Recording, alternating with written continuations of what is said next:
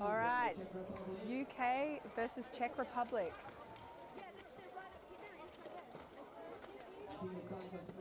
Two guys. This is the second match of the day.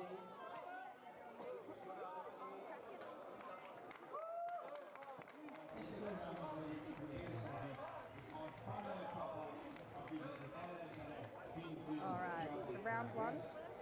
We've got UK 1, Czech Republic. Welcome to day 3 of Bohurt International World Champions at Visegrad. Now, I do have to do a little bit of a call out here to the UK team. There were a few moments where we called them, maybe more than a few, where we called them England, so I do apologise. The UK obviously encompasses a lot more countries than just England, and they do have fighters coming from further abroad. So I just wanted to acknowledge those fighters and apologise for the use of England. But both of these teams were absolutely dominating yesterday, so really excited to see how they go today. And you can see quite a few white company fighters there on the UK 1. Got a couple of patches on their jupons and the back of their helmets. So as they just swap out a few fighters, going with one of those larger pole arms, the Czech fighters sitting ready to go. All right, and in we go. But quite a few pole arms on the Czech side as well. So really picking their fights here, those centres, not wanting to get bound up. All right, trying to go in there and pick where they can best support. Oh, great check there by the Czech, but didn't quite pull it off. And a great takedown there by UK 1. All right, now we have a bit of a one-on-one situation, and it looks like they've sat that UK fighter. All right, oh, and a 1-for-1. We've got that Czech fighter a bit on the loose now. Day 3, it is quite hot as well today. All right, fighter coming in for that head rip. Really trying to support his buddy in the corner there. All right, we have a UK fighter who's lost his weapon, going for a bigger axe. All right, Czech has the advantage, 3-2. Now UK really has to think smart about this so that they don't end up in a 3-on-1 situation. All right, Czech just trying to get that head rip, can't quite get there on that taller fighter. UK fighter looking pretty comfortable there with the 2. He's a very tall fighter. Really just trying to support his buddy in that corner there, keep these 2 away from him. Some really good teamwork. Oh no, yeah, the Czech has gotten loose and he's getting some really good strikes in that corner there. All right, oh, and he's getting him down. Oh yes, all right. UK gets the takedown, now even feel, oh, and the Czech fighter trips over 2 UK, 1 Czech. Really unfortunate trip there. Now it's really turned the tide. Oh, and they're both down. All right, UK 1. That was such a close match. All right, they're resetting.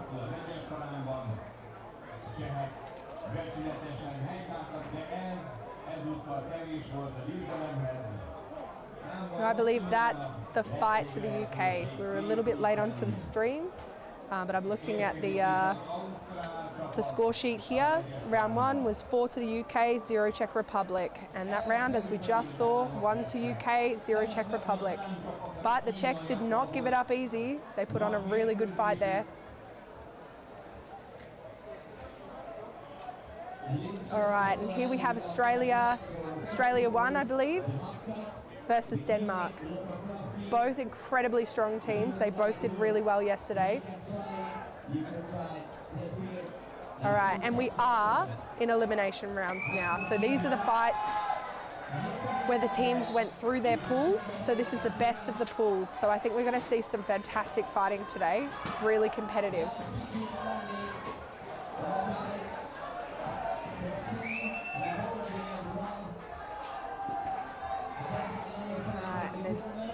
trying to be quite selective about who they're putting out to start.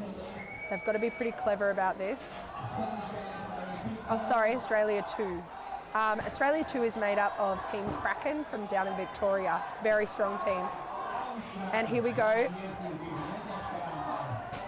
All right, both selecting their opponents well. All right, and that pole arm on the loose for a great hit in the ribs there. All right, Denmark. Oh, he did keep up.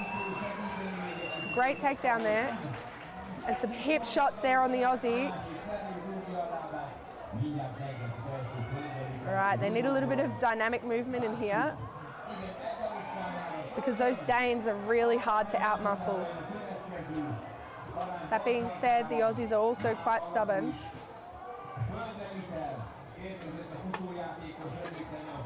We just need some opportunities where, oh, we can get some 2-on-2, the 2-on-1 support.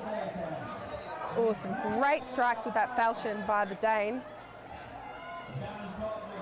He's just looking for his next opponent. We did see some hips out there in the open. We didn't quite see that. Oh, and the Danes put down another Aussie on the other side of the list. Oh no, they've sat him down. All right, and all the movement here on the right side of the list. Looks like we're in a 4-on-3 situation with the advantage to Denmark. All right, Lorelei Singh, something that we can't see, potentially an armour failure. Oh, that's so disappointing for the Dane. Something that we can't quite see.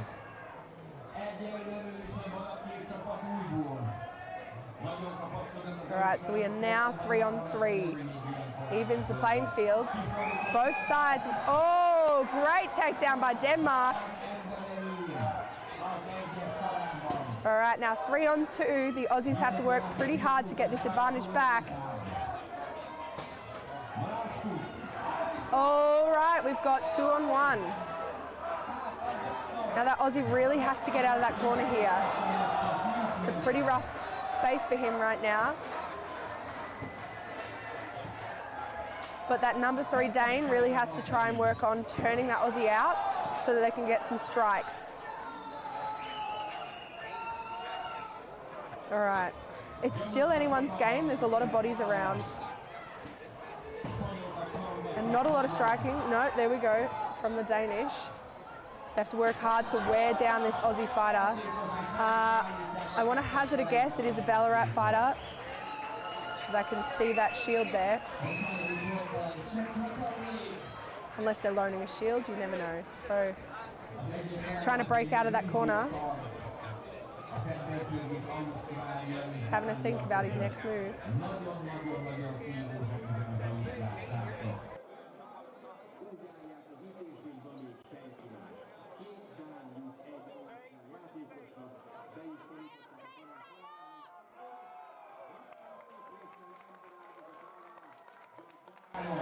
And that great takedown in the end there by the Dane, just to win it 1-0. It was really anyone's game there. It's highly competitive, obviously, at any level here. It's the best of the best from every country. But as we get to these elimination rounds, you know, the pressure's really on both sides.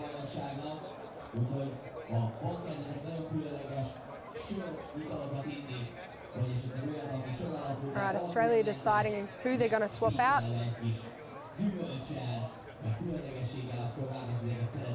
So a little bit of movement there on the Aussie side.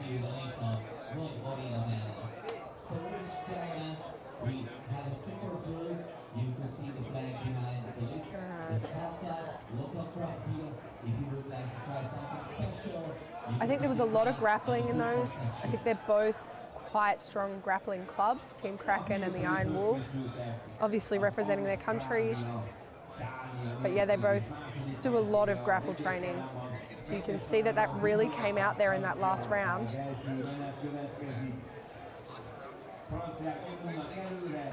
And they've got some really solid fighters on both sides. All right, so we're resetting for round 2. And off we go. All right, both heading in very confident by the looks of it. Danes maybe just that little bit more aggressive after winning the first round. And those centers really going at it. Such dynamic fighting there by those two centers. All right. Oh, and they took an Aussie down. Oh, and a Dane. That was a great takedown, using the body on the ground. Seeing a lot more striking this round.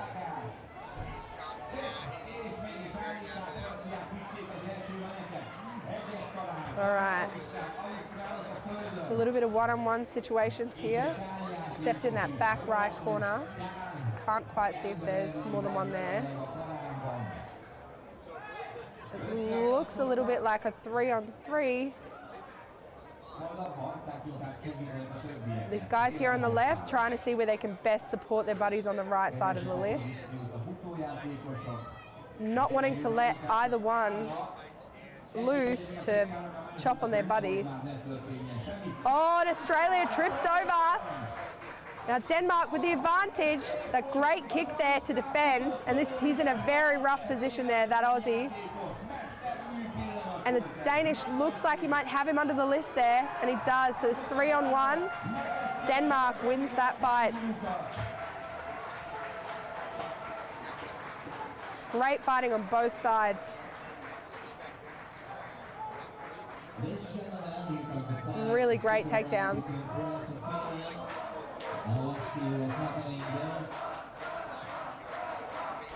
And you can see the Danish captain there, Matthias. He's looking pretty proud of his guys.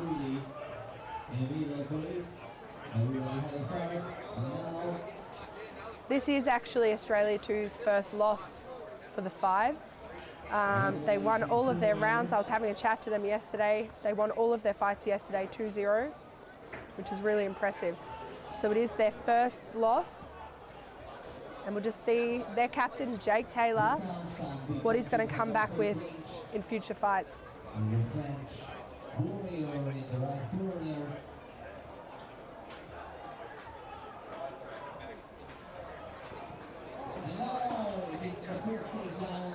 I may have that wrong, to be honest, Australia 2, looking at the score sheet.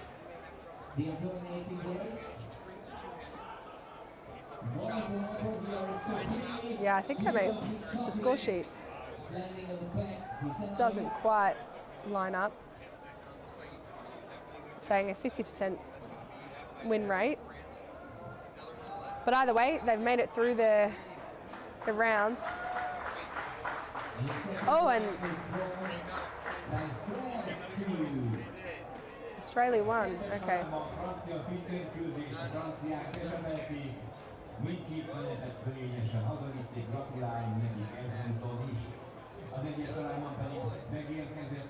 All right. So we have here Australia 1 versus Germany 1, sorry.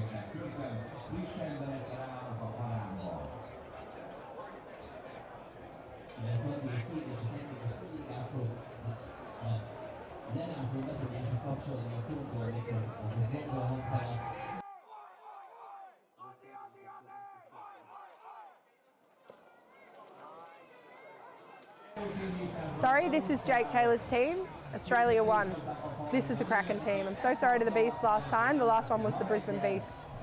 So yeah, Australia 1, they have their full kill rate. They won all of their fights yesterday. So as you can see, they've made pretty fast work of the first couple of takedowns. Yeah, great. All right, so I did get those Australias mixed up, sorry. So it's great to know your own country, but sometimes you do mistake some of the fighters. So this is Team Kraken from down in Victoria, headed by Jake Taylor. And as you can see, all of that really dynamic training that Jake's been putting into his guys is really paying off.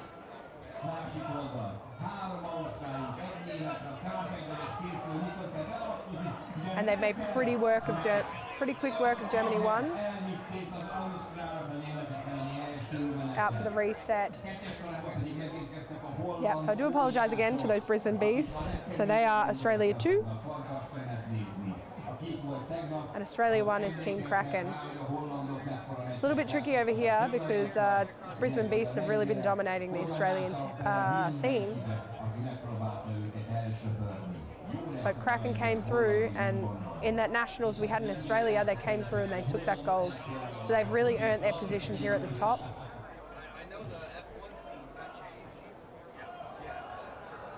And yeah, so they have a 0 loss so far this week in terms of the men's 5v5s.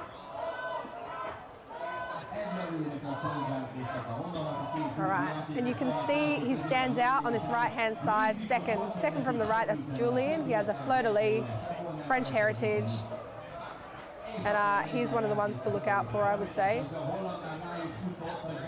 Veteran fighter.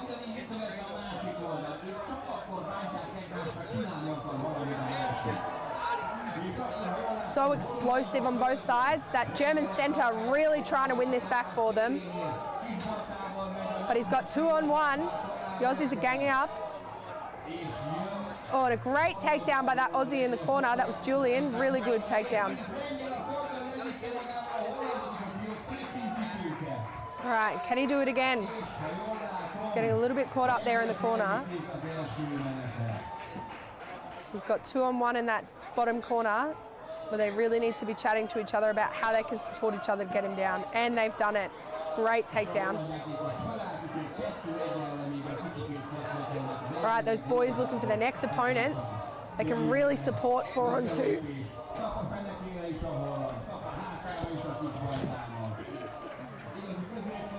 And the win goes to Australia. I do apologise, guys. I'm a little bit croaky today. It's been a lot of shouting going on. Getting a little bit excited here. All right, and there goes Australia, keeping that no-loss streak.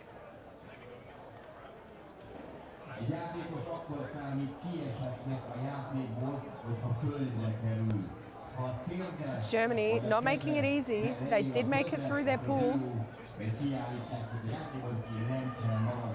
So Australia 5-0 and 4-0 for those rounds. Really solid win there. So we have upcoming, we have Italy 2 versus USA 2. I really loved seeing especially the Italian fighters yesterday. They was just super fast, really keeping their heads on a swivel. But that being said, the US, as we know, always quite a strong team. They just have so many fighters to choose from in their pool, and you can see some of the Kinyas fighters in there. We mentioned them yesterday, so they have the Sun Belt flags.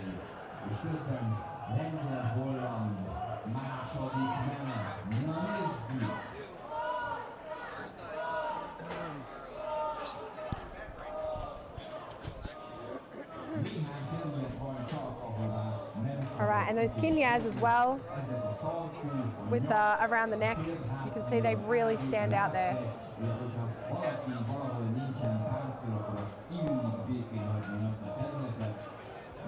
Right, just doing some armor checks. So there is a preliminary armor check, and then as they come up to the list, they do a list check. Got pretty tight rules now around the neck protection especially. So just ensuring that the neck is looking adequately protected, as well as fighters are wearing boxers, and that there's no gaps anywhere where there shouldn't be gaps, just for the safety of our fighters.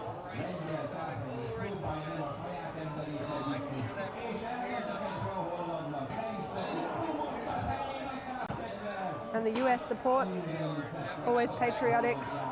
That great US flag right in the center. Same for Italy. Just love that.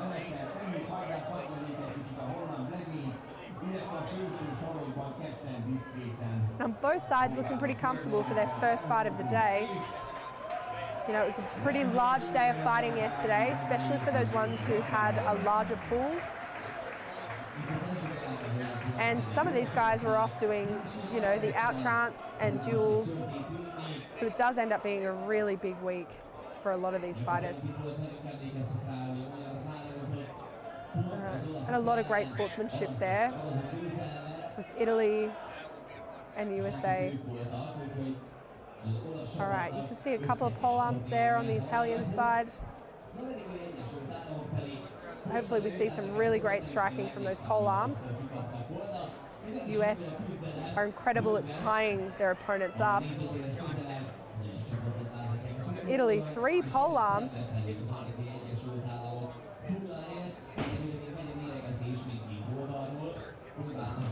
All right, keeping their head on that swivel, especially on that right side of the list. Just not sure whether to engage just quite yet. It's a little bit of a stalemate here, just seeing who's going to start first. So on either side being quite cautious on that right side of the list. All right. Oh, we see 1 for 1 there on the left-hand side. Marshals ensuring that they stay down. All right, Italy getting some good strikes there. Oh, fantastic takedown there by the US fighter. Really explosive, using that size advantage to really just kind of check them to the ground. All right, Italy really need to work now.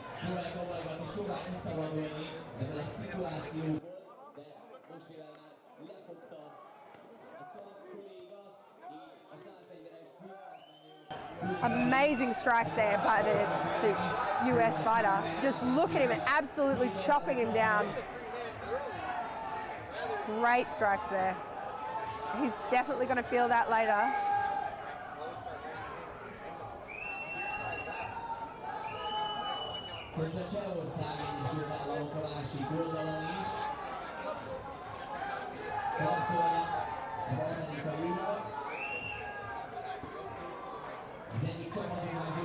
All right, so it looks like the teams that have gone through, I'll go through that a little bit between fights, I suppose. So it looks like Czech Republic, UK 1, UK has made it through.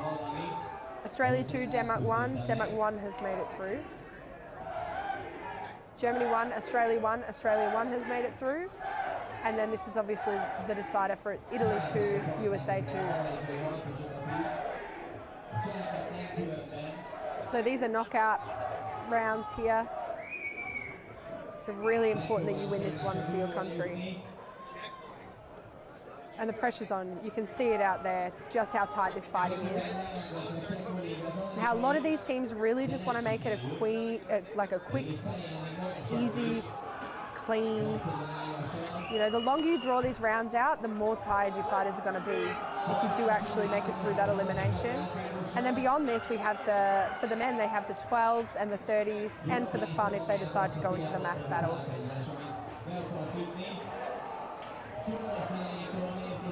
So they do need to go for a little bit of a long day for some of these fighters that will especially make it through their pools. All right. Fighters are ready. Marshals running out. All right. Again, looking like they're going to take a pretty similar tactic of a little bit of a standoff here. And it looks like they've used a lot of the similar fighters, being very cautious about engaging on both sides. Fighting smart. So they do want that quick win, like I said, but you just don't want to give them any advantage. All right, US lost his weapons, so Italy, tried to capitalize on that, and the US just took him down. So this Italian up in the top left, really feeling the pain. US going for another weapon, swapping out for something that's going to support his buddy a bit more. But also trying to decide where he can best support, right? So it looks like he's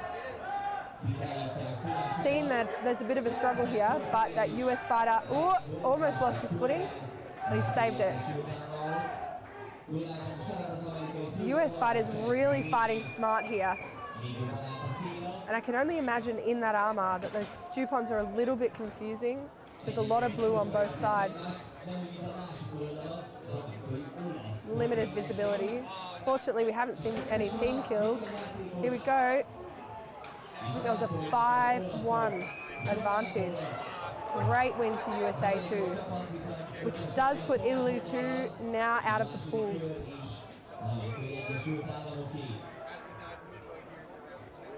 So yeah, we're seeing some really top teams going through here. So we've got the UK, Denmark, Australia 1, and now USA 2.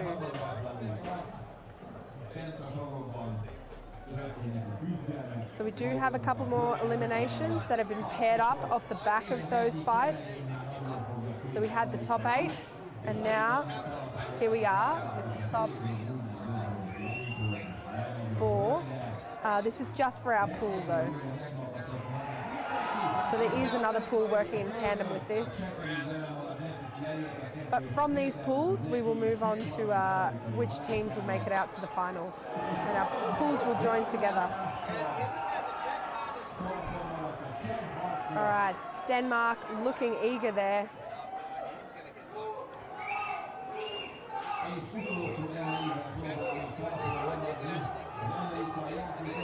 So we have UK 1 versus Denmark 1 coming in here. And again, for anyone tuning in, we did make reference to England a lot yesterday, so I do apologise. These are the UK fighters. They're from all around. But as you can see attached to their jupons, there are a lot of white company fighters. They're very world renowned.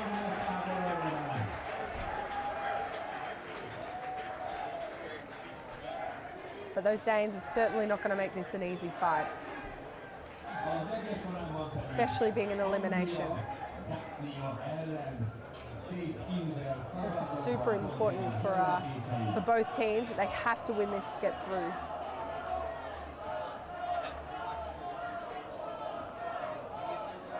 And those Danes have really making the most of that really awesome new training facility that they have, and the training by those twins. All right, in they get. Both being a little bit cautious. Thinking of best positions. All right, a little bit of explosive movement across there by the UK. Oh, and a great takedown by the Dane. Trying for that head rip. Not quite getting a grip there. Oh, good kick there by Denmark. Oh, and UK. All right, they've both been sat down there.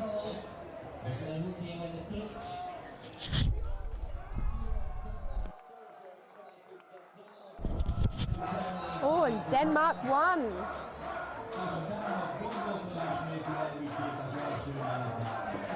I'm sure the Danes are feeling pretty impressed with themselves. That's a really hard win, that. Now the UK are really going to have to change up their tactic here. And look, just based off, I don't have favourites, but just based off the interviews I was doing, the UK were coming in pretty confident. And they were, you know, a lot of the interviews, a lot of people were saying UK is one of the tops. So the Danish are obviously putting their all into this to try not to let them through to those finals. So you can see a lot of deliberation going on here by the UK, what they can do better this round. A lot of chat to the Marshal though. Potentially in that corner where they sat down that UK fighter. Unsure if they're, you know, contesting that. They could. Yeah, not quite sure here yet. We haven't got the comms kind of coming back from the list at the moment. So maybe an appeal. So it looks like they're going there on the right-hand side out to Mary.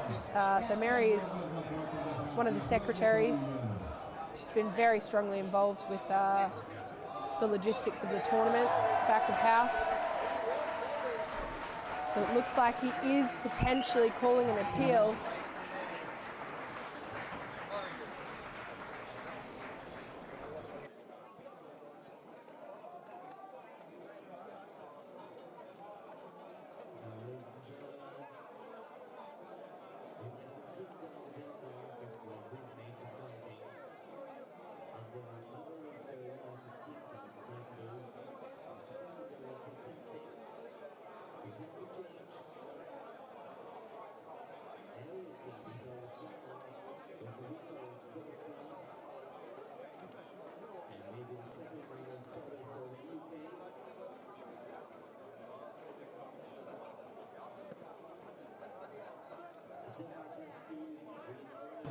All right, so we're just here on a little bit of a break.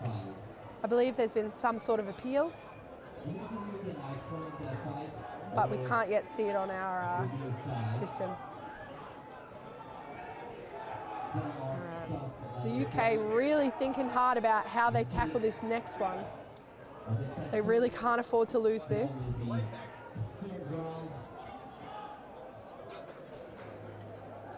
can see 6 fighters there in the list.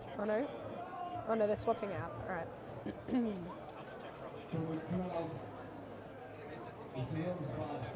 All right, and the Danes have taken this opportunity as well to have a little bit of a reconvene. But that being said, it looks like one of the marshals there is just having a bit of a chat, potentially about an appeal.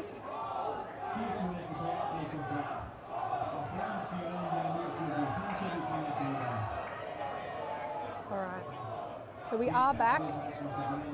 Try and get a little bit of information as to what that appeal was. But like I said, I feel potentially about that, where they sat the UK fighter down. All right, but we are back.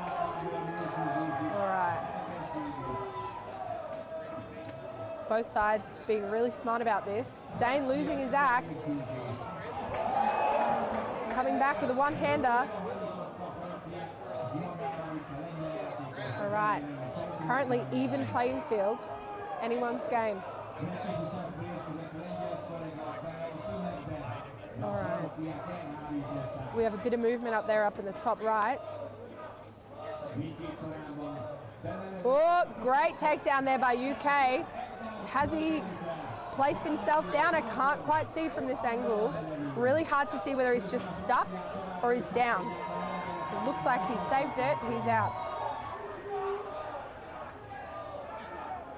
So we are 5-4 to the UK, and that Danish fighter here on the left is looking like he's in a really bad position. All right, they've got him down. You can see the UK's come back really hard after that loss in the first round. They really can't afford to lose this one.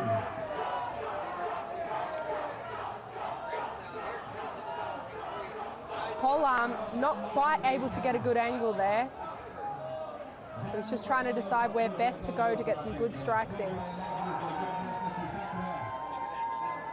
All right, so we're now at 2-on-5. It's a really tricky position for the Danes, and it looks like one's been sat. So we're 5-on-1. All right, so we will go to a third round. UK, obviously whatever they were having a chat about has really paid off for them,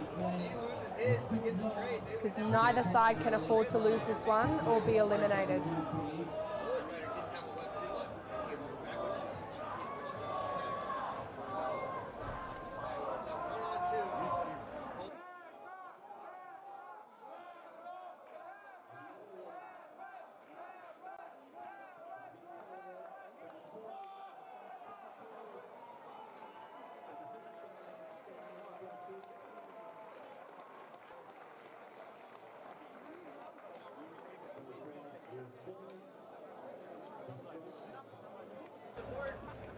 All right, so we are down to our third round, and hopefully for the teams, their final round of this match. But both of them really need to work hard here. The UK got some really great takedowns there, really opportunistic. Took it a little bit slower, have a really good think about what they were doing here. So honestly, this little part here at the list, just having someone who has a little bit more gas telling you exactly what to do can really focus you. So that really paid off for UK in the last round.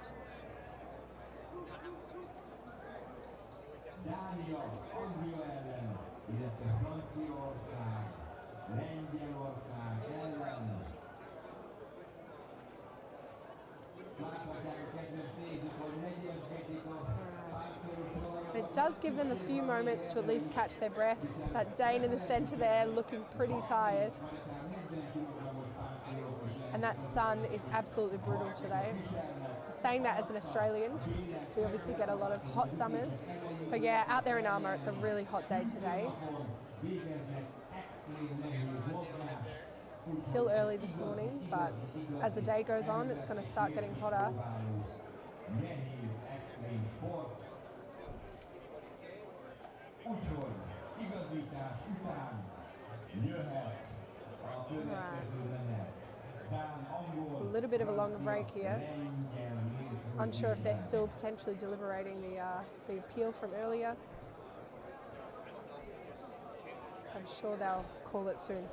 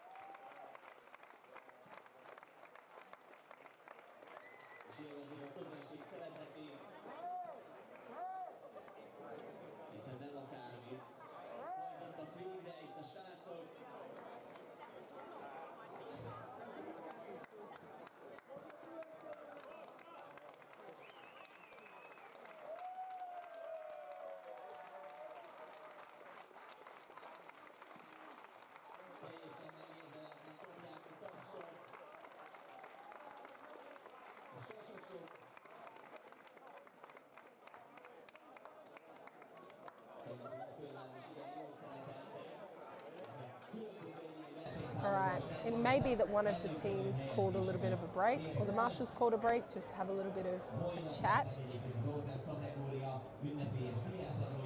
All right, I can see Josh in the chat. Yeah, you did call me out for Australia 2 as the beast, you're correct. All right, it looks like the Marshals have come to some sort of a decision. But as we can see up here, still looks as if it's UK 1, Denmark 1, and we are going to that third round. All right. I love that the tabards are inverted as well here. All right.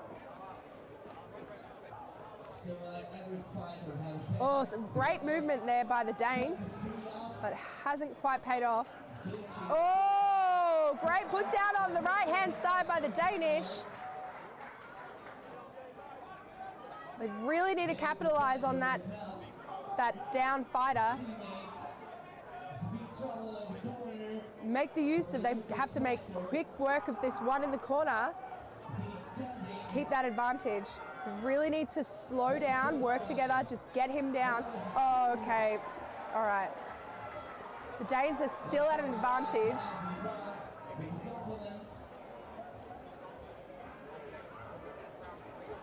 So we're on 4-3, but they have to be really cautious. So that poor Dane up there in that corner is really struggling. It's a lot of pressure down. I can't see which fighter went down there.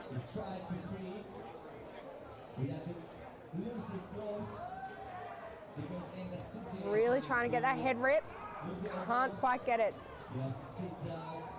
At the moment, it's just a bit of a pile on.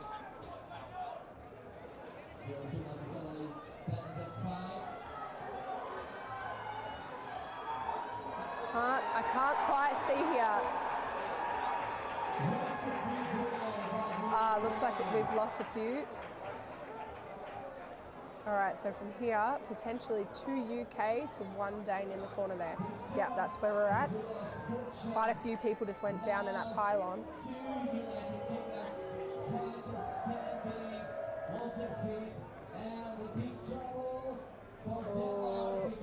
Oh, and he's broken out. He really needs to make the most of this. Hear the crowd just losing it. Oh, and he's in a really bad position here. It looks like UK has really got him down there. And the fight goes to the UK. Really good teamwork there in that last moment. Very disappointing for Denmark. I'm sure they're feeling a bit sad, but you can see they're still smiling to their UK buddies because it was a great win there. Lots of great supporters today from the UK. It's so lovely. So that does, unfortunately for Denmark, put them out of the pools. Unfortunately for UK, puts them through. So the last of the stage 2 fights coming up now. So we have Australia 1 versus USA 2. And here comes the Aussies.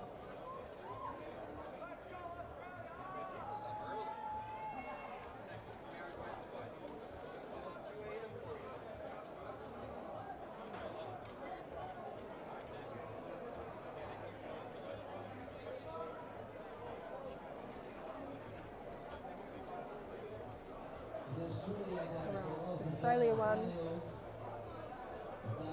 versus USA 2. So Australia 1, our team Kraken.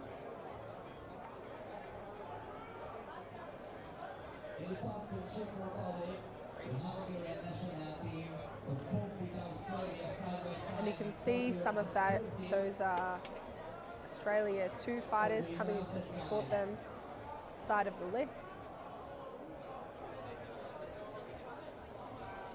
Pretty excited for this fight actually. Between Australia and the USA,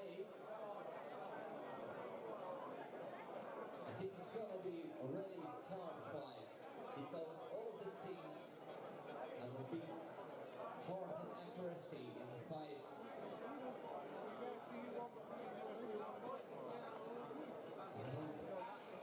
The source of sign for today.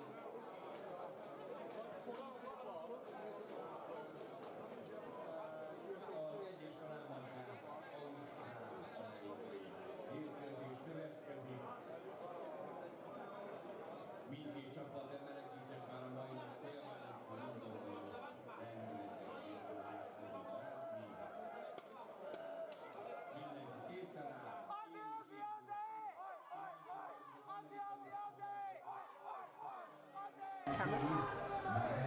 All right, we're off. Australia 1, USA 2. You can hear some Aussie, Aussie, Aussie, oi, oi, oi come from the crowd.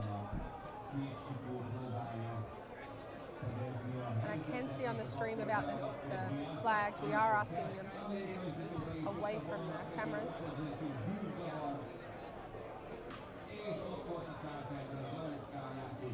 Alright, anyone's game here. Great strikes there to the head by that Aussie Halbert right there. Oh!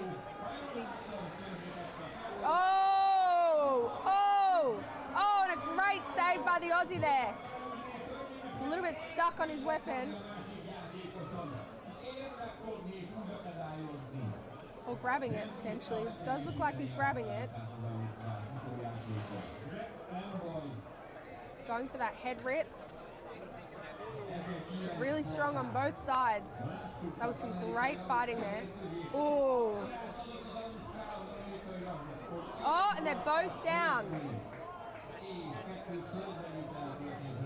USA fighting really smart here, picking their battles. These centres are the ones that are going to shift the tide here. But they do need to make a decision soon.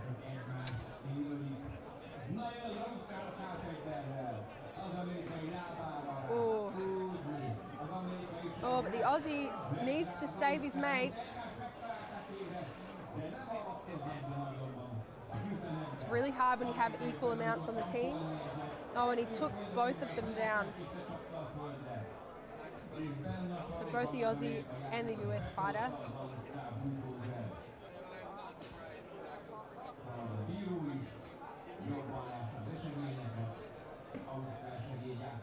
Alright. Ooh. Some chest strikes coming in there by the US halberd, well, an axe.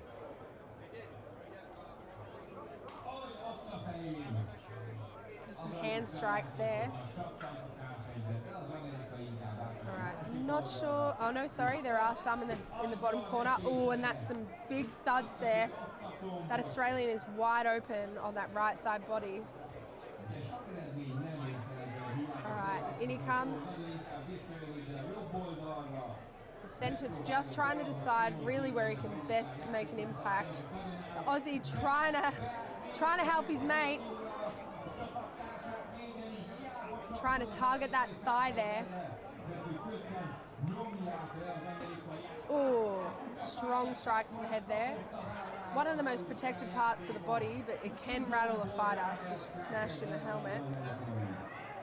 Oh, and the Aussie is down. So we have, oh, and he's really in that corner there, but you can see that the other US fighter really came to help there. And now it's not looking great for that Aussie there. Tides have turned a bit.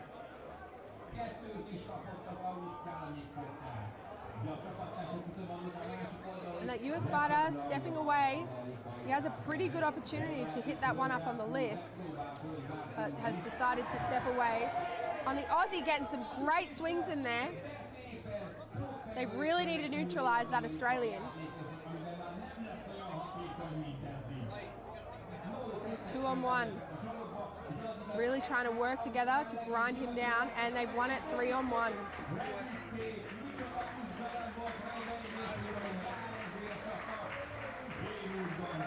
Great fights there.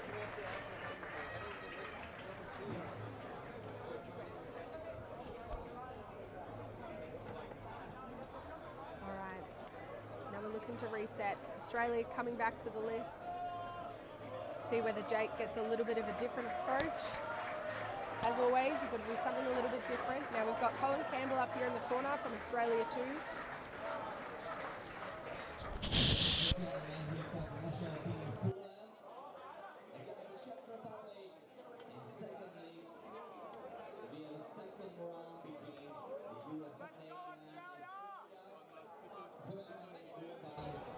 All right, you can see Colin really trying to hype them up there. So I think they also need to contact with each other, their technique, and also they need... Chad, I can see you calling out the man is saying, I do know that was off the back of me having a chat about Jake. It really is. So I did fight under Jake for a number of years back in the Kraken days. And, you know, in the lead up to the World Championships, he would drive 40 minutes out of his way to come to my house to train me twice a week on top of the trainings that we were doing. So he is really doing anything he can to get this sports just moving in the country and representing Australia. He's a fantastic trainer. He has been flown around to the US to support with training over there. So he writes some pretty tight training regimens. And he's really good at that team tactics. So he's very big on, you know, like going in prepared, right? I mean, they all are, but yeah, he's really big on the tactics of the field. He's very clever.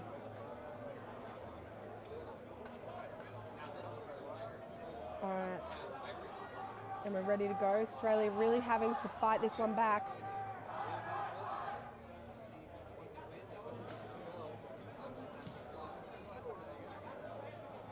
Oh. The centers deciding where best to go, as always.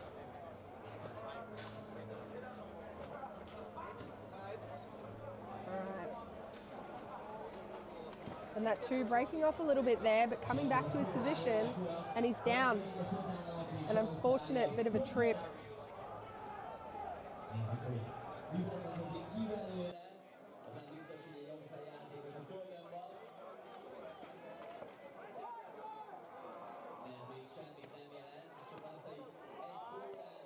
The movement across the list here.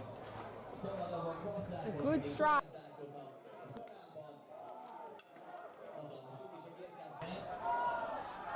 Alright. So they do have the advantage here, the US. So just looking to capitalize on that and get a bit of a 2-on-1 situation somewhere. Oh, great takedown by Australia. What a takedown. Just flipped him over the back of his head. That was fantastic takedown. They really needed that. So now they're back on even grounds. But it does look like behind the list we have another fighter. Just check the other angle.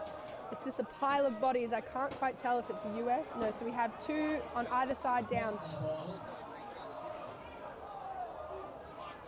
So I can see 3 Aussies up.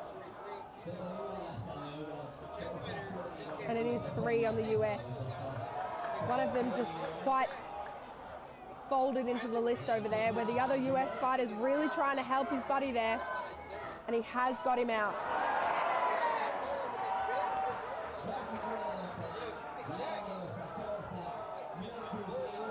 So Australia has to win this round if they have any chance of winning this fight.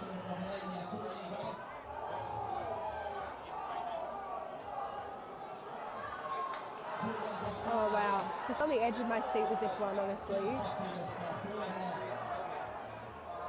All right.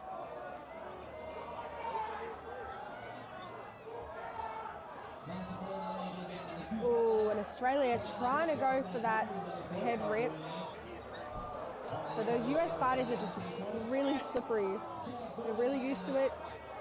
Oh, and that Aussie in the corner, not looking good. Really needs some support there. Oh, and we had an... Okay. Now we are down to a 2-on-2. They're so evenly matched here. But again, Australia really has to win this round.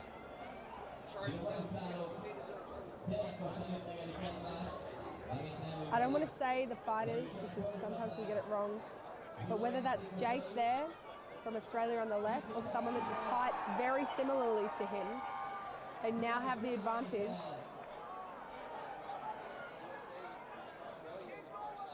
All right. Just look, wow, some taunting fun there by the Aussies. They really have to be careful here not to make a bad move and end up in a 1-on-1. But it does look like Jake there, or again, someone that's just trained to fight exactly like Jake.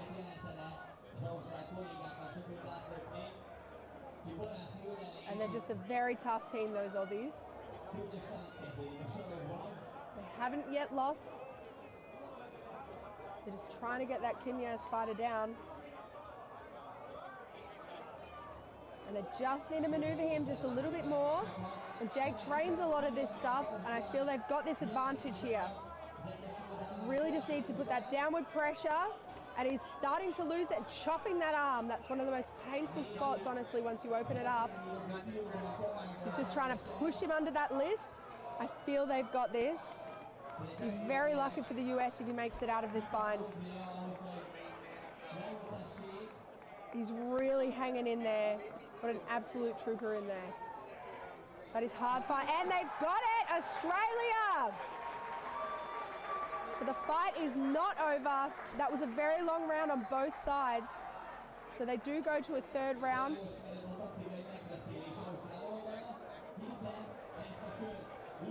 It was so even.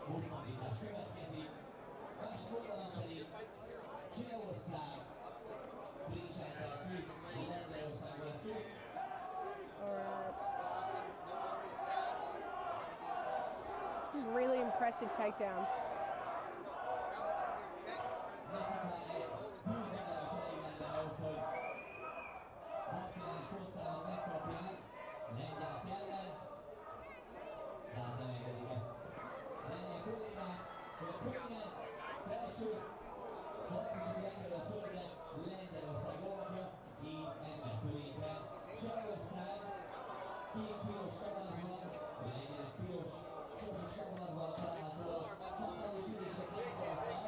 Yeah, and as they're saying on the stream, Marcus, really great job.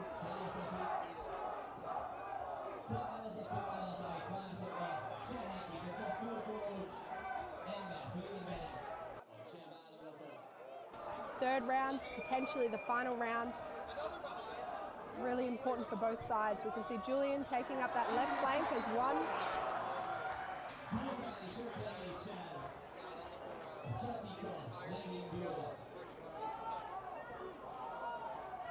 Both sides being ultra cautious in this third round, knowing that neither side has the advantage.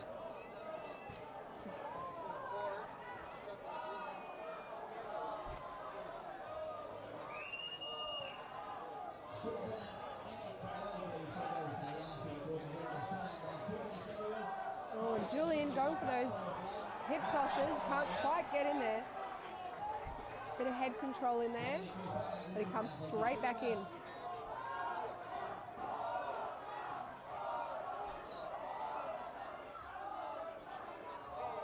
Oh, the Aussie goes down.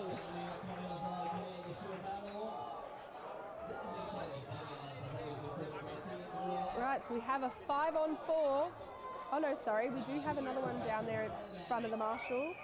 Does look like an Aussie. Yep, so we are 3-on-5.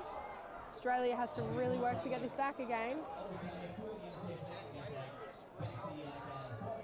Oh, yep, no, we are 3-on-4. Didn't quite see those fighters there hiding behind the Marshal.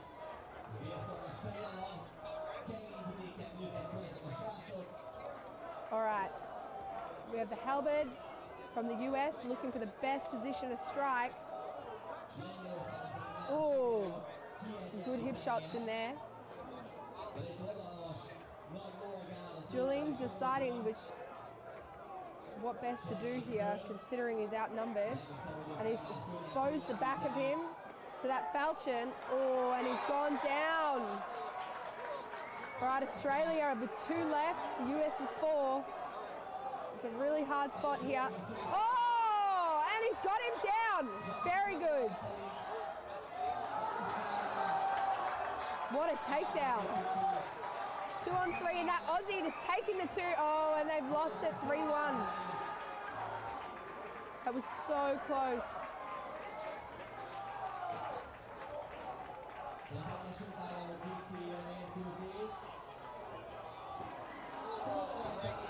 Czech Republic!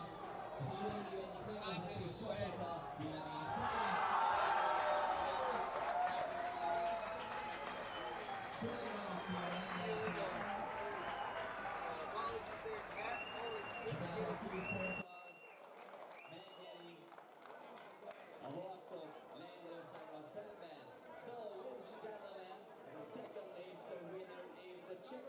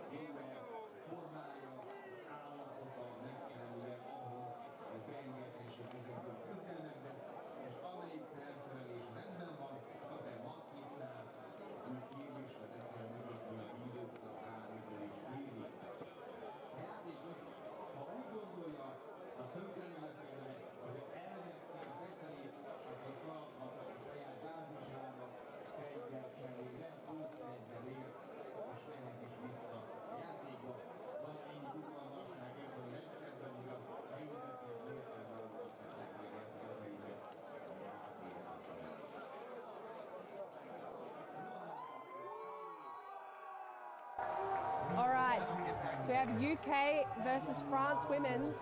Both teams fighting incredibly hard yesterday. I loved that French captain in the center yesterday. She was very dynamic. So just love to see how she's going today. Running across the list. Oh, and they've got a French fighter down. All right, UK has the advantage here. Putting a lot of pressure on that fighter there on the left, but she did make her way back out. French fighter without a weapon, coming back in. Oh, all right, so she's lost both of them there. All right, so the action here on the right side of the list. So 3 UK with the 2 French women there. So those French really need to break out of this bind.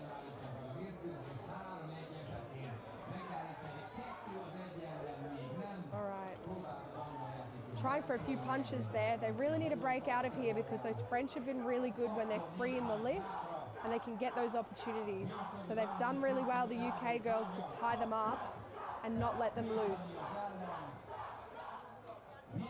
Just copping a few of those punches in the face. And if you've got... All right, here we go. Not a whole lot of movement here. You've got to have that trust in your armour here and just cop some of those blows, just to let those UK girls just wear themselves down. Looking pretty tight on both sides.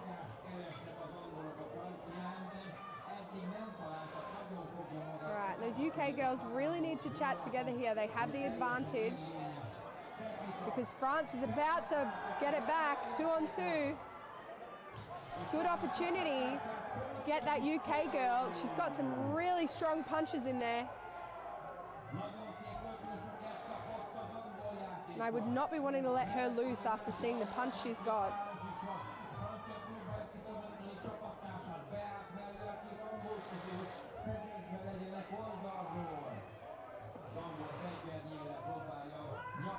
All right, so just having a little bit of a tussle here on the side.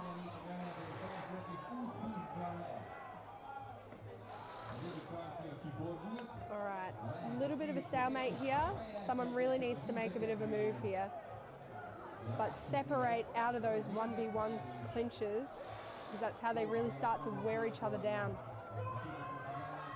And this is a bit of a marathon rather than a sprint. So they have to try and save their energy and get more of those explosive takedowns rather than this kind of grind. Yeah, the French getting, oh, and they're both down. So a one-on-one situation here. So they are looking around to see what the situation is. And I think they're both aware that they are now in a 1v1 situation.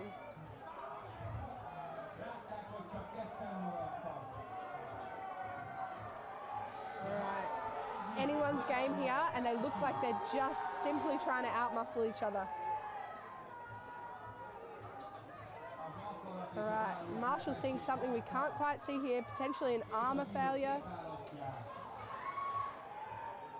No. All right, Marshall's is keeping a close eye.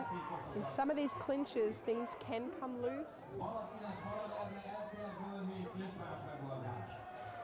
Just need to make sure that safety of the fighters is paramount.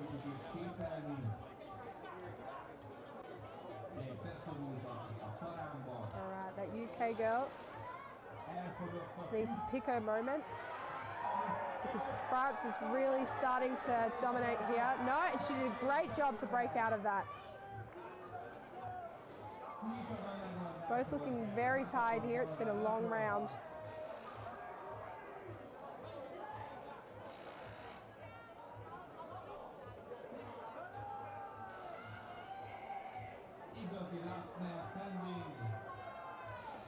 All right, Lorelei potentially breaking them up. No, still going. So they will time out if they get to a 5-minute round.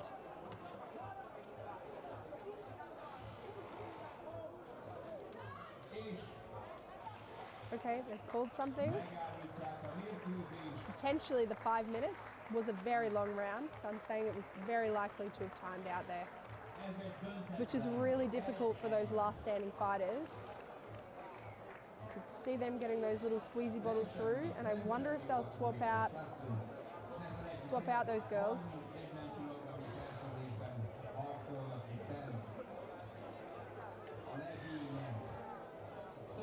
They did really well there to pull it out, and it looks like that French girl who was last standing is still staying in there.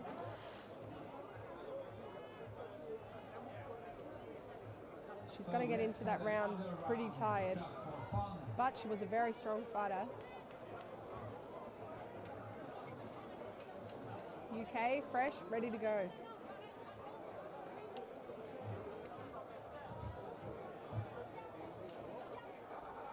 And as I said a little bit earlier, the heat has really ramped up today, so a lot of these fighters would really be feeling it. Some of them have been doing singles from day one, so it's been a really long week already. So by the time we get to this kind of later end of the event, people are already very tired. You can see that coming through a little bit more today.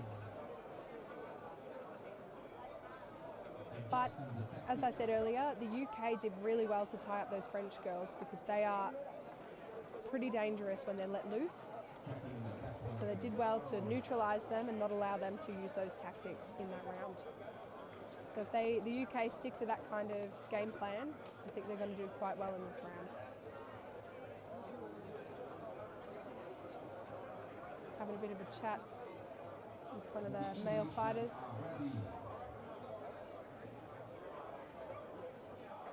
Getting ready for round two. You can see in the other list, there's a little bit of a break before they go into the round robin finals. So we've got all the action here with the women's fives.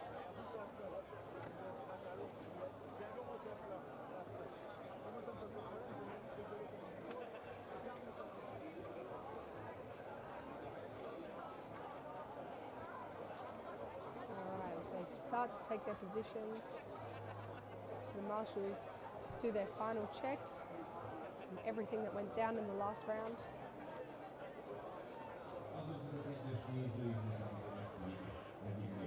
So they have a lot of fighting ahead of this because of that last draw.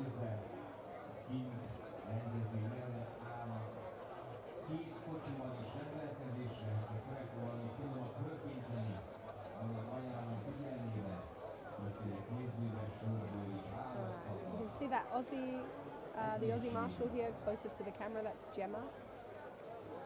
She's really been dominating the Australian scene. She really supports us very heavily in Queensland.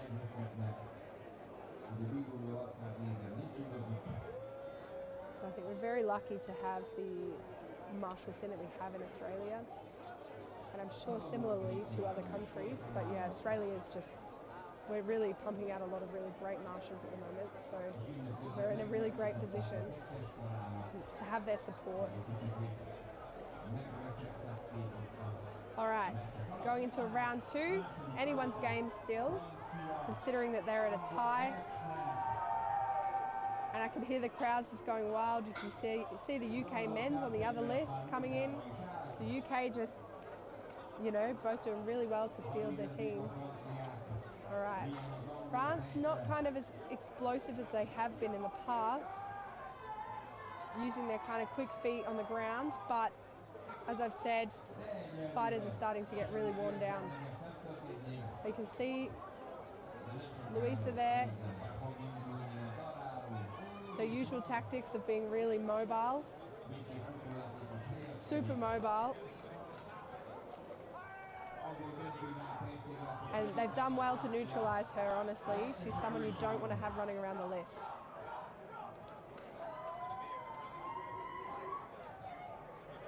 Oh, great takedown there by the UK.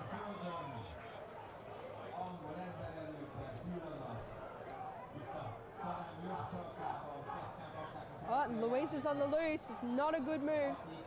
So the UK really have to watch their backs. So So great move by France there. But UK back on her. I think they've quite figured out that they really don't want to. Nope, she's back out again. She's going in for that head rip. Oh, and she's looking, that UK fighter is really struggling there. But her friends come to support her. Oh, France just dragging that UK fighter.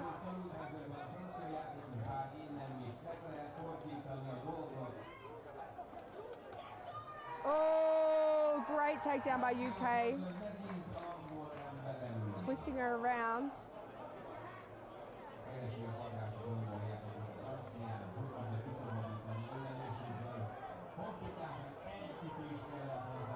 All right, 3-on-2, UK advantage.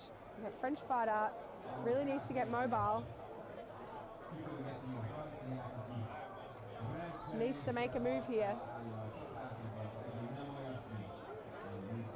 All right, good move. Trying to neutralize that UK fighter.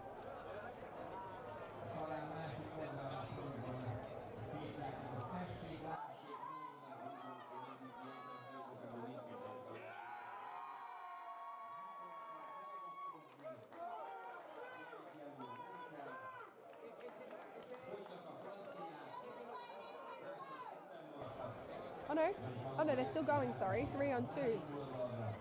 They just got that French takedown. You can see here on the right.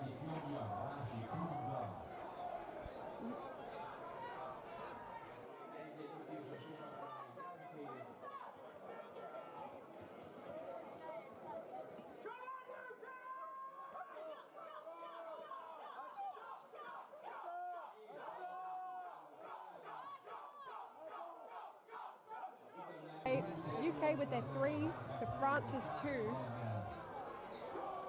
And it's really dragging out as well. I think they've called the round. Oh, they've called a white flag on the French side. I think they've done that just to save some of their gas. They were looking a little bit vulnerable there, and I think it's a smart move to hand it in just so that the French can try and get their gas back. One of those French women, she was in that last round for the full 5 minutes. She looks like she's the one here on the right. So it's been some really long fighting there. They don't appear to be swapping fighters out. Potentially just have the stronger fighters out there at the moment.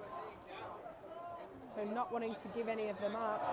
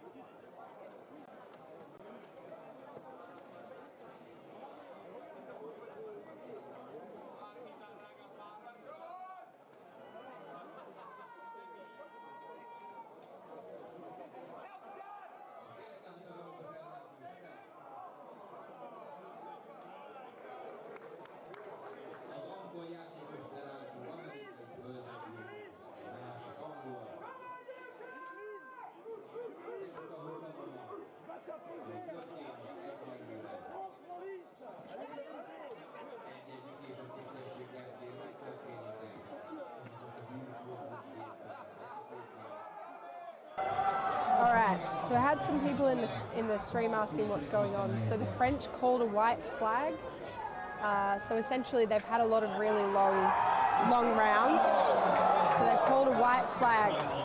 So they're just taking a little bit of a break. And then they're going to come back. Because they haven't really been swapping fighters on the French side. And it did look like UK had the advantage in the last round, 3-2. So yeah, the French captain pulled a flag.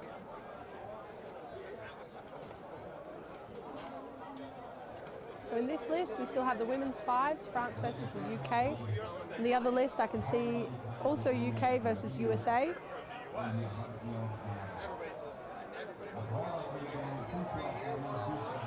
Alright, and we will have a lot more of the women's fighters on this side of the list.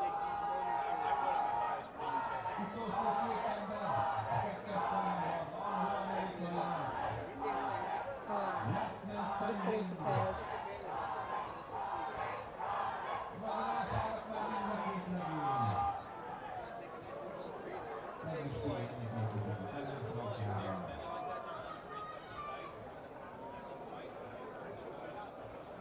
Alright.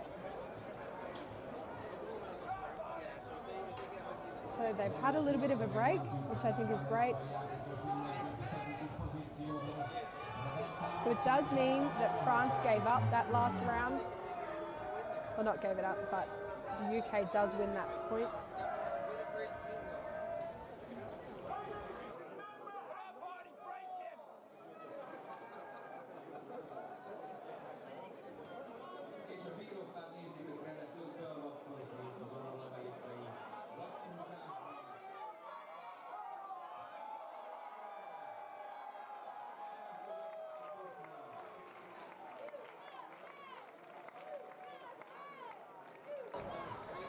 Alright, so we're getting ready into this third round, and now France really has to take this round.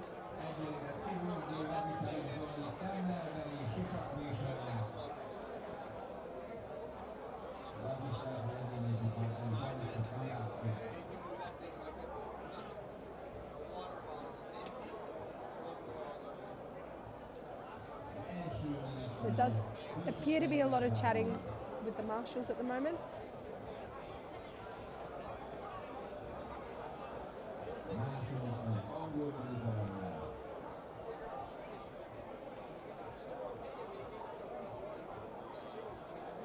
This is really tough for the fighters standing here, especially after having such a long round in round one, because that heat will really be penetrating their armour. They'll all be pretty keen to take that off.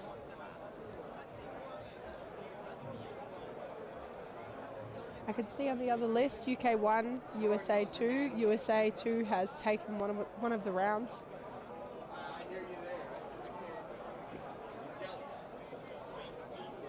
And I can hear our USA commentators getting pretty excited over there.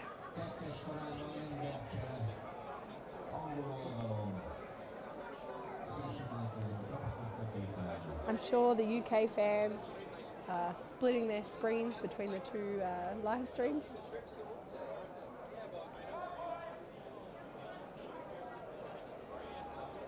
Alright, I'm sure they're appreciative for the break here.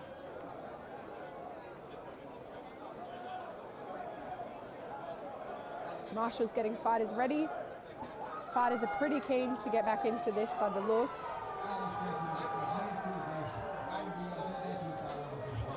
And off we go, round 3.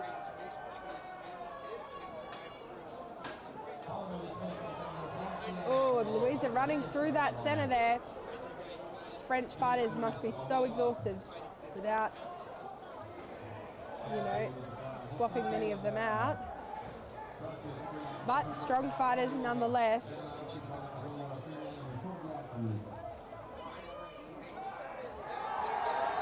They just can't afford to lose any of these. All right, France going for another weapon. UK, a lot of great communication there. I just saw one of them just telling her to go to the other side of the list, support their buddies.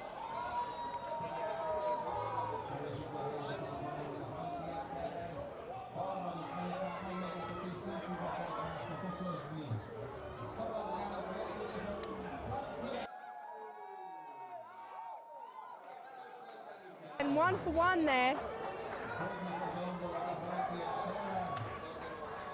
All right, UK coming back into that corner to support her friend. And we have a one-on-one in that back corner. Oh, great takedown by UK there. All right, they have the advantage here. This is all they need to win this fight. Oh no. So all they need to do is take one of those fighters down and they have a 3-on-1 advantage. And they've got it. France fought so hard. Those girls must be so exhausted. And we have Christoph has joined us. Hello guys, hello. Hello Jess. Good morning. Can you in short way tell me what happened so far? Okay, so we just had France versus UK in the women's fives. Now they had a really tough first round. It went to 5 minutes. I saw that, I saw them fighting. The France team was holding so well. Yeah. Yeah, they just went for so long and they kept a lot of their French fighters in the full rounds. So then they went to a second round, it was very close, UK won that, and then similarly in the last round. So we have the one of Team UK females. Yeah, that's right. So prior to that, we had a lot of the men's stage 2s. So this was the first women's fives of the day. We had Australia 1 versus USA 2, where the win went to USA 2, which I can see are fighting on the other list. After all the emotions of yesterday, I'm so excited to see today's fight. Yeah. Because yesterday was a blast.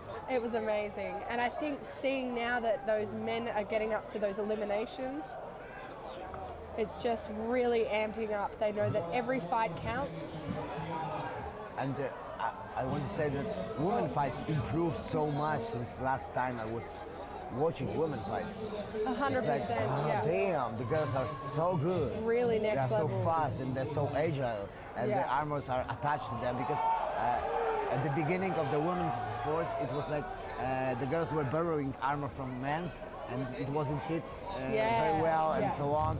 And right now they have armors totally made for them, Yeah, exactly and they are right. training all the way. So the women fights are equally at the same level as the men's fights. Yeah, and it's just as riveting to watch, honestly. You can see that there's potentially an injury over there on the other side of the list, but we have some really great responders here. I hope it's nothing severe. Potentially exhaustion.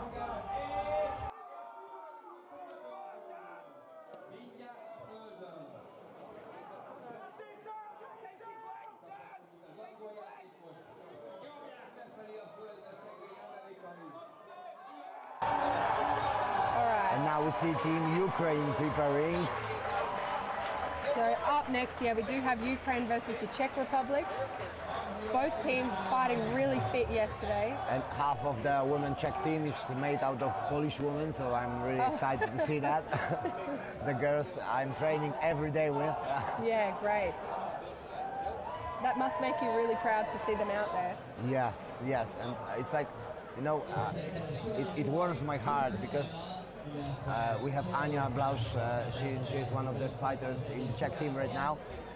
And on one training, I was with, on soft training, I was with another over 100 kilograms guy, and we together were trying to put her down, and we weren't, two big males weren't able to put down one woman. Oh, so good on she's her. so good, Yeah. and I love watching her fights, and love watching how she improved in those fights. How she amazing. knows how to do, what to do, and when to do. That's very exciting. Honestly, we're seeing a lot more female fighters like that. These real A-team fighters who are just like dominating the males at training, right? You see a gathering of Ukrainian fighters in the middle. Just having a bit of a chat with those marshals. And I think we are ready. Laura is again the main judge. She is one of the night marshals One of of the this night list. marshals, yeah. Yeah, we did mention it a few times, you know, yesterday, that she's a really strong marshal. I'm a big fan of hers. I just love the photos that come out of her after events, honestly. I wonder how she has time to judge so good on that level and then sit and make photos. Yeah. It's like, well, it's whilst she's... Two persons should do that. Yeah. She's doing it alone. It's like while she's on the list, though, those photographers just capture those great moments. She's just so expressive. And I think we are ready for round one between Czech Republic and Ukraine. All right. Just having a good chat here. We see Michael Morgul is helping out the Ukrainian woman to get on the list. So I get a believe little that bit that's of rest. Ira. Yeah, I think that's Ira from Yeah, Israel. yeah, supporting those Ukrainians. She's looking pretty comfortable there. And look, I love Ira. I fought with her in Team Australia back in 2017. She's an absolute weapon of a fighter. She's gone off and had her 2 kids, so I can really, you know, feel for her because I'm in the same position. She's come back just as strong as she was Yeah, it was, pre-kids. for me it was quite a surprise when I saw her with the kids here. Yep. And then I saw her in the armor and I said like, what? Here I Yeah. was fighting? Yep. And she said, yes, why not? Yeah, yeah. 2 really young kids and she's just absolutely dominating. She just loves the sport, so it's really great to see her out there. And she's one of the women which I know who fights for the longest time. That's right. Yeah, Yeah. She started really early in her age and she's continuing all the time. Yeah. Yeah, I'm really excited to see her take the field. We see a shield on the Ukrainian side, red shield Yep. with a white peak. It's a sign of Club Tangar from Odessa. Oh, cool. Yeah, very good. Also, I think the other girl is wearing the Aventail with also the same sign. Yeah, I just love when people keep those little aspects of their clubs and then they just stand out like. It's always good to show not only the country you are from, but also the club or Yeah. the region somehow. Yeah, because we spend all year, you may kind of fight with another club or another bunch of clubs to represent your country, but you spend all year fighting with your own club, so it's really great to just show that Then representation. again, you can see captain of Israeli team making a stool out of him. He's always a great support when, you know, like He's when, always active. He's so That's right. he's everywhere. yeah, whenever you needed some water or something, when I was fighting with Ira, he was just always there. Great help, great support to the women. And I'm just, again, we said this yesterday, just really excited to see the Ukrainian women's team, just Ukraine here in general. I think they're fighting really strong.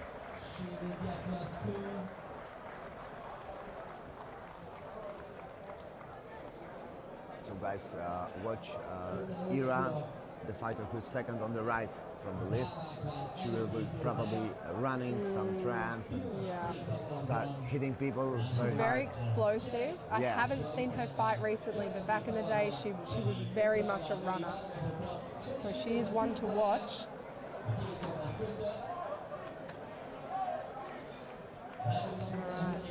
And on the Czech team, I think it's Anya on the middle.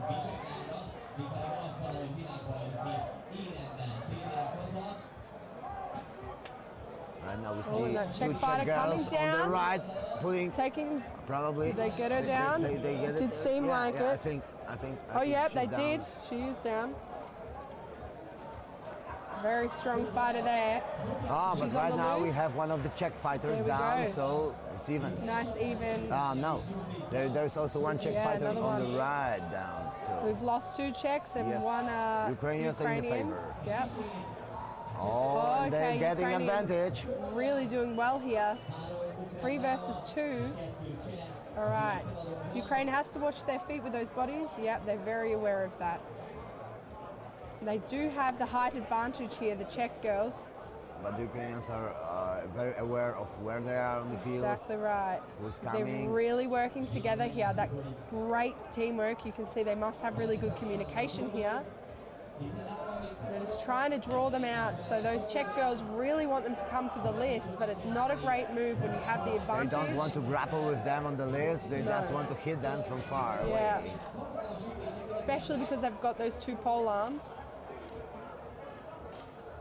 And now Because those Ukrainian girls know they've got the height advantage there. Oh, great strikes there by Ukraine, right into the back. Just bringing the pain there. Ira was for a second in a Oh, difficult situation. oh, great takedowns. Double takedown. She got Ira down. Now we have advantage of the Czech team. That 2 fighter versus 1. has taken down 3 Ukrainians herself. Very impressive. Very, very impressive. Yeah, that. And now they're catching the last. It's hard to read the Ukraine flags, fighter. but I think maybe 10. She's clearly one to watch on the Czech team.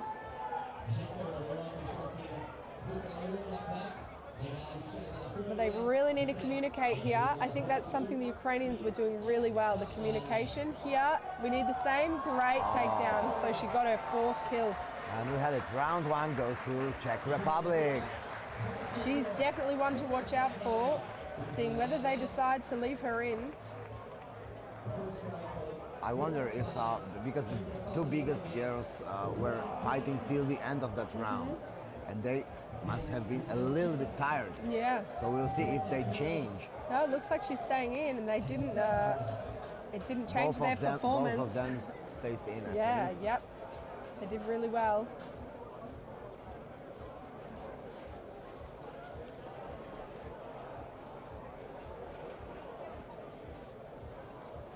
So they are not letting in the 2 Polish girls in, staying as they were in the last fight. Yep. Yeah, those girls looking ready to fight. Alrighty, Yeah. we will see what will happen. And I guess that's the thing when you're mercenary, you know, the captains are very likely to pick their strongest girls from their own country.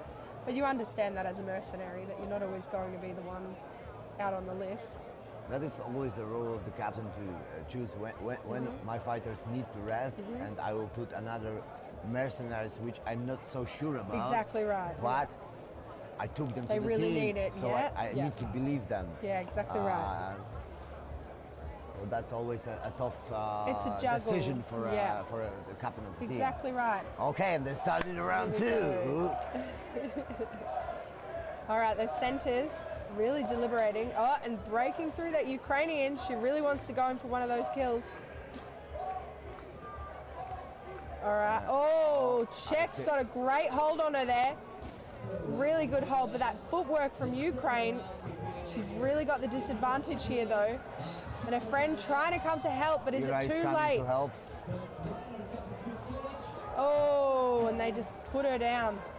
Yeah, so slight advantage for Czech Republic in that round 2. Czech running across. Oh, great Oh, damn, check. they put Oh, she one took of the herself Ukrainian down. fighters out of the list and she took another one down. Oh, she took herself they're- down. That was a fantastic takedown, but she followed through and fell over. Oh, what a bummer. And we have the win of the Czech team.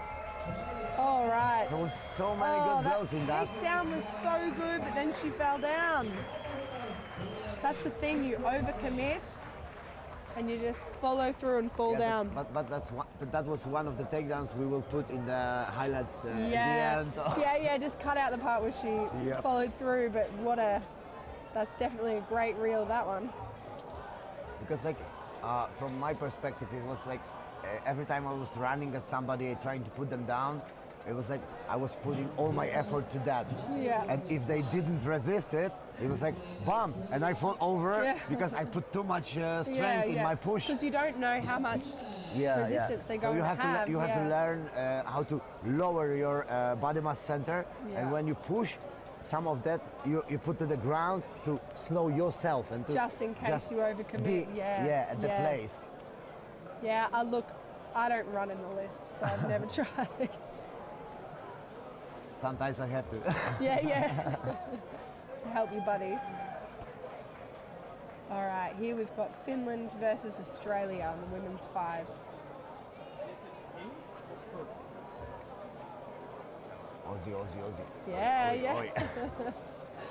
We do hear a lot of that from the crowd at the moment. Oh yeah. And we see Colin Campbell talking to the girls, cheering Right. them up. Captaining them.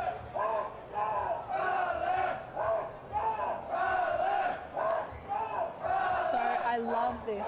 I don't know the words that the Finnish say, but I was asking the Finnish team what it meant, Yeah. and so they were saying that in one of the wars they have the cavalry, right, and normally they just come and sit back a little bit and just kind of slowly work their way forward, but they just rammed through. Okay. They just ran through and they screamed this chant as they were doing it, and they won. Okay, I So get that's it. what they call out here. I actually don't know. It's something like go forth or something like and run them down or something like that. But we hear a lot of that. A lot of Finnish team is cheered up by the public. Yeah. And they've started round one. All right, in we go with the Aussies and the Finnish. The Finnish girls has won two-handed axe, I think. But so far it's... Oh, great takedown Great of that takedown. Aussie.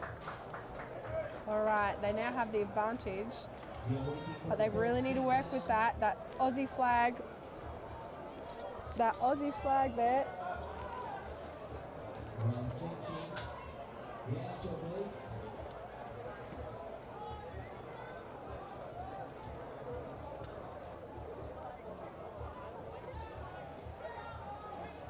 All right.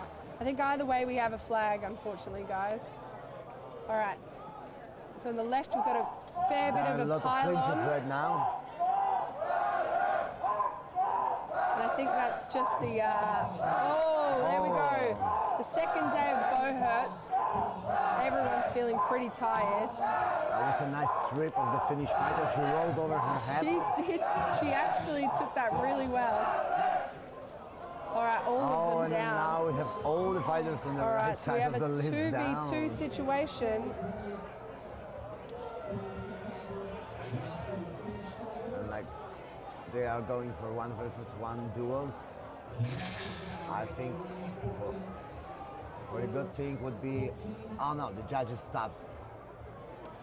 Potentially an Mexican armor judge failure, stops the just grapple. checking.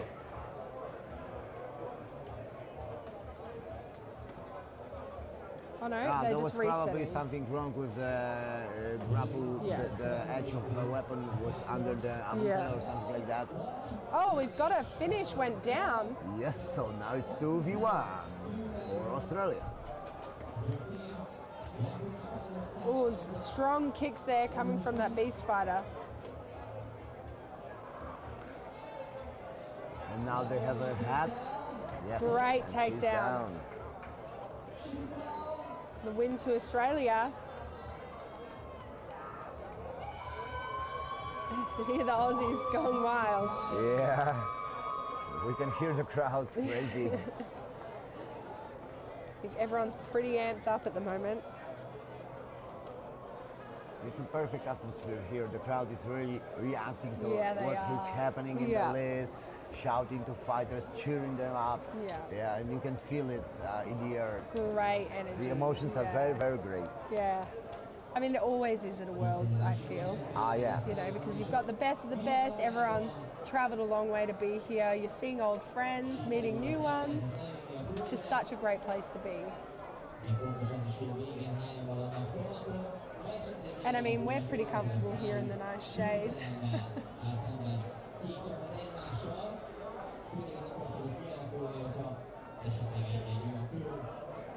The sun is not so hard because it's early in the morning, but still, It's definitely hotter than it has been. it's summer in the South Europe, so Yeah. at least there is a little bit of wind, so we can just feel it. Yeah, that breeze is nice.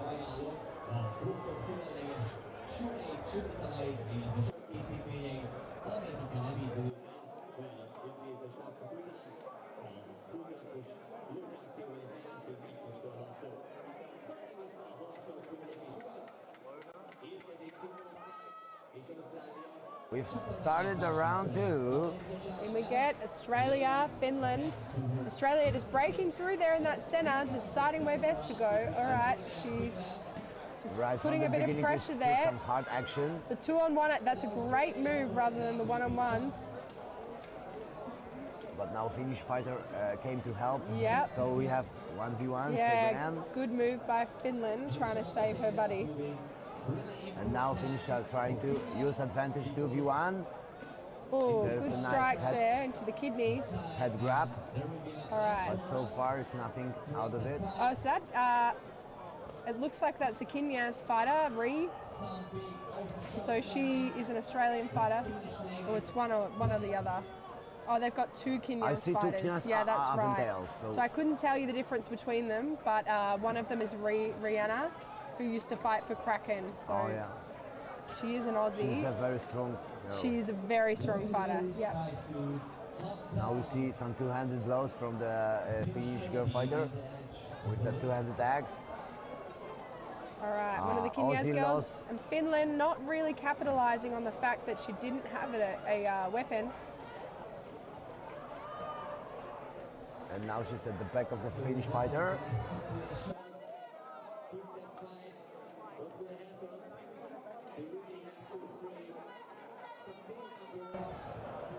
Alrighty, just a little bit of a bind here. Lots of Oh, head a lot grips. of pressure there. She just needs to keep that Oh, great damn. takedown. Yeah, she put her down. She just ran her through. And once that momentum starts, you just can't really fight it. It's very hard to tell when you grapple. Oh, and Finnish Sometimes- got another Aussie down. Yeah, sorry, Sometimes you feel Christoph. that you have the control and somebody starts to move with you and you Yep. lost the control in Yep. the moment totally. So we have slight advantage of the Finnish team. 3v2. 4v2. 4v2. No, yeah, No. now we're 3. Now we're 3v1. Yeah, so Yeah, that's the end of called the it. match. 3-0. Oh, okay, now we have to go to a third round. They are very evenly matched. Australia came in really strong in the first round. So Colin looks like he's potentially going to be swapping some fighters back in. Some of his own beast fighters.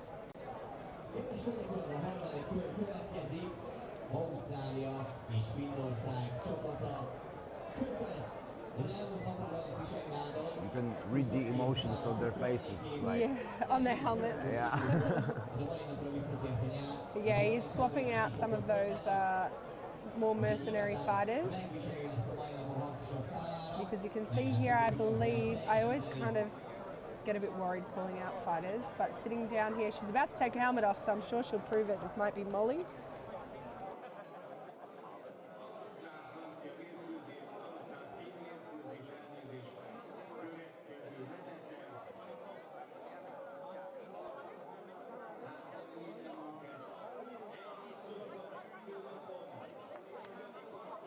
At the beginning All of right, here round we go.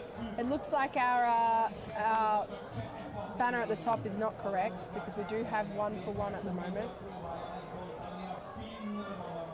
All right, so we'll get that sorted with the secretaries, but here we go. Oh, good First takedown there. for Finnish team. But Australia trying to get that other finish down, but not enough power there. And now the Finnish center decided to use her two-handed axe. She did one swing and then went to grapple.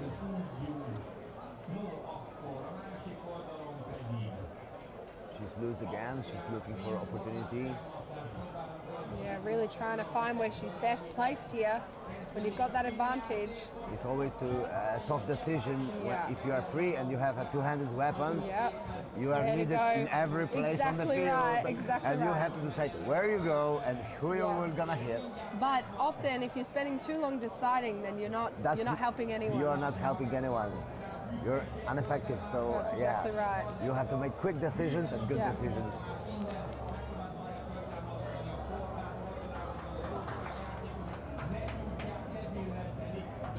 And we have another Right. takedown for the Finland. Yeah, so very it's good. like Australia has to make 5v3. this back because this is a one point each. That Finland needs to put more power into that shots to be felt. Oh, I think Finland's still got their 5. All they have to do is take one more down and they have that advantage. Yeah, there are only 2 Aussie girls up. Oh, There we and go. Finland managed to put the last one down. So this match goes to Finland. Yeah, so Finland does win this one. 2 rounds for Finland.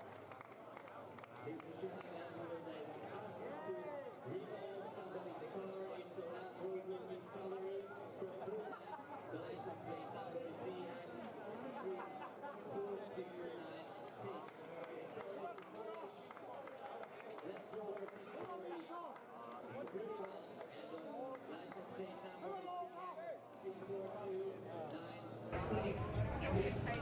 All right, we saw the fight between Australia and Finland. It was so intense, so many good takedowns, so many taking advantage of where two girls were putting one girl down. So, and we will see what will happen there.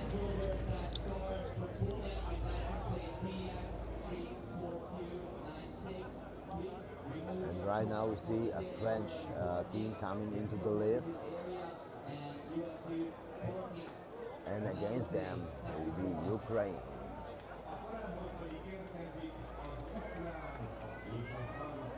Almost all the French girls are using axes. It's because if you have axe, you can grapple and you can touch the end of your weapon with the other hand. If you have falchion, you cannot grab it with another hand. So for grappling and for putting people down in takedowns, axes are better, are easier to use.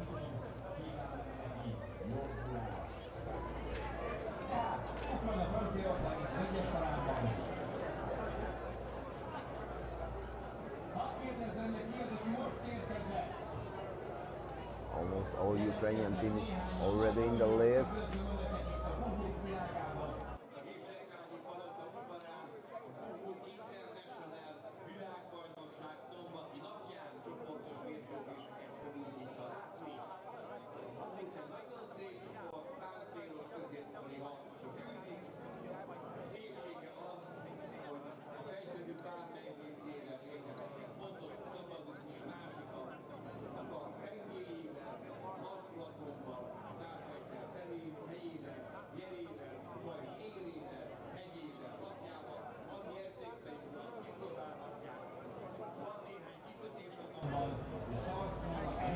Ukraine, France.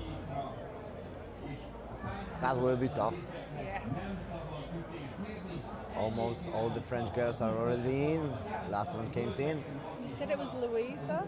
Louisa? Yeah, I think Louise. Yeah. Louise. Okay. She's the captain?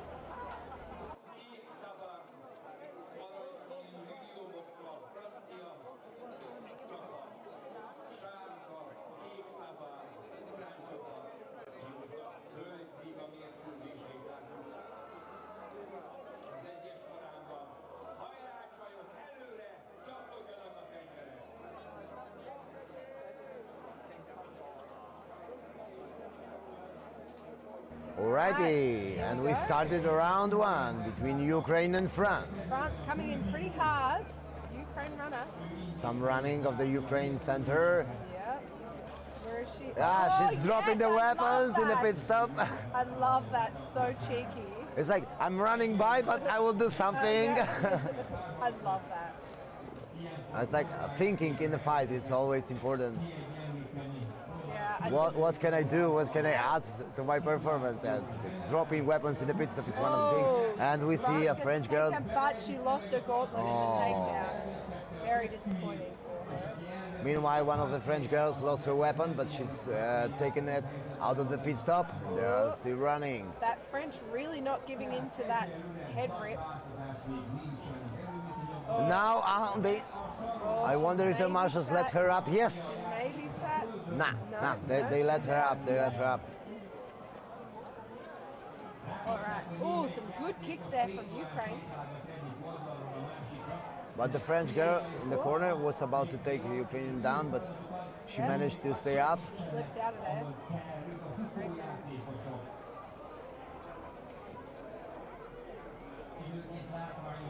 Now the Ukrainians are looking how to get something out of that advantage. 2v1 in the corner. And then this other Ukrainian just kind of neutralizing that other French. The Ukrainians seem to really like drawing them out away from the list. It was a nice try, but she managed to put that Ukrainian fighter down. And now it's even. Yeah, we're back on a level playing field. All right. Ukraine trying to get some strikes in there, just to keep that French woman away. We are in a one-on-one situation here. Oh, France France just places her down. But she lost a weapon, but she's running for another one. Ready for another. And right now, Where best to go? she decided to jump, but She needs to really talk to her teammates. Nice so try. they're doing things together.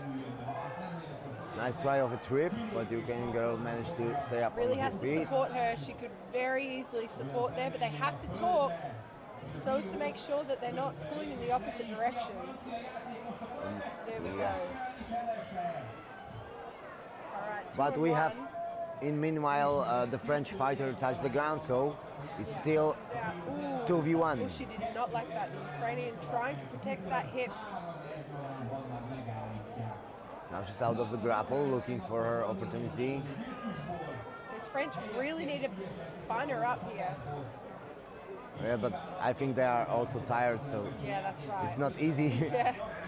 Oh, now! Oh, great. Brave did it. takedown. Great takedown. France, wow. It's easy enough to say here from the comfort of the tent. Or the couch, the couch commentary. Yeah, the fighter with two-handed axe did really well in that round. Yeah, that's exactly. But that being said, both Christoph and I active in the sport, so we know when it's really tough. Yeah, I think one of the Ukrainian fighters is a little bit limping, so Yeah, she's okay. probably some slight injury And I or. would say that French in that moment where she was quite opened up, yeah, she's very heavily limping there. She did get a really good shot into that hip to that hip there. Yeah, you could see that she reacted instantly to that. So they may have lost one of their fighters. With the nations who's eliminated 45 versus 5 fights. They're heading back in, and this is why we have reserves. And we see Misha Morgulis running around the list with the tags. So, lost and found. Who wants to buy an axe? Who wants to buy an axe? He took it to the Ukrainians. Sounds like it's not theirs. It's potentially that one that the girls just came in and swiped off the list. I absolutely love that move.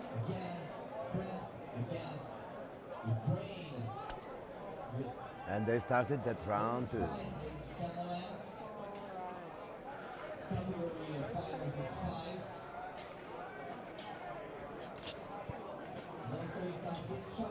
You can hear some Some of those good strikes chops, from yeah. from the left-hand side.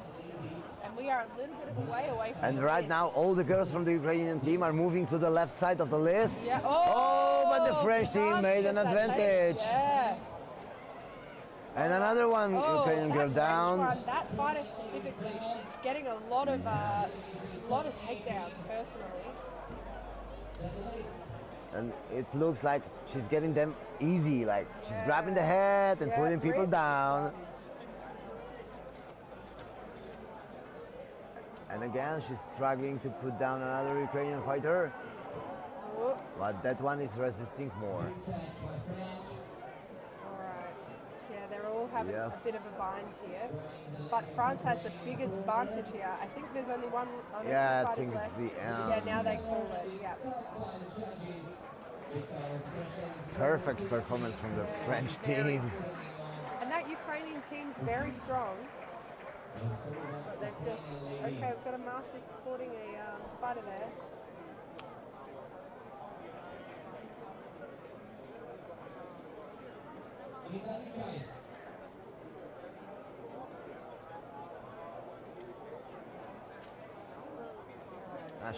She's getting up. It is hard. It's hard to get up out of her. But just checking to make sure that she's okay. Yeah, but I think they're still fighting. What?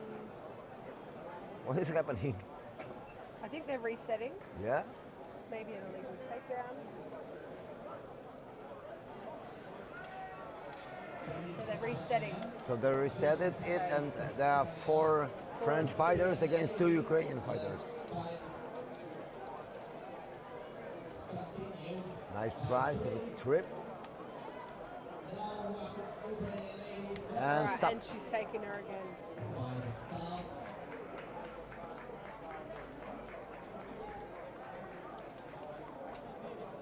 So we have a win of a French Still team. goes to France. Yeah. Yeah,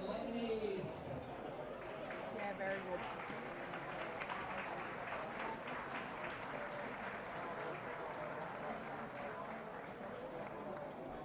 So I believe in the other list, I was asking why that's come to a bit of a poll. Apparently there's quite a lot of appeals they're trying to work through with the men's fives.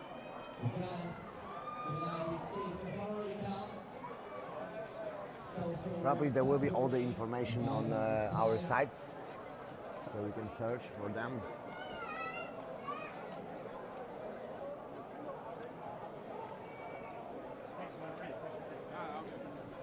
Strongest ladies of the day.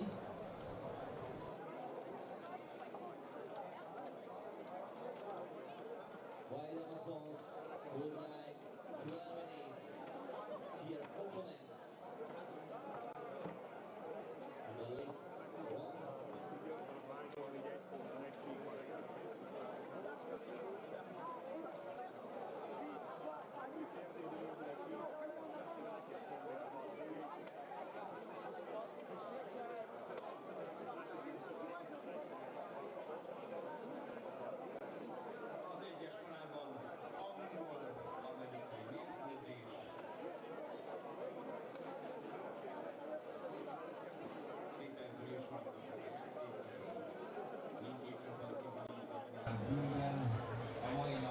And we are seeing Team USA preparing, and against them we'll be fighting Team England. UK, UK, nice. So yes. I did get called for that one yesterday because they are made up of a bunch of countries. Oh yeah, sorry. Team of United Kingdom. Yeah, and United States of America. I know I was interviewing some of the USA girls and guys, you know, Yeah. you have as well across the weekend. And they go, oh, we don't know whether to say America, USA, United States of America. So, but it's all the same in the end.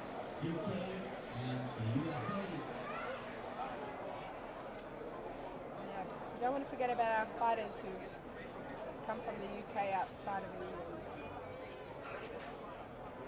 Yesterday I heard somebody laughing because one of the guys who's commentating live said US and A. Yeah. And it was like United States and America. All right. And they've started round one. Both very strong teams. We see lots of movement, and the English UK team managed to take All right. US goes down. UK taken a couple of the Americans down there. Oh, and another. Nope, she's taken herself. At the Great end, save there. only one of the UK girls But were she down, stood her but she's up. I stood her up. Not sure. So it's 5 against 1 at the Wow. end of that match. That's I've not seen that. I've not seen the throw. Yeah. Oh no, she's taken her out. Oh, okay. Oh, that So round all 1 happened goes very to quickly, UK, yeah. and that was I didn't manage to see all the actions because there was Yeah. so much Yeah, there was a happening lot in the going list. on, yeah. I look at one spot and the other side of the list was something happening. But this is just this level, right? Yeah. At this level, they're just so hard and fast. Sometimes it's a blink. You look in the other side and then down. Bang, you're down. Missed it, yeah. I know, I looked away from an Aussie out trance. 10 seconds later, it was over. Yeah. Total knockout. I looked away for literally 10 10 seconds, seconds, and I yeah. missed it. Some changes, some adjustments in both teams, and we are ready for round 2. That other list, still working through those appeals. It does look like they'll potentially come back online shortly. Oh yes, we can see the USA men's coming through. All right. And we'll start in UK, round 2. US women's. All right, running across that list, trying to find an opponent. Oh, Aventail and Shield means that it's one of the White Company girls in the middle. Yep, that's right. Quite a few of them on that team. 2-on-1 of these Americans, but that center not sure where to go. She I was really wants to almost a that takedown. Yeah. Oh One yeah. American down. Team UK managed to Oh, put. and Oh another damn. really good head drag there. And another one here. And they got that fight. And we have the win. Yeah, wow. Team UK. Absolutely dominating in that It was fight. since they gained the first advantage, it went fast. Yeah. Yeah. Very exactly good teamwork right. Yeah, for they Team really UK. capitalized on that. That's great fighting. So it looks like in the other list, the men's we may have a rematch. Potentially. I could be wrong. I'm literally just like I do know that there's been a lot of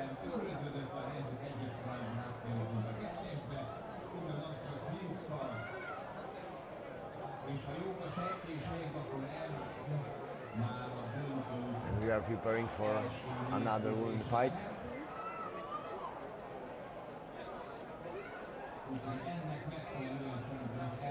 so what do we have here? Australia versus the Czech Republic. That Czech team is coming so strong. So I'll be really curious to see how the Australians match up. So, ladies and gentlemen, the team for time has arrived at the finals. The second list, I mean the left. The Aussies do have a couple of fighters, so it's predominantly Brisbane Beast, but the same as the men's, they do have some fighters that don't belong to their club. Like we said earlier, the two Kenyans fighters, and they have a Ballarat Western Wolves fighter, and I believe potentially one more. The Czech team is made mostly of Prague Vixens, but they got also 3 Polish women there, so it's a mix. And I think it's like you can have some really strong mercenaries, right? But if you don't train together, sometimes that can be difficult. Yeah, but it's like the Czech girls are coming to Poland to train with our girls, and the Polish girls are going to Praga to train with them. So it's a really good alliance. That's They are training with each other, so they know each other. They fight against each other, but they fight together also. Yeah, I think it's the fighting together that's the key. But that being said, these mercenaries in their own right are strong fighters. It's just whether they can fight the same fighting style as the rest of the team to be the most effective. I was thinking about it. If you take a mercenary, if it matters if you put him on the front of your fighting or on the list, it's like they've started round 1. So far nobody's game. And now we see the Czech girl put it down. Aussie fighter, but she lost her gauntlet, and they're putting her down. So 4-4. So far nobody's game. Again, the Czech girl managed to trip Aussie, but she took her down. So 3 versus 3. Really trying that footwork there, the Aussie over on the left. Not quite able to get it to stick. I think one of the girls from Australia tripped. Yeah. So now Czech 3 on girls 2. have an advantage. And again, they just need to get one of them down to have that 3-1 advantage. And they will call the fight. Oh, and they've turned it around. That Kenyas fighter taking Now down the Kenya's Czech. fighter is coming at the back of the Czech girls. She's really trying to help that Aussie. 2v2. Because she's in a bit of a precarious spot there.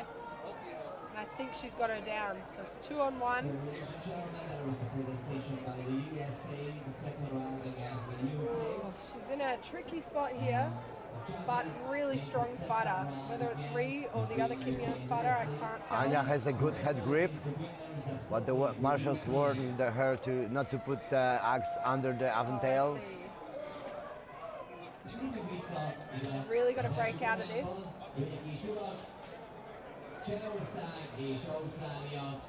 The judges are stopping it and restarting. Now, oh, 2 of the girls went down, so there's 1 Czech Republic girl exactly Polish girl on her feet. So Czech Republic wins that round.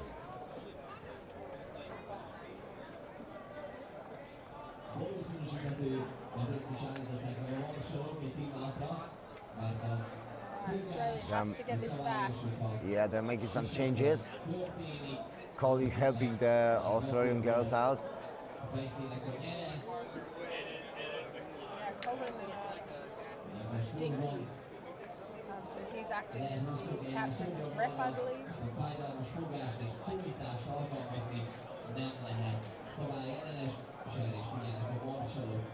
He's a South Australian fighter. Really good guy.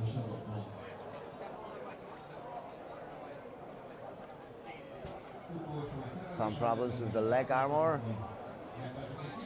but it's going to be fixed soon. Now they'll have to do it quickly.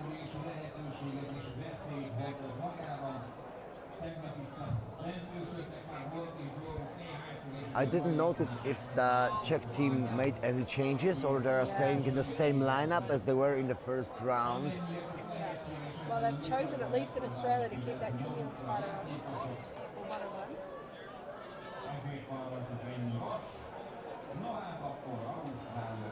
Alright, out we go. And we're starting the round 2. We've got that Western Wolves fighter in the centre, potentially Molly. In the center of the Czech team is Anja Blausch. Now here, both one fighter from each side is down, so it's still even. Just a lot of running going on in that centre, but not a lot of action moves. Good way to get tired. Another one against one die. Oh, it's a nice trip, but she fell down after that. 2 on 2. 2 on 2. Really need to work together. She can't quite get that axe over the head of that taller fighter. Nice try from the Czech girl. Yeah, she put her down. Slowly But places her down. I'm not sure if the Marshals. Yeah, the Marshals put her up again. Okay. I don't know what happened there, but it's still 2v2. Yeah. Well, more violence for us. Yeah. Okay, there's a lot of marshals circling around here. Now they're again stopping the fight.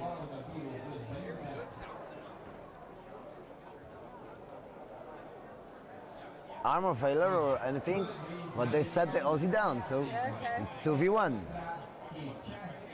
It's stopping again. This is a thing. From here, we can only guess.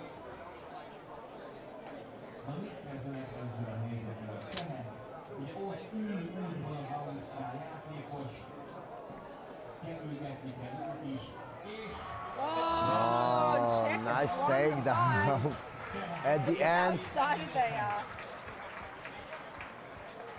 yeah, they are Very so happy excited, about yeah. it. Well, they worked hard for it. That was one of the top fights. So the Czech Republic won the first round against Australia. Let's see if the Aussies can make a win in the next round and make the tie. Okay, I have just overheard that the delay on the men's list, the other list, the appeal from the UK to the US on an illegal takedown. I think it's just taken a lot of deliberation to work through. And it may be whether, they decide to reset the match. Yeah, it's taken a little bit of time on that side, so we'll be back. We'll have our 2 lists up and running, but we've got plenty of action over on this list. Magyarország Facebook oldalát és a Kultúr International Facebook oldalát lájkolják, osszák, esetleg aki nincs itt velünk, de érdekelheti, annak az élő közvetítés linkjét is küldjék el. So ladies and gentlemen, please visit the Facebook And page yeah, I of can see the the live stream. The UK girls are aggressive. I totally agree. It's so explosive. Facebook page. Like it, share it, Team Australia is not leaving the list. They probably have the next fight also. Yeah, no. The girls are resting in their helmets. Yeah, so the next one we had Australia, Czech Republic. Unless they're potentially going to another, maybe an appeal. Looks like the Aussie fighter having a chat there with the Marshal.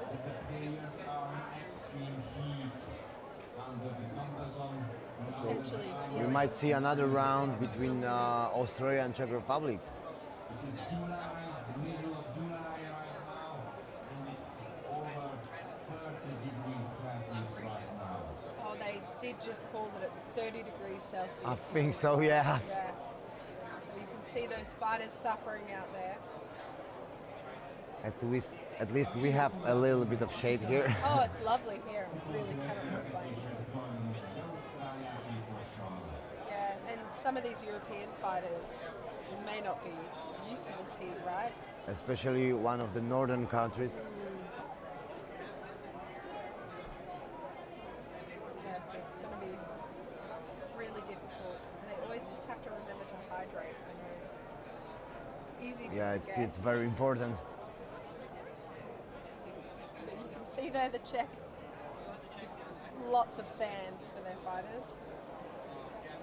Trying.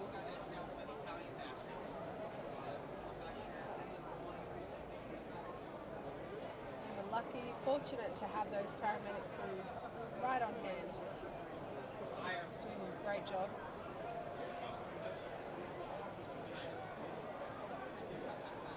Still waiting for the decision of the judges.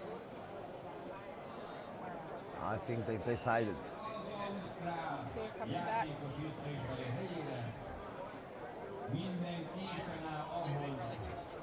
Whether they're going to refight or move on, I'm sure.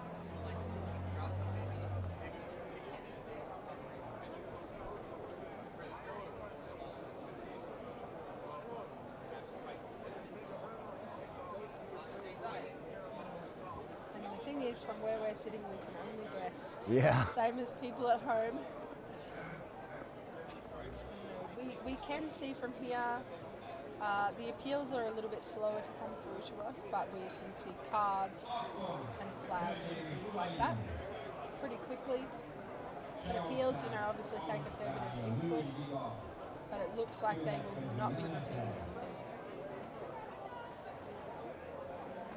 Which puts us at Ukraine versus Finland.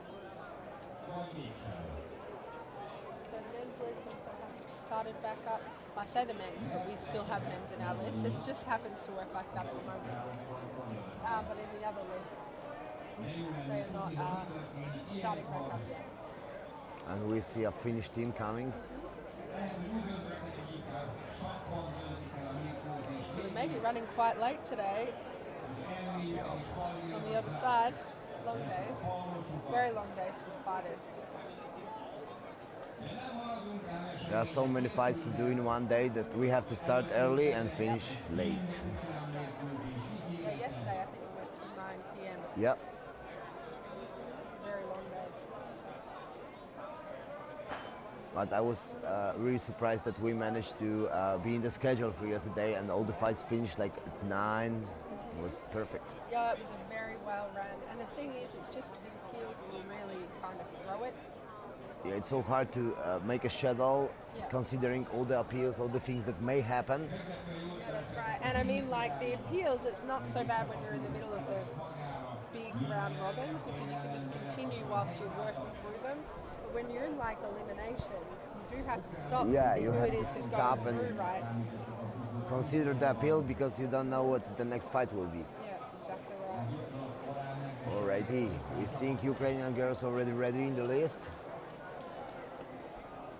We are waiting for the Finnish fighters to join them. Két finn játékos már bent is van a talánban, követni a harmadik. A teljes ukrán armada várja már őket bent. Ukraine looking pretty strong there.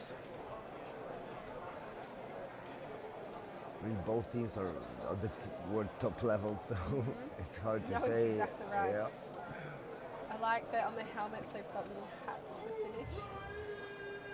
Oh yeah, sitting on the bench, Yeah, close, try and close keep to us. the Yeah. sun off their helmets. Ah, it's lovely.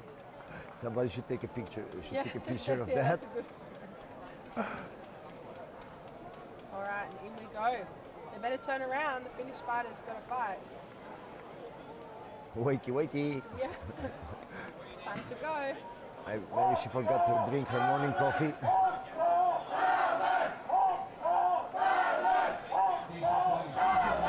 Right, she strikes her on the right. Lots of Finnish audience cheering up the girls. Love it. I cannot understand the language, but I feel the emotions. Yeah, they're very excited. Oh, takedown there, but I think she lost her gauntlet. Yeah. But another one. Good Oh. foot down there of the Ukrainian. Now they. Oh no, she got sat.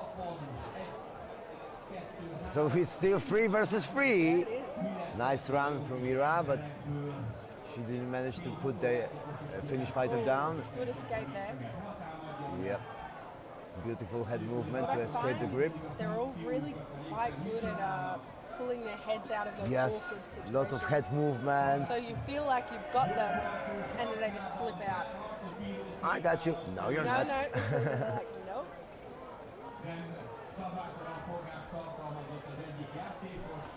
Now trying almost a head grip, but she was too tall.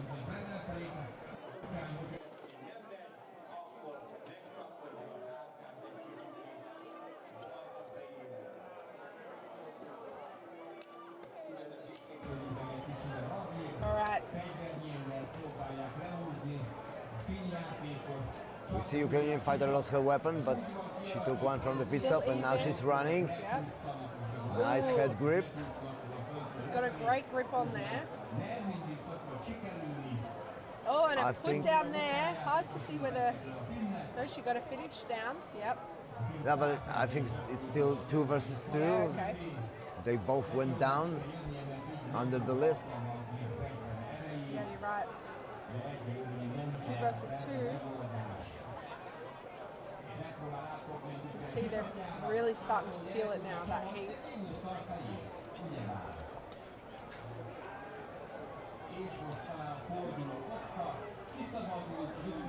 Oh! All right, 1v1. They both tripped, so 1v1. Nice head grip from the Ukrainian fighter. Ukrainian pushing really hard here. Ah, she Trying to lost the utilize grip. those bodies.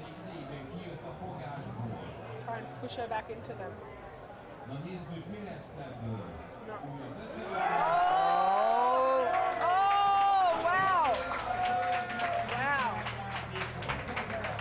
That was something unexpected. Yeah, I did not. Yeah. So we have a win for Finland. The Marshals are still talking.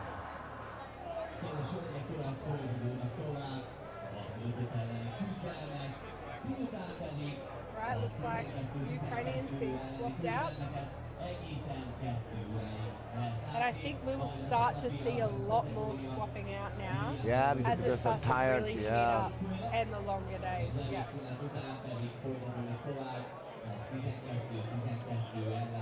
And what sucks in the other list is that all of that time in the morning that they've lost was in the It cooler was part a nice of the day. weather. Yeah.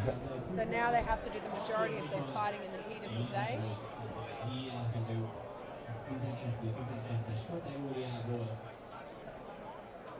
Some swaps in both teams.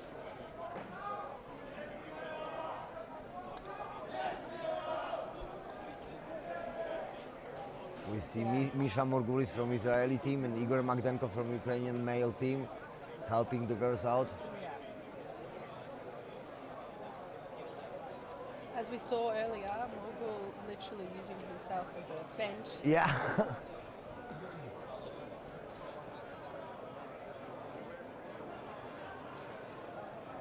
Steve having a bit of a chat. With Igor Magdenko.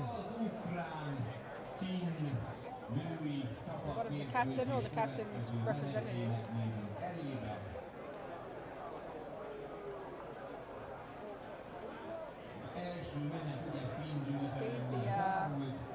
there were too many people in the support of the Ukrainian team. Yeah, so you can only have two.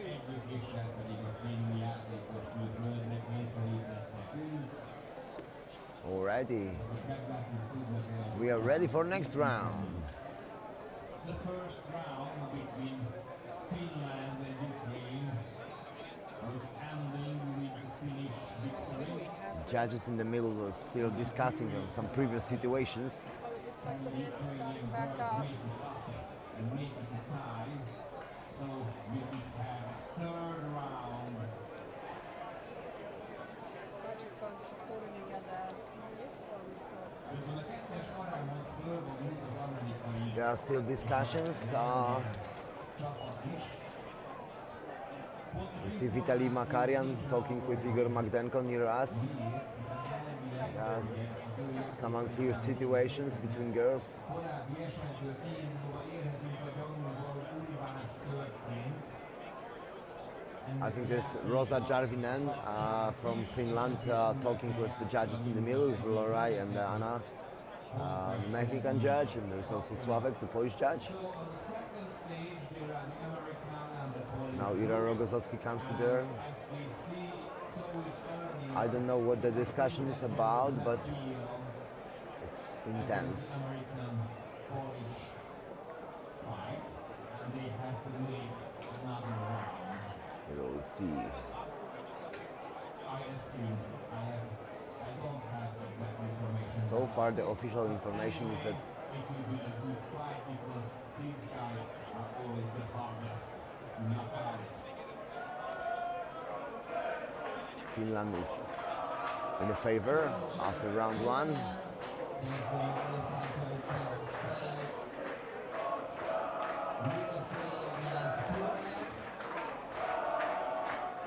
We are still waiting for,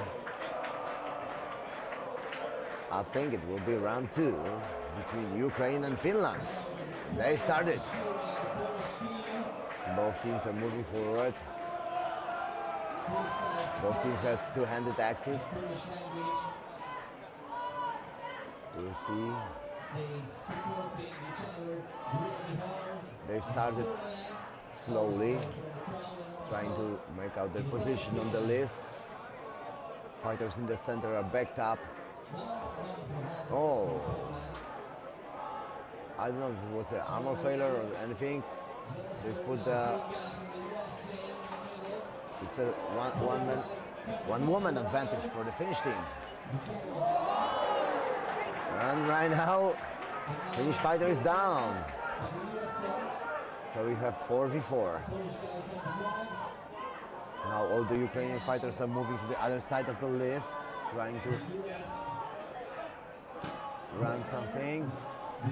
Nice try from Yura Rogozowski and nice hits from this two-hand attacks.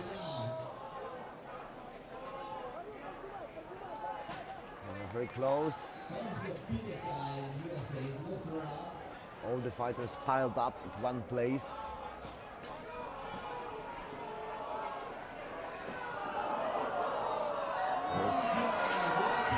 Whoa, the Finnish team managed to put some Ukrainians down. And I think it's like 4v2 right now.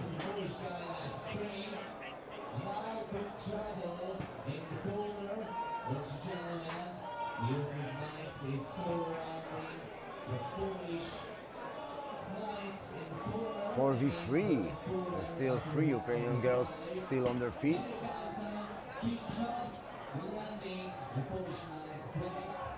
Oh yeah, and the judges stopped that. 3-0 win for Finland. There were some nice switches in these fights.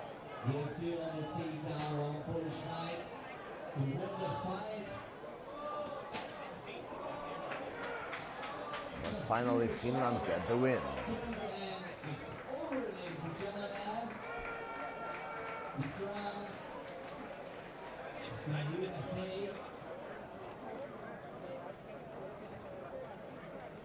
Opponents have another chance to make a tie, and if it's happened, Next fight will be between UK. We see UK girls approaching already in the lists. Jason is checking them out.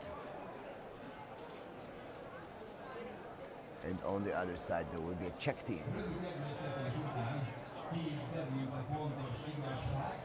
We'll see how that goes. Angol-amerikai mérkőzés ismétlés volt óvás miatt, és most pedig ezzel a mérkőzéssel visszatértünk a menetrendhez, úgyhogy folyamatosan tudjuk önöknek szállítani a férfi liga bugók mérkőzéseit. You see almost all the UK girls are already in the list. Anya Blausch is coming to say hello to her opponents, show some sportsmanship. Or before the fight, but in the fight she will show no mercy probably. UK has Czech Republic in the first list. Slowly Czech girls are entering the lists. We are back in Polish versus USA fighters responding category on the second list. The first one is won by the USA. Bohurt had another chance to make it time. We are getting ready for round one between UK and Czech Republic. The USA won the fight. Woman fight. Won the fight for 2 points. And a big thank you. Waiting for the last Czech fighter to enter the list.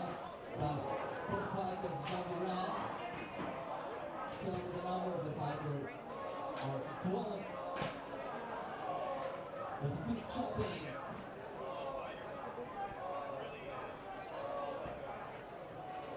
Some of the fighters stopped.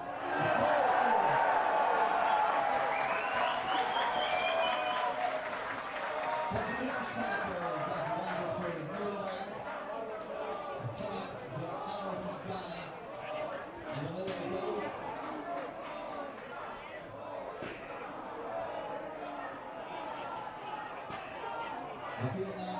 I think we are about to start. We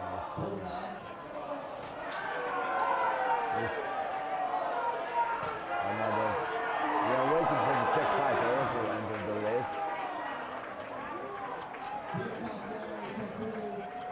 The judges are checking it's exactly the Polish fighter who fights for the Czech team, Basia Głowienka. She's got that beautiful gold and black armor from GS Studio. It looks awesome.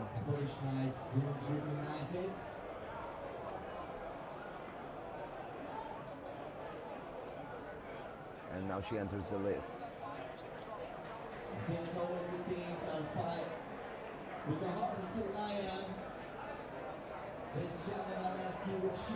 Alrighty, we are ready for round one between UK and Czech Republic.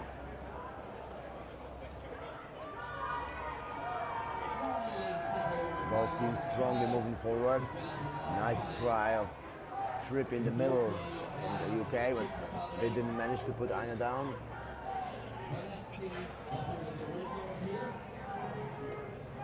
Right now we have some duels, some running. We see the Polish fighter lost her weapon, but she went to the pit stop to get one, and now she's struggling to stay on her feet. And the judges put her down because probably she touched the ground. There's also one Czech girl down, another one. Big advantage for the English girls right now. United Kingdom getting advantage and wins the match. So far, round one for United Kingdom.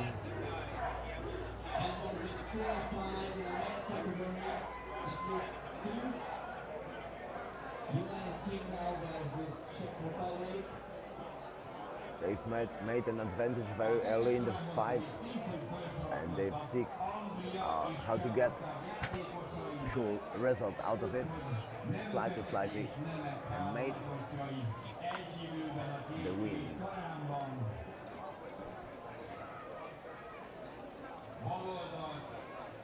Az urak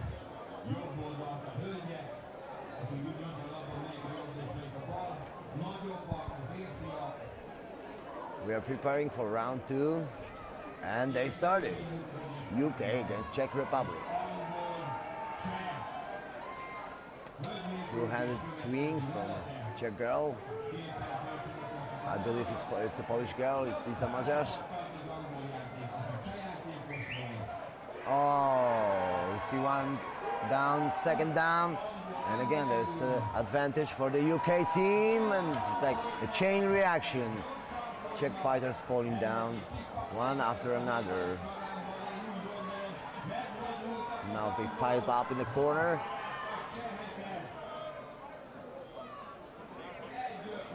Some strong hits, but the judge stops it.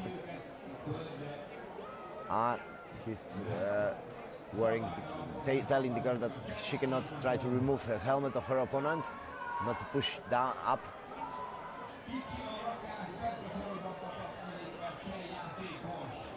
Still 2 of Czech fighters on their feet, but not for long.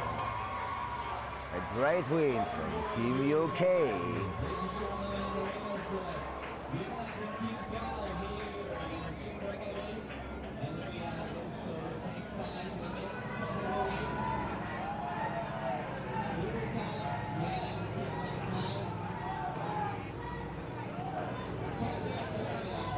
And this match goes 2-0. Win of United Kingdom.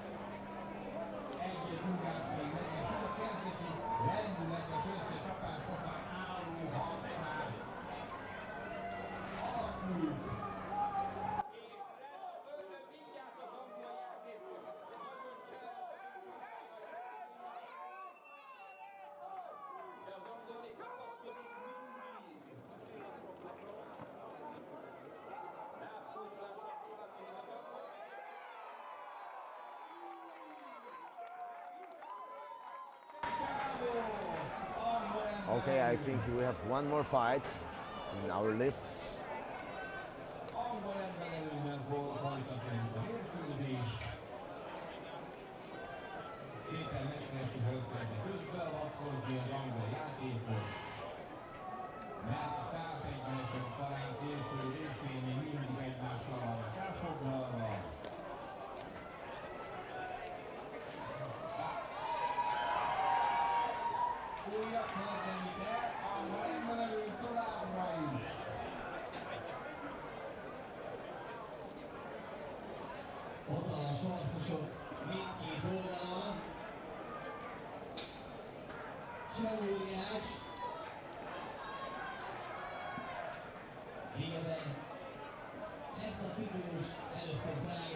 All right, we have Team US approaching the list. I see Johnny Porter as a supporter or as a captain, off-field captain.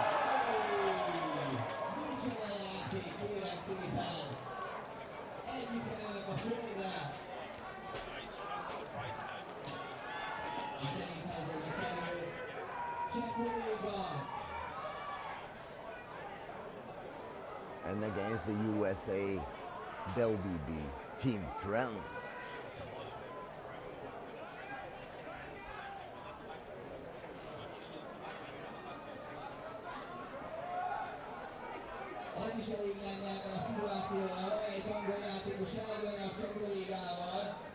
Both teams are very strong physically and tactically,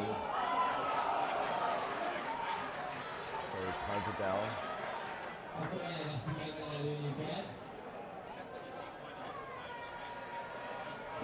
All fighters already in the list. And Slavik starting the round 1. USA against France.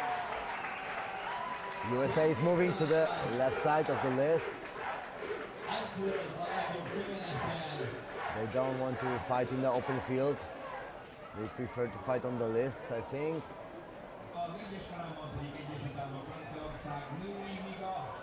Now there's some running. Everyone tries to get to the back of their opponents. Oh, but the French girl managed to put USA down. Second USA fighter down. And now we have 5 versus 3 in favor of France.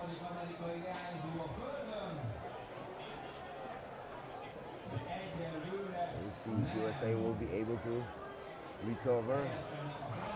It's hard when you have 2 people down. But US is working hard. Oh, the French team has managed to put another US down.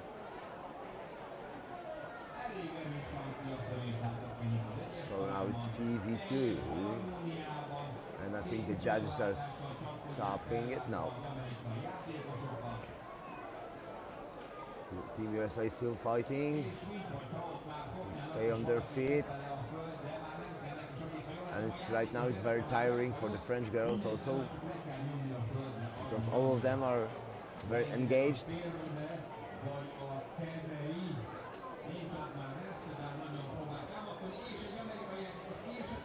And stop. We have a clear winner, Team France, right now. But it wasn't an easy win for them.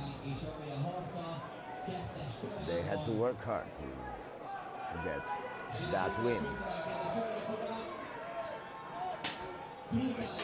Now time for some adjustments, some swaps in the teams, and we're ready for round 2.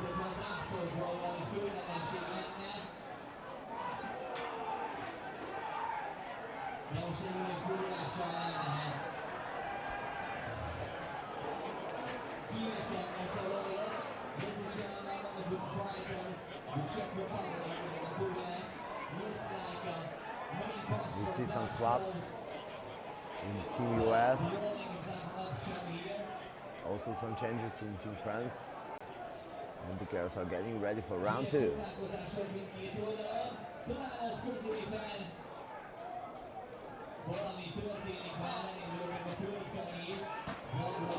Last words from the field captain of Team USA.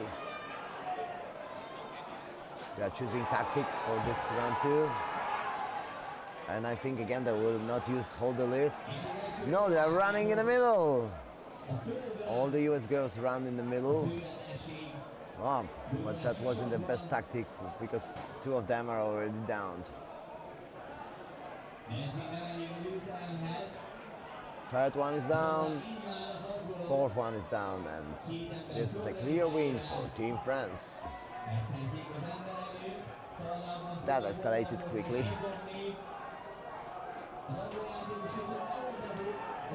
The Team US had some tactical plan, but it didn't go well.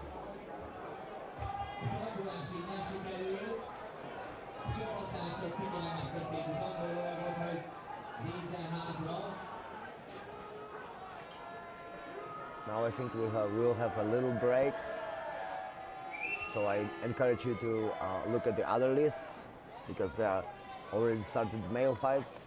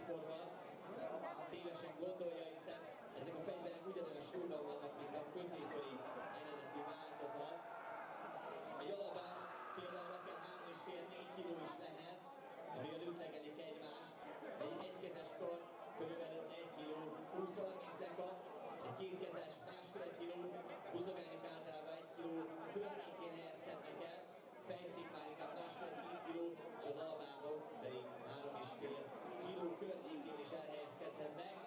Komoly sérülést tudnának okozni, és okoznak is sok esetben, de nem itt a Bohurt világbajnokságon, hiszen versenyzők mindenféle protektorral el vannak látva még a középkori páncél alatt is, ezt a védelmet élveznek, hiszen ez egy félig modern sport. Természetesen, ahogy láthatták is, előfordulhat, hogy sérüléseket szenvednek a játékosok, ezek általában húzódások, illetve szalagokkal kapcsolatos sérülések szoktak lenni, valamint húzódások és törések, kisebb törések. Nagyon figyelnek a marsalok is arra, hogy ha valamelyik játékos elveszti valamelyik védőfelszerelését, akkor ezt azonnal újtani kell, leülhetik a játékost, és a következő körben indulnak újra, ha sikerül újtolni az elveszett felszerelést. És a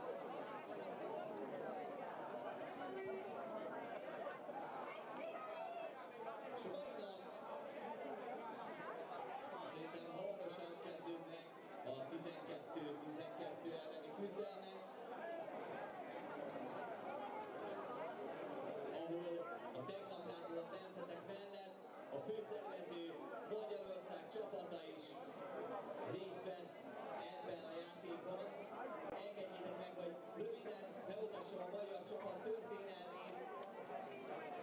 Az első világbajnokságon Törökír van Horvátországban, egyetlen egy fő képviselte Magyarországot, Állapi Zsigmond, akinek volt szerencséje, de még nem magyar színekben, hanem horvát színekben indulni Trogirvánában, majd a következő világbajnokságon Prágában, Petrinyiben került sor, ahol már egy 5 fős magyar csapat ki tudott látogatni, és ehhez képest a következő évben, 2016-ban szintén Prágában, Petrinyiben volt a világbajnokság, ott már közel 30-an voltunk, és az ausztrál barátokkal kiegészülve közösen küzdöttünk. Az azt követő évben pedig Spanyolországban, a La Monumental arénában harcoltunk, de akkor már önálló nagy magyar csapatként az összes kategóriában szinte egyelőtt tudtunk indulni, sérülések miatt azonban össze kellett állnunk a 30-30 elleni küzdelmekben Csehországban. Ez egyébként Barcelona legnagyobb kikabildatos arénája volt a La Monumental. Az azt követő évben ellátogattunk Olaszországba, Santa Severába, Róma belvárosa helyen, és ott szerepelt a magyar válogatott kiváló eredménnyel, illetve csapatkapitányunk Újvári Ádám egy-egy elleni küzdelemben döntős volt a világbajnokságon, és a következő évben pedig Szerdővárával, Szerbiával. I just got the info that there will be a half an hour break right now, so see you in half an hour.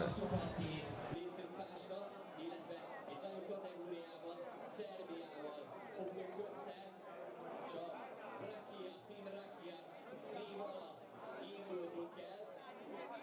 Aztán sajnos jött a lezárások korszak, a Covid, és ez idáig nem is volt világbajnokság. És most hölgyek urak, fantasztikus pár napon vagyunk túl, és még a mai nap fele hátra van, vagy több mint fele, hiszen este fél 8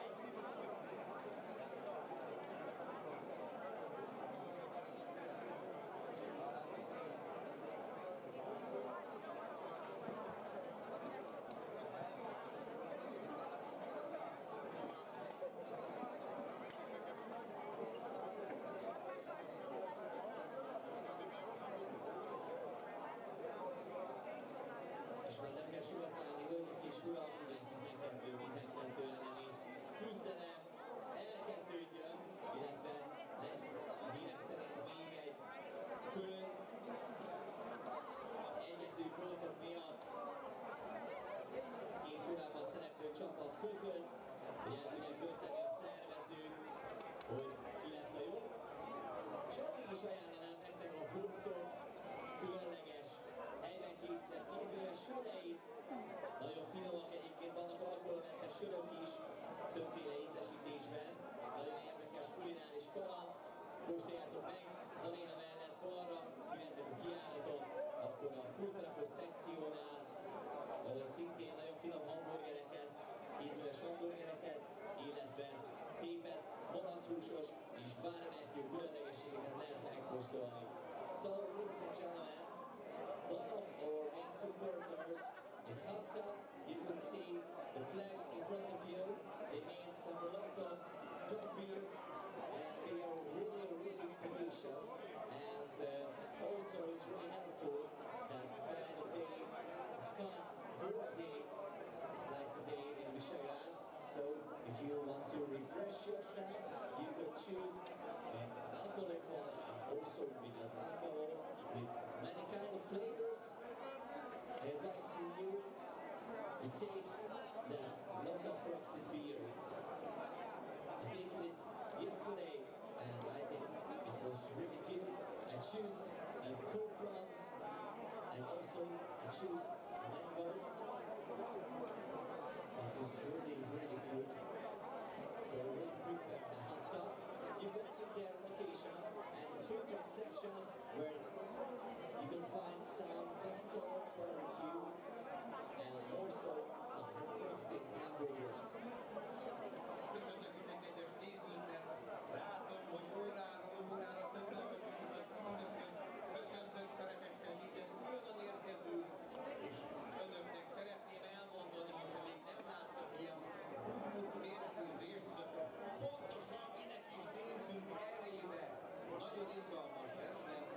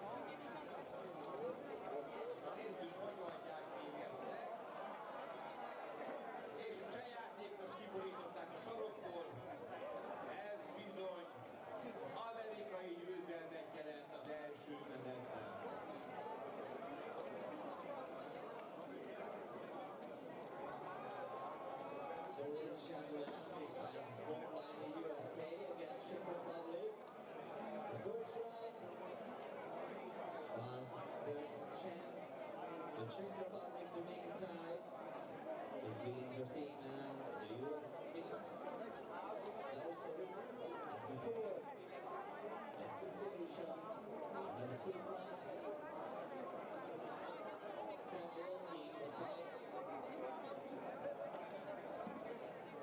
Scramble in the fight. In case, Scramble is still for some times.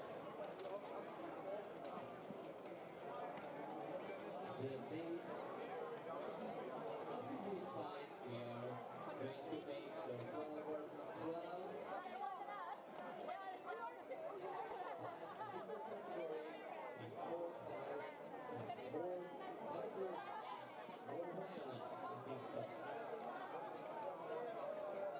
I think so.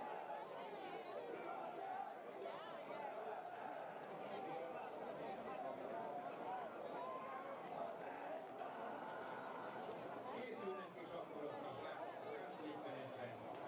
Amerikai Czech mérkőzés. Az első menet az amerikai önzsebeltében. Pedig a csehek nagyon szépen működtek és nagyon jó megmozdulásaik voltak.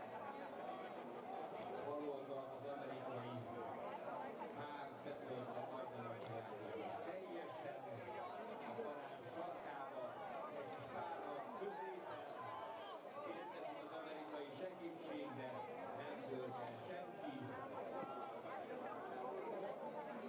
Ó, de szépen elhajolt a cseh játékos az amerikai számhegytelenül.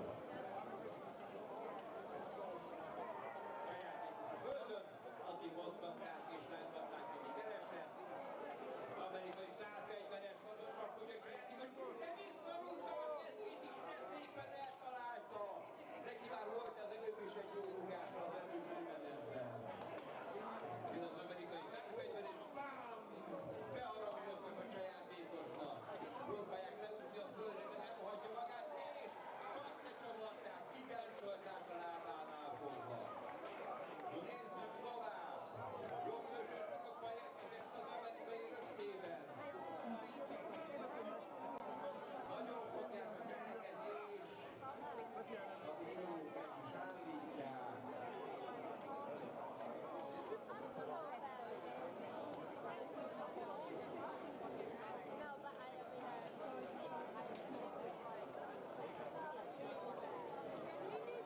Ha jól látom, amerikai győzelemmel zárult a mérkőzés. Gratulálunk nekik! The winner is the United States of America.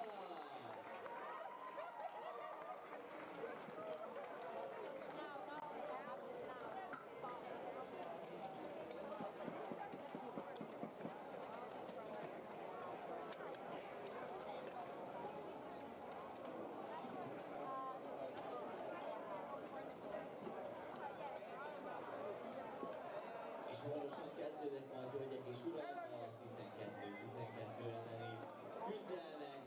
Még talán pár diadal van hátra, vagyis hát legalábbis így fogalmazom, hogy pár diadal így hátra van, hiszen nem csak a mai nap, hanem holnapi nap is várunk mindenki sok szeretettel, aki esetleg nem tud eljönni, online és nézhető az első magyarországi Bohurt világbajnoksági 2025-ben, a livestream oldalt, a Bohurt International Facebook oldalán osztottuk meg, valaki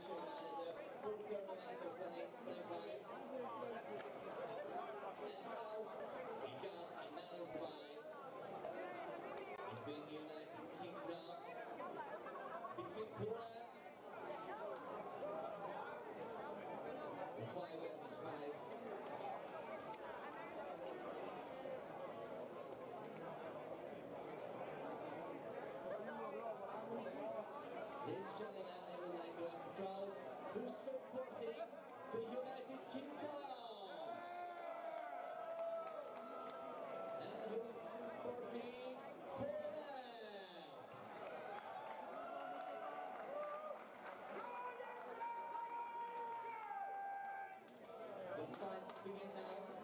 Just begin. And all the runners are really in the middle of the list. As before. But now, there's a chance to take down by UK. And also one of the fighters is trying to leg kick the left side of the list. Now they are clinching. What a good shot from the UK's fighter. There with 200x. Now UK's hand is down. But the Polish fighter with one-handed X and the butler in his hand.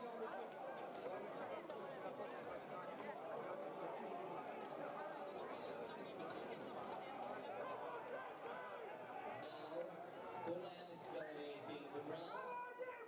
Here, more fighters selling on some feet.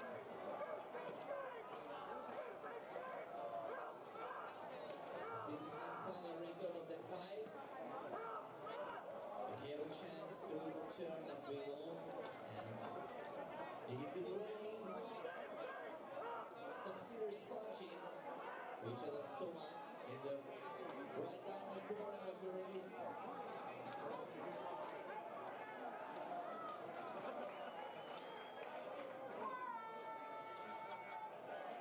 Czech Republic dominated the left corner of the wrist. Also right to escape and also takes out by UK. And one another Polish guy is on the ground.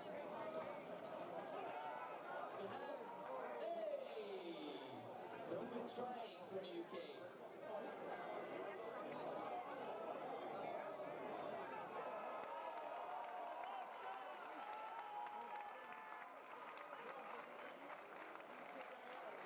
That's last movement for Grant.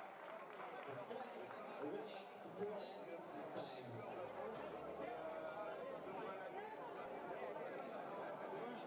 And it was just only the first round.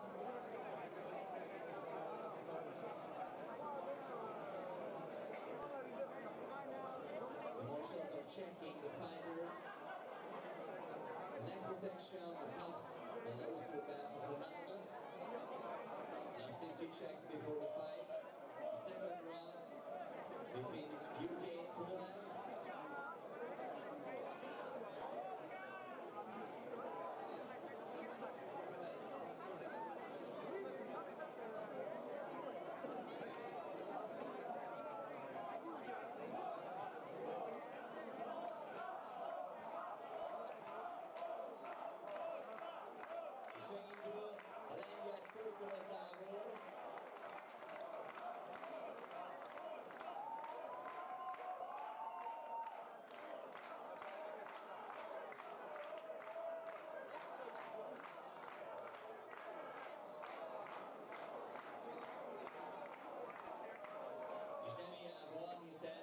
Lengyelország győzött az előző körben, az Egyesült Királysággal szemben.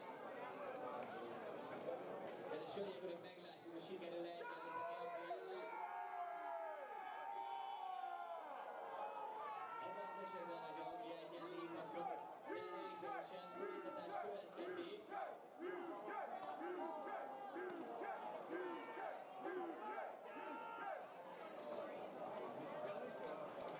És az angol szurkolótából sem hagyja magára a fiúkat. Lengyel arcos elviszi az angolokat, és lényegre kerül a földre.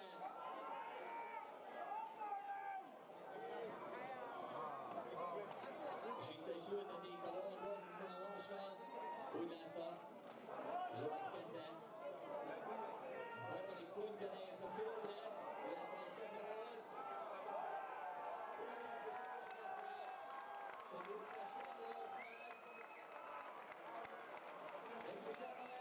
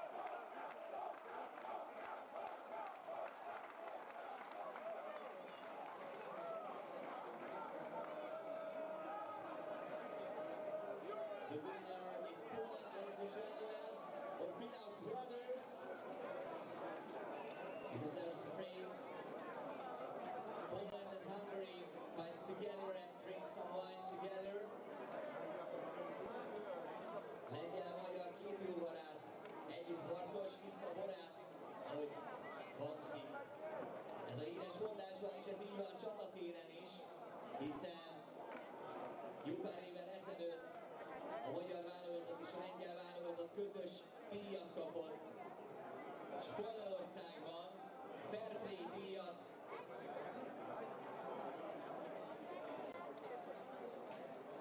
Leglovagiasabb küzdők voltunk a lengyel testvérekkel együtt. És most itt Magyarországon, ebben a mérkőzésben az Egyesült Királyság ellen Lengyelország húzta a hosszabbat, és meg is nyerték a csatát.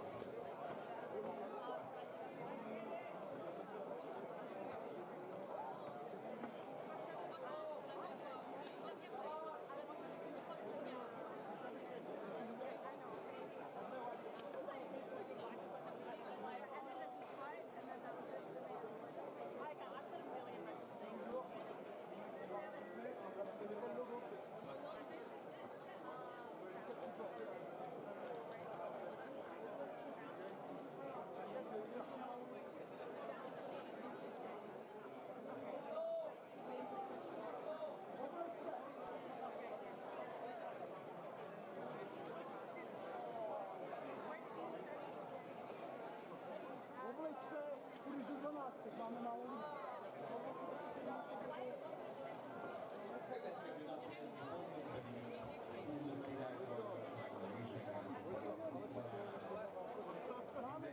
12-12 elleni mérkőzések. Egyre nagyobb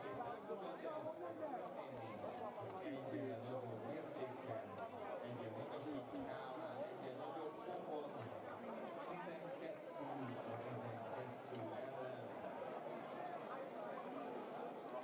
A kavalkád, a Cont még nagyobb lesz. A harcosok pedig még inkább elszántan fognak küzdeni a győzelmekért. Ajánlom figyelmünkbe a kedves nézőknek, hogy nézzük a különböző nemzetek csapatáinak különbségei játékstílusban, taktikában, állóképességben.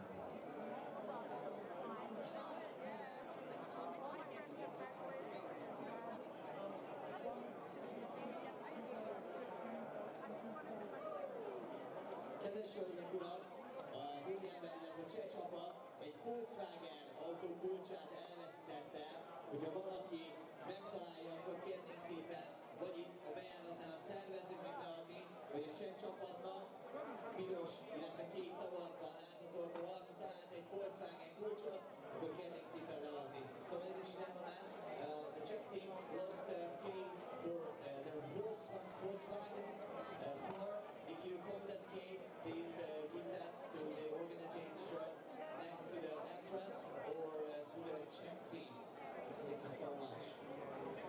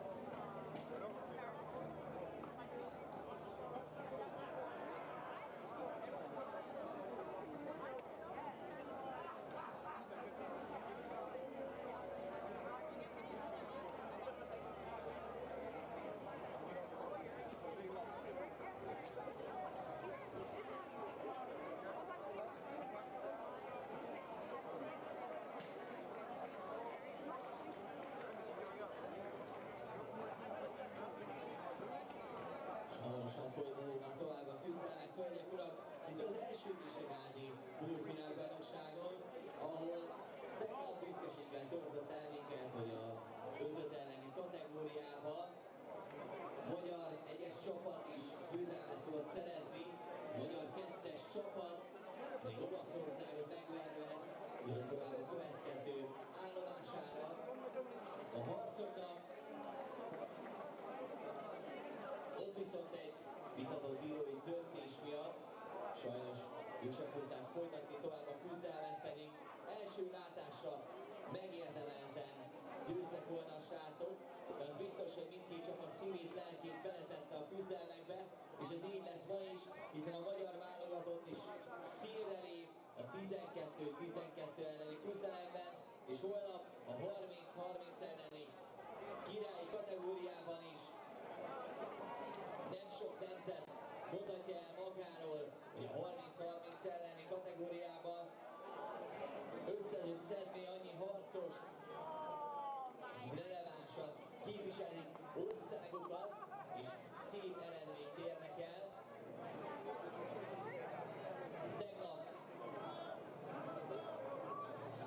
a magyar kettes csapat és a magyar egyes csapat is sikereket aratott itt az arénában, de mint minden versenyben mindig van a jobbaknál is jobb, tehát ezt be is bizonyították itt a mai nap résztvevői döntő mérkőzésekben. És talán kicsit tegnap egyszerűbb dolga volt a srácoknak és a hölgyeknek is, hiszen tegnap még csak 23 fok volt. Csütörtökön az eső elől kellett menekülnünk, mert esőben is harcoltak. A mai nap viszont visszatért az igazi nyár, 30-34 fokot mondanak. Úgyhogy kérek szépen majd mindenkit, hogy vigyázzon magára, kell a folyadék utánpótlás, és akár a folyadéknál tartunk, engedjétek meg nekem, hogy megemlítsem a Hoptop kézműves sörházat, az egyik támogatóját a mai visegrádi összecsapásnak. Őket a futrákos szekcióban találjátok, kóstoljátok meg finom kézműves italaikat, alkoholmentes és alkoholos változatban is lehet nagyon különleges kézműves söröket kóstolni. És annak ellenére, hogy egy világbajnokságon vagyunk, egyáltalán nem mondható drágának Bohurt különleges készítményei, különleges sőitalai, így szerintem mindenki talál magának ízléséhez méltó és változatot. Itt együtt egy kólásat és egy mangósat kóstoltam, nagyon finom volt egyébként, hogy mindenkinek bátran és nagyon-nagyon jó színvel ajánlom.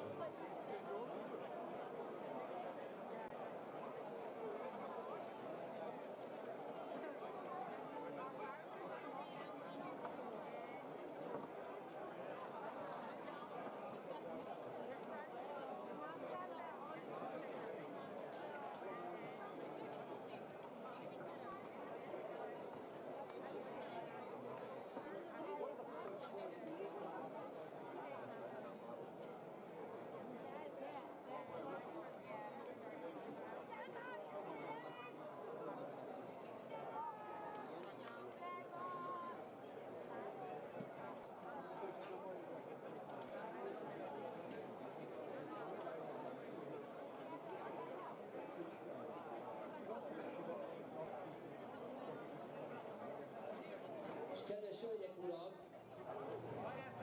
főszervező kérte, hogy említsem meg azt is nektek, hogy a Palota-kertben, a túloldalon kézműves árusok, illetve különleges programok is várnak titeket.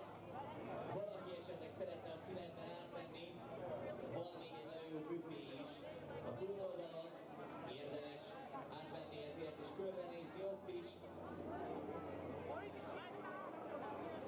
És ugye nem csak felnőtteknek, hanem gyerekeknek is szóló dolgok várnak benneteket odaáll.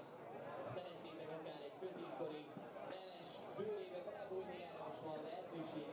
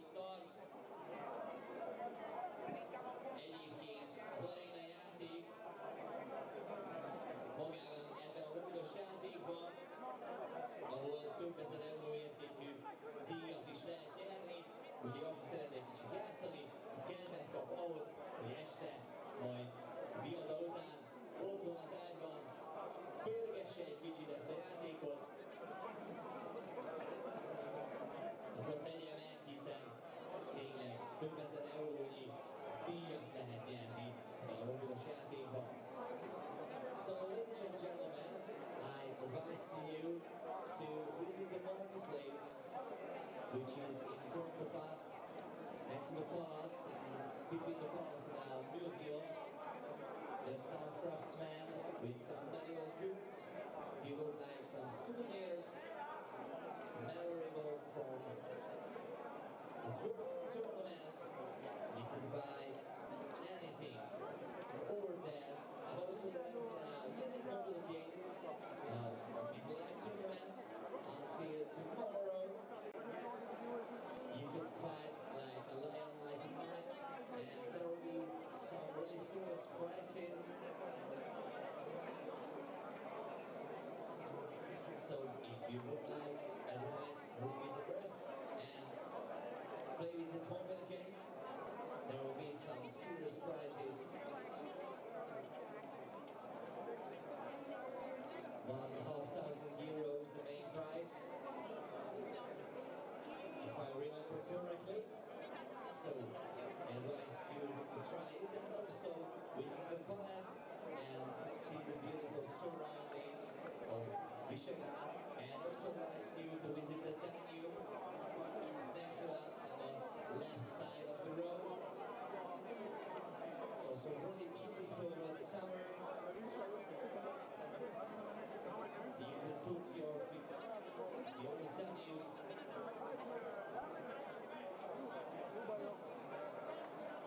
It's really practical for cooling yourself in a hot summer day. The weather forecast I checked, there will be 30 degrees, over a little bit, so 40 degrees. So I advise you to stay in the sun between 12 o'clock and 3 o'clock p.m. Drink oftenly. Really advise the hot top local craft beer. I tried it yesterday and it's so delicious. And maintain the quality of the beer is really high, but the cost of the beer is really cheap. I think it's so perfect. Really advise you visit Hot Top. You can reach them and see food truck section next to the arena. It's the left side of the Bohurt Arena. We will continue, ladies and gentlemen, with 12 versus 12 in the afternoon.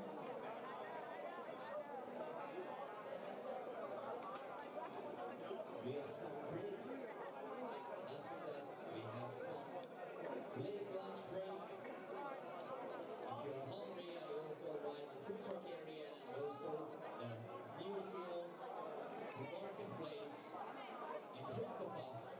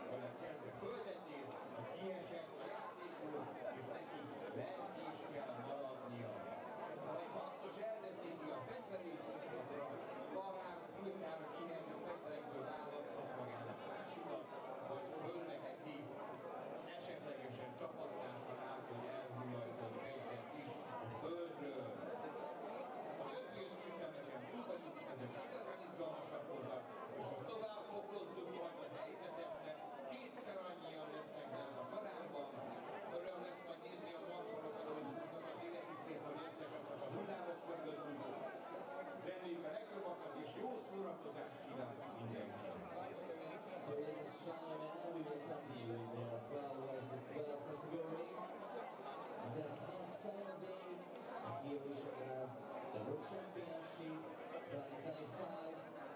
So the rules are easier than the cricket, and it appears so you're able to hit your moving weapon and your shield, and also you can push, toss, and grabbing each other, but you cannot make a serious pain, holding, choking, and some prohibited areas is cannot be attacked, like the back of the neck, in front of the neck, and also under the belt area and feet. But I think there will be more option to hit it, but it's unnecessary sometimes because you saw before we call it tanking, so rushing by a fighter and another fighter. It's more effective in some situation than the hitting.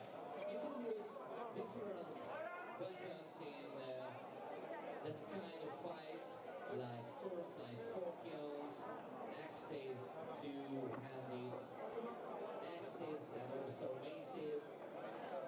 You use halberds, pickaxes, so any kind of manual weapons.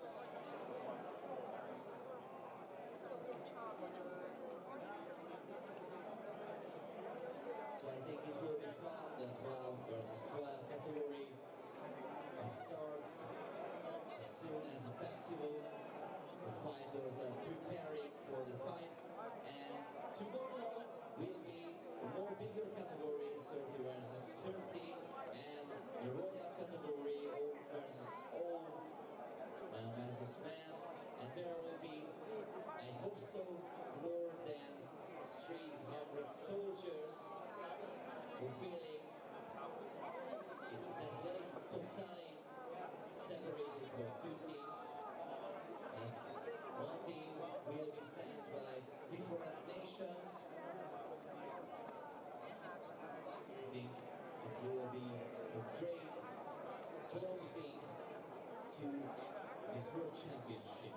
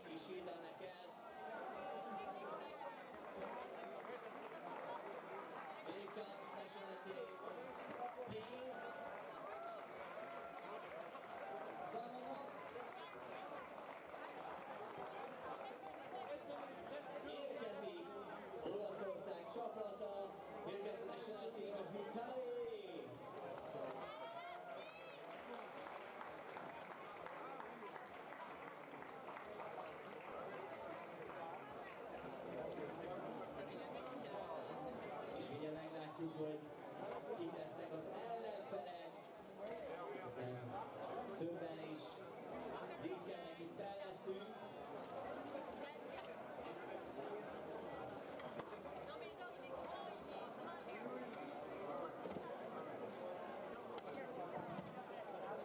Mintha háttérben Kína szexelt láttak volna, de igen, meg is érkeztek. Érkezik, hölgyek, urak! A kínai csapat is. Please welcome national team of China!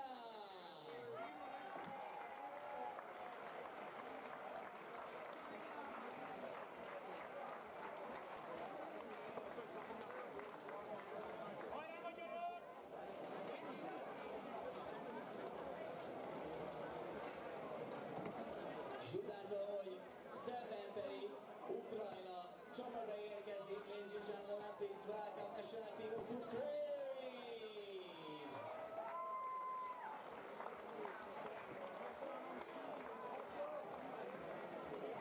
Így áll az első körben, hölgyek és urak. Kína csapata véletlenül itt meg Spanyolországgal,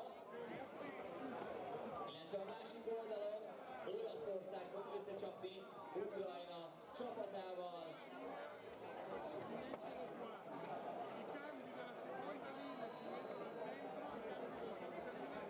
Érdekes megfigyelni, hogy itt már máshogy állnak föl a harcosok. Olaszok például kapásból két sorba rendeződtek, és az ukránok is hasonló elállást követtek. Mások lesznek a taktikák egy kicsit, ugye, hogy 5v5-ben is két szélén volt két játékos, és középen egy futó, aki mindig ott avatkozott be, hogy itt szükségesnek látta. Ahhoz képest, hogy fog változni a taktika és a technika a 12-12 elleni küzdelemekben. Lesz tabarodás, lesz pontverő, azt meg ígérhetem, és ugyanígy csattanni fognak a páncélok és a kardok.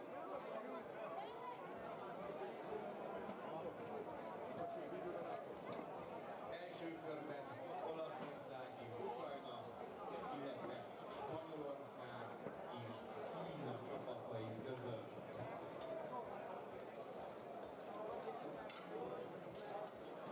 Azt kell mondjam, nem tudok kiemelni csapatot vagy nemzetet az idei mezőnyből, mert mindenki önmagát megpróbálta teljesítményt.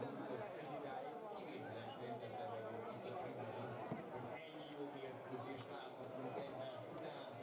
Tegnap a kínaiak nagyon kitettek minket, de a spanyolok is ugyanígy megharcolták a magukét, és mindenki nagyon harcos makacsággal beleállt a helyzetekbe, és nem adta meg magát csatolni. És úgy gondolom, ezt folytatni is fogják a mai napon. A bírók az utolsó rendezkedéseket, rendelkezéseket megteszik, és el is kezdődik az ukrán-olasz meccs! Elől a szálfegyveresek, haza! Na lássuk, kezdődik a kapálás, dominitás, ukrán szálfegyveresek nagyon-nagyon mondják az olasz vonalakat, de eddig még mindenki talpodban. Ukrán játékos ukránk a pontfegyverés, olasz a földön! Olasz játékos az ukrán vonalak mögött. Jön az ukrán játékos az olasz vonalak mögé, de a futója már ott van, és belőtte, majdnem fölötte az olasz szálfegyveres, az ukrán futó. Olasz a földön, mert az ukrán belőtte. Nagy a kavalkád, sok szálfegyveres áll, mind az ukránok rendezik soraikat. De közben beszorultak az olaszok a karám hátsó részében, nagyon jönnek fel az ukránok. Újabb olasz a földön! És bent az ukrán játékos hátulról rántja le az olaszokat. Bejött a taktika, nem tudnak érvényesülni az olaszok. És fogynak, egyre több a sárga, nyálva maradt. És lassan. De szép mozdulat volt. Szálfegyver aljában kapta el a fejét az olasznak. Utolsókat rúgja az olasz csapat. Teszik őket le a földre, jó erős az ukránok.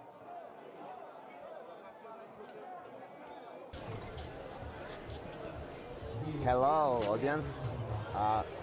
We are live at 2025 Finland World Championship of Bohurt International 12v12 category.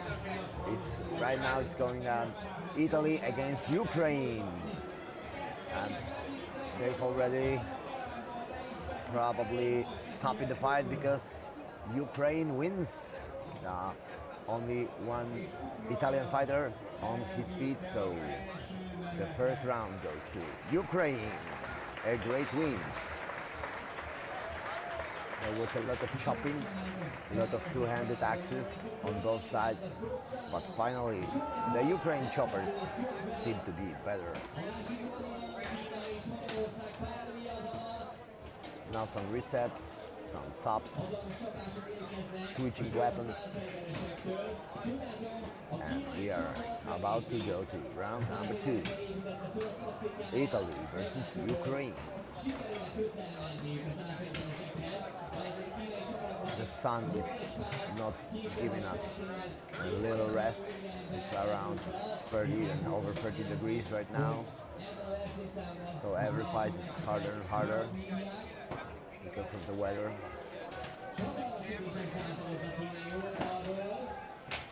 But I see lots of energy in both teams, and we will see how it goes in round 2.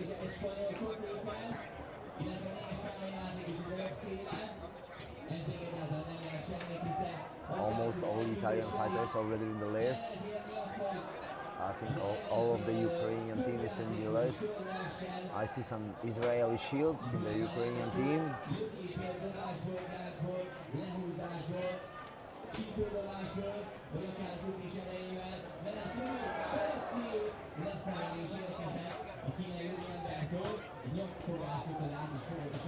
Last check from the Marshals. And we will start round number 2 between Italy and Ukraine in category 12 versus 12 on World Championship of Bohurt International.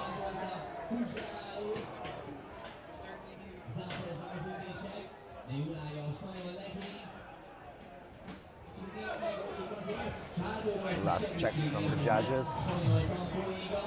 Slavek and the lower eye looking at the Italian team.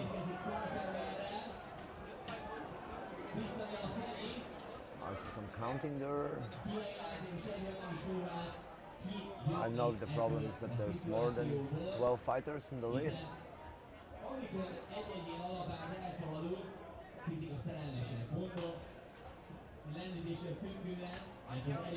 Now they have 12, and it's perfect. They are spreading around the lines.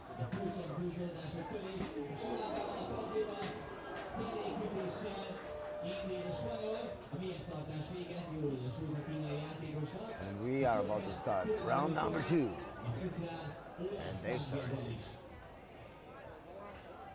Italy's long axes are already up, waiting to find a target for their hits. And we see some hard swinging. So far it's nobody's game. Strong hits from the Italian fighters with the two-handed weapons. And they are waiting for a break. So far nobody's trying to cross. We see some Ukrainian fighters pulling the weapon of the Italian fighter, and they've managed to get him out of his weapon, so he has to go to the pit stop and take another axe. Now we see some breaks. One of the Ukrainian fighters is at the back of the Italians near their pit stop, but he's being chopped at the back with a falchion. Now he's moved to the corner, so he's not so much of a threat right now. We see some Italian fighter break at the end. Yeah, and we already see on the right side of the screen some fighters are downed. There is lots of running right now, but I think the Ukraine has a slight advantage. Nice run now. The Italian fighter managed to put down the Ukrainian one. Right now, I don't know whose game is it. These are still falling down all over the place. Some strong hits. Now both of the fighters go down from both teams.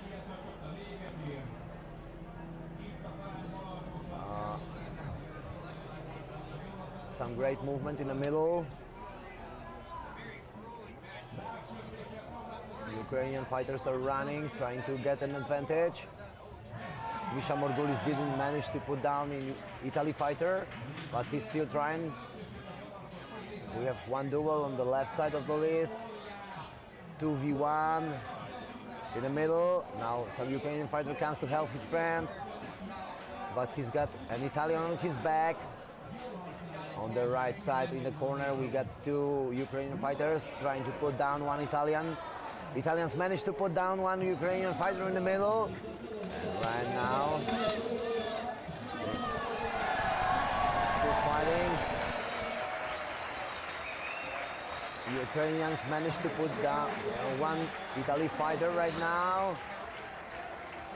And like now, the both fighters go down, and another pair goes down. So it's 2v2, I think. Right now, Ukrainians managed to put down one of the last Italian fighters. So right now it's 3v2. And we see some hard swinging of a two-handed Albert or Berdish. And the Italian fighter is down. Clearing for Team Ukraine. That was some amazing fight. I have to watch that twice or three times to see all the things that were happening in those lists. There was so many things happening and all over the list. I was only able to commentate some of them for you, but to see all the details, you have to watch that twice or three times.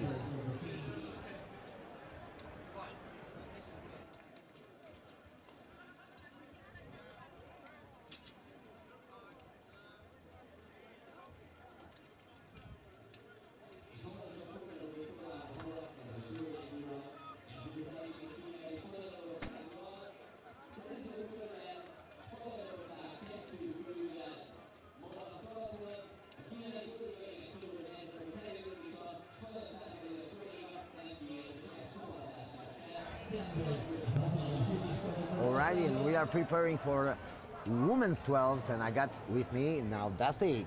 Hello guys, welcome to the live stream. I hope you had a good morning. As we can see, we have Australia and USA coming up. Yeah, USA against Australia. And this morning, you can grab a coffee or watch the fights. It's the same level of energy. I even believe that these fights give me more energy than the coffee. Oh, watching the 12s is like, I love the chaotic vibe of the 12s. I like the strategy up to like the first real break and they start running. I like that strategy wise, and then once it breaks, it's just chaos. I love it. It always starts slowly. People are trying to find a break, but when they're starting to run, it's fast. It's really dynamic, exactly. You see Aussies preparing. Let's see, that's Mexico, I believe, right? Yeah. So it's Australia merging with Mexico. So in the 12s, it's you're allowed to merge different nations together for the 12s. Yeah, you can make alliance because not all countries can have a good 12 versus 12 team on their own. So they're making alliances as for 30s also. Yeah. To fill the field with perfect men. Exactly. So what you're going to see, I'm not sure if you already brought it up, but the way they set up the fighters is you have 2 rows of 6 people, so it makes it easier for the marshals to count, right? Because we want to make sure there's 12 people in there and not more. Yeah, in the beginning, the marshals put them up in the lines so they can count them, and they can spread as they want. Exactly. And normally they make one line, and they have some fighters, 2 or 3 fighters, backed up a little bit, just watching the back of the other fighters. If someone breaks in, they are taking him down. Or what happens sometimes as well is when you engage in the fight, right, in the first line, is when an opposite fighter is like hitting you, you try to grab him, or if he steps too far out of line, you try to pull him through your first line. So this fighter is now being attacked by 2 or 3 people. So you're trying to pick down the opposite team one by one, and that can stay going on until the line breaks, right? Yeah, we had such a tactic in Polish duels in some previous years that we were doing them windmills on the rails, trying to pull fighters near the rail to the back of our team and hit them with two-handed axes, while the rest of the team were maintaining the line. Exactly. So apparently Australia and Mexico have to add one more person. Let's see, here we go, we have the line up, so we got 4, 6, 8, 10 people. Yeah, there's the rest. So there's Lorelei making the count. And Slavek is double checking her. Yep. So we got 2 Night Marshals counting the Australian team to be sure. This is a double check, like 4 eyes see more than 2, so it's always good to verify. That's the professionality of our judges. They're always double checking things. And I mean, big applause and big respect to the marshals. They're standing here the whole day. In that sun. Yeah, small breaks, thick clothing. Not an easy job, Nope. I would say. Okay, let's see. I think they're getting ready. They're talking a little bit of tactics, I see, from Mexico and Australia. That's going to be a really dynamic situation as well, because I don't think Mexico and Australia really train together, I think. Together. So that's going to be really interesting. It's going to be nice. But as you see, they split, like all the Mexicans are on one side to work together, and all the Aussies are on the other side, and they also are going to work together. Exactly.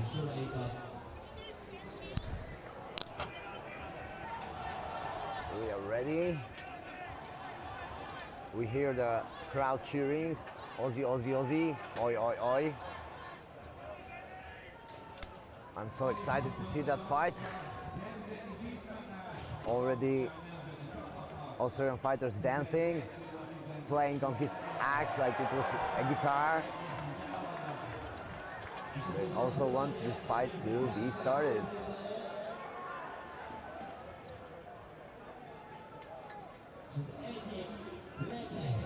There are some talks with Night Marshal on the US side.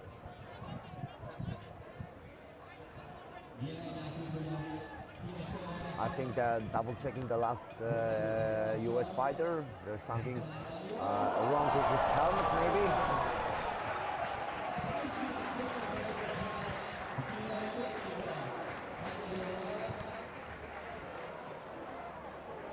Megkérte a spanyol tippadóját.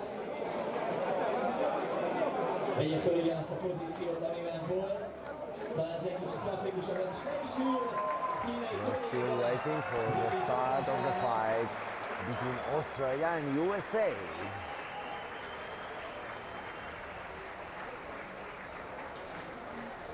I think USA is still missing one fighter.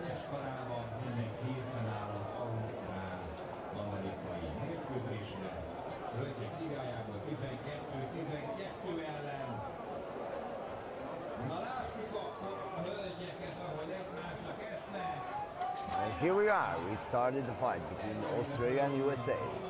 They are moving slowly. One of the US fighters is trying to break at the back of the Aussies. But there are all Aussies all around him and managed to put him down, but there is another US fighter at the back of the Aussies.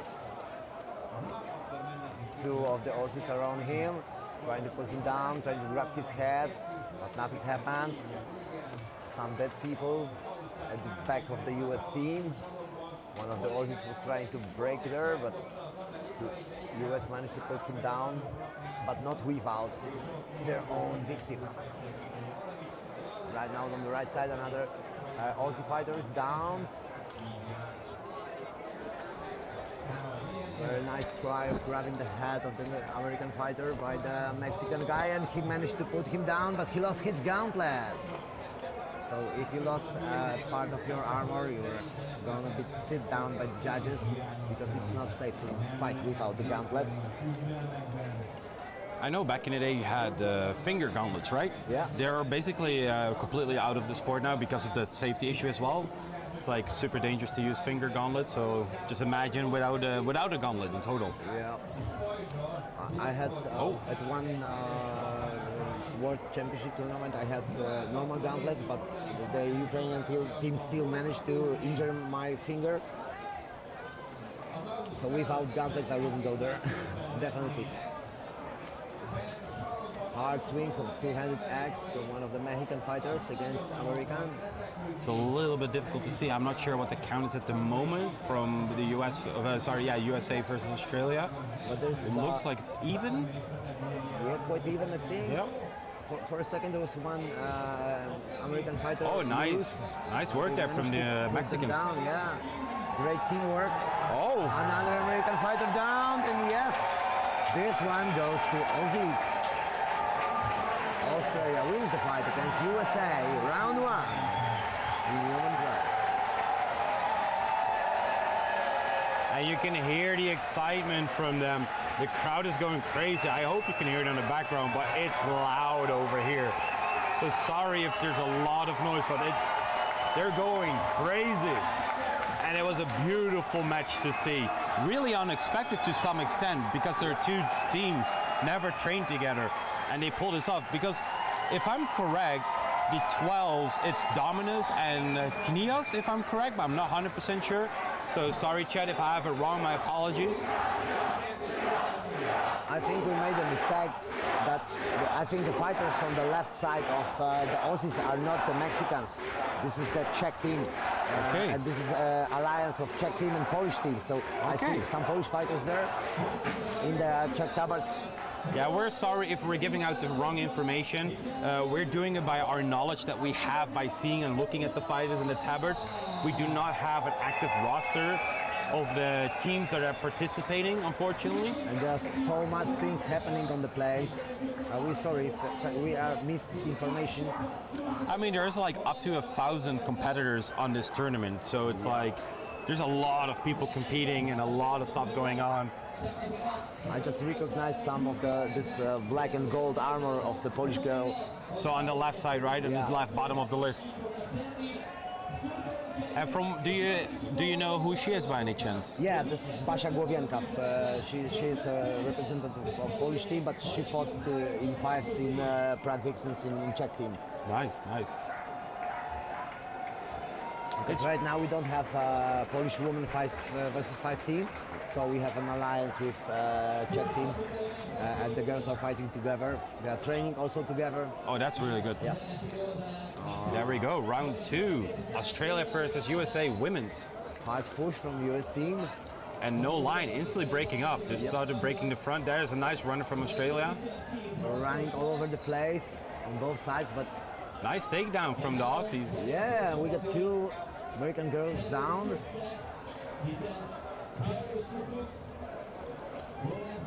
Nice try of grabbing the leg, grabbing the head. A lot of pushing, a little bit static, but oh, look, leg swap, nope. Almost a trip, but Fighters checking if no one is running around so they can engage again. And now most of the American team is on the list, surrounded by Czech and Australian fighters.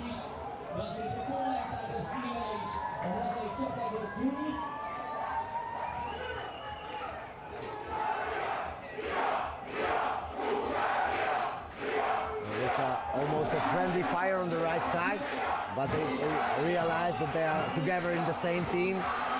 And that's a tricky thing as well, especially when you go into the 30s. It's like you have mixed teams, and it's sometimes really difficult to remember, especially when you're getting tired, you're getting in pain, and you're getting hit at.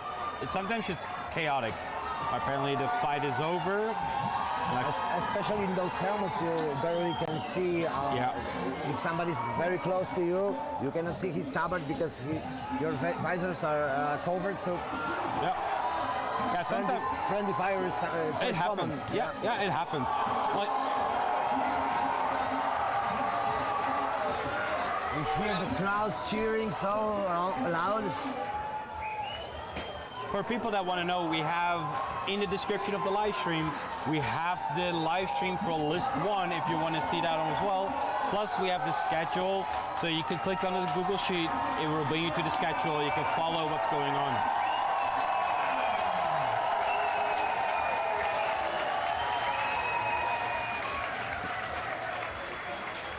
the energy from the crowd is just amazing. I love how the audience is just cheering on their countries and supporting for all. Like most of the teams are getting really well supported by the crowd, and we're in Hungary, so it's like a lot of people are here at the event at the moment watching.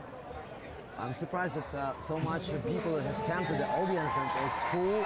There are lots of people who didn't even know about this event, but when they saw what's happening, they just instantly bought the tickets, sat at the audience, and they're spending 3 days cheering the fighters.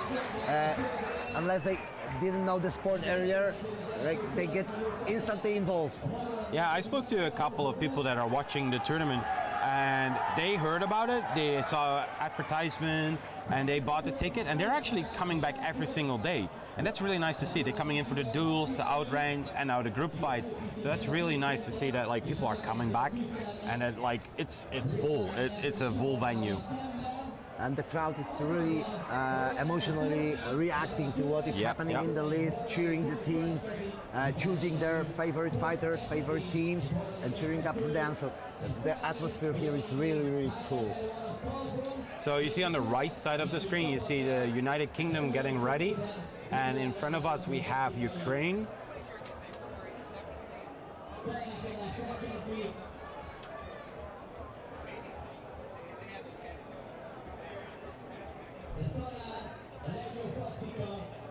I think they didn't have enough of the Ukrainian tabards, so they borrowed Finnish ones. Yeah, it's Finnish tabards, right? Yep.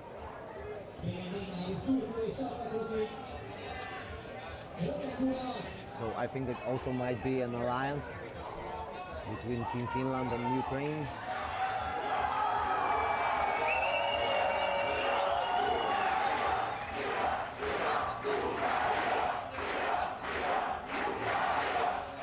You see some last UK fighters coming into the list, and we are about to start. The category 12 versus 12, Ukraine against UK. And as you can see, like, we have fights going on for a couple of minutes and a couple of minutes of break, kind of, to settle the fighters. The 12s takes more time than the 5s to get prepared for, right? Like, it takes more time. You have to count the fighters. You have to make sure everyone is safe, so we do the safety check. So yeah, sometimes it takes a little bit long in between fights, but that's just like for safety reasons mostly, and to make sure it's an even match, so there's no 13 against 12 or these kind of situations. So we got them checked. So Ukraine is getting ready. Okay, looks like the Night Marshal approved. He got his flag, so we're getting ready. Fighters are already counted. I'm excited for this one. Yeah, me too. Let's see how it goes. Now we're off. And they started.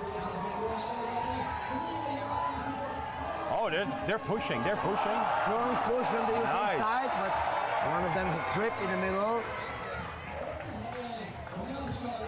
Right now, both teams spread it to the lists. You see some Ukrainian fighters down by English.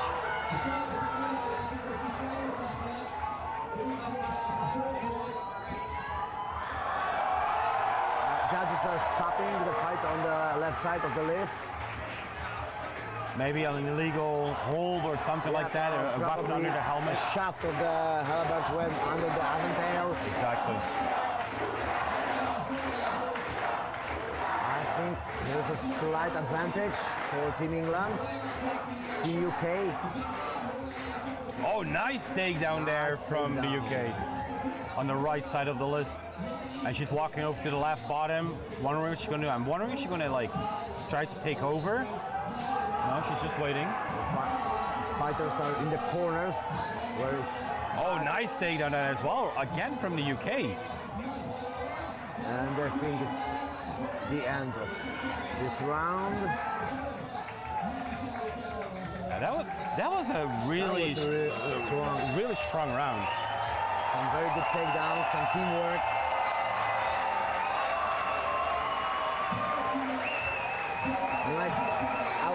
I would like to say that a few years ago, there was when you were watching the fights, there was lots of differences, and you can, by watching the fight, you can say that this is girls fighting or this is men's fighting. And right now, we see women 12s, and it's totally the same level of Yeah. fighters than in the men's teams. I'm actually really happy that we have the schedule as it is, that we're switching between the men's and the women's. Back in the day, we would have, not we, but like it was a standard to have the women's fights and then the men's fights. And I'm really happy that we're mixing it, because the women deserve the same amount of attention as the guys do, because they train hard. And there's no, oh, you're a female, so you have lighter weapons. They all fight with the same equipment. Yeah. And they have to train hard to go and compete on this level. So they deserve all the time and deserve the attention the same as the men. And I'm really happy that's something that we're going through and that we're setting up at the moment. It's like good to see, because the women are doing incredible work here. Yeah, and they have the same rules, the same weight categories of the weapon, of the armor, so they have to really adjust like men. Exactly. There are no differences. So there's, oh, sorry. But Right now, when you look at the fights, the quality, the level of the fighters is the same. Yeah. So I think there's a little bit of an appeal going on there from the Ukrainian team. To be clear, if you just jump in, Ukraine is in the Finnish tabards, the blue with red, and the United Kingdom is in red with white. We got there a Ukrainian fighter running in the back. Yeah, nice try. But she Nice try. wasn't able to put down the UK fighter. Right now she's looking. She has two UK fighters on her. You see, one of the Ukrainians already down. Nice try to put on the left side of the list. There's a really strong struggle. Oh, she made it out of there. There's a Ukrainian fighter in the bottom of the screen. She was a 3 versus 1, and she got out of it. In the top left, there's still a heavy struggle going on. We see some duels on the left side, but on the right side, I think the UK team got some advantage. Now strong fist hits and a trip. UK managed to put another Ukrainian fighter down. It will be very hard. Yeah, it's the end. So I believe it's going to be a 1 versus 1 now. Yeah. So like round 3 is, they're already going all in. But the last round 3, that's going to be a really hard round, because they're already fighting 2 rounds. You know, it's and with the heat, it's really warm. We're sitting here in shade and it's already real warm. Imagine in armor, Being fighting. there, yeah. It's really crazy. Well, they are really dedicated to that. Onto the Marshal, raising up you and granting permission to you to stand up, because we are counting The standing members of the winner teams and also loser team 2.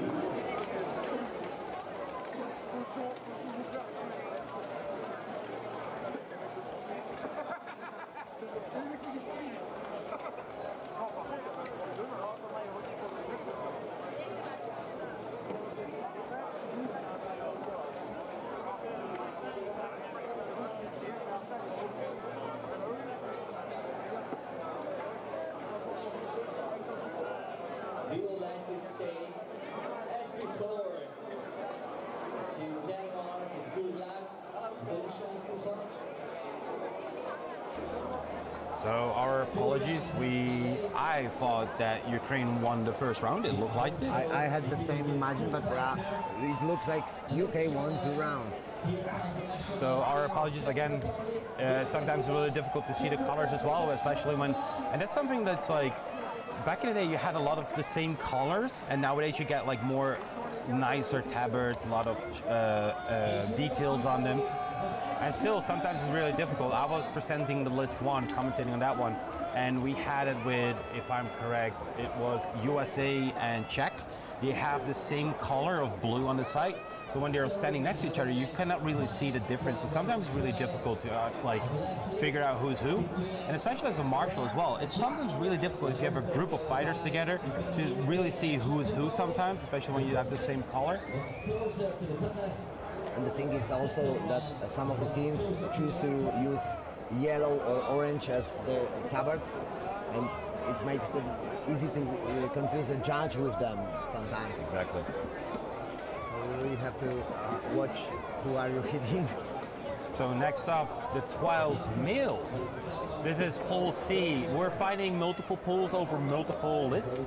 I believe we got A, B, and D, if I'm correct, on list 2. And here we have C running in between the women's, just to make sure that the schedule is like we have a good schedule and it goes on a little bit quick. Okay, so we got a safety check there going on the left side to make sure that like the neck protection is good and the chin straps, everything is on. And you can see here really clearly on the UK, for example, you see like the rows and the lines, so they count really quickly, because this is really easy to count. You go 1, 2, 3, 4, 5, 6, you got 12. 12, yeah. Simple. A double check from Lorelei. So now they're formatting the Czech team.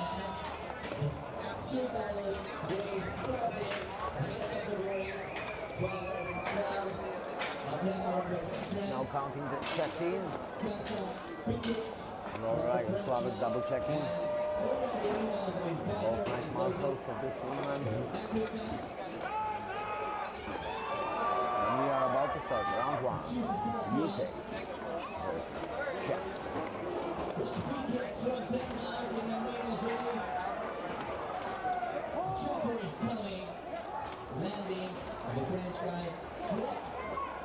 I think Czech team has more two-handed weapons than the UK.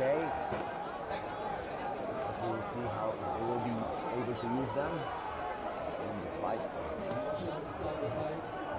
And we are about to start round 1. UK is strong, going forward, trying to break. They've managed to put one of the Czech fighters down. I think it was Bogusz Masniczak who put him down. But now, some of the Czechs running at the back of the UK team. A really, really dynamic fight going on right here. Really strong from the UK. Looked like a really aggressive attack in the beginning. Yeah, nice run from the Czech team, but UK fighter managed to stay on his feet.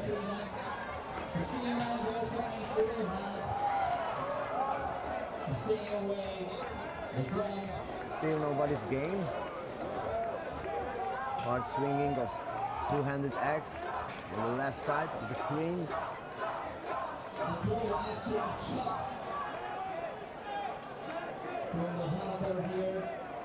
You see one of the 3 fighters from the Czech team. I believe it's Baptiste Lacroix, the French guy who's fighting for the Czech team. He was trying to trip the Englishman over, but he didn't manage. Some falls on the left side of the screen. Czech fighter managed to stay on his feet, but he lost his weapon. Now he's picking it up from the pit stop. He got the two-handed axe. And now he's about to swing it. A big check coming up to the UK. Nice shoulder hit. Got attacked from the back though. They've managed to put both Czech fighters down. Nice. I think it's right now UK wins the round. The first round goes to the United Kingdom.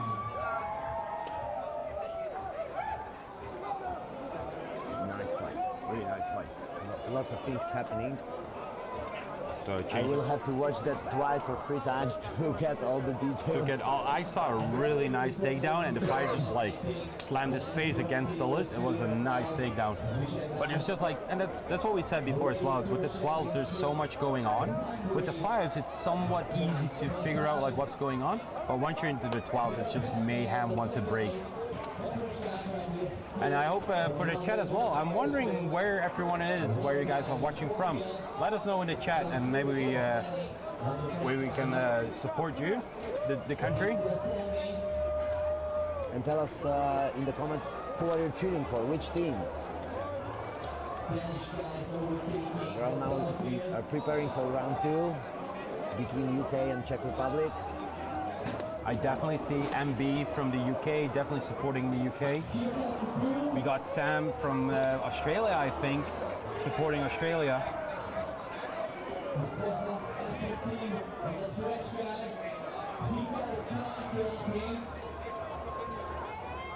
It looked like for a second they have too much fighters on the UK side. One more. They need one more. And you can see like it goes quick. Like with the row system, it's just like you look, pop, pop, pop, pop. You got them. Okay, we need one more, one out. Yeah. It's a really effective system. We got someone from Cambridge, from the United Kingdom, MB. Another one, Invicta. So it's a combination with Invicta. Yeah. Abby, could you tell us Invicta, I believe it's the Nightmares, isn't it correct? I'm not 100% sure. Neither. A lot of support for the UK in chat. Australia, Czechia. We are about to start the round 2. Night Marshal got the flag. So here we go again. Marshals checking everything was okay, making sure the marshals are ready. Oh, they're eager to go. The UK is like, let's already get some space in. Yeah, in the front. Because it's a oh, there we go. UK versus Czech, round 2. Yeah, it's quite important to gain as much field in the beginning of the fight, to push your opponent to the back of the list. Exactly. They don't have a place to run. Right now one of the Czech fighters is breaking through. And that's what you see.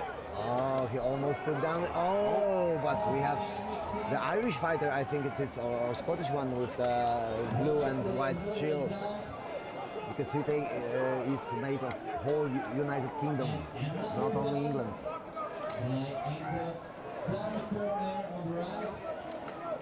And you saw when the fight started, like the faster you can take the momentum and go push the other team to the back, Yeah. you lock them in.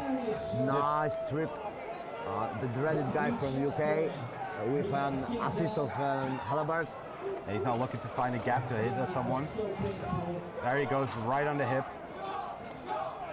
Czech fighter lost his weapon, but he's back in the pit stop. Meanwhile, I think UK managed to put down 2 or 3 more Czech fighters. Right now the situation is very tough for the Czechs. I think the English team has an advantage. And right now the Marshal stops the fight. Round 2 goes also to United Kingdom. Yeah, the United Kingdom was really dominant on like even on their aggression. They were like instantly pushing forward, instantly going into the clinch, not trying to like break them apart. It was like instantly into the clinch, pushing everyone down, and systematically take them down. There was some great teamwork when 2 UK fighters were grabbing one Czech fighter, putting him down, going to another one, and 2v1 putting him down. Exactly. Like, you have to slowly gain an advantage. Yeah, you want to take like you want to pick them down one by one and get this like really dominant position. And sometimes it's not always like the team that makes it first down. They have so much advantage that they will already win the fight. Sometimes the fight is you have 2 fighters in advantage or 3 fighters in advantage, and the opposite team is managing to turn it on and win the fight. Exactly. And that's something like in the fights you see is like once you get this like 5-4 situation or like a 5 versus 3, it's really sometimes really difficult to come back because of like you're easy to be pinned against the list, this kind of situation. Even though with the 12s, if you have like a 12 versus an 11, you can still recover from it to some extent, quite sometimes easy, sometimes a little easy. But once you get this gap like of like 4 to 5 fighters, it becomes really difficult. It becomes really difficult. But sometimes, as we seen yesterday, there was a fight. I think it was between Team Poland and Team Mexico in 5s, and Polish fighters were down 2 against 3, and they've managed to win the round, putting all 3 Mexicans down, just because of being calm and consistent in what they were doing, 2 against 3 of their opponents. Exactly. But it's really, really hard when the opposing team has an advantage to get back to what you're doing. Right now we see Team France and Team Australia preparing, and we are back to the women's category in 12 versus 12. Oh, a lot of noise coming from list 1. Again, if you want to see list 1, we have the link in the comments below, together with the schedule that you can follow, so you can see who's fighting in what list. I hope you guys enjoy it. It's been really good. Already first fighters from French and Australian team in the lists. As we said earlier, the Australia team is an alliance from Czech team and Aussies. And in the Czech team we have also the Polish girls. So it's like a multinational team. Maybe we can check if we can get the information of like what this alliance is about, because I believe it's the Mexican tabards, but I think they have sashes, but I'm not sure. Like some of them have like, it looks like Australian colors on them. I'm not sure if that's a part of the tabard. Like, oh, I see what they did. They have the sashes for the, yeah, I see, for the Czech. So if you look on the live stream, it's on the right, on the left side, you see that they have the tabards from the Czech team. And then you see the yellow and green sashes that goes over the shoulder to the left side hip, or to the hip area. And that's the identification that they belong to Australia, that they merged with them.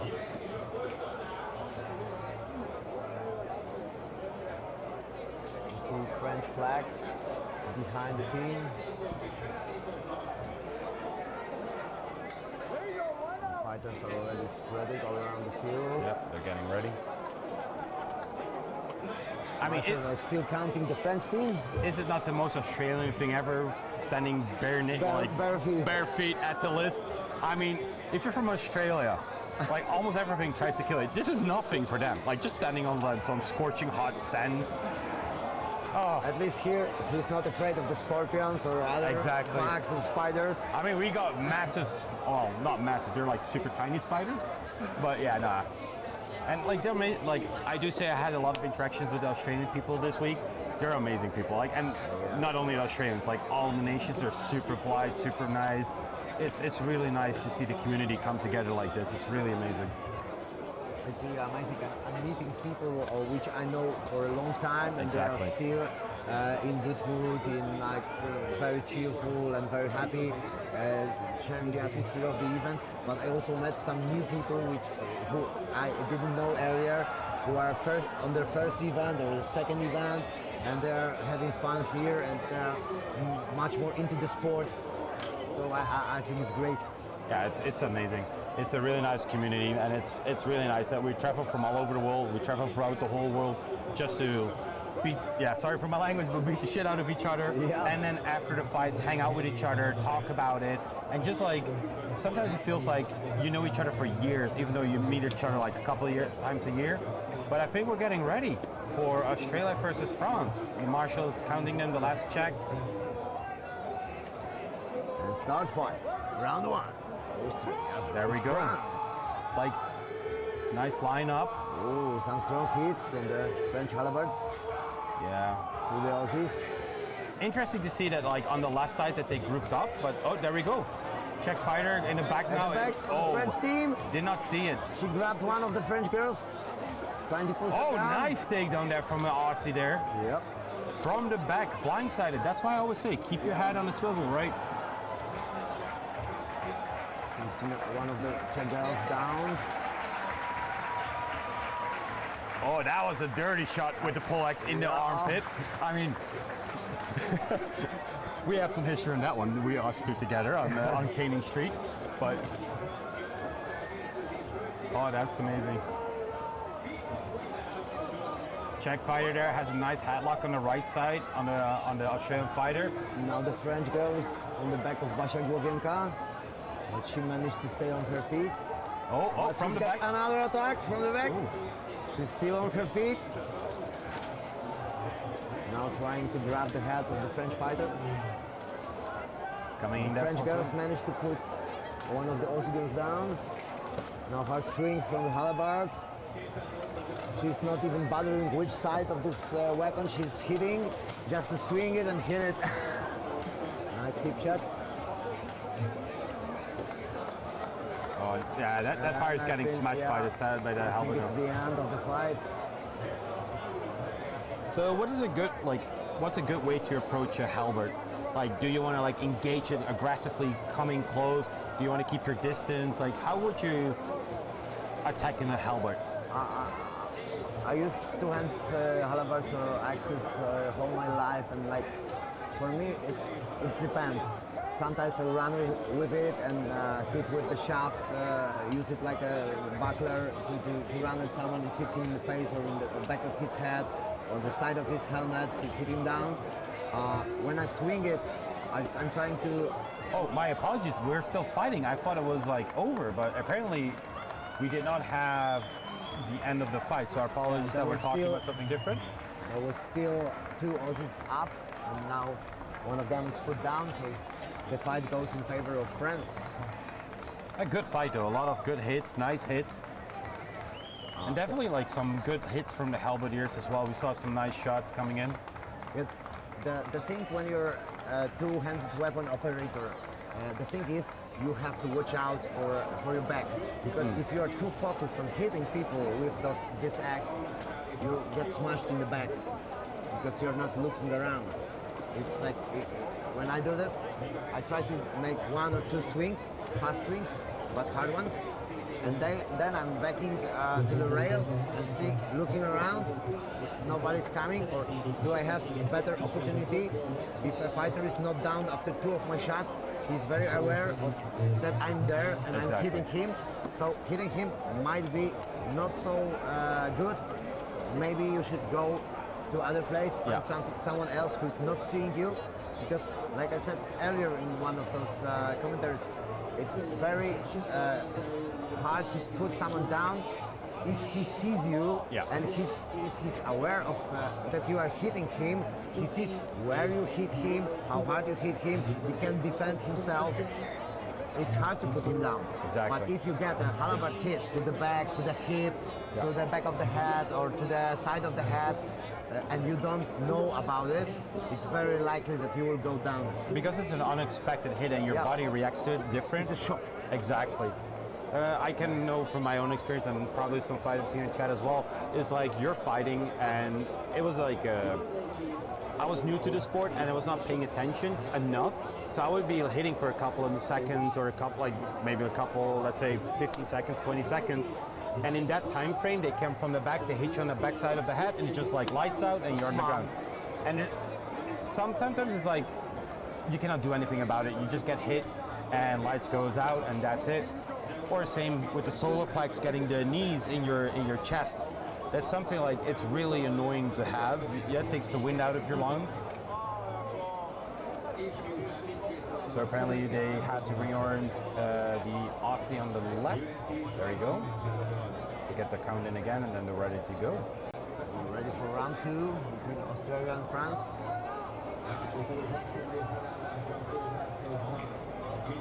I hope that like Australia is able to like push it up a little bit. Maybe they can get this round in, so they can go one more round in, so they maybe can take the victory. Because we're fighting until there's two wins on one team's side. So if there's one match won by one team and the second match won by second team, there will be a round three. And we started round two. So French fighters holding their axes up, trying to scare the Aussies. Now she started to swing it. Some hard hits in the middle. Nice hip shot. But the answer from the Aussies is also made with two-handed axe. Now they're trying to push the French team. Somebody's down on the left side. Somebody's down on the right side also.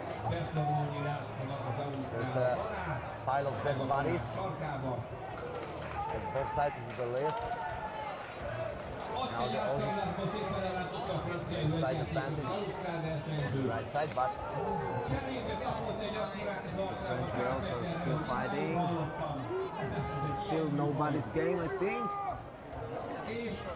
Now the Aussies managed to put one of the Australian girls down. So it looks like there's like 5 French people standing.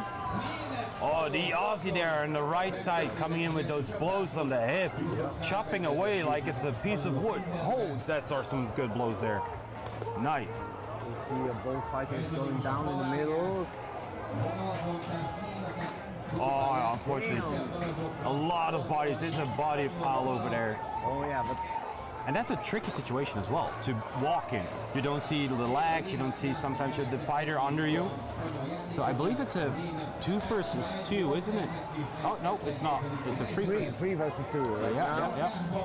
Yeah, in the helmet, it's hard to see what's on the ground. Yeah, exactly. You saw what I was just saying to you about like you don't see the people below you.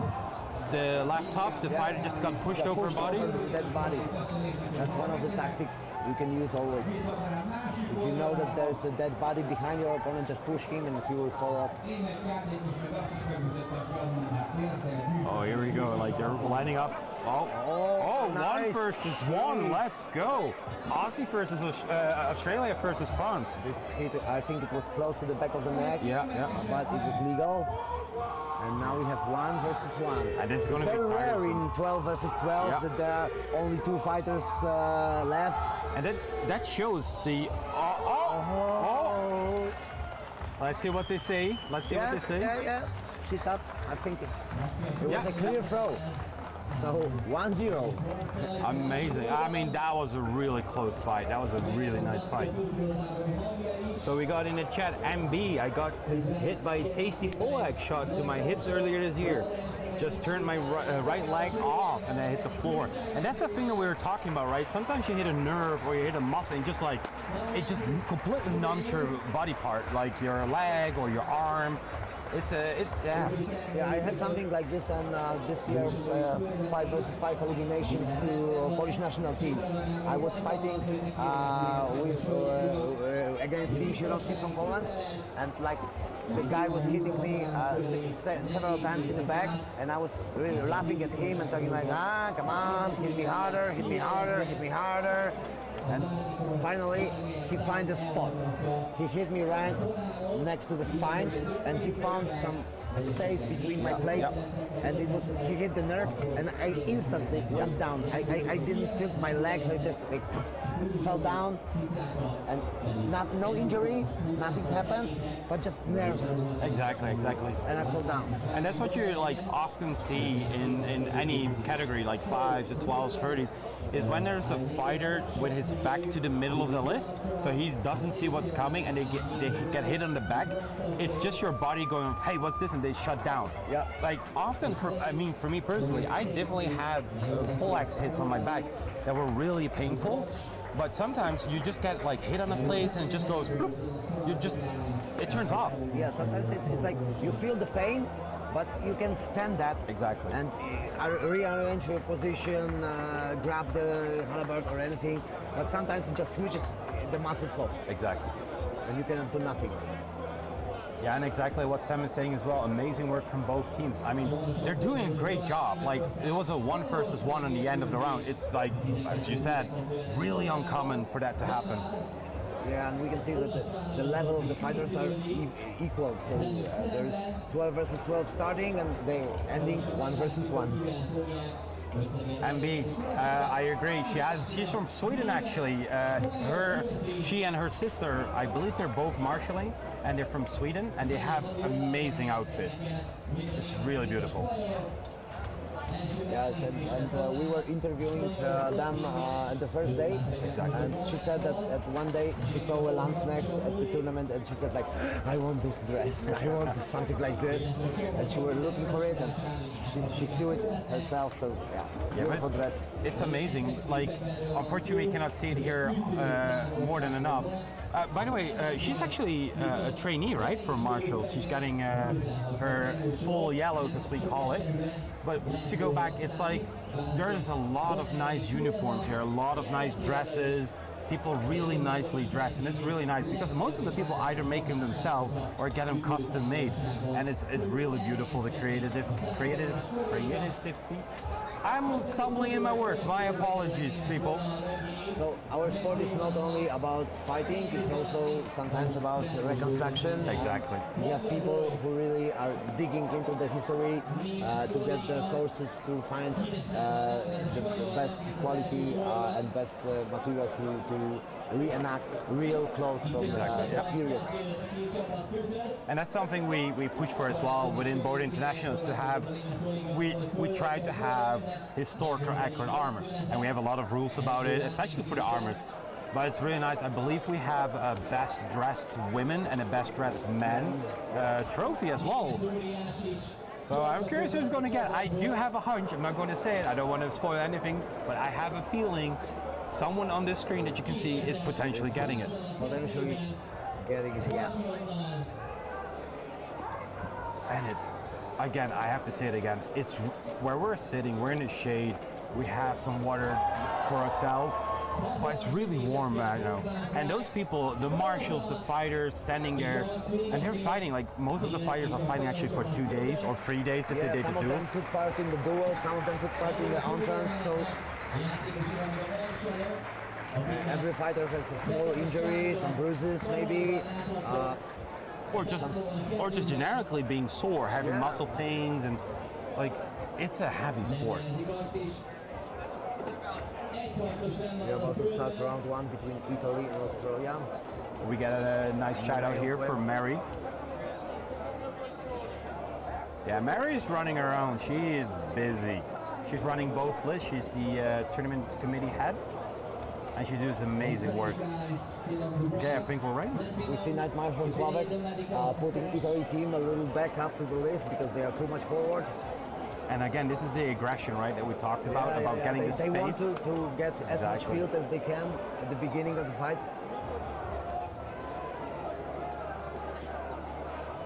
Two-handed axles. So this is, I believe now Aussie's pushed. This is a full stroke. This is a nice breakup. It's a nice breakup, yeah. And another Italy fighter down. Another Italy fighter down.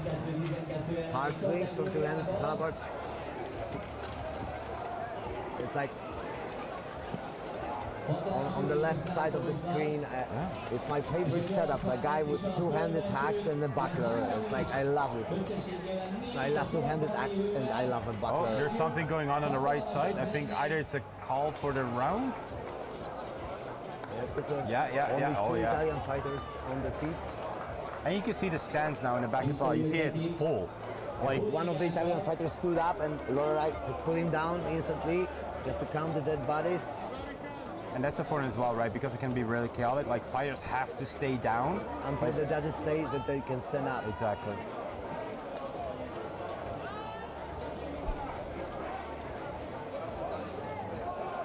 It was a nice round, yeah. Really. It was a really aggressive round. The Aussies breakthrough. Yeah. Oh wait, I think I could be wrong, but in the bottom right, I think the French, the logo French, I believe here, right? I think so. And Switzerland. So it's a merged team. Yeah. So we have Swiss fighters in there, French fighters with the Aussies.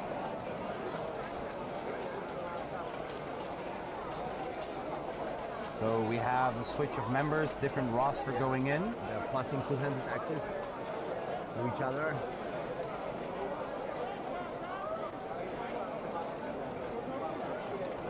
And we'll see how it goes in round two between Italy and Australia.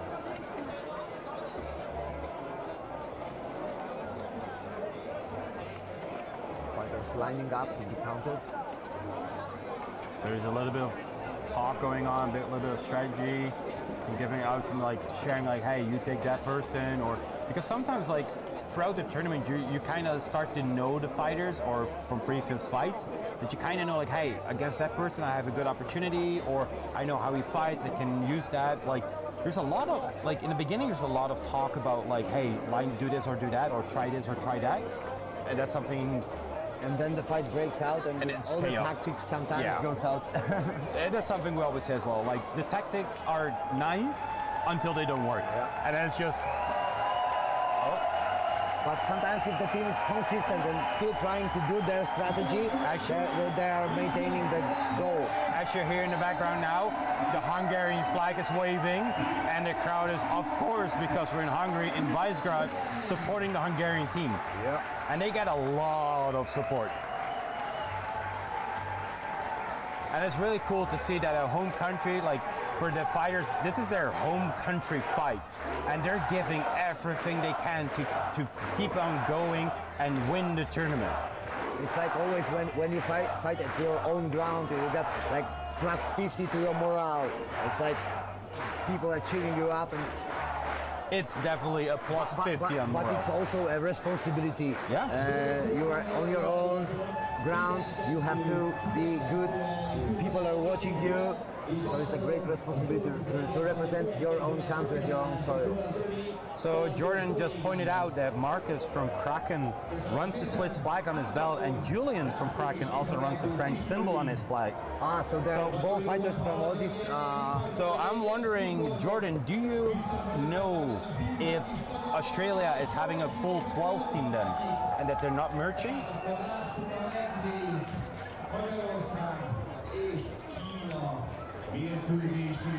And thank you guys for being so active in chat, like commentating with us and like giving us feedback and saying stuff, because it's really nice to have a chat with you guys. It's really nice. It's the start of round 2. There we go. Let's see if they're going to be so aggressive again, and it looks like it. It looks like it. They're trying to break the French. Yeah, they're instantly pushing me into the corners again. You see already some Italian fighter on the ground. Another one. Nice attack from the back, but also managed to stay on his feet. Another Italian fighter down, and another one. Some hard swinging from two-handed X. There was nice rip from the back. Oh, nice shots there from the helmet on the right still side. fighting. And the 4 Aussies. I think we have 3 Italians on their feet. Still 3 of them. Oh, nice. Swings in the corner. And they managed to put the Italian fighter down. So this round goes to Aussies. Really, really aggressive fighting from the Aussies. They are fighting like there is no tomorrow. And Lucy, thank you for your compliment to us. It's really appreciated. We're doing our best, even though we do make mistakes sometimes. It is what it is. It happens. It happens. And that's why it's nice that you guys are replying back to us so we can correct ourselves as well. And that's the thing with live commentating, right? We do make mistakes. It happens. So, but you guys are there to correct us. Exactly. Thank you. And that's amazing. So, next up, I think we're going to the UK and USA. Oh yeah. I'm curious how that's going to, and it's women's as well, so that's going to be nice. That's going to be really nice.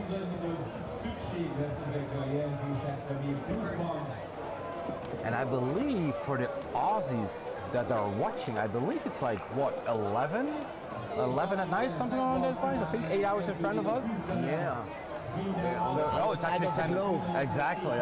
So it's about 10, 11 for them, I believe.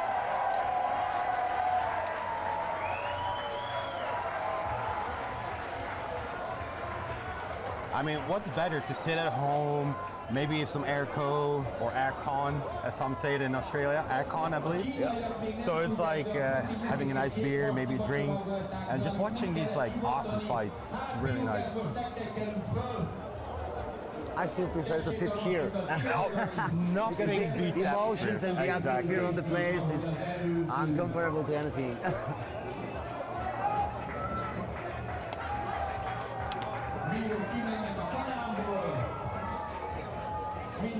We are waiting for Team UK and USA, the women's 12s, to show up.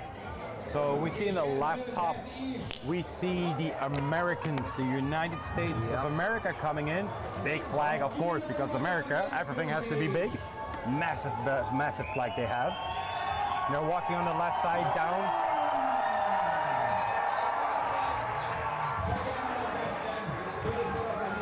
And you hear the crowd cheering for both teams. And then we have the United Kingdom coming up in the top of the list.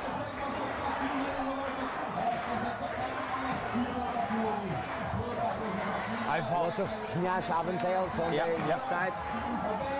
I always find it really impressive to see the fighters walking up to the list, you know? Especially like we try to make sure that they walk in front of the audience because it's just a really impressive view. Like you have the fighters coming up, lining up, and like the audience can really see the armor as well from close. I would like to say a word about Club Kniaz because it's an Ukrainian club which has their teams in UK and in US. Correct. There's Kniaz UK and Kniaz US, so they're all over the world at one club. So international. Exactly. And you probably heard it on the background. Like I believe List 1 is going crazy over Hungary. Yep. So yeah. Again, if you want to watch List 1, you can hear it. They're going crazy behind us. You can definitely switch to List 1, look in the description, you can follow the schedule as well, there's a link for that as well. And I love the shouting, Ria, Hungary. It's first time I heard it on some years ago, and then every time Hungarian team goes in the list, somebody shouts, Ria, Hungary. So cool. And it's just amazing, like the whole crowd just goes with it. It's really nice. And even fighters, like even competitors or people from other countries are supporting Hungary. Atmosphere is going wild on the place.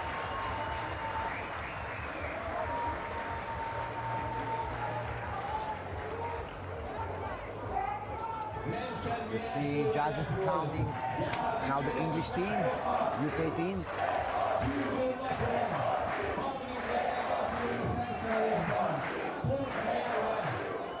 I'm going to ask something on the live stream person. Can we get List 1 up as well? Is that possible?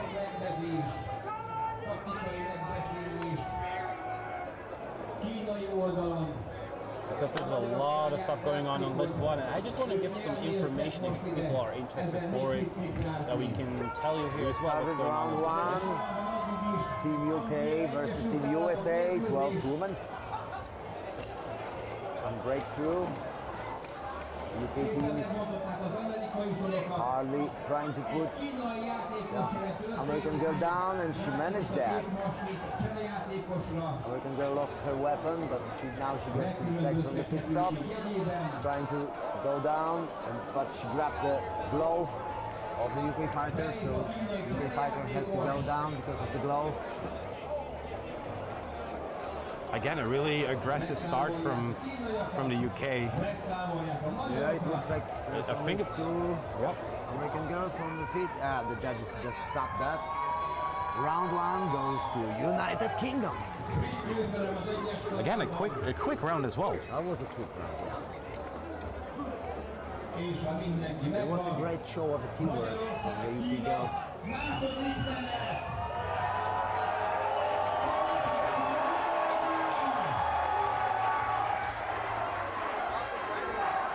Some adjustments. And you can hear the crowds again shouting, Ria, Ria, Hungaria.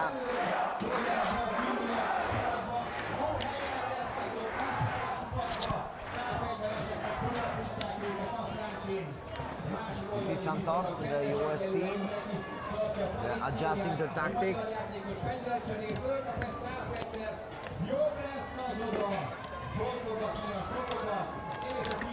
We have to do some microphone adjustment over here, so give us a second.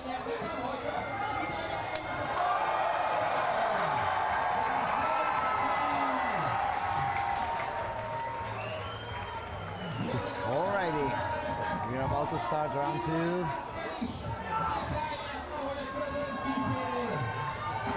Marshals are counting the fighters.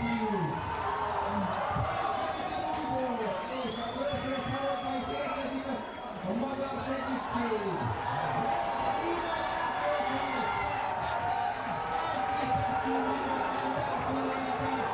see if the UK team will be so aggressive as is in round one. I hope they can even hear us actually. Like it's so loud on the other. Oh, there they go. Nice That's tactic from interesting. the, USA, they're not going to the list. They're just all of the team went in the middle. That was an interesting That was opening. interesting tactic, yeah. Trap hands, need a weapon. Yeah, yeah. That's a universal symbol. Give me weapon. Give me weapon. We see advantage of the UK team right now, but USA is not giving up. Still trying to find their opportunities to get it even. But now we see some hard swings of two-handed axes from the UK girls. And it's over. And it's over.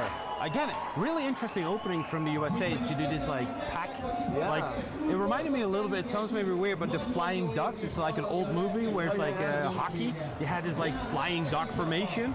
It kind of looked like it was really interesting. To be fair, I never seen it before.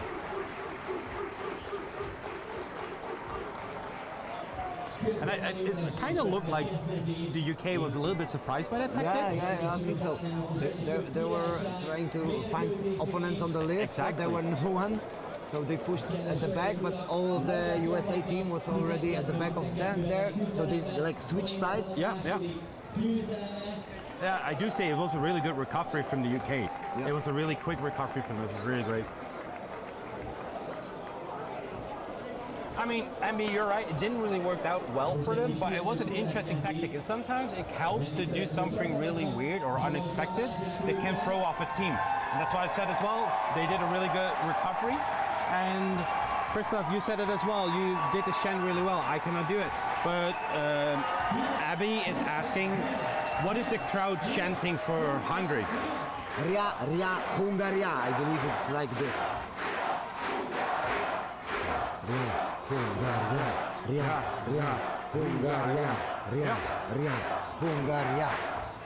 And we see the Hungarian team coming into the list.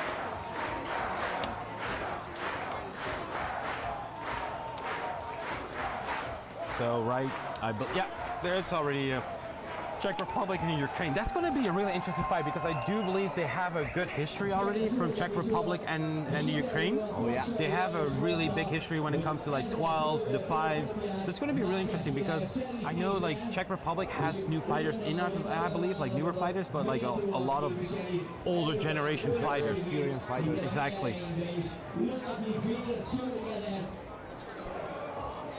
Hatalmas ellenben csaptak bele a srácok, és ez az első olyan Okay, so we probably will see them soon lining up in the top. As I said, yep, there they are. Czech Republic coming up to the list. Nice big Czech flag there in the background.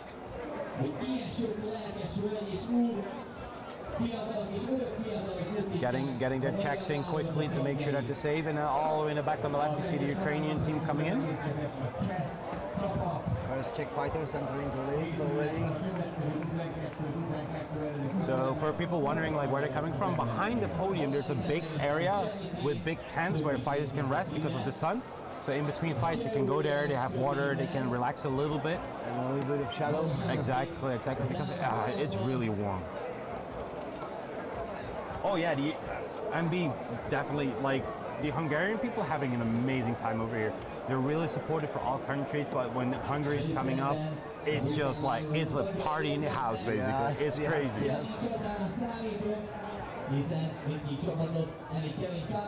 So I do believe we're getting towards the break. Short. Okay, cool. So we have 1, 2, 3, 4, 5, 6. Yeah. With this one we have 6 fights and then we have a break. The break will be 2 hours because it would be basically the hottest period of the day, even though we're a little bit behind schedule. Definitely possible that we're shortening the break to maintain the schedule. And we will try to get the information as soon as possible to make sure that we're relaying the right information. So, as soon as we get them, we will give them to you. So you know when we're coming back. In the back you see the Americans walking in. And I'm wondering, is that the male? I think it's the male Americans. Yeah, it is. Yeah, that's the male.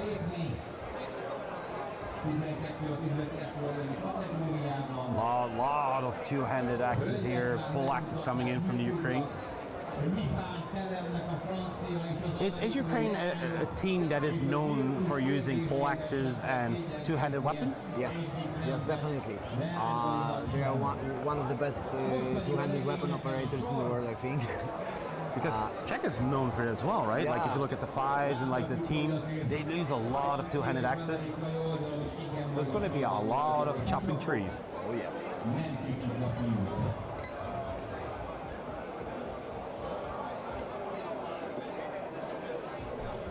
We see some members of Israeli team in the lines of Ukrainians.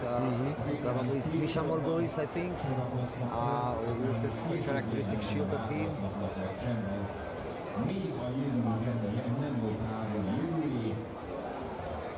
So we see the support.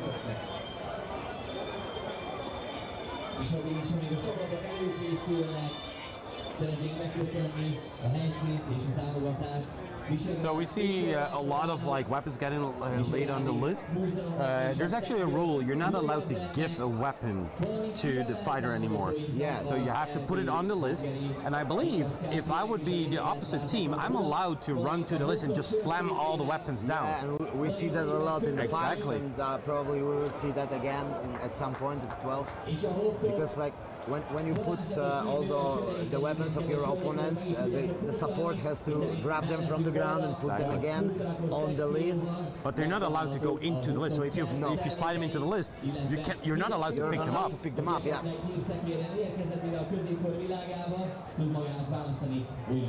I think the first one who did it, as I saw it, it was the French ninja, the guy from France. But since then, I saw it many times from many guys doing this. Exactly, because it's not in the rules that you're not allowed to do it. You're allowed to do it. Yeah. So it's actually a good tactic, especially if you put them into the list. You're not allowed to take the weapons, and as long as you don't have a weapon, you're not allowed to attack. You're only allowed to defend yourself. Yeah, let's see the Marshals checking. He's starting the fight, and we're off. Czech Republic against Ukraine. Start of round one. And this is like the textbook already lineup. hard swinging from those axes. Exactly, but this is a textbook lineup. This is like what we know from old in the day, back in the day, and now they're just waiting and picking people apart and pulling them back. Steady beginning. Exactly. Just chopping. Trying to fill up the gaps that are starting. Trying to weaken the opposing team. Trying to find a weak spot. Right now I think the Ukrainians were able to push a little bit on the right side. Some fighters in the corner fighting. But I think still everybody's on their feet. No, I see one Czech fighter down. But there is a Ukrainian hanging on him. And I don't know if he will be able to stand up. No, he wasn't. So right now I think we got two Czech fighters and one Ukrainian down. And they're trying to put another Ukrainian fighter down. Some hard swinging. Those nice hit there. axes really work there. Oh yeah. Another hard shot. Another fighter down. Czech fighter switching his weapon for a two-hander. And this is a classic. Again, I just have to bring it out. It's like the line formation. It stayed really long. Yeah. I think it's still nobody's game. Another fighter lost his weapon. He's grabbing one from the pit stop. Czech fighter gave back the two-handed axe and took the one-handed one. Because sometimes, like you're more mobile with a shorter axe. It's like in our club we have some tactic that if we have an advantage in the fight, then one of our fighters is switching to two-hander, and he's free to make this faster. Because like when you're pinned down to the list and you see the guy already coming up and you know you're not able to get out of it, and you see those halberds coming in, you know you're coming in for a ride. Oh, Sooner nice or takedown. later, they will find a spot. Oh, they will. That was a really nice Nice takedown. swing. Oh, and one shot, one down. Oh, damn, another he's bad going. one. Let's see it from the side. Ooh. That looked like a really bad hit to the fighter in the left bottom corner. I'm hoping he's okay. He got hit on the side of the head and he instantly dropped down. Yes, but sometimes, as we said, it's just the muscles or nerves that you get hit and your muscles get switched off and you fall down. I hope it was something like this, not something severe. Serious, yeah. But he stood up, so Oh, he's already all back right. up. Cool. Kérjük szépen Zabulás kollégák segítségét bejár a feletti karához. Yeah, is he on his knees? He's back on his knees, right? Okay, that's good to see. Kollégák segítségét bejár a feletti karához, ha hallják ezt a felhívást. From my angle, it looked a little bit sketchy. It looked a little bit dangerous how the axe got like towards the helmet. Yeah, it was close to the throat or neck area. Yeah, it looked a little bit. It came between like the ape tail and the helmet. It looked like it. I hope not for the fighter, because that like it's an illegal hit as well. You're not allowed to hit the neck like that. Yeah. So it's an illegal strike if that's the case. I'm not sure if it is. But I hope the fighter. Oh, I think the fighter got out of the list. That's good to see.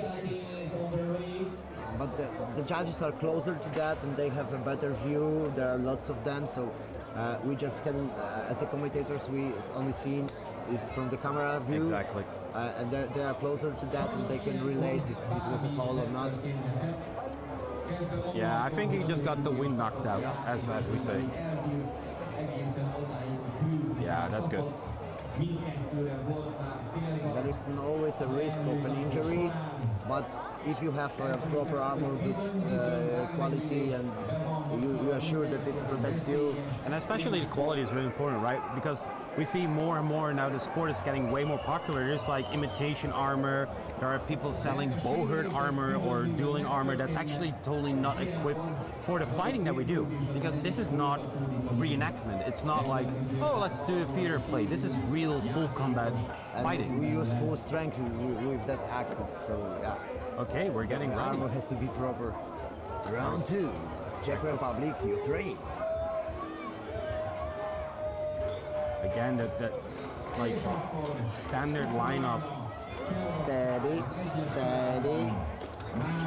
And you see some fighters walking on the backside as well to make sure that you can either go in between the gap. Oh, that was a nice hit from the Czech fighter. Let's see if they can. Oh, there's someone trying to get pulled to the back. Yep. Nice trial from the Oh, Czech he's fighter. breaking through the Czech breaking fighter. Through. Like, Yeah, he's still Oh, he on got his it. feet, he got it. But he has 2 Ukrainian fighters on him. and you see that the Ukrainian fighters don't look back that often because they trust their teammates to take that fight down, like what just happened. Amazing teamwork from Ukraine. Here, big gap in the middle for Now we see some Ukrainian fighter at the back of the Czech team. nice hits there, chopping wood on the right bottom of the screen.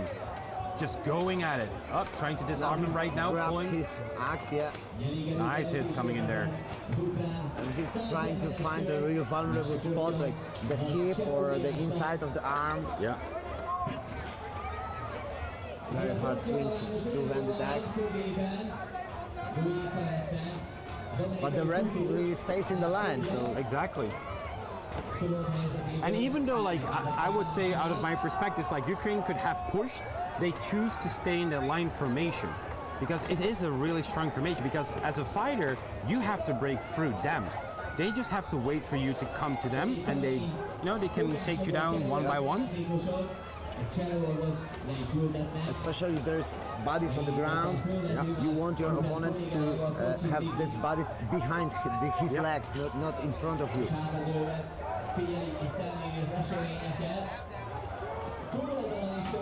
I believe Rogo.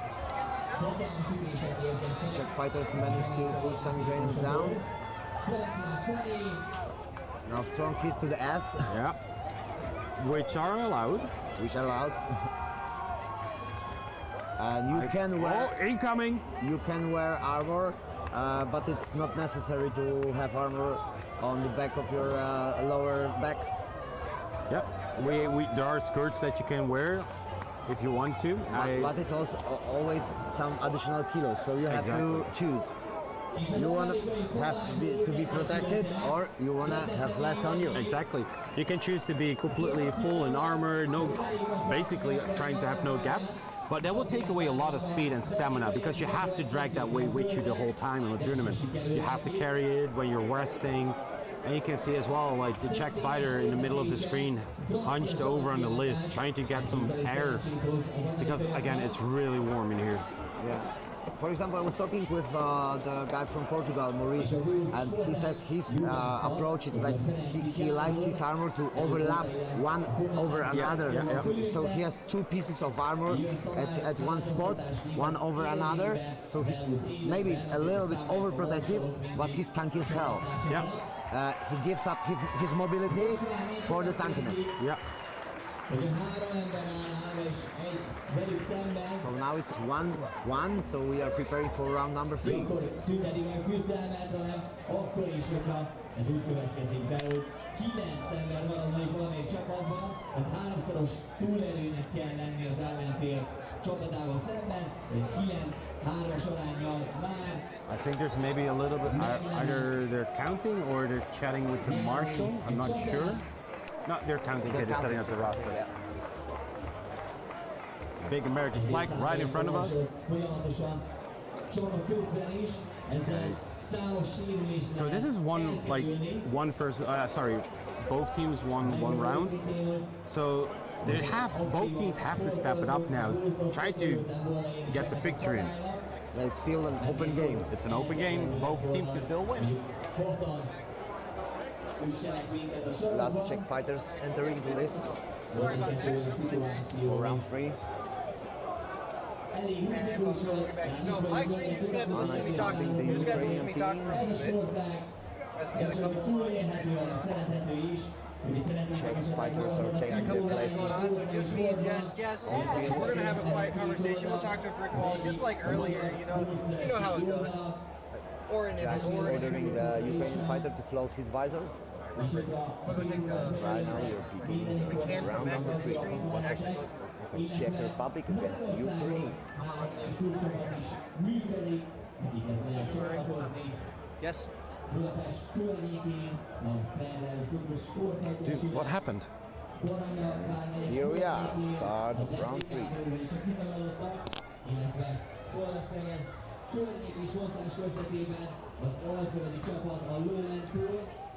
As we've seen in those previous rounds, they are steady, they are trying to keep the line at the beginning of the fight. We see that the Czech team is pushing a little bit, trying to put Ukrainians on the back of the list. Some hard swinging, toe-handed axes. One of the Ukrainian fighters is already down. Now the second one is down, but the Czech fighter goes with him.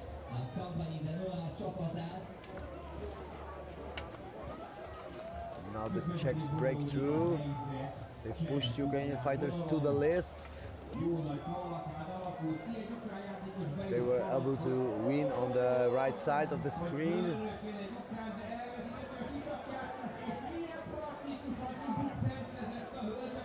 Another Czech fighter goes down, but they still have an advantage. One of the fighters lost his weapon, but he grabbed a one-handed axe. Meanwhile, Ukrainians were able to put down one of the Czech fighters, but Czechs right now put the Ukrainian fighter down. So it's an advantage for the Czech team right now. You see another, both fighters from both teams goes down.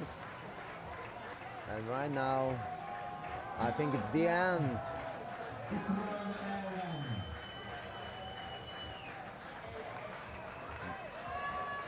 This round goes to Czech Republic.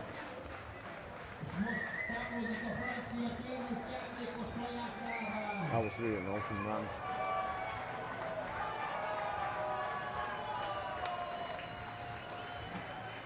We see Jan Pidel Kutnar taking his helmet off, one of the Czech fighters, known for his YouTube career and two-handed axe swinging.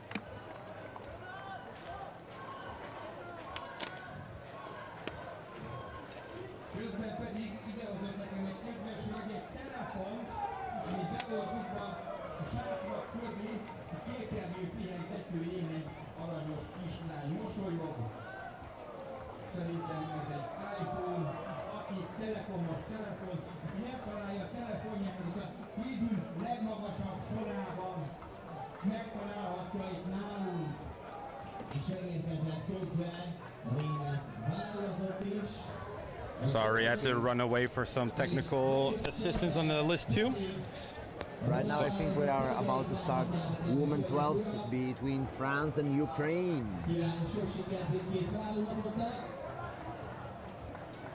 So we got a little bit of a conversation going on here. Sorry if I butcher your name, but Skolski?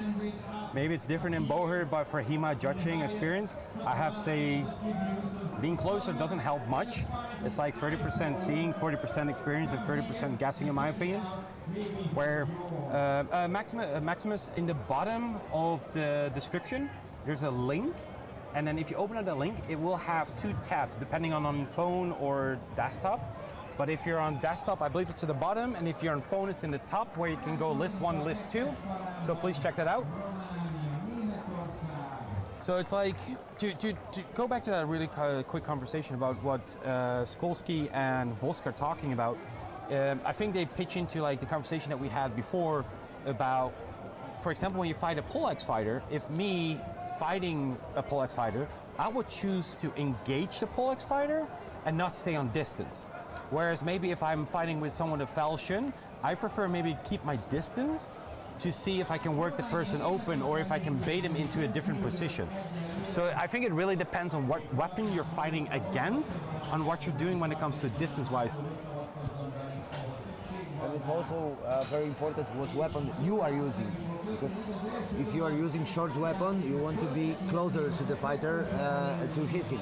If you are using a long weapon, you prefer to stay at the distance and hit him hard. Exactly.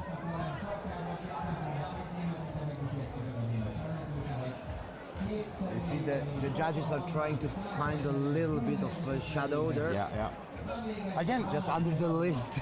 the thing is, and this is not saying that the fighters have an easy job, they don't. No. But the marshals, they're standing the whole day here. We're actually coming up to a break quite soon. So, because the marshals need to, they need to go to the bathroom, they need to eat, drink. So like, massive respect. And they're standing fully clothed in wool or textile clothing.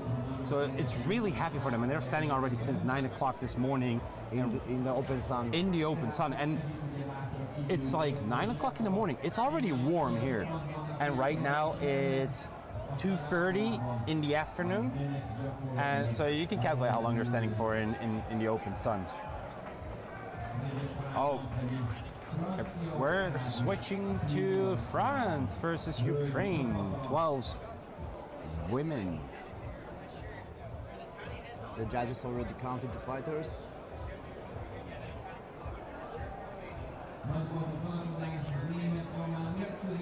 French always looking really neat, like the nice fabric color. For me personally, I love blue. Yeah. It's a color I just really enjoy.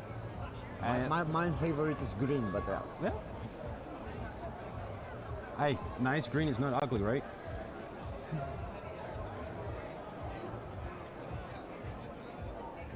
Exactly. Like this is what Vosk is saying. We're switching back a real. Oh, no, we're not going to switch back to that conversation because they're getting ready to fight.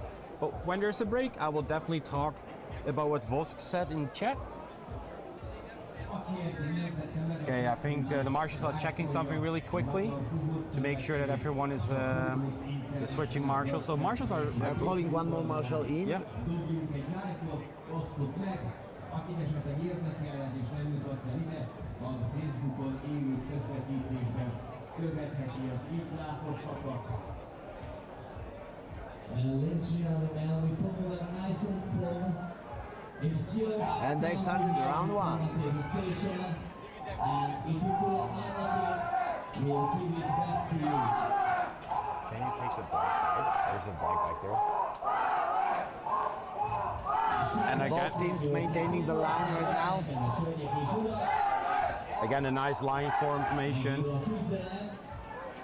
Francia 20-as, hölgyek ligája, ez 12-12. De semmit nem jelent. A nemek harca, olyan szempontból, hogy a hölgyek is nagyon-nagyon kemények, és találják egymást egész nap.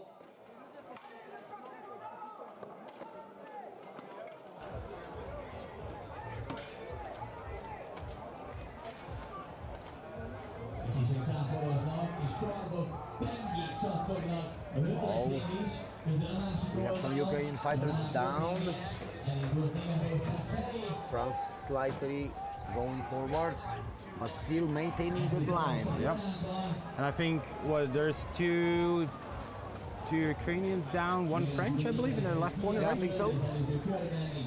And this is what you're going to see. This is the real classical line formation, pushing them back, trying to get them into a corner. Now one of the Ukrainian fighters broke through.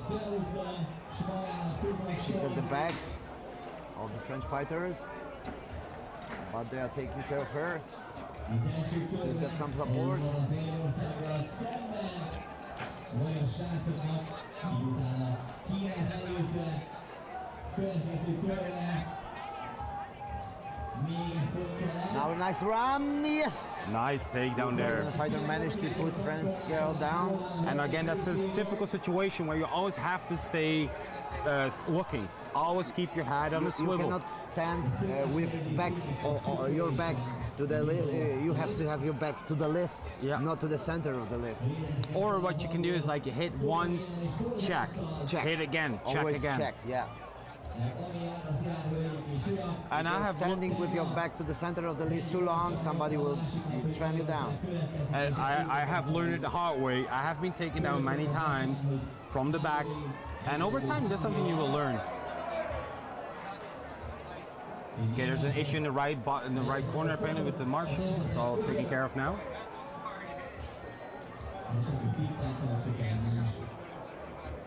There's a Ukrainian fighter trying to get some blows in. The Ukrainian marshal stood up this fighter, I think, but she doesn't have a weapon, so she has to run to the pit stop.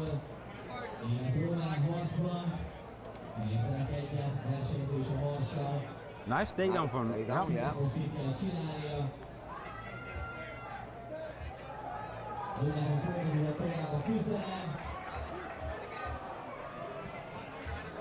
Now the French girl managed to put another Ukrainian down, but she lost her weapon. Now she's running to the pit stop for a spare weapon. And this She is what chose the one-handed axe. that could be really nimble. Like it could be a really good add-on for this small, like one-on-one fighting. Yep. I would choose the pole axe, but if you're not trained with it, it's a really dangerous weapon because you can injure your teammate.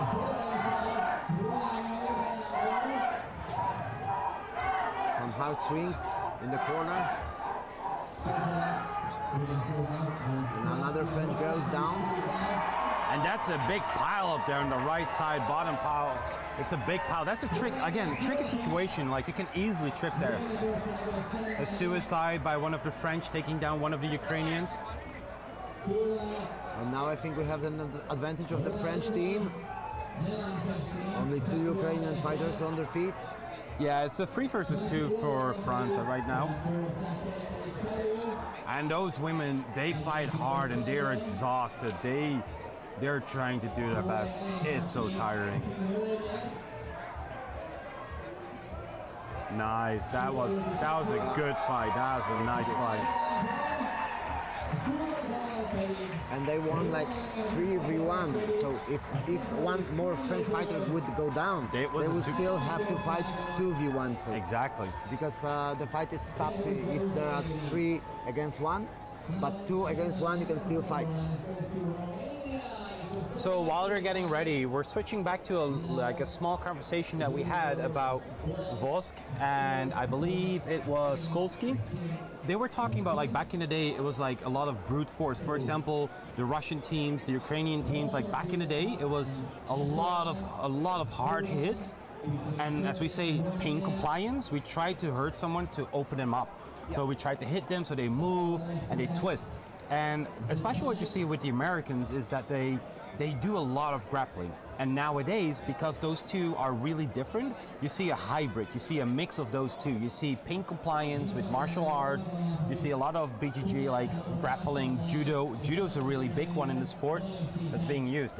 And to come back to a comment that was said between the difference between HEMA and Bohurt is thrusting. That's a big difference. With HEMA, you're allowed to poke your weapon, whereas with Bohurt, it's strictly forbidden to poke with your weapon because some have open helmets. It's a safety issue because these are real steel weapons. And especially throughout the tournament, we're always checking the weapons as well to make sure that they're not sharp. Because steel on steel, sometimes they can create like small, sharp points and edges, and those can really injure a fighter. So this is one of the reasons why thrusting a weapon is strictly forbidden. Yeah, but coming back to that earlier, it was easier to put somebody down with hard swings of two-hand attacks because also the level of the armors they were less protective than now. Sorry for interrupting, but starting. Yeah, round 2, France against Ukraine. They still are in the lines. Some hard swinging, French halabards. And they are slowly pushing the Ukrainian team to the lists. One of the Ukrainians were trying to break through, but it wasn't a good attempt. The French girls were able to put her down. Another Ukrainian girl down, I think. Now Ukraine is almost at the back of the list. Right, very nice teamwork of the French girls. They're picking them up one by one. Exactly. And I do think it's like, I never seen a different strategy that works so well as this. It's just like, and this is a strategy that they use at medieval times as well. So it's proven over time. It's a really good strategy to use. There we got a runner from Ukraine coming to the back. And now you're going to start seeing on the right side of the list as well, the women are starting to look way more to the left now because, takedown, so they're going to focus on the front again. She touched the ground, but in those rules right now, you are allowed to touch the ground when you're throwing your opponent, but you have to get up. Sorry, but that was a massive. Yeah. That was a nice one. I think French team got good blows coming in there. Good blows with halabard. Oh, another suicide on the left top screen. Yep. Both fighters went down. Just a question: were you ever involved in like a pile-up that you have so many people on top of you? Yep. Like, been there, done that. Exactly. Like, if people don't fight, and if there are any people watching the live stream, and you're not a fighter, and please comment to like on the live stream as well. If you do fight, how does it feel for you when you're like fighting the whole time and you're laying on like a pile of bodies?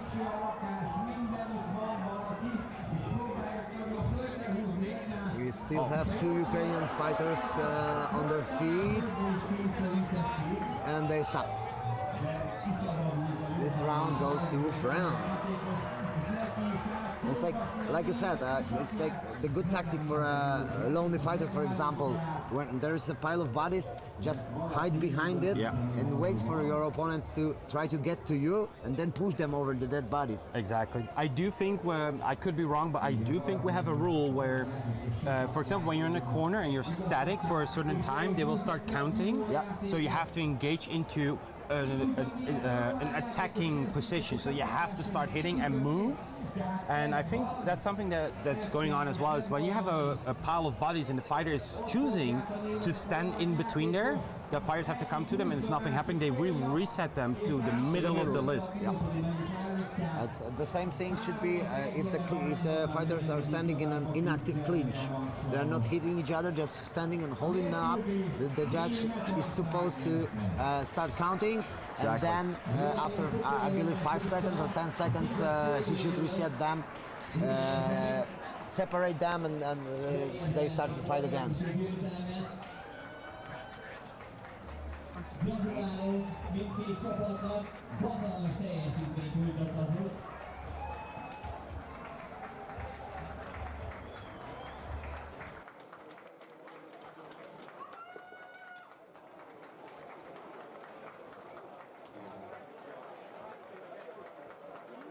So, ladies and gentlemen, I have some announcement that working because one of your car is at a prohibited area, the disrupted area, and I would like to ask owner of the Hyundai, it's a grey one from Latvia. The license plate number is GTV324. Okay, we're back. Sorry for the interruption that we weren't talking. Let me see. What do we have in the comments today? Yeah, that thing. Look, teammate can communicate more easy. Crash Whore. I don't know how to pronounce that name. Crash Whore. I don't want to sound weird, but please tell me what you mean with like, yeah, thank to that. Teammates can communicate more easier than they have better matches. Please enlighten me that comment for me, please.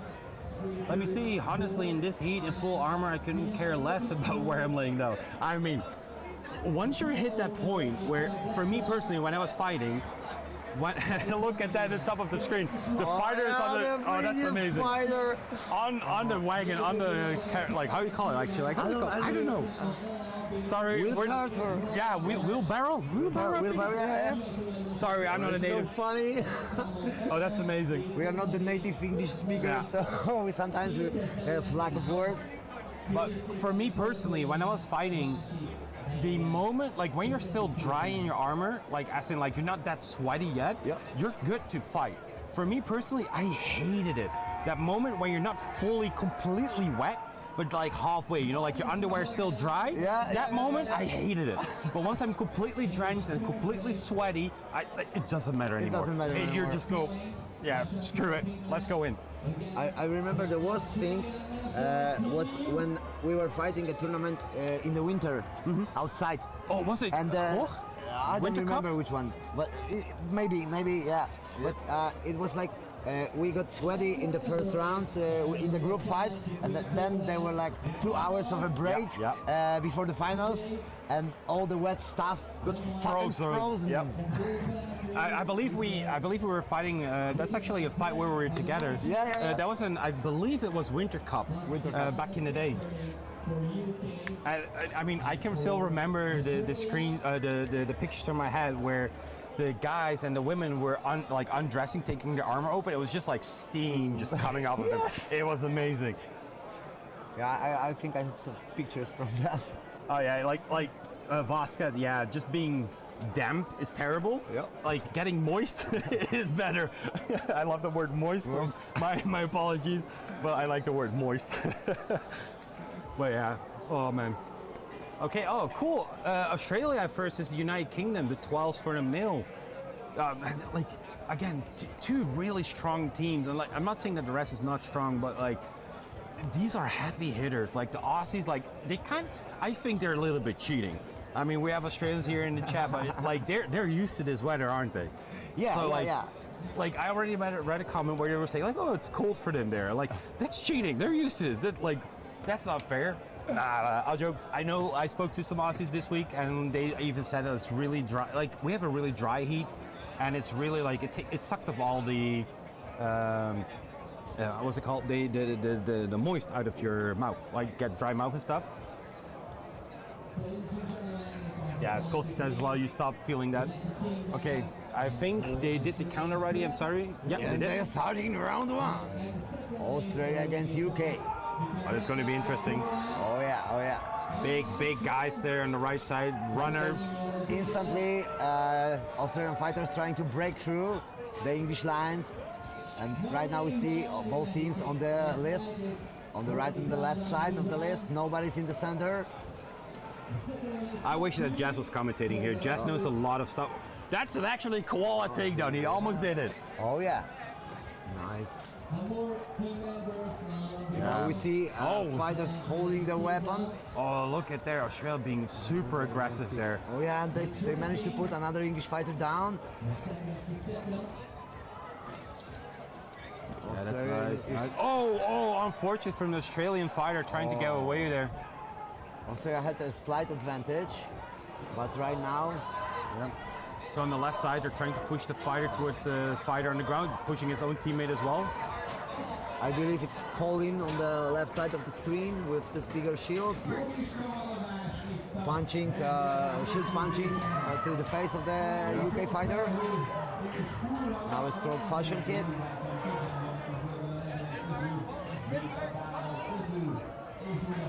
So good battle. Oh, almost a takedown there from. Yeah.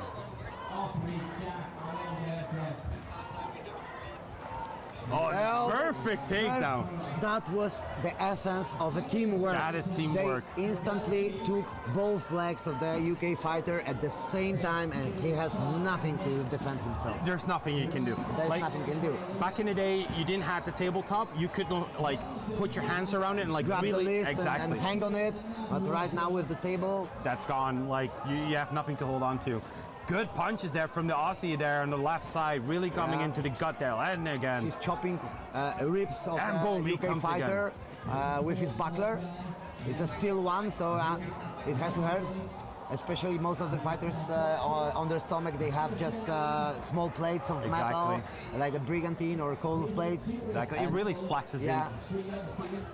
And those are kind of like, a lot of people go like, oh, buckler doesn't do much, but like, I fought against a lot of like really strong and good fighters. If they punch me with the buckler on my stomach, it just goes through your body. It's so direct, so strong. Years back then, the people weren't able to use buckler so efficiently because they didn't know how to strike. They didn't know how to hold their body to put all power in one strike. And right now, lots of people are training Muay Thai, are training boxing, training MMA, and learning the techniques of how to hold your body into your strike to make it really efficient and strong. Exactly, and that comes back to the conversation that we had with the chat as well. Again, guys, if you want to ask any questions or you want to know anything or you want to talk with us, please put messages in the chat. We will try to respond as fast as we can. There's a little bit of a delay, but we try to do our best. But again, that comes back to the conversation that we had about how the sport is progressing throughout the years. It's like actually a young sport. It's now about 15, 17, 18 years old, roughly. So it's like, it's not, you see it like every year it just becomes more mature. People learning new techniques. And I think like the last couple of years, we make really big steps. And it's like the sport is just growing and growing and growing. And because it's growing, we have more people coming from different styles of fighting. Kickboxing, judo, BJJ, or Brazilian Jiu-Jitsu. So there's a lot of different influence coming into the sport, and that's what I said as well about the Americans. Once the Americans really got into like the European style, into Europe, we had to adapt. Me as like a European, that's why I say we had to adapt to their fighting style to try to win from them, because it's a whole different way of fighting. And now you see that hybrid between grappling, pin compliance, what we were talking about. And striking. Cool. So they have their countdown for Australia. It's for Australia, they had won the previous round. And we are about to start round number 2. So the previous round against Ukraine, previous round Australia-UK, it was 9-0 for the UK.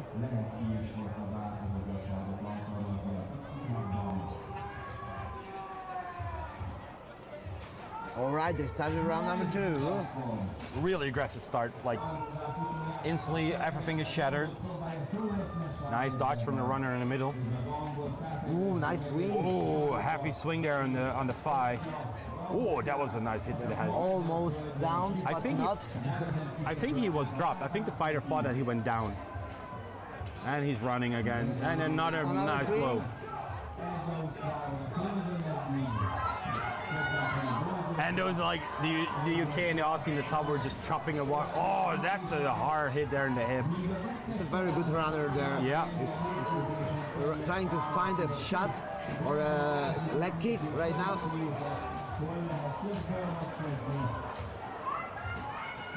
Now he helped his friend up.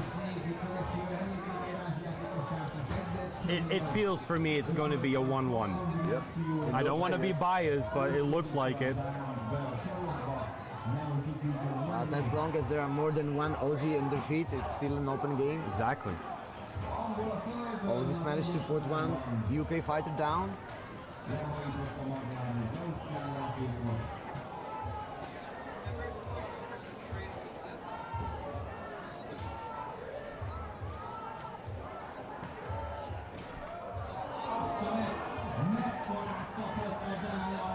Nice trip there. It's a little bit static, but that's fine. It like makes sense. It's really warm. Yeah, they're already tired of round one, so they don't. Oh, nice takedown there. Gauntlet gone. I think it's the fight. Yeah, Australian fighter lost his gauntlet. That's so sad. That was a really Another nice takedown. swing for that two-handed axe.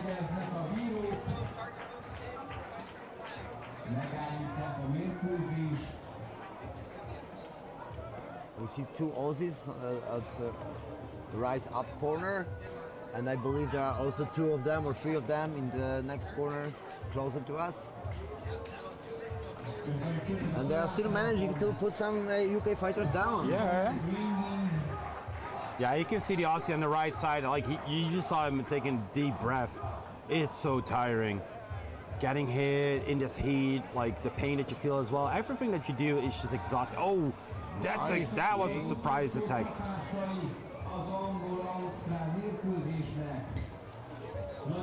I think England has a one-man advantage right now. Yeah, looks like it. Yeah. What? Nope. Oh, another gauntlet, I think. Oh, yeah, damn. another gauntlet down. Oh, the Aussie on the right side, he's doing his utmost best there. He is fighting to stay up there. Now UK has three fighters in advance. Good defensive movement from the Aussie in the middle, trying to rotate around the axe. Ah, good blows from the United Kingdom on the lower back.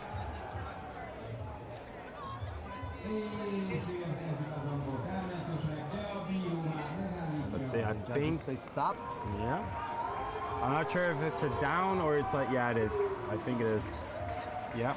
So it is 1-1, Australia versus the UK. Oh man, I see how exhausted the Aussies are. I just wanted to say, like, I don't want. I'm kind of happy that I'm sitting here and not fighting right now. Exactly.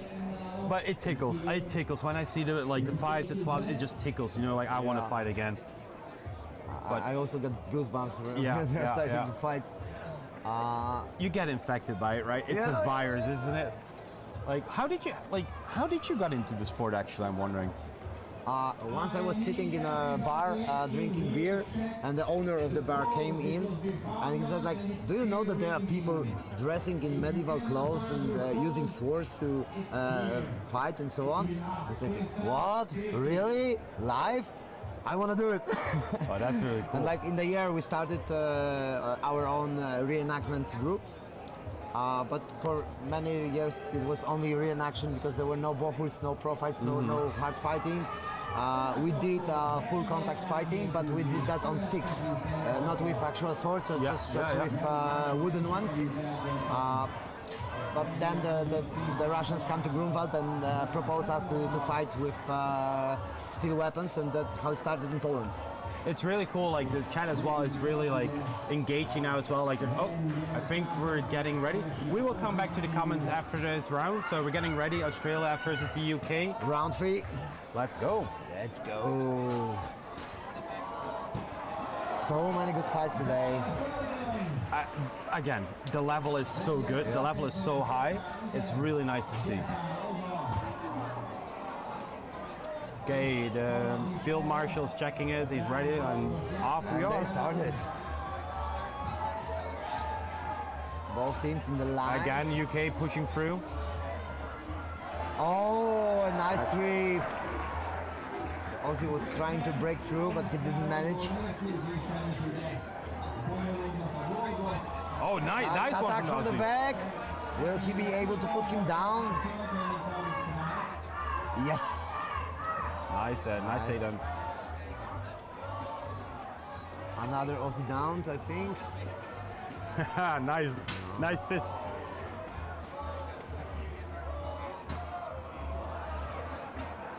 So I think it's somewhat even right now if I count quickly. I think England has now, UK has now 2 people in favor, Yeah. I think. Or 1. I think it's like 6 are in the left, so that's 3-3. Yeah, I think it's like UK has 2 extra. two Two there. extra, Yeah. Oh, maybe 3 actually. I think 3 because they are two there in the top, 2 in the bottom. So okay. Oh, trying to do a leg sweep in the bottom there. But he left the Aussie fighter at his back.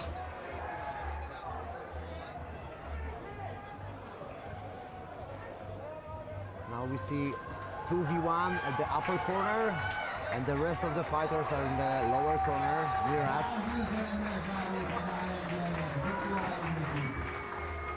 Now the Aussie fighter with 2-handed axe is trying to put his opponent down in the middle of the list. Oh, Nice. oh, Yes, yeah, yes, nice, he managed nice. to strip him.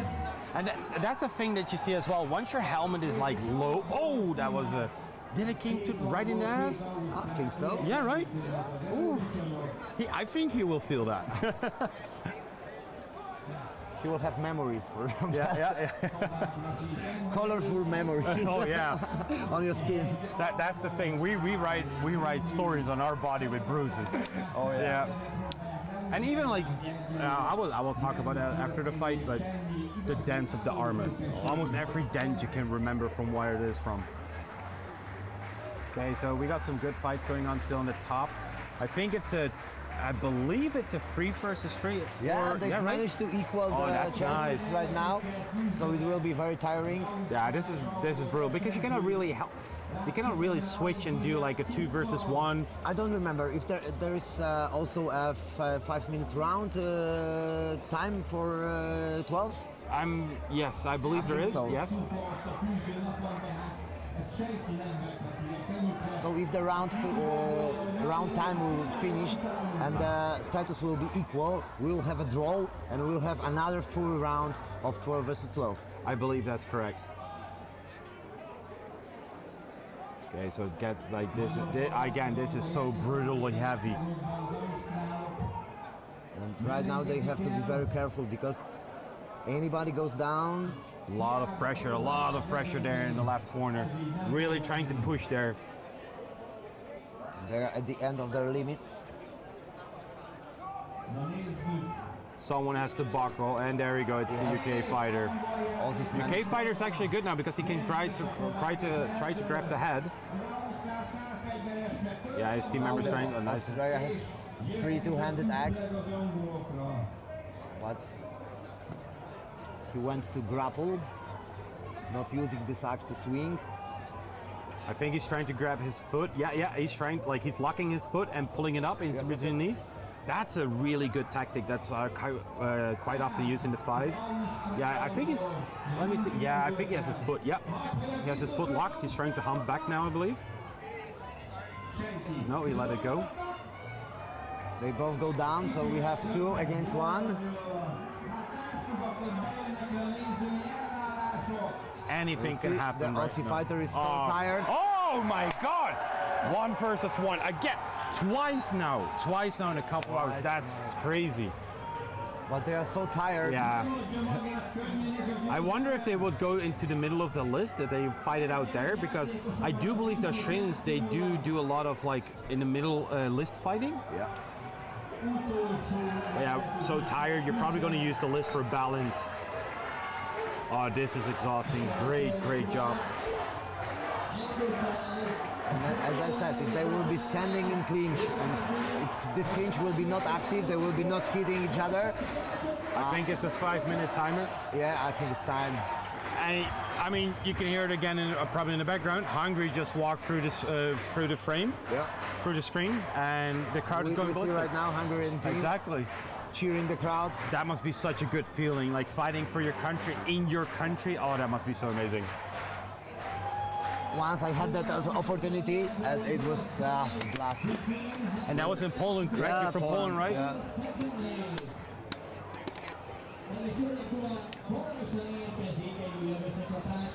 So we will have another round because it was a draw. So to come back, because we have to wait a little bit. It's like I almost know all the dents in my armor. Yeah. I almost know all of them to go, oh, that's that fighter in that tournament. And that's why I'm saying to you before, it's like, and that's what probably a lot of people in chat that are actually fighting as well can remember. It's like, there are certain hits and certain fights that you had, you get out of it, you're okay, but then you look in your armor and you know, oh yeah, that was that dude. I definitely felt that one. And it's like... And I've been many times in a situation when a fighter from a team I was fighting earlier came to me and with his helmet, for example, and showed, like, look, that was you with that two-handed axe. And I said, I'm sorry, I didn't want to hit so hard. And he said, nah, it was the best shot I get. Thank you. And sometimes people even bringing some drinks or sweets. That was a good fight. You hit me so hard. I mean, this is coming back to when we fought against each other for the first time. Yep. You were hitting on, you had a certain timing, and I timed it correctly, and I hit you in the armpit. Yep. And after the fight, we talked to each other, and we're like, hey, it's all good, and we had a good conversation about it. Course, and basically from that moment on, we were like talking, and when we see each other, and that's what I'm saying. It's like we hurt each other. It's on purpose because we choose to go into the list and we choose to fight. And at that moment, we are just, we're trying to like win from each other. And then after the fights, it's just like, we're good. Like for me, it was like one thing that kept me at the beginning in the sport, because I was training combat, but it was a military combat system. Yeah. When you're putting fingers into eyes of other opponent and so on. And the thing is, we cannot try that at full speed, at full contact, because we would hurt each other. In the armor, you can full swing with full strength, and you know that your opponent is safe if this armor is good. Give us like 2 seconds. I need to verify something, but I have to call for that to get the right information, because I'm wondering why we switched from the mills, even though it's a tie on round win. Give us 2 seconds, please. Nehéz dolguk van a marsaloknak, ez előnyt is jelenthet a spanyolokkal szemben, de ráadásul harcosokról van szó, mind a magyar, mind a spanyol oldalon, úgyhogy nem lesz egy egyszerű menet. Így kérnék szépen majd mindenkit, hogy teljes erejéből buzdítsuk együtt, és szurkoljunk a magyar válogatott tagjainak, akiknek, ha ez sikerül, a harmadik győzelme lesz a mai napon.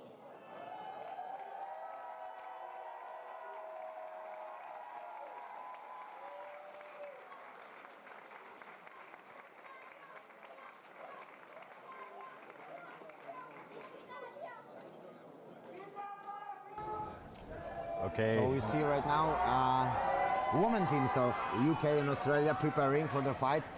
We don't know what happened with last fight.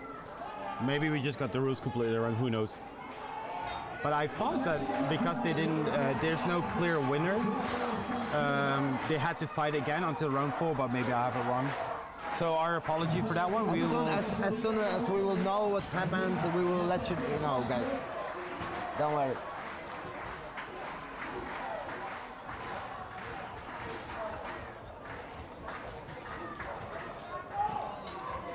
Both women teams are ready.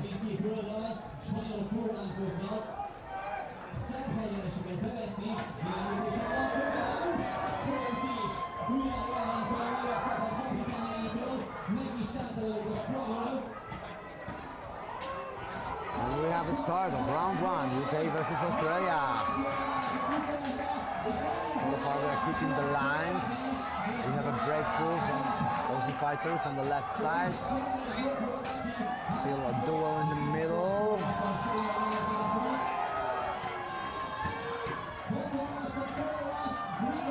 Nice jumping attack from the UK girls. And they've managed to put the Aussie girl down. Now another one grabs from the back and down. Oh yeah. That's a very good job of the UK runner.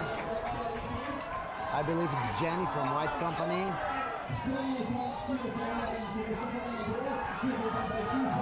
Nice chopping. Good chopping there, yeah. But the Aussie fighter kicks back. She's trying to grab the tags.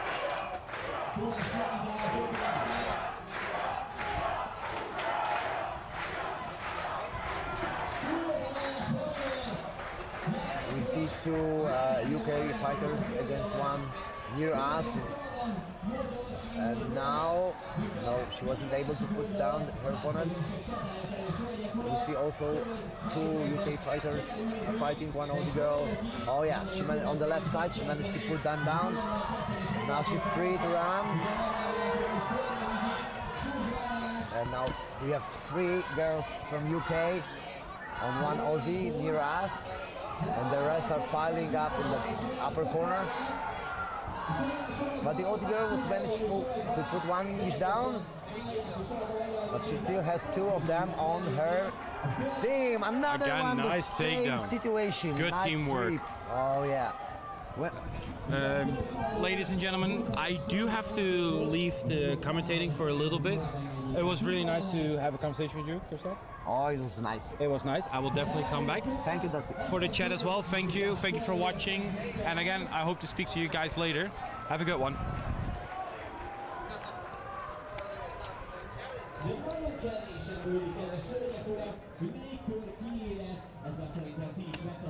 All right, it's the end of round 1.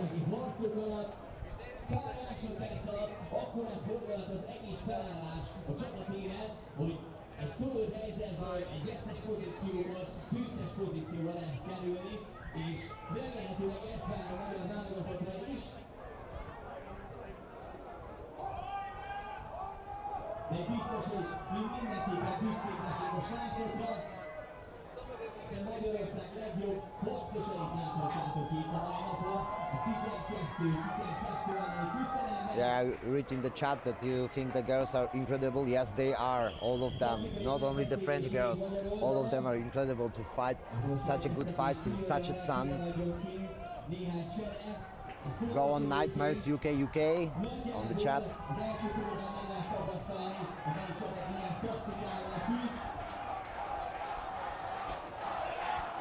And we are about to start round number 2 between UK and Australia. Women 12s.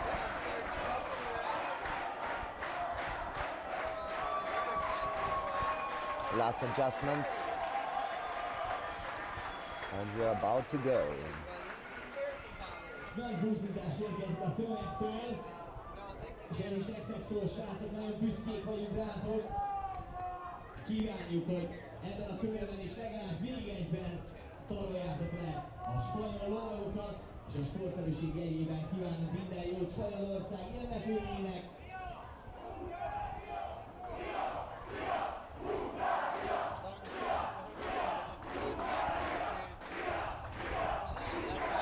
I don't know if I see correctly, but I think... No, the all 12 girls are in the list. Okay.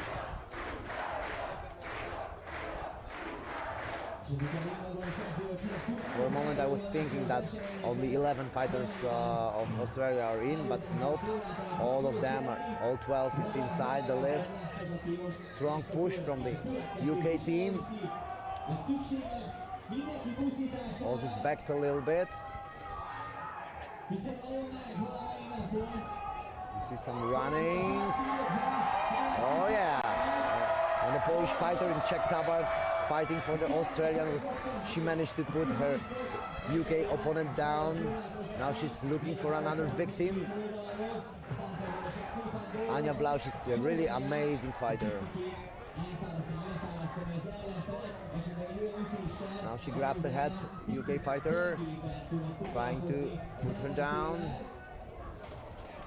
She didn't manage to do that. Now she's looking for another opportunities. We also have other Aussie girls free.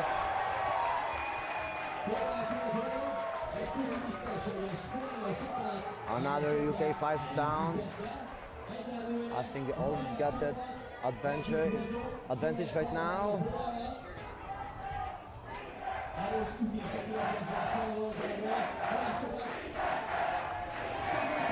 Anya managed to put another one down, but both fighters go down together.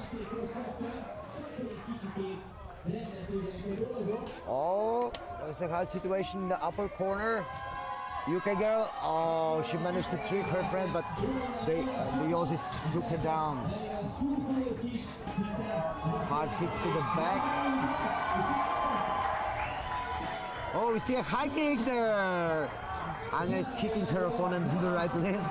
But Anna is being really training a lot. Oh, she is training like an animal.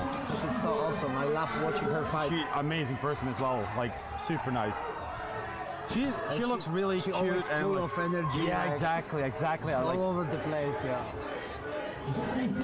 And just a really strong fighter. Really strong. And she does also lots of things for the Bohurt community in Poland. She's like involved in spreading the girl Bohurts. She's talking to other girls, trying to get them into the sport. Exactly. So, yeah, She's really that's a lot of hard work. Exactly. She's really trying to promote the women fighting and in, what you said as well, the sport within Poland as well. And her husband does fighting as well, I believe, right? Yeah. He's the captain of Poland's 5 versus 5 team. And he's also switching the role of captain of KSR-13. So, by the way, guys, I'm back. I had to do something really quickly. We were wondering why they switched after 3 rounds. I totally forgot this is the pool phase for the 12s. So we have 10 minutes of active fighting, and after that it stops, and the point total is what the decider is. So my apologies. So that is important that they are counting all the fighters after every round. Exactly. Okay. Now we got it clear.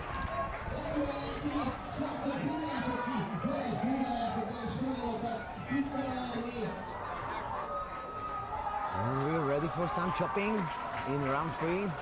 Round 3, oh man, there we go again. Another round 3. Another round 3. Ooh. I literally just walked out of the streaming booth. Again, out of the shade. I'm completely sweating right now. It is so hot out there. It's unbelievable that they can stand in that sun in full armor. So they are still moving, running, hitting. And they're still performing like super good quality fights. Yeah. Like, wow, a lot of respect for me today, really.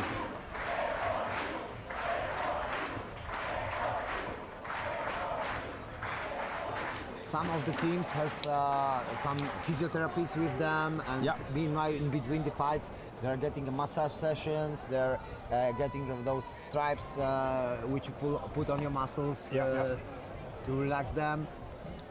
Yeah. They use all the ways they can recover from one fight to another to be in full shape, but in that sun it's not so easy.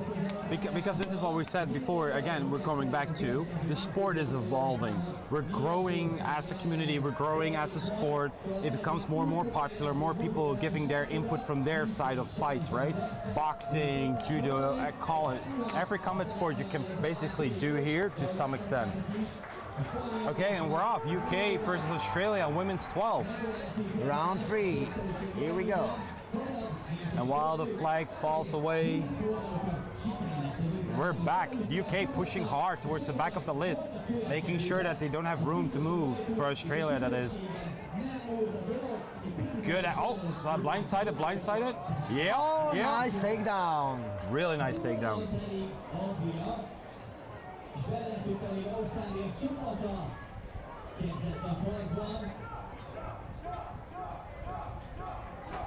See again, Anya running in the middle, grabbing the head of the UK fighter and putting her down. Nice. And now she managed to stay on her feet. That was a dangerous situation. A duel in the corner. Here is 2v1. in the upper corner in favor of UK. Now Anya is not looking around. Damn. No, we cannot be biased. We cannot be biased. Okay, we know her. We cannot be biased. But it's sad. It was just, she was starting to look at that direction when she got hit. Just as if she moved her head a second earlier, she would have seen it, and she probably would stand it up. Exactly. But it's that's like so important, the timing when you hit the opponent, when you run at somebody. Exactly. You have to be sure that he's not seeing you, and then you have the best opportunity to put him down. Exactly, and keep in mind as well, for people that don't fight, again, sometimes the helmets are on your shoulder, so you cannot rotate your head because the helmet is literally on your armor. So rotating your head is sometimes really difficult, especially when your helmet is well shaped and it goes down to your chest as well. So and that's also why people have sometimes so short belts which holds their Simon strap. Simon straps. That they are not able to move their head in a very various way. Exactly. They have to rotate their whole body. And like switching, like when you fight and you switch only, like you rotate with your chest, you're already limited. You have a Brigadine on, you have your Gambus on below it, so it's already like limited to some extent. I know back in the day when I started fighting, and this is again as the sport evolves. When I started fighting, I had a. Sorry, we saw something on the schedule. We still have one more fight to go, I believe. Czech and Italy still have. Yeah, right. Yeah. And back in the day when I started fighting, my Gambison was really thick, and this was because I was an inexperienced fighter and I was scared to get hurt, to say it like this, right? I knew I was getting into like a full combat sport, but you try to mitigate the pain. But once you get used to it and you actually go like, hey, it hurts, but you're not dying from it. You will change your armor. You're going thinner, lighter, less protection, and this is where the mobility comes. The mobility. Exactly. And the range of movements, you can move in a very way. Exactly, like Skolsky is asking, so they attach the helmet like a great basket. You go ahead. Some of them, yes, because there are rules that you have to have belts which are keeping your helmet on your head. And you have chin straps which are under your chin. A mouth strap, like the front? You can have a mouth strap which is attached to the back of your head and is protecting the front of the helmet on hitting your face. There is also one you can have on the back of your helmet, Brigantine. It's called a Simon strap. Yeah. And it attaches the helmet at the back of your head. And for example, I also have an additional one which keeps my helmet attached to the front of my Brigantine because I don't like to have my chin strap too tight. Yeah, exactly. So I prefer to attach my front of my helmet to my Brigantine so it won't go up. I'm probably really old school when it comes to that because I'm like still rocking the chin strap and that's all I have. I never tried a Simon strap. For me, it feels really it looks really restrictive. But if it's good made, it's not a problem, really. But yeah, it's again. Let me see. Chin strap, attach helmet. Yeah, no. So Mills 12, Czech Republic versus Italy. By the way, guys, this is the last match for the break. Before the break. We will try to get the information to you. We will put up interviews that have been done. Let me see. Sorry, we're not doing the interviews on this live stream. They're not prepared. So we will probably just keep the live stream on as it is, some background stuff on, and we will be back giving you updates as soon as we know. Maybe we can invite some fighters to commentate the fights with us. If you guys want any particular fighter, somebody to commentate with us, just ask in chat. We will try to find them out and talk them into coming to us.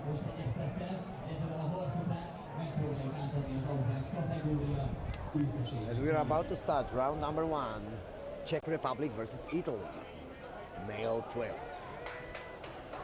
You see a big fighter in the center of the Italy team, very long to hand his halberd. Nice try of Italian fighter. They're one by one trying to get to the back of Czech teams, but Czech tripped them over.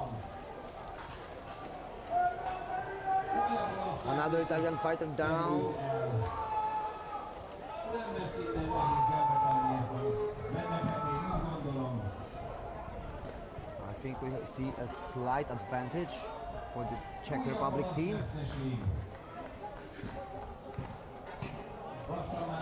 But there's one Czech fighter hit by two halabards in the back.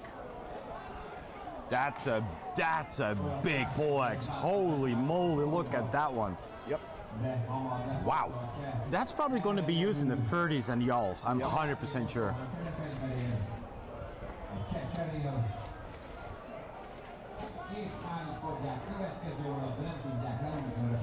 And a Czech fighter just hacking away there in the left bottom corner.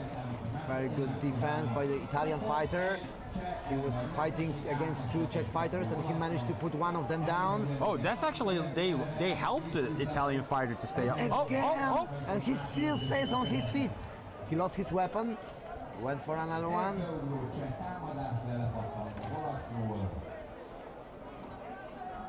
Oh. We could have hit that blow all the way to here. Another blows, this time to the leg. Oh. Yeah, he was focused on the fighter with two-handed axe, and the other one used the opportunity and tripped him over. Yeah. And again, that's like what you see a lot, right? Like tripping fighters. And again, because of the helmets, like you see a lot of wolf rip fighters. Like for example, me, I just like the aesthetics of the wolf rip because you can see the fighter, and I think it's nice to see as the audience to see the fighter. See the emotions on exactly. their faces, yeah. But I understand there's like people are scared, certain people prefer the safety, so they have fully closed helmets and stuff, and that's some of the helmets are really nice. I know back in the day, I'm not sure if the person is still fighting, but he was, I believe, from Poland as well with the frog helmet, the tournament helmet. Yep. That was like, I was like, I want to get that helmet. And then I heard how much it was, like, I will pick another option.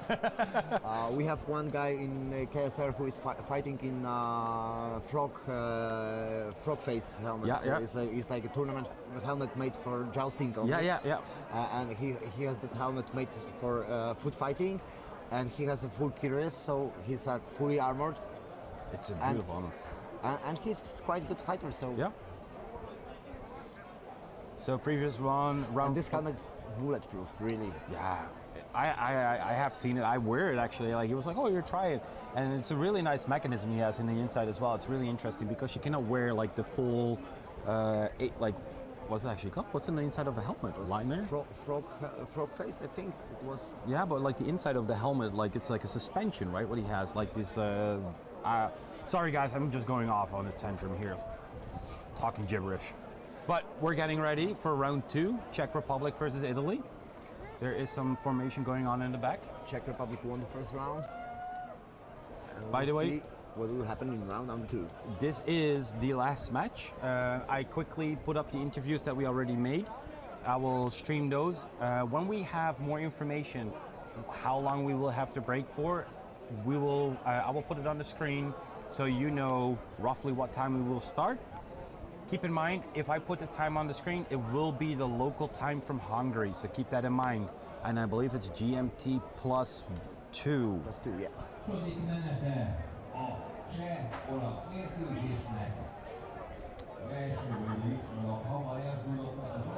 Last checking before round number 2.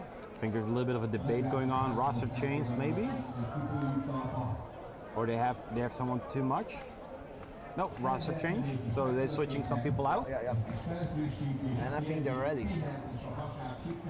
We see again that halaberd, which looks like a tree. Yeah, but some teams, they cannot take the sticks with them or the axes with them. To travel with them, exactly. Especially in a plane. Exactly, so they off. Oh, there we go, round 2, off. Oh, really impressive lineup. I love it. It looks so daunting. That halaberd in the middle. Yeah, you hear those axes flying in. You hear them all the way here. Oh, that's it. Oh, that pole axe is just massive. Massive hits. It looks really daunting. It looks very convincing. Oh, it does.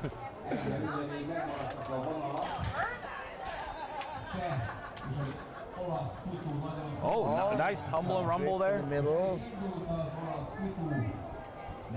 I see, I think, 2 Italian fighters. And one Czech fighter down. Yeah, yeah. I guess so. Whoop. That was a hard swing. And he's not moving fast. It's just the length of that, like how long it is. Like it has some force to it. Oh, there's a fighter switching weapon. He would probably hit you from outside the list. Nice. Oh, nice. Oh. That is what is important to look around. Yeah, yeah. Sometimes I don't know even what to say because there's so much going on the screen, so much good fight. Oh, there one trip. Oh, yeah. Baptiste, nice one. I mean, is Baptiste not really like somewhat known for being a really decent, like really good runner actually? Yes, I think not decent, but good runner. Sorry. He's one of the best runners in the world. He was even making a seminary of how to be a good runner for the other fighters at the World Championship. So he knows his stuff. Oh, he does. So it's a little bit static. On the left bottom, we have a Czech fighter, if I'm correct. Yep, Czech fighter on the bottom, trying to get the Italian down. He's trying to kick his leg, to move his leg out. Now kicking the stomach. Another one. I think he's kicking his hip out. Like yeah, right, hip, yep. Czech fighter coming in there, changing a weapon. What will he pick? What will he pick? Oh, another two-handed. He has to be aware of a low blow because the kicks are to the hip are allowed, but kicks to the knee or to the groins are forbidden. So. Well, the thing is hyperextending the ligaments, so like your arm, your knee is not allowed because of the risk of like tearing the muscles up or breaking bones. Czech Republic got it. Yep. Good fight from Czech Republic. Amazing fighting. Hey. If you guys want to like ask us a question in chat, let's say we stay here for like a couple more minutes, see what chat will say, right? If you have questions, are there feel free to hit them. Exactly. Are there any questions in chat? Please drop them in chat and we will try to answer them. We cannot, Tanner Ramsey, we cannot really give you the information on who won what.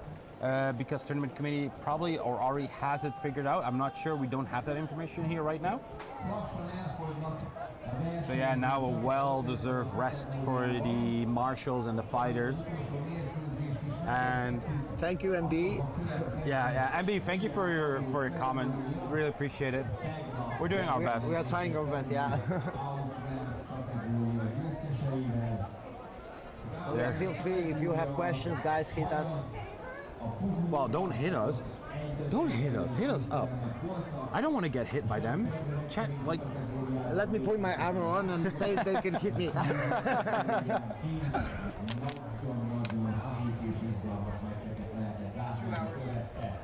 So I just got the information. We have a 2-hour break. Yeah. Is that correct? Yeah. Awesome. So ladies and medals as well. We're doing the medals? Okay. So ladies and gentlemen, I will try to get list 1. I have to put list 1. I will try to get list 1 to the ceremony. So if you want to see the ceremony for the 5s, it's the 5s, right? I'm verifying it quickly. It's the entrance, yeah. Okay, so the ceremony, award ceremony, is going to be the outrange and the 5s medal ceremony. Sorry for me struggling with words at the moment. So we will put it on the list 1 stream. So please look in the description. Look in the description for the link to list 1. I will set it up right now. By the way, Iggy Meister, how can I follow Bohurt events? Well, there are lots of ways. There is, but there's only one right now, and that's bohurtinternational.com. Oh yeah. Yeah. Go there. You can see under tournaments, you can see all the tournaments that are upcoming, and every country, which all is the part countries. Of yes. Bohurt International. So guys, I will put up the interviews on this live stream. If you want to see the interviews, you can stay watching. I will put them on right now. I want to thank Chad. I want to thank Christoph for your commentating. Amazing work. Chad, thank you as well. And We will be back in 2 hours. So guys, keep in mind, that's going to be 5:30, 6:30? Yep. Yeah, so that's 5:30 p.m. for the Americans and 17:30 is for the Europeans. GMT +2. See you later, guys. Thank you, Dusty. Csoportos kocsiban gyorsan pótolja ezt az alkoholmentes, alkoholos, gyümölcsös és sima sörük is. So we are here at the Bohurt International World Championships, the first ever in 2025. So my name is Jess and I'm here with Therese, Eva. And you guys are from which country? Sweden. Sweden. So Trainees from Sweden. trainees. So you are Marshals taking the yellow. Great. So how many events have you guys done?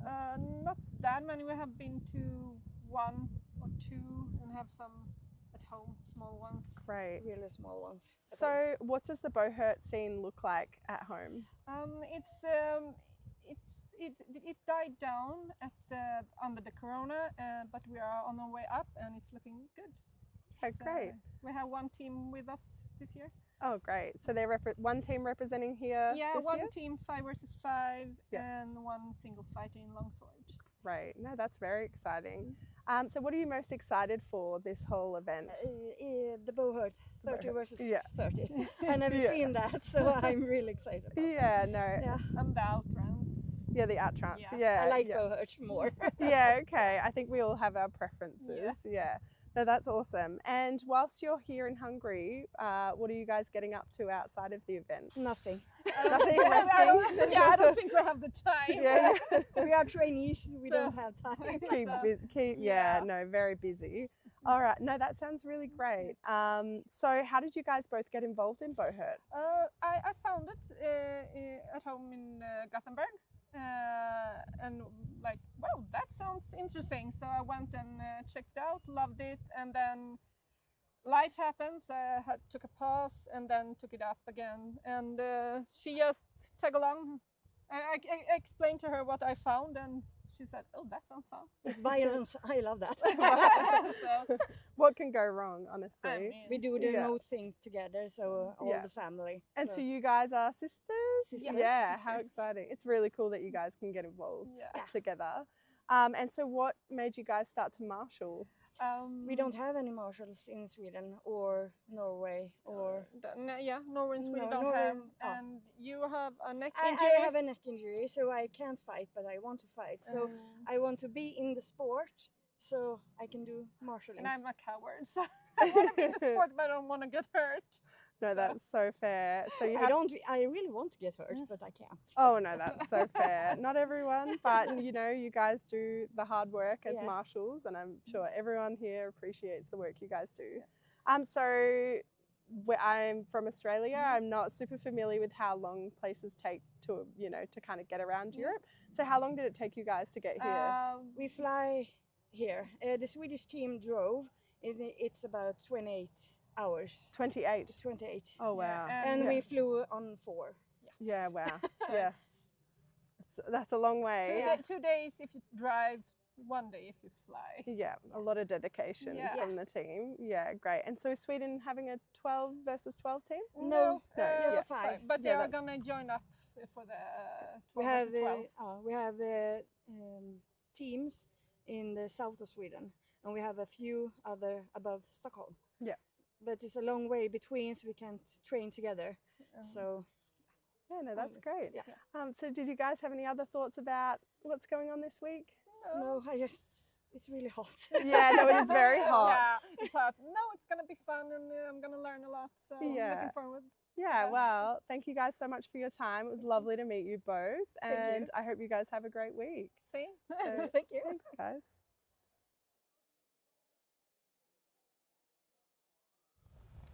So we're here today at the Bohurt International World Championship at Visegrad, and my name is Jess, and I'm here with.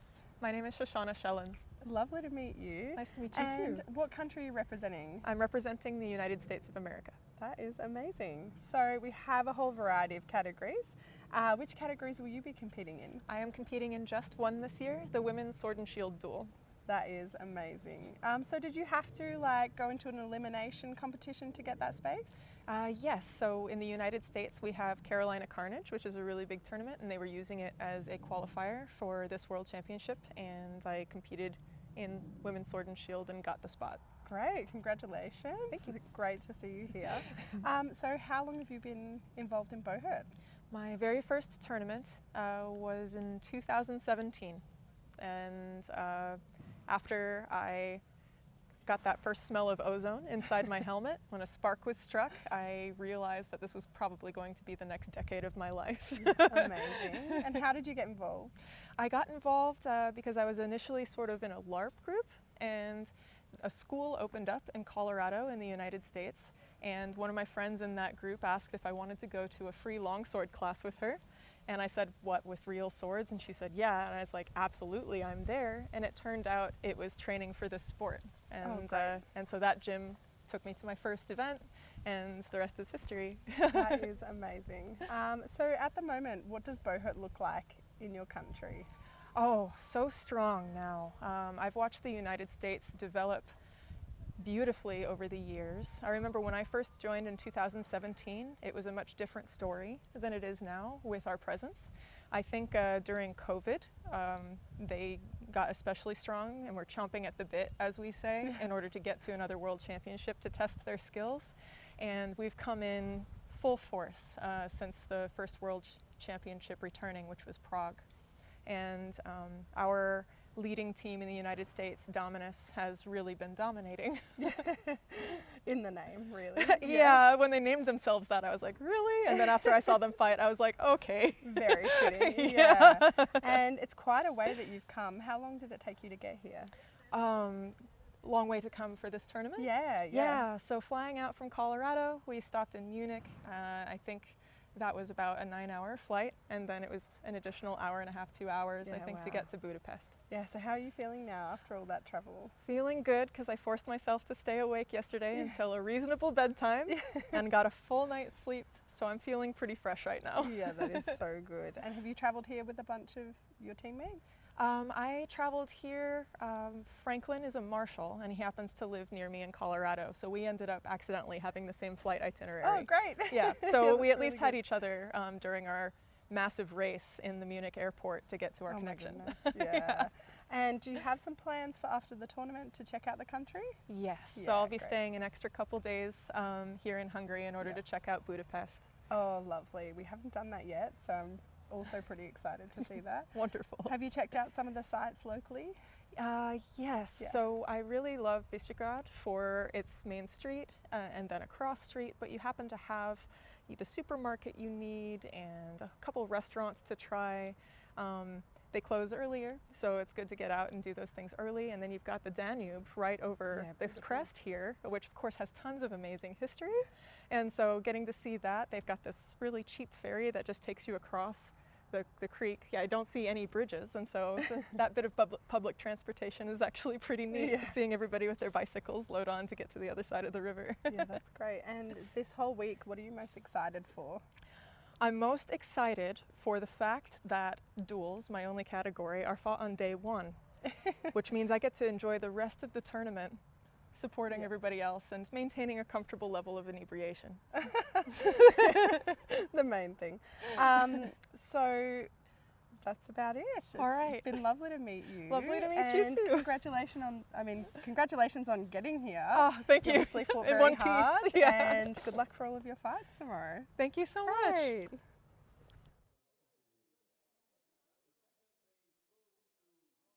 Here we are again in Hungary from Bohurt International Tournament World Championship. My name is Chris Olchak, and here with me is Christopher Wilkins. Hello. Where are you from? I'm from America, Maine, the state that's in the most northeast, right up in Canada. Okay. And how long have you been marshalling? So I got involved in the sport in 2018, and immediately started doing all the support stuff that I could while I was working my way up and training into armor. And then when the transition into Bohurt International happened, I was one of the first group to get their official certification. Okay. And then, I've been trying to build the program. Is it hard to become a marshal in the US? There didn't used to be a lot of structure to it. You would just kind of show up and help. And now Bohurt International has been doing a really great job creating a sort of system and a ranking structure that we can develop our team to be even better than before. Are there a lot of rules you have to learn about? You have to remember all the things. Yeah, there's a fair amount to learn while marshalling. You have the whole like weapon inspection and armor inspection side, as well as the authentication side. And then, you know, the different rules between the different sets get tweaked a little bit. Yeah. Now, thankfully, it's kind of broken up, so you don't have to have your like inspector hat on while you're doing field work. And then while you're in the field, you just have to focus on that. And I have a feeling that good marshals are the marshals who have experience as a fighters. Is it necessary, you think, or it's not necessary? I don't think it's necessary, but it absolutely helps. Yeah. Because if you know what the fighters are going to attempt to do, then you'll be much better positioned to not get in the way and check for blows that are inappropriate. Yeah. Thank you very much for your conversation, and hope you will have a beautiful time and you'll have fun. Oh, I'm certainly looking forward to it. It's a beautiful place. Thank you very much. Thank you, Chris. Take care. Hello again, it's Chris Olczak from Bohurt International World Championship, and today I have with me Andreas Fomsgaard. Og Henrik Fomsgaard. As you hear, the names are the same. This is father and this is son. Yeah. This is my wonderful son. Yeah, and my hardcore dad. Guys, I wanted to ask about this relationship. Who started first? So actually we began at the same time. So we have done a lot of LARPing, live action role play, and then we thought, oh, the swords and shields and stuff like that, it could be nice. So we start searching for the sport, and we find the button, I think 12. 2012, yes. Yeah, and joined up with the Danish team. Yeah. So that's how we started. So you started at the same time, and who is better? Oh, that's a hard question to answer.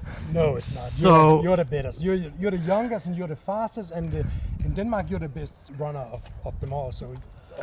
But you hit like a bear, you know. Yeah, okay. Yes, of course. So I think we are good at different. You have these different roles. Yeah, in the we team. have. Yeah. All right. What categories, guys, are you on this year's battle? This year we are going for 5 against 5 and 12 against 12 and 30 against 30. So all group categories. Yeah, all group fights. I don't think we have anybody fighting singles. No. Single. In Denmark, I don't think the single fighters are there yet. I think we got two fighters in Denmark who's fighting pro fights, but not here, but like a sport. But I don't think it's two different. Give us a year or two, then we will beat some countries in pro fights. Yeah, great. But it's two different sports. I think Bohurt 5 was 5, 12 was 12. It's something else. Totally different than duels. So it's two different kind of sports, but it's the same place we're going to do it. Yeah, so. and you can have the same armor. So yes, yeah. And the rest of your family, how they are looking at this hobby? Yeah, that's they are looking excited. They are actually. I saw your mother on the face here. Exactly. Yeah. So my sister have fought also, and my big brother has also fought. He's also on the team, and my mother is support since 12. So we're like it's a family sport. Yeah, you know, like we you. say, we are a Bohurt family. Bohurt family, yeah. Great. You have to be a Bohurt family because you are traveling a lot around the world. We're in Germany, France, Spain. So you have to take your family with you. I know some guys whose wives or fiancés are not involved, but it's hard. It's always hard when someone's not going to the tournaments, not involved in the sport. It's hard to explain how drainable the sport is. Yeah. But when we are fighting 5 vs 5, you are 8 people, and the 8 people are family also. Yeah. They are with you in every battle, and they are with you every time. So they're family. Yeah. Yes. The last question, I think, I ask is about the growing of this sport in Denmark. Right now, it's growing much faster than in previous years. Yeah. We in Denmark we was one group, one club, and then we split up because of this distance between us, and that was the best thing we done. Not because we don't like the other guys, but because we could just cover a big area of Denmark, and the newest guys are just flooding in. You see it with the Danish team, Iron Wolf, with the Soybox, Matthias and Frederick. They have just grown it so big. And you saw last year when they went for the fourth place, I think. Yeah. So it's going to be big in Denmark. Yeah, we are going strong. Yeah, Denmark's going strong. There are three clubs in Denmark. Yeah. There's in Aalborg and in Aarhus and Hvidbæk is a little town outside the west coast. So it's and we hope for new clubs to grow up. Yeah, we do our best to be stronger. Okay, thank you very much for the interview. Take care, guys. Yeah, thank you, Christoph. Thank you.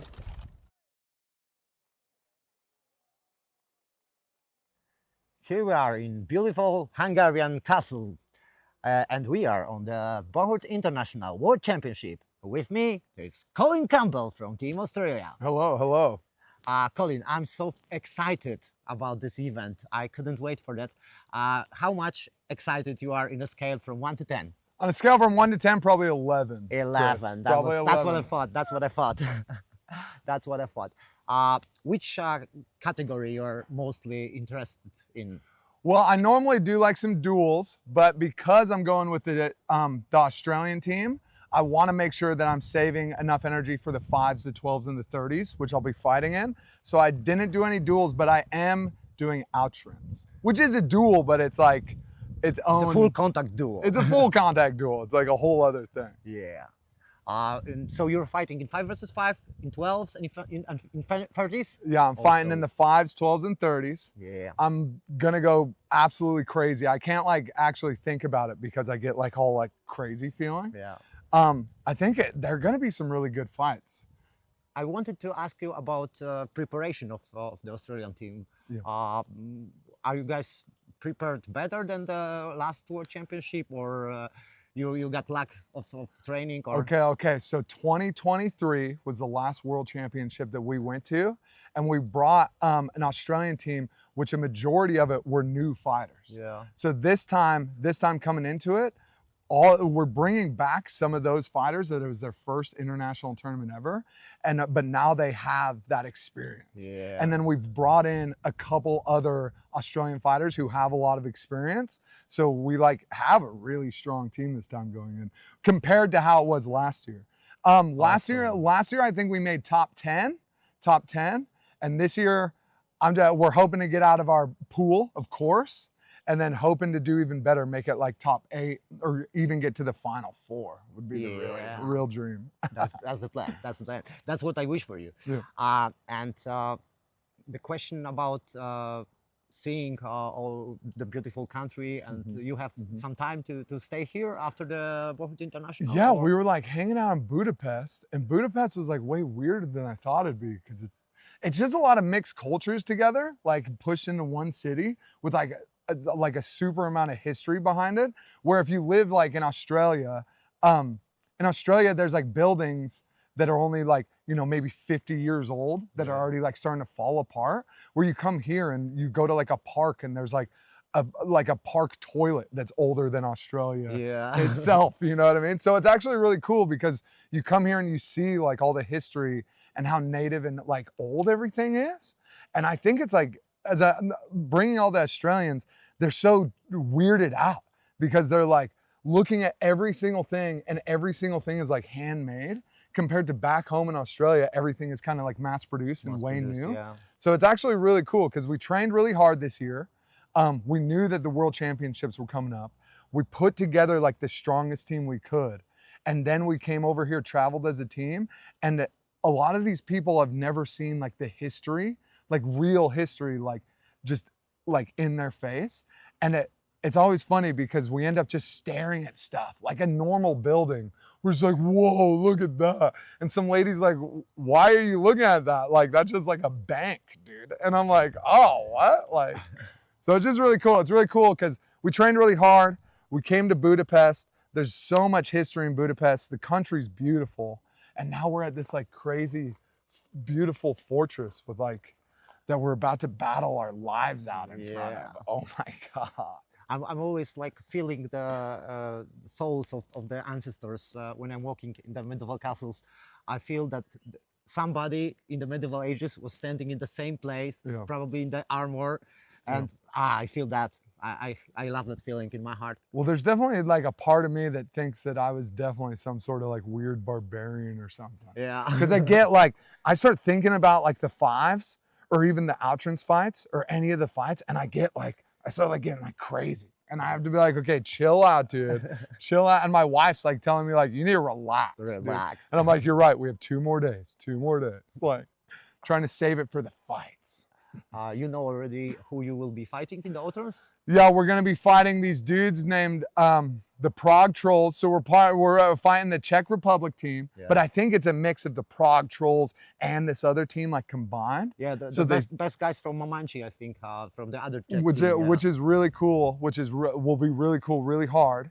Then we're fighting UK2, which I think is a mixture of like White Company. It's same thing. It's like the best of the UK teams come together, and then we'll fight France 2, which I have no idea about actually. I have no idea who France 2 will be, but we know that the way that I described it to my team is that every fight is going to be the hardest fight that they've ever fought, and every fight it's super important because the pools are small. So there's only 4 teams in our pool total. So that means that every single round is a major majority of our tournament. So even if we lose 1 round, that's a big percentage of the whole pool fight. So we need to make sure that every round we're winning the fights. Every single round we're making sure we're taking care of each other and we're bashing the enemy. You know what I mean? Yeah, I know. I definitely know what you mean. Chris knows. Been there, done that. Thank you very much. Yeah. And I can't wait to watch you fighting. You're not fighting this year, Chris? Nope. You're just the interview master, dude. Yes, beautiful, Chris. Take care of yourself. You too, Chris. Thank you very much. Hello again, Bohurt International, World Championship Hungary. And today I have with me Bill Bam Bam Woodbury from Team USA. Hello, Bill. Hello, how are you? I'm good, and you? I'm wonderful. Yeah. Bam Bam, you were the part of the first US team that came to Europe? Correct, in 2012. Yeah. And now you're a part of this team. What changed? Boy, the sport has gotten so much tougher. So much tougher. It's gotten stronger, and the biggest thing is, I would say that people have gotten tougher. You know, they can take a strike way better now. People learned how to strike and how to avoid strikes and so on. And then the biggest change in the last 3 years has been the introduction of a lot more grappling, judo and the throws. That has really revolutionized the sport. Yeah, definitely. But the methods of training, the knowledge of people, or how to approach the sport, how to be professional athletes, it also changed? Oh, significantly. I mean, one of the big things is the introduction of permanent facilities to train in. You know, so in the United States, we probably have 8 or 9 permanent facilities, maybe more now, that have air conditioning and all the facilities we need that we can train all year round. And that's a huge difference. And the sport is growing bigger and bigger, especially last 2 years? Yes, since COVID, it's really grown a lot. Yeah. You're doing also a great job advertising the sport and showing it to people. And you were the face of this TV show when you were fighting. Night Fights, it was. Night Fight? Yeah, you know, now that's old news. That was 5 years ago now. Yeah. But yeah, it's been an honor to be in the sport so long and to continue to do well. It's not so easy. I'm 50 now. And so this is a little more challenging for me. But God, I love being here. Yeah. You know, representing my nation. And how do you think about this year's Team USA? Is it prepared the best way it could be prepared? This might be one of our best US teams ever. Really? So I really have high hopes with us. But I think we're pretty well prepared. Yeah. And I have high hopes. You told me before the interview that you don't come here to lose. Absolutely not. Absolutely. I come here to win, and that's what it's about. Is, you know, I love those little medals that we fight for. Yeah. But yeah, it's I want victory. Is there anything you would say to the new fighter who comes to the sport? He's starting right now. What words would be your words to such new person? The number one is physicality. You have to be able to support yourself, run, fight, and do all of that. So your physical conditioning, be strong, be fast, be able to withstand heat. Those are your basic components, and then learn everything from there. Start with your grappling, your judo, and then sword strikes, because we still have to sword fight. Like we do a lot of other stuff, but we still want to sword fight, right? So, but I would say start with physical conditioning. That's the biggest thing. The worst thing is to be too tired to defend yourself. Yeah. You're just taking hits. It's too easy to give up then. Yeah, that's the last thing you want. Pole axes to the head with no protection, no. So remember, stay strong and condition yourself. That's right. Thank you, Will. You bet, thank you. And see you on the podium. Yeah, I'll see you out there.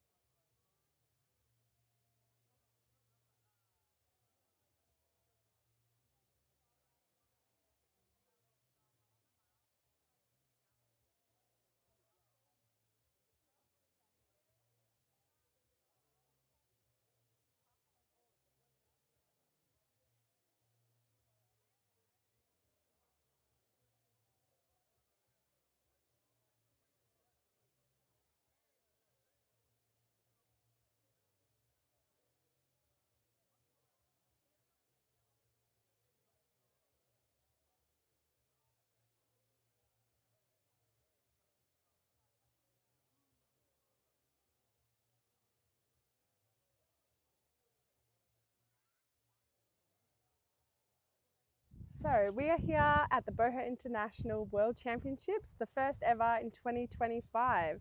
So my name is Jess and I'm here with Therese. Eva. And you guys are from which country? Sweden. Sweden. So Trainees from Sweden. Oh, trainees. So you are marshals taking the yellow. Yeah. Great. So how many events have you guys done? Not that many. We have been to 1 or 2 and have some at home, small ones. Great. Really small ones. So what does the Bohurt scene look like at home? It died down at under the corona, but we are on our way up and it's looking good. Oh, great. We have one team with us this year. Oh, great. So they're one team representing here Yeah, this one year? team 5 versus 5 and one single fighter in longsword. Right. No, that's very exciting. So what are you most excited for this whole event? The Bohurt 30 versus Yeah. 30. I never seen that, so I'm really excited. Yeah, no. Yeah. And the outruns. Yeah, the outruns. Yeah. I like Bohurt more. Yeah, okay. I think we all have our preferences. Yeah. No, that's awesome. And whilst you're here in Hungary, what are you guys getting up to outside of the event? Nothing. Nothing. I don't think we have the time. Yeah. We are trainees. We don't have time. No, very busy. All right. No, that sounds really great. So how did you guys both get involved in Bohurt? I found it at home in Gothenburg.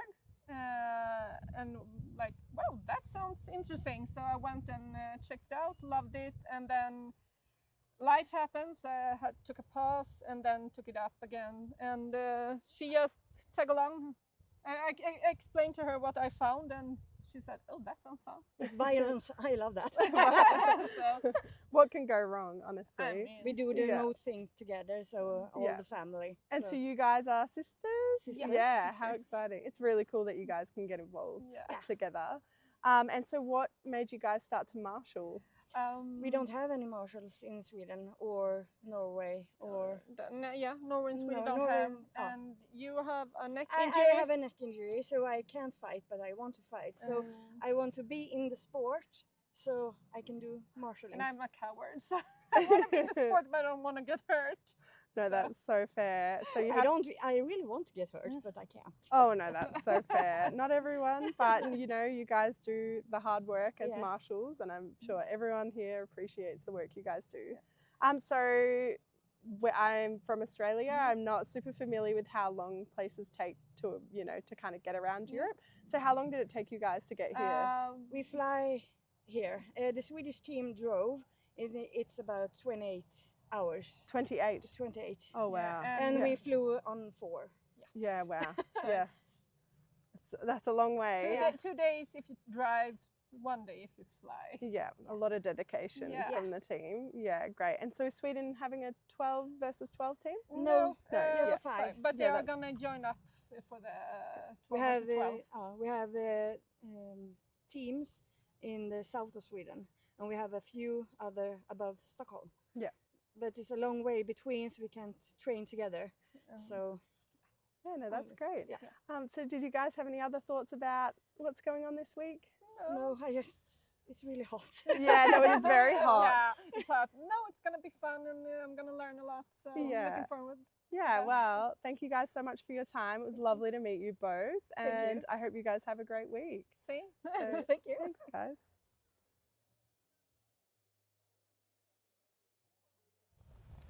So we're here today at the Bohurt International World Championship at Visegrad, and my name is Jess, and I'm here with...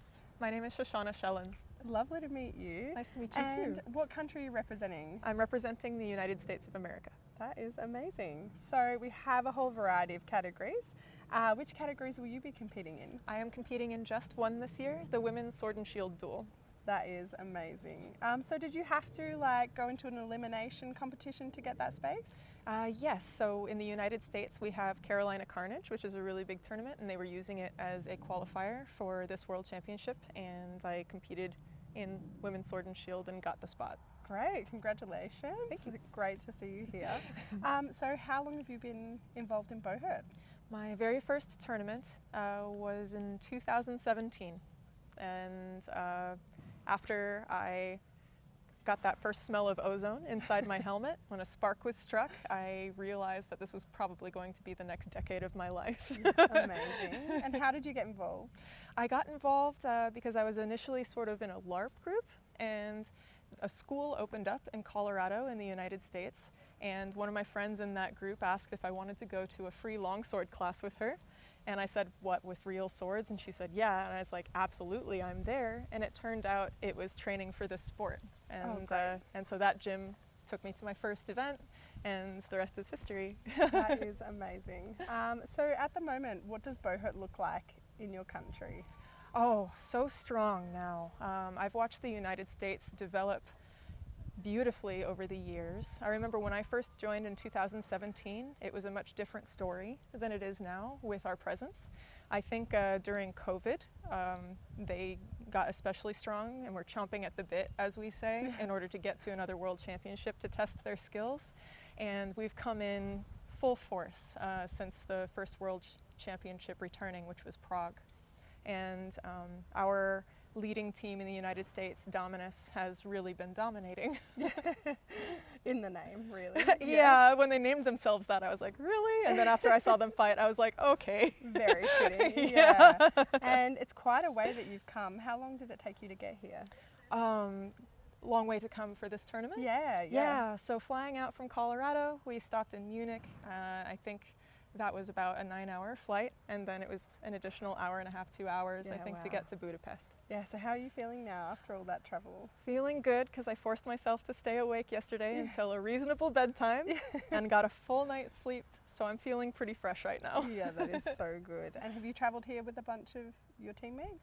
I traveled here. Franklin is a Marshal, and he happens to live near me in Colorado, so we ended up accidentally having the same flight itinerary. Oh, great. Yeah, so we at least had each other during our massive race in the Munich airport to get to our connection. My goodness, yeah. And do you have some plans for after the tournament to check out the country? Yes, so I'll be staying an extra couple days here in Hungary in order to check out Budapest. Oh, lovely. We haven't done that yet, so I'm also pretty excited to see that. Wonderful. Have you checked out some of the sites locally? Yes, so I really love Visegrad for its main street and then a cross street, but you happen to have the supermarket you need and a couple restaurants to try. They close earlier, so it's good to get out and do those things early. And then you've got the Danube right over this crest here, which of course has tons of amazing history. And so getting to see that, they've got this really cheap ferry that just takes you across the creek. Yeah, I don't see any bridges, and so that bit of public transportation is actually pretty neat, seeing everybody with their bicycles load on to get to the other side of the river. Yeah, that's great. And this whole week, what are you most excited for? I'm most excited for the fact that duels, my only category, are fought on day one, which means I get to enjoy the rest of the tournament supporting everybody else and maintaining a comfortable level of inebriation. The main thing. So that's about it. All right. It's been lovely to meet you. Lovely to meet you too. Congratulations on getting here. Oh, thank you. You obviously fought In very one piece, hard, yeah. and good luck for all of your fights tomorrow. Thank you so much.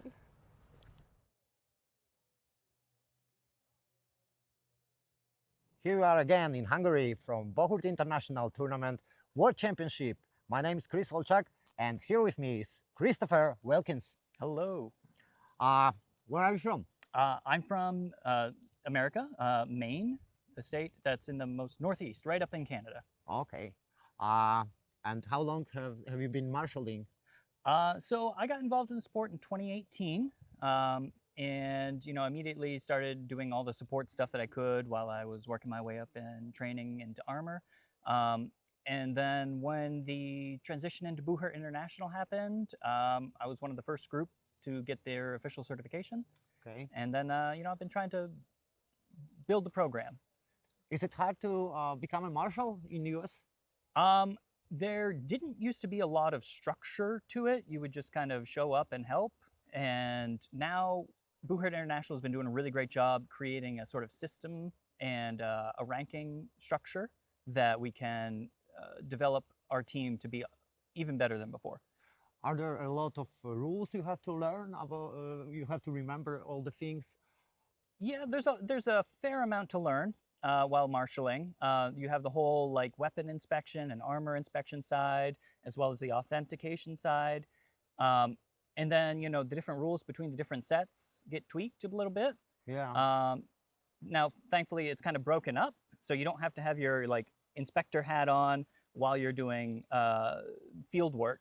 And then while you're in the field, you just have to focus on that. And I have a feeling that good marshals are the marshals who have experience as a fighters. Is it necessary, you think, or it's not necessary? I don't think it's necessary, but it absolutely helps. Yeah. Because if you know what the fighters are going to attempt to do, then you'll be much better positioned to not get in the way and check for blows that are inappropriate. Yeah.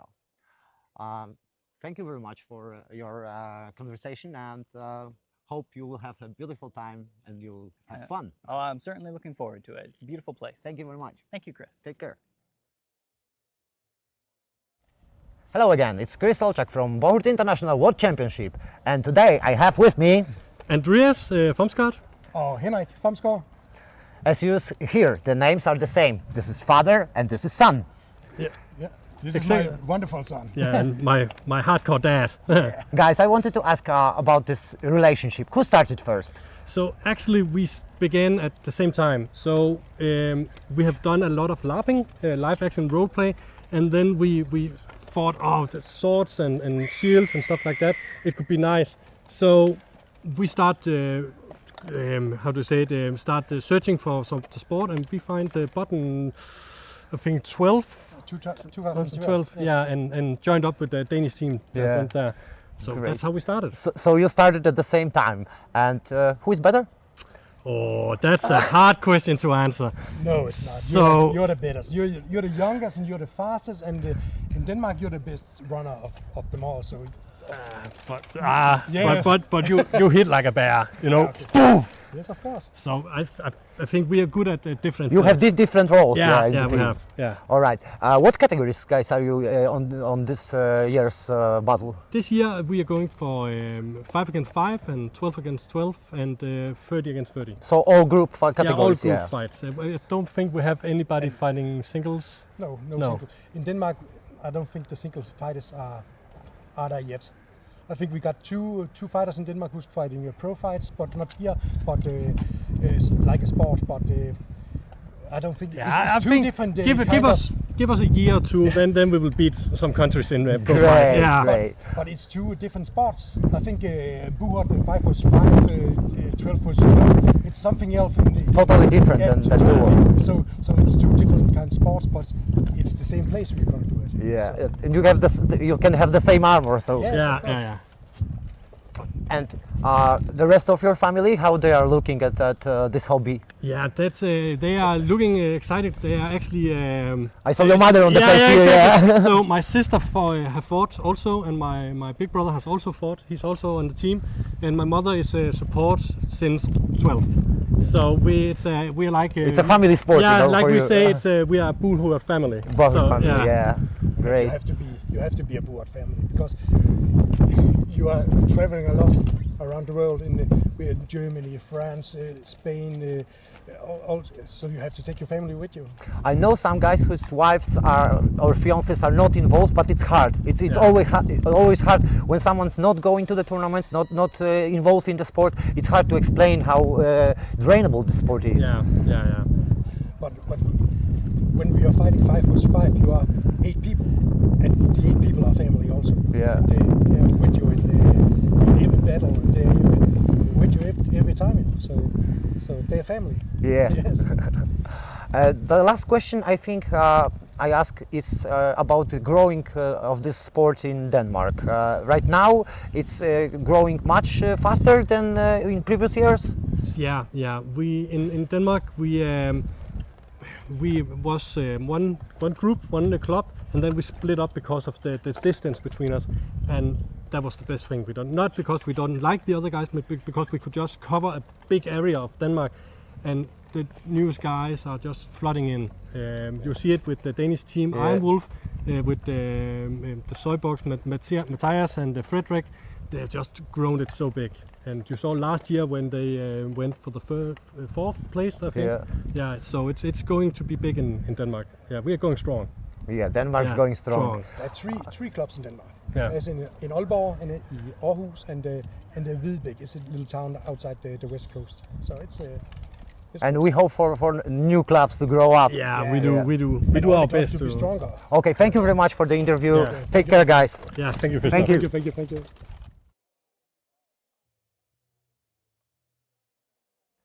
Here we are in beautiful Hungarian castle, and we are on the Bohurt International World Championship. With me is Colin Campbell from Team Australia. Hello, hello. Colin, I'm so excited about this event. I couldn't wait for that. How much excited you are in a scale from 1 to 10? On a scale from 1 to 10, probably 11. 11. That's what I thought. That's what I thought. That's what I thought. Which category you're mostly interested in?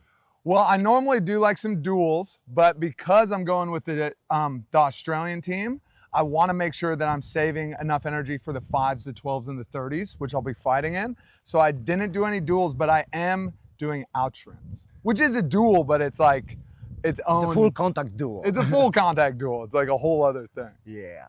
And so you're fighting in 5 versus 5, in 12s, and in 30s? Yeah, I'm fighting in the 5s, 12s, and 30s. Yeah. I'm gonna go absolutely crazy. I can't like actually think about it because I get like all like crazy feeling. Yeah. I think there are gonna be some really good fights. I wanted to ask you about preparation of the Australian team. Yeah. Are you guys prepared better than the last World Championship, or you got lack of training? Or? Okay. So 2023 was the last World Championship that we went to, and we brought an Australian team, which a majority of it were new fighters. Yeah. So this time coming into it, we're bringing back some of those fighters that it was their first international tournament ever, but now they have that experience. Yeah. And then we've brought in a couple other Australian fighters who have a lot of experience. So we like have a really strong team this time going in compared to how it was last year. Last year I think we made top 10, and this year we're hoping to get out of our pool, of course. And then hoping to do even better, make it like top 8 or even get to the final 4 would be the real dream. That's the plan. That's the plan. That's what I wish for you. Yeah. And the question about seeing all the beautiful country, and you have some time to stay here after the Bohurt International? Yeah, we were like hanging out in Budapest, and Budapest was like way weirder than I thought it'd be because it's just a lot of mixed cultures together, like pushed into one city with like a super amount of history behind it, where if you live like in Australia there's like buildings that are only like, you know, maybe 50 years old that are already like starting to fall apart, where you come here and you go to like a park and there's like a park toilet that's older than Australia itself, you know what I mean? So it's actually really cool because you come here and you see like all the history and how native and like old everything is. And I think it's like, bringing all the Australians, they're so weirded out because they're like looking at every single thing, and every single thing is like handmade compared to back home in Australia. Everything is kind of like mass produced and way new. Yeah. So it's actually really cool because we trained really hard this year.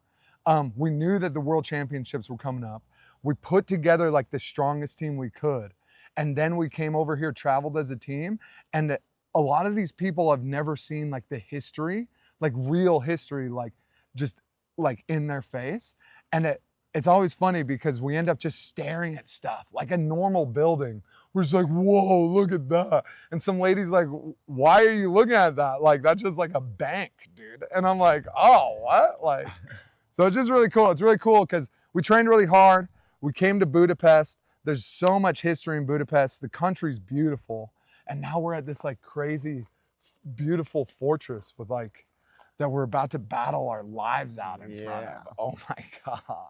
I'm always like feeling the souls of the ancestors when I'm walking in the medieval castles. I feel that somebody in the medieval ages was standing in the same place, probably in the armor, and I feel that I love that feeling in my heart. Well, there's definitely like a part of me that thinks that I was definitely some sort of like weird barbarian or something. Yeah. Because I start thinking about like the fives or even the outrance fights or any of the fights, and I start like getting like crazy. And I have to be like, okay, chill out, dude. Chill out. And my wife's like telling me like, you need to relax. Relax. Dude. And I'm like, you're right. We have 2 more days. 2 more days. Like trying to save it for the fights.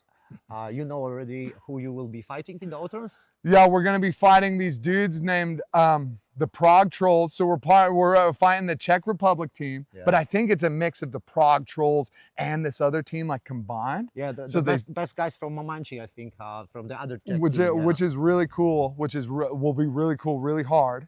Then we're fighting UK2, which I think is a mixture of like White Company. It's same thing. It's like the best of the UK teams come together, and then we'll fight France 2, which I have no idea about actually. I have no idea who France 2 will be, but we know that the way that I described it to my team is that every fight is going to be the hardest fight that they've ever fought, and every fight it's super important because the pools are small. So there's only 4 teams in our pool total.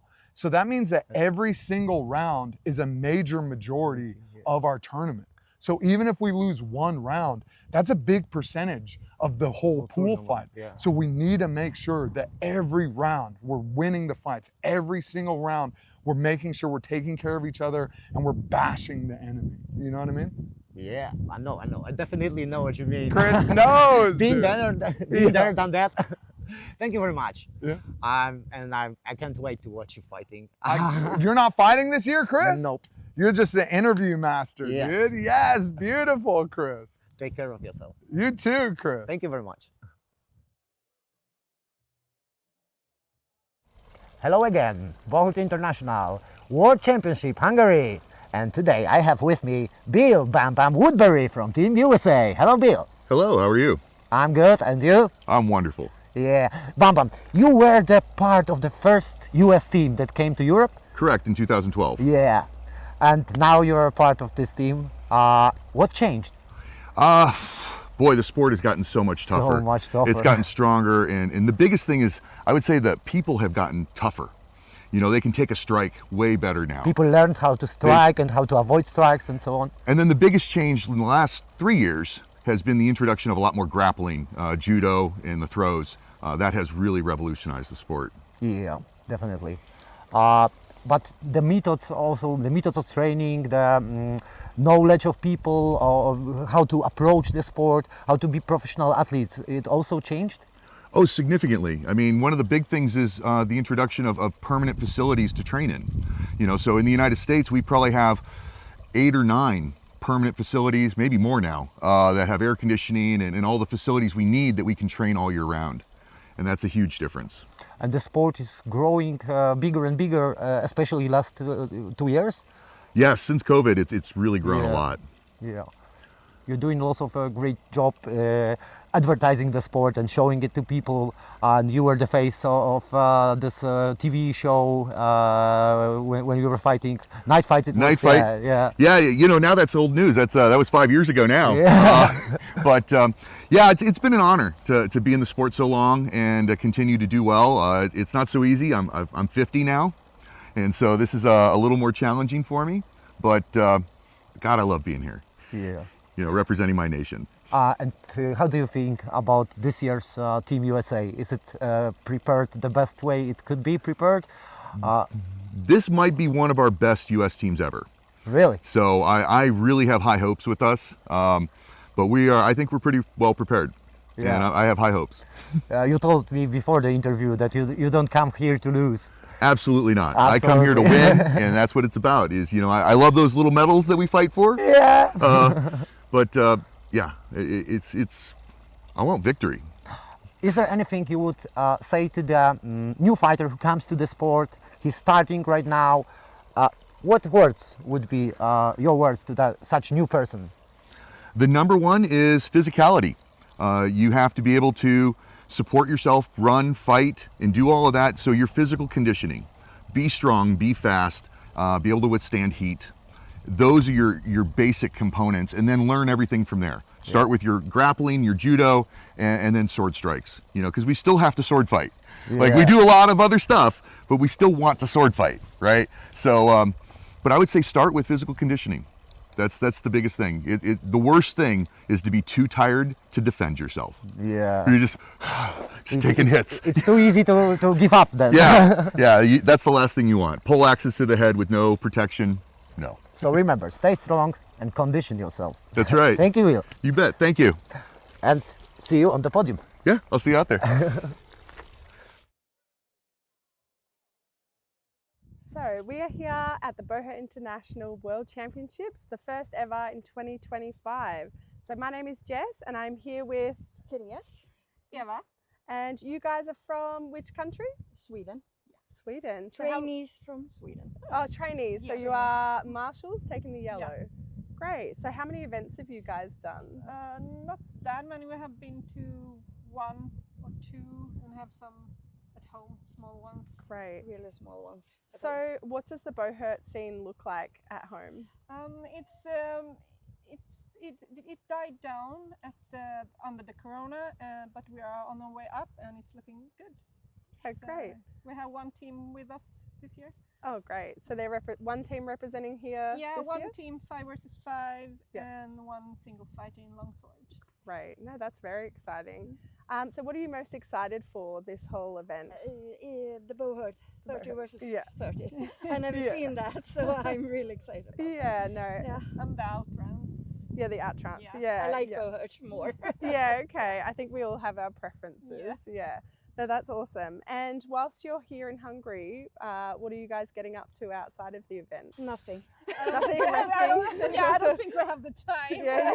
We are trainees, we don't have time. No, very busy. All right, no, that sounds really great. So how did you guys both get involved in Bohurt? I found it at home in Gothenburg. And like, wow, that sounds interesting. So I went and checked out, loved it, and then life happens. I took a pause and then took it up again. And she just tagged along. I explained to her what I found, and she said, "Oh, that sounds fun." It's violence. I love that. So, what can go wrong, honestly? We do the most things together, so all the family. And so you guys are sisters? Sisters. Yeah, how exciting. It's really cool that you guys can get involved together. And so what made you guys start to marshal? We don't have any marshals in Sweden or Norway or... Norway and Sweden don't have. And you have a neck I injury? have a neck injury, so I can't fight, but I want to fight. So I want to be in the sport, so I can do marshalling. And I'm a coward, so I want to be in the sport, but I don't want to get hurt. No, that's so fair. So you I really want to get hurt, but I can't. Oh no, that's so fair. Not everyone, but you know, you guys do the hard work as marshals, and I'm sure everyone here appreciates the work you guys do. So I'm from Australia. I'm not super familiar with how long places take to, you know, to kind of get around Europe. So how long did it take you guys to get here? We fly here. The Swedish team drove. It's about 28 hours. 28? 28. Oh, wow. And we flew on 4. Yeah, wow. Yes. That's a long way. 2 days if you drive, 1 day if you fly. Yeah, a lot of dedication from the team. Yeah, great. And so is Sweden having a 12 versus 12 team? No, just 5. But they are going to join up for the 12 versus 12. We have teams in the south of Sweden, and we have a few other above Stockholm. Yeah. But it's a long way between, so we can't train together. So. Yeah, no, that's great. Yeah. So did you guys have any other thoughts about what's going on this week? No, it's really hot. Yeah, no, it is very hot. Yeah, it's hot. No, it's going to be fun, and I'm going to learn a lot, so I'm looking forward. Yeah, well, thank you guys so much for your time. It was lovely to meet you both, and I hope you guys have a great week. See? So, thank you. Thanks, guys.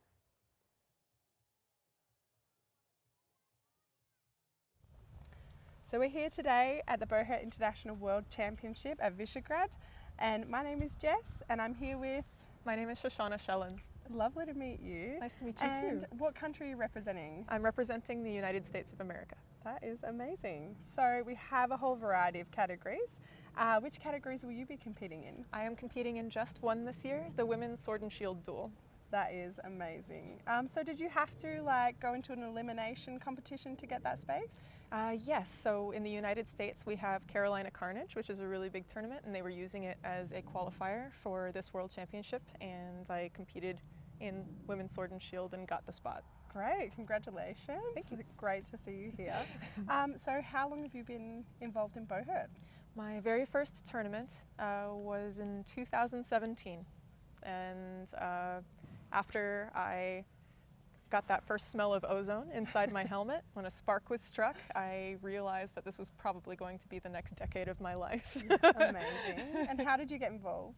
I got involved because I was initially sort of in a LARP group, and a school opened up in Colorado in the United States, and one of my friends in that group asked if I wanted to go to a free longsword class with her. And I said, what, with real swords? And she said, yeah. And I was like, absolutely, I'm there. And it turned out it was training for the sport. And, and so that gym took me to my first event, and the rest is history. That is amazing. So at the moment, what does Bohurt look like in your country? Oh, so strong now. I've watched the United States develop beautifully over the years. I remember when I first joined in 2017, it was a much different story than it is now with our presence. I think during COVID, they got especially strong and were chomping at the bit, as we say, in order to get to another world championship to test their skills. And we've come in full force since the first world championship returning, which was Prague. And our leading team in the United States, Dominus, has really been dominating. In the name, really. Yeah, when they named themselves that, I was like, really? And then after I saw them fight, I was like, okay. Very fitting, yeah. And it's quite a way that you've come. How long did it take you to get here?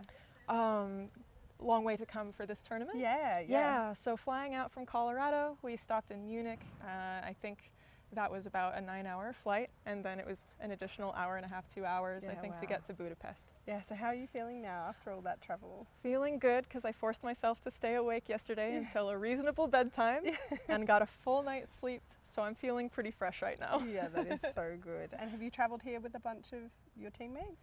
I traveled here. Franklin is a Marshal, and he happens to live near me in Colorado, so we ended up accidentally having the same flight itinerary. Oh, great. Yeah, so we at least had each other during our massive race in the Munich airport to get to our connection. My goodness, yeah. And do you have some plans for after the tournament to check out the country? Yes, so I'll be staying an extra couple days here in Hungary in order to check out Budapest. Oh, lovely. We haven't done that yet, so I'm also pretty excited to see that. Wonderful. Have you checked out some of the sites locally? Yes, so I really love Visegrad for its main street and then a cross street, but you happen to have the supermarket you need and a couple restaurants to try. They close earlier, so it's good to get out and do those things early. And then you've got the Danube right over this crest here, which of course has tons of amazing history. And so getting to see that, they've got this really cheap ferry that just takes you across the creek. Yeah, I don't see any bridges, and so that bit of public transportation is actually pretty neat, seeing everybody with their bicycles load on to get to the other side of the river. Yeah, that's great. And this whole week, what are you most excited for? I'm most excited for the fact that duels, my only category, are fought on day one, which means I get to enjoy the rest of the tournament supporting everybody else and maintaining a comfortable level of inebriation. The main thing. So that's about it. All right. It's been lovely to meet you. Lovely to meet you too. Congratulations on getting here. Oh, thank you. Obviously fought In very one piece, hard, yeah. and good luck for all of your fights tomorrow. Thank you so Great. much.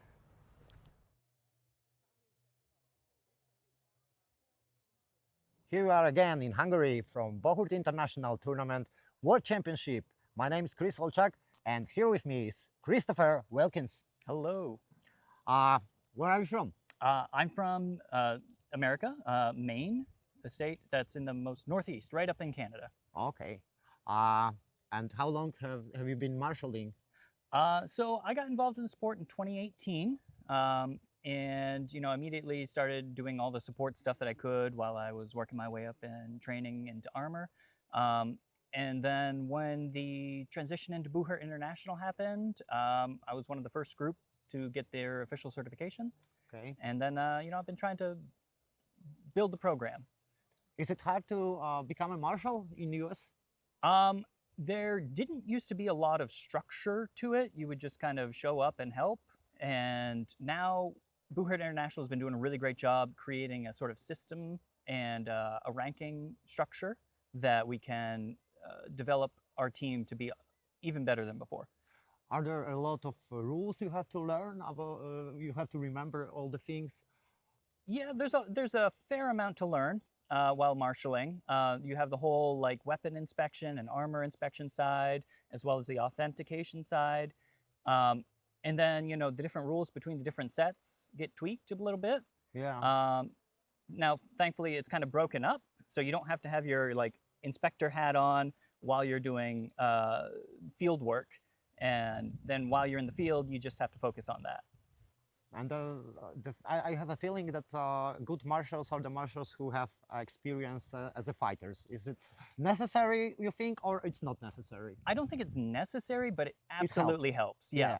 Because if you know what the fighters are going to attempt to do, then you'll be much better positioned to not get in the way and check for blows that are inappropriate. Yeah.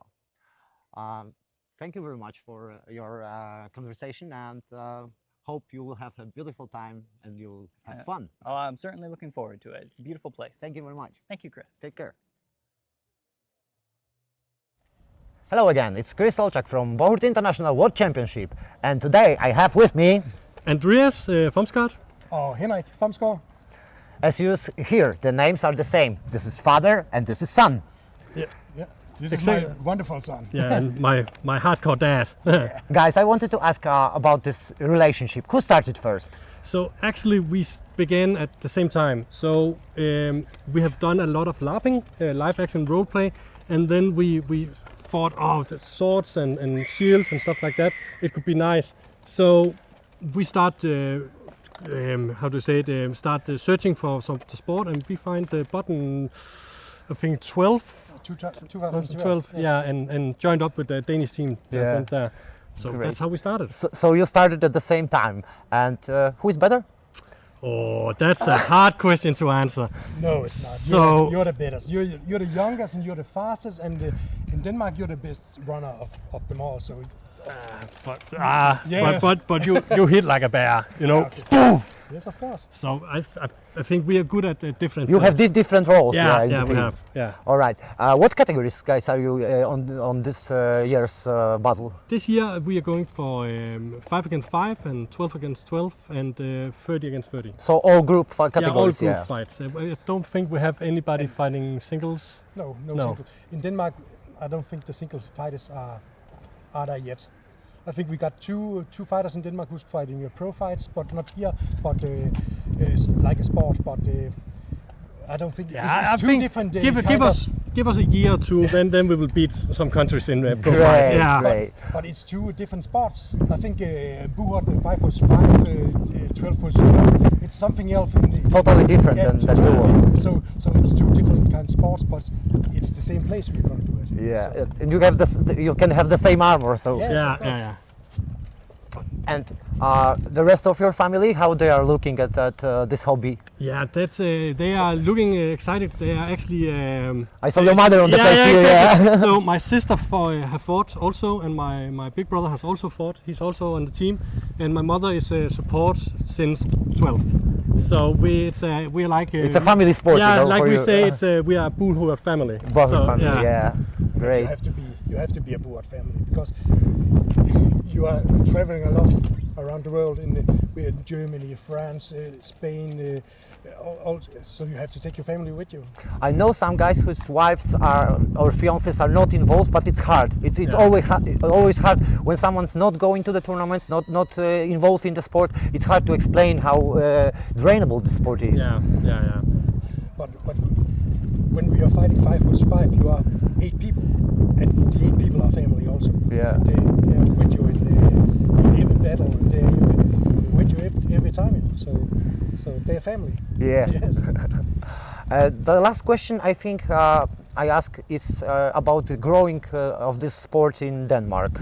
Right now, it's growing much faster than in previous years. Yeah. We in Denmark we was one group, one club, and then we split up because of this distance between us, and that was the best thing we done. Not because we don't like the other guys, but because we could just cover a big area of Denmark, and the newest guys are just flooding in. You see it with the Danish team, Yeah. Iron Wolf, with the Soybox, Matthias and Frederick. They have just grown it so big. And you saw last year when they went for the fourth place, I think.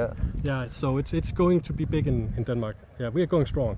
Yeah, Denmark's going strong. There are three clubs in Denmark. Yeah. As in Aalborg and in Aarhus and Hvidbæk is a little town outside the west coast. So it's and we hope for new clubs to grow up. Yeah, we do our best to be stronger. Okay, thank you very much for the interview. Yeah. Take care, guys. Yeah, thank you, Christoph. Thank you. Thank you.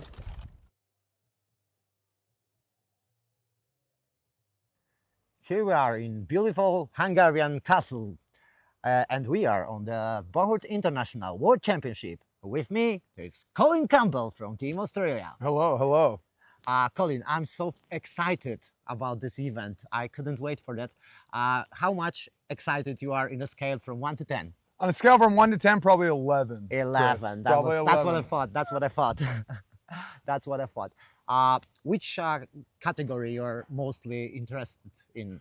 Well, I normally do like some duels, but because I'm going with the Australian team, I want to make sure that I'm saving enough energy for the 5s, the 12s, and the 30s, which I'll be fighting in. So I didn't do any duels, but I am doing outruns, which is a duel, but it's like its own. It's a full contact duel. It's a full contact duel. It's like a whole other thing. Yeah.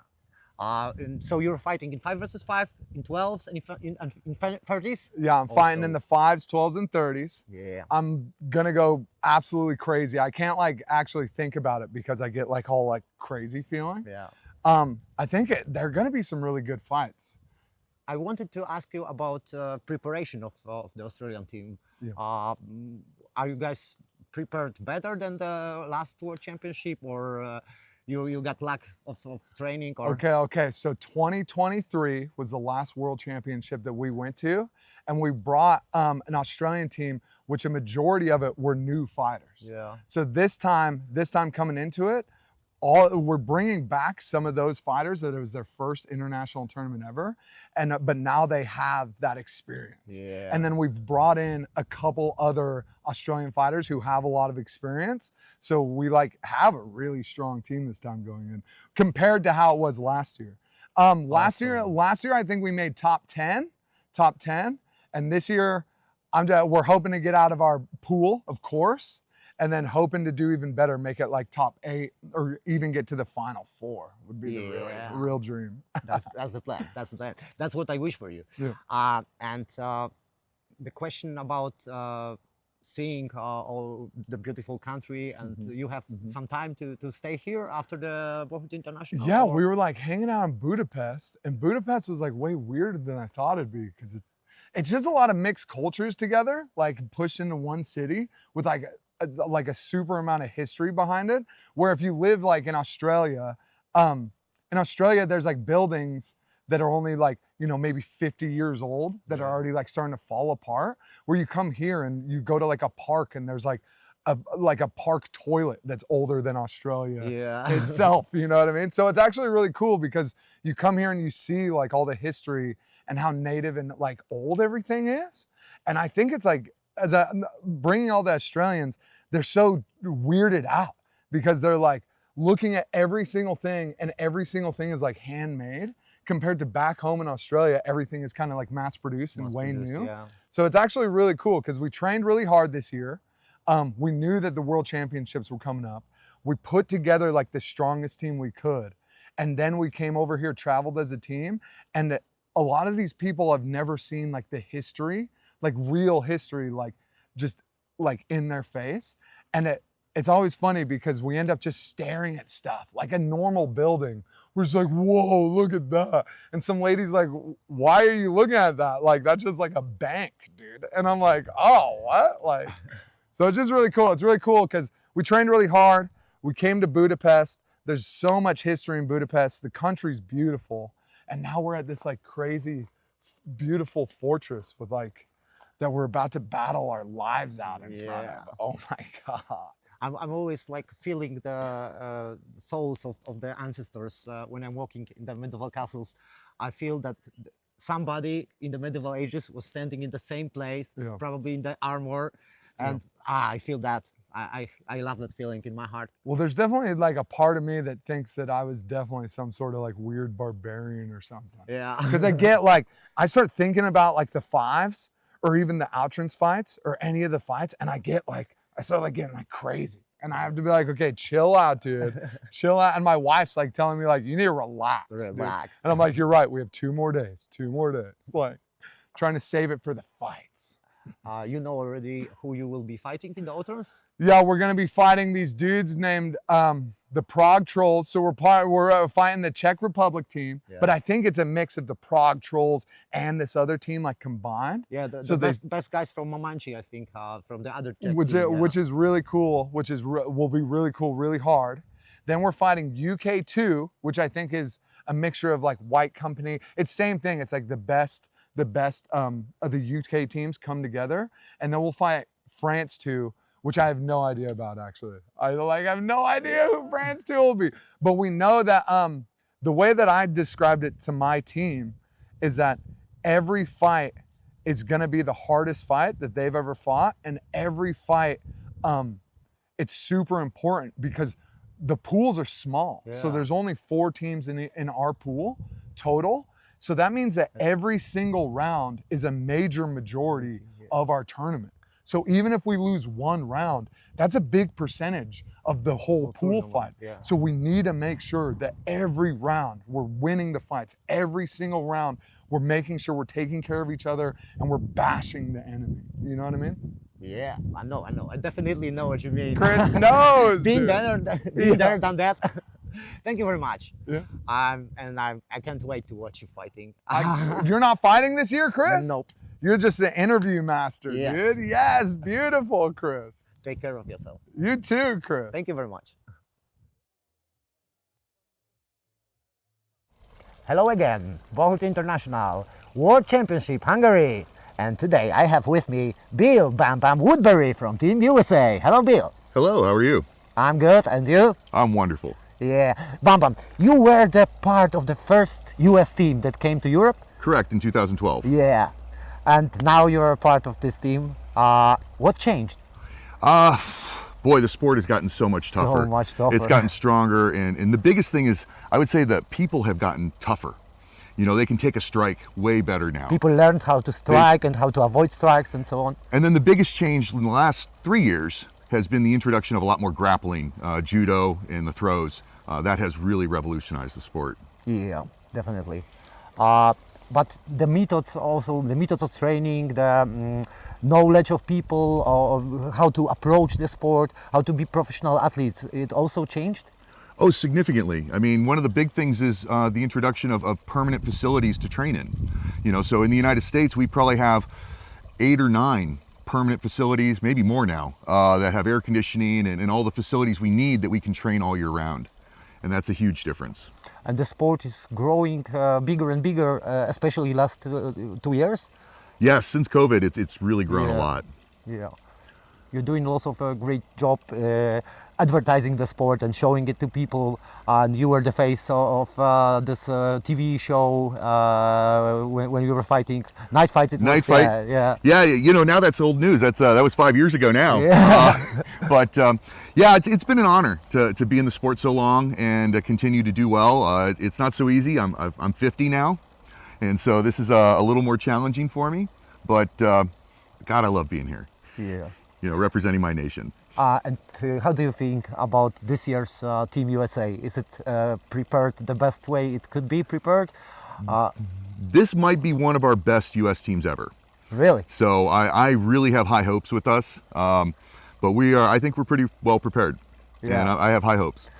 You told me before the interview that you don't come here to lose. Absolutely not. Absolutely. I come here to win, and that's what it's about. I love those little medals that we fight for. Yeah. Yeah, I want victory. Is there anything you would say to the new fighter who comes to the sport? He's starting right now. What words would be your words to such new person? The number one is physicality.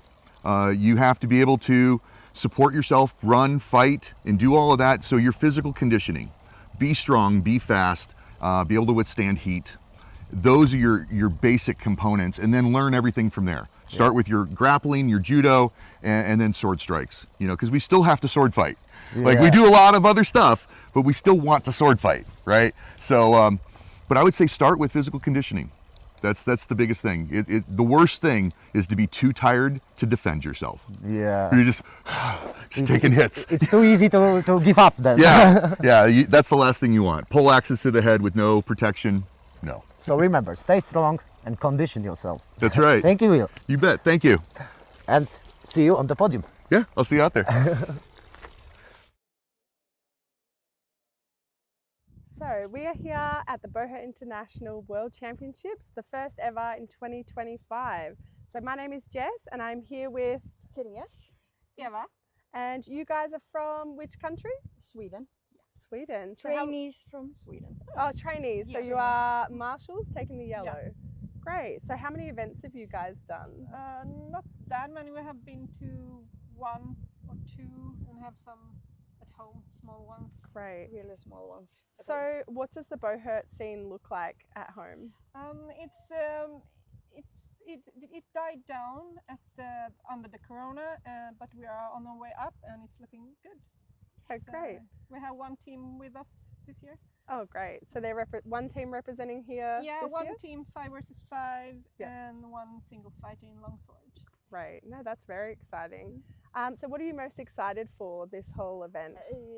The Bohurt 30 versus Yeah. 30. I never seen that, so I'm really excited about Yeah, no. Yeah. And the outruns. Yeah, the outruns. Yeah. I like Bohurt more. Yeah, okay. I think we all have our preferences. Yeah.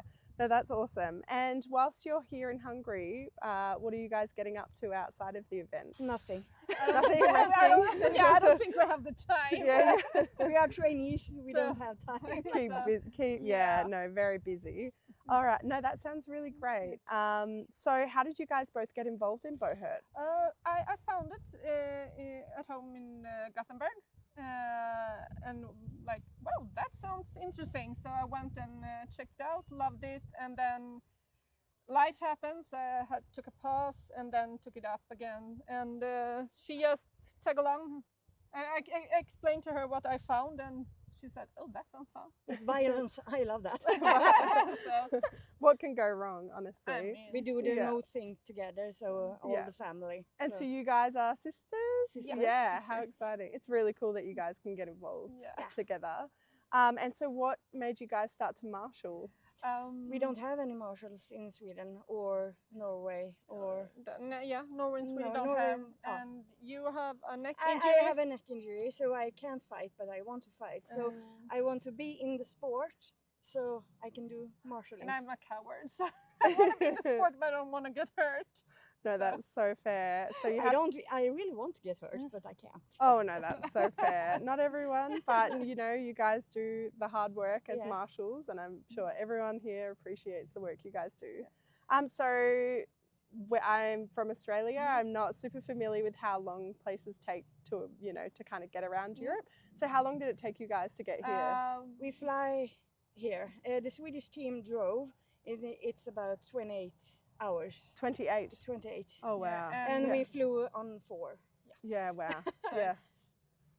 That's a long way. 2 days if you drive, 1 day if you fly. Yeah, a lot of dedication from the team. Yeah, great. And so is Sweden having a 12 versus 12 team? No, just 5. But they are going to join up for the 12 versus 12. We have teams in the south of Sweden, and we have a few other above Stockholm. Yeah.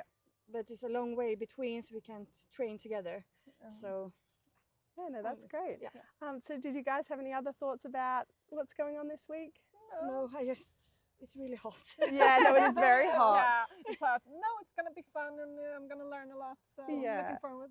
Yeah, well, thank you guys so much for your time. It was lovely to meet you both, and I hope you guys have a great week. See? So, thank you. Thanks, guys.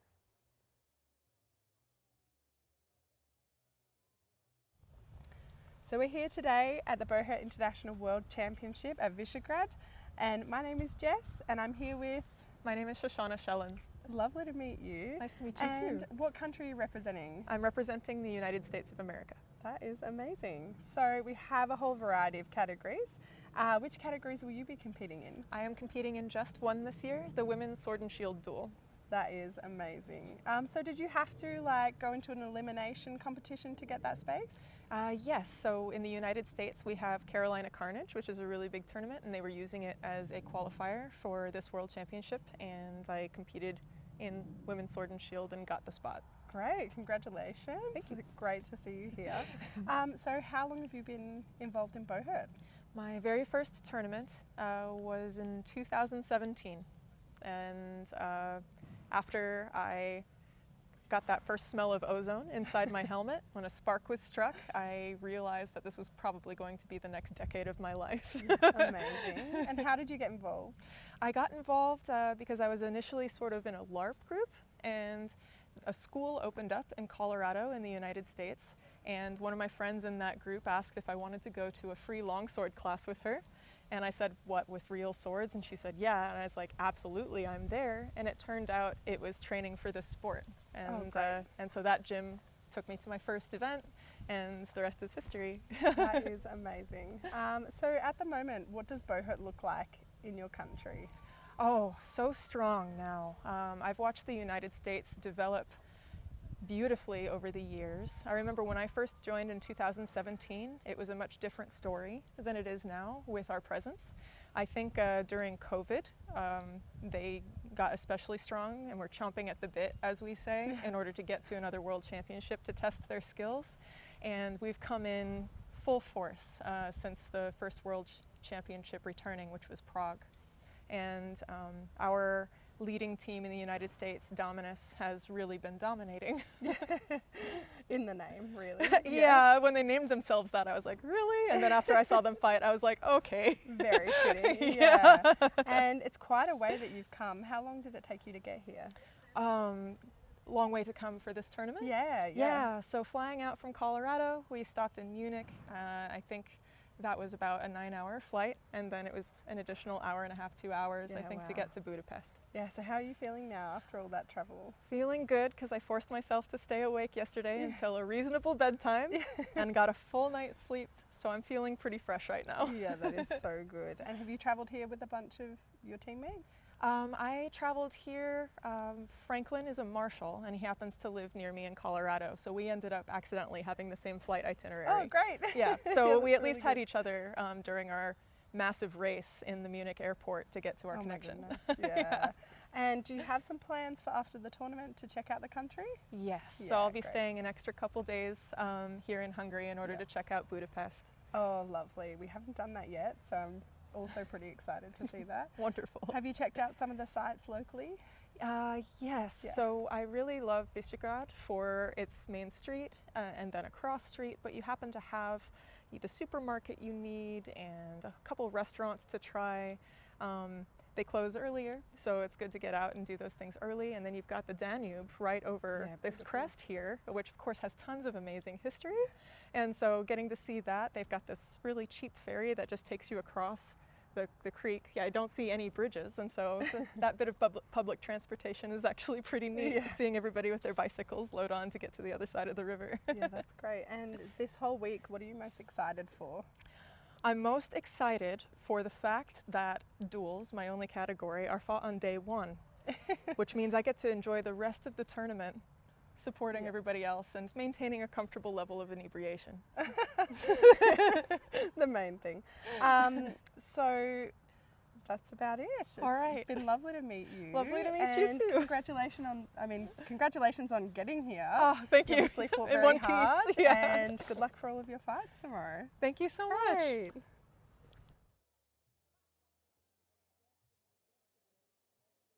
Here we are again in Hungary from Bohurt International Tournament World Championship. My name is Chris Olczak, and here with me is Christopher Wilkins. Hello. Where are you from? I'm from America, Maine, the state that's in the most northeast, right up in Canada. Okay. And how long have you been marshalling? So I got involved in the sport in 2018. And immediately started doing all the support stuff that I could while I was working my way up in training into armor. And then when the transition into Bohurt International happened, I was one of the first group to get their official certification. Okay. And then I've been trying to build the program. Is it hard to become a marshal in the US? There didn't used to be a lot of structure to it. You would just kind of show up and help. And now Bohurt International has been doing a really great job creating a sort of system and a ranking structure that we can develop our team to be even better than before. Are there a lot of rules you have to learn about?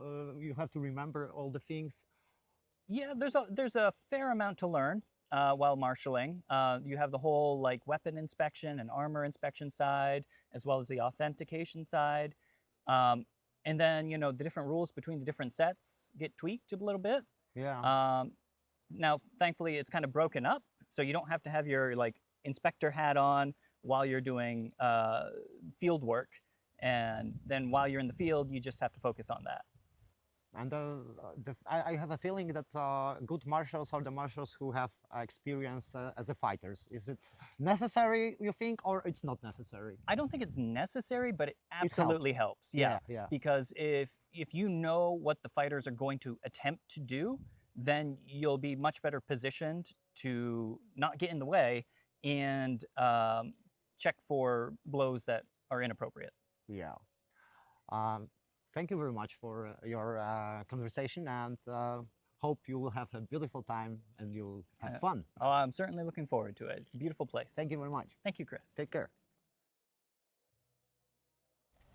Hello again, it's Chris Olczak from Bohurt International World Championship, and today I have with me Andreas Fomsgaard. Oh, Henrik Fomsgaard. As you hear, the names are the same. This is father and this is son. Yeah. This is my wonderful son. Yeah, and my hardcore dad. Guys, I wanted to ask about this relationship. Who started first? So actually we began at the same time. So we have done a lot of LARPing, live action role play, and then we thought, the swords and shields and stuff like that, it could be nice. So we start searching for the sport, and we find the button, I think 12. 2012, yes. Yeah, and joined up with the Danish team. Yeah. So that's how we started. So you started at the same time, and who is better? Oh, that's a hard question to answer. No, it's not. So you're the best. You're the youngest and you're the fastest, and in Denmark you're the best runner of them all. So. But you hit like a bear, Okay. Boom! Yes, of course. So I think we are good at different. You have these different roles. In the team. We have. Yeah. All right. What categories, guys, are you on this year's battle? This year we are going for 5 against 5 and 12 against 12 and 30 against 30. So all group categories. Yeah, all group fights. I don't think we have anybody fighting singles. No. Single. In Denmark, I don't think the single fighters are there yet. I think we got two fighters in Denmark who's fighting pro fights, but not here, but like a sport. But I don't think it's two different. Give us a year or two, then we will beat some countries in pro fights. Yeah, great. But it's two different sports. I think Bohurt 5 was 5, 12 was 12. It's something else. Totally different than duels. So it's two different kind of sports, but it's the same place we're going to do it. Yeah, so. And you can have the same armor. So yes, yeah. And the rest of your family, how they are looking at this hobby? Yeah, that's they are looking excited. They are actually. I saw your mother on the place here. Exactly. Yeah. So my sister have fought also, and my big brother has also fought. He's also on the team, and my mother is support since 12. So we're like it's a family sport. Yeah, you know, like we say, it's we are a Bohurt family. Bohurt family, yeah. Great. You have to be you have to be a Bohurt family because you are traveling a lot around the world in Germany, France, Spain, so you have to take your family with you. I know some guys whose wives are or fiancés are not involved, but it's hard. It's always hard when someone's not going to the tournaments, not involved in the sport. It's hard to explain how drainable the sport is. Yeah. But when we are fighting 5 vs 5, you are 8 people, and the 8 people are family also. Yeah. And they are with you in every battle, and they are with you every time. So they're family. Yeah. Yes. The last question I think I ask is about the growing of this sport in Denmark. Right now, it's growing much faster than in previous years. Yeah. We in Denmark we was one group, one club, and then we split up because of this distance between us, and that was the best thing we done. Not because we don't like the other guys, but because we could just cover a big area of Denmark, and the newest guys are just flooding in. You see it with the Danish team, Iron Wolf, with the Soybox, Matthias and Frederick. They've just grown it so big. And you saw last year when they went for the fourth place, I think. Yeah. So it's going to be big in Denmark. Yeah, we are going strong. Yeah, Denmark's going strong. There are three clubs in Denmark. Yeah. There's in Aalborg and in Aarhus and Hvidbæk. It's a little town outside the west coast. So it's and we hope for new clubs to grow up. Yeah, we do our best to be stronger. Okay, thank you very much for the interview. Take care, guys. Yeah, thank you, Christoph. Thank you.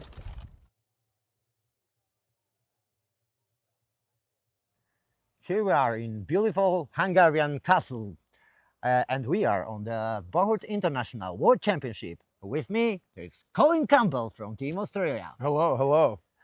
Colin, I'm so excited about this event. I couldn't wait for that. How much excited you are in a scale from 1 to 10? On a scale from 1 to 10, probably 11. 11. That's what I thought. That's what I thought. Which category you're mostly interested in? Well, I normally do like some duels, but because I'm going with the Australian team, I want to make sure that I'm saving enough energy for the 5s, the 12s, and the 30s, which I'll be fighting in. So I didn't do any duels, but I am doing outrins, which is a duel, but it's like its own. It's a full contact duel. It's a full contact duel. It's like a whole other thing. Yeah. And so you're fighting in 5 vs 5, in 12s, and in 30s? Yeah, I'm fighting in the 5s, 12s, and 30s. Yeah. I'm gonna go absolutely crazy. I can't like actually think about it because I get like all like crazy feeling. Yeah. I think they're gonna be some really good fights. I wanted to ask you about preparation of the Australian team. Yeah.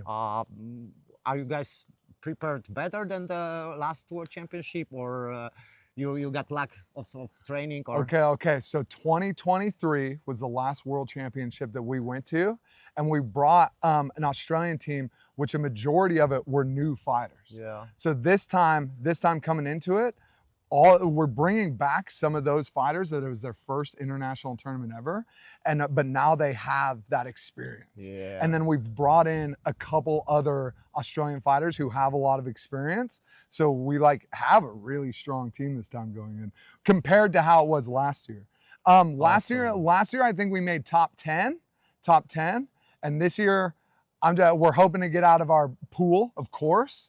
And then hoping to do even better, make it like top 8 or even get to the final 4 would be the real dream. That's the plan. That's the plan. That's what I wish for you. Yeah. And the question about seeing all the beautiful country, and you have some time to stay here after the Bohurt International? Yeah, we were like hanging out in Budapest, and Budapest was like way weirder than I thought it'd be because it's just a lot of mixed cultures together, like pushed into one city with like a super amount of history behind it, where if you live like in Australia there's like buildings that are only like, maybe 50 years old that are already like starting to fall apart, where you come here and you go to like a park and there's like a park toilet that's older than Australia itself, you know what I mean? So it's actually really cool because you come here and you see like all the history and how native and like old everything is.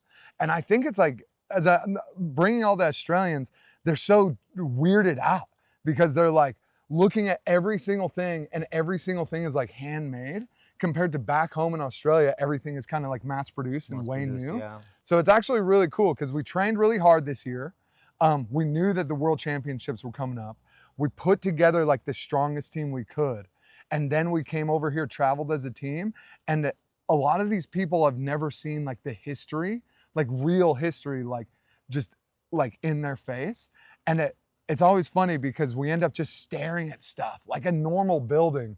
We're just like, whoa, look at that. And some lady's like, why are you looking at that? Like, that's just like a bank, dude. And I'm like, oh, what? Like, so it's just really cool. It's really cool because we trained really hard. We came to Budapest. There's so much history in Budapest. The country's beautiful. And now we're at this like crazy, beautiful fortress with like, that we're about to battle our lives out in front of. Oh my God. I'm always like feeling the souls of the ancestors when I'm walking in the medieval castles.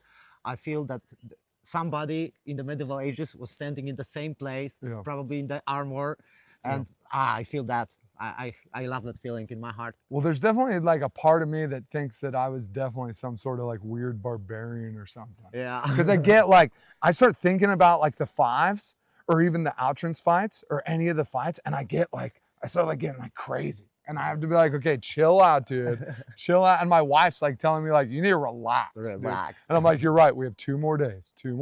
Like trying to save it for the fights.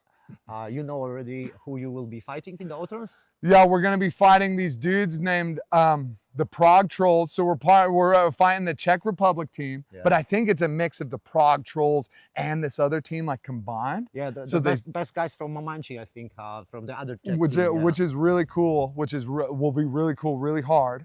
Then we're fighting UK2, which I think is a mixture of like White Company. It's same thing. It's like the best of the UK teams come together, and then we'll fight France 2, which I have no idea about actually. I have no idea who France 2 will be, but we know that the way that I described it to my team is that every fight is going to be the hardest fight that they've ever fought, and every fight it's super important because the pools are small. So there's only 4 teams in our pool total. So that means that every single round is a major majority of our tournament. So even if we lose 1 round, that's a big percentage of the whole pool fight. So we need to make sure that every round we're winning the fights. Every single round we're making sure we're taking care of each other and we're bashing the enemy. You know what I mean? Yeah, I know. I definitely know what you mean. Chris knows. Been there, done that. Thank you very much. Yeah. And I can't wait to watch you fighting. You're not fighting this year, Chris? Nope. You're just the interview master, dude. Yes, beautiful, Chris. Take care of yourself. You too, Chris. Thank you very much. Hello again, Bohurt International, World Championship Hungary. And today I have with me Bill Bam Bam Woodbury from Team USA. Hello, Bill. Hello, how are you? I'm good, and you? I'm wonderful. Yeah. Bam Bam, you were the part of the first US team that came to Europe? Correct, in 2012. Yeah. And now you're a part of this team. What changed? Boy, the sport has gotten so much tougher. So much tougher. It's gotten stronger, and the biggest thing is, I would say that people have gotten tougher. You know, they can take a strike way better now. People learned how to strike and how to avoid strikes and so on. And then the biggest change in the last 3 years has been the introduction of a lot more grappling, judo and the throws. That has really revolutionized the sport. Yeah, definitely. But the methods of training, the knowledge of people, or how to approach the sport, how to be professional athletes, it also changed? Oh, significantly. I mean, one of the big things is the introduction of permanent facilities to train in. You know, so in the United States, we probably have 8 or 9 permanent facilities, maybe more now, that have air conditioning and all the facilities we need that we can train all year round. And that's a huge difference. And the sport is growing bigger and bigger, especially last 2 years? Yes, since COVID, it's really grown a lot. Yeah.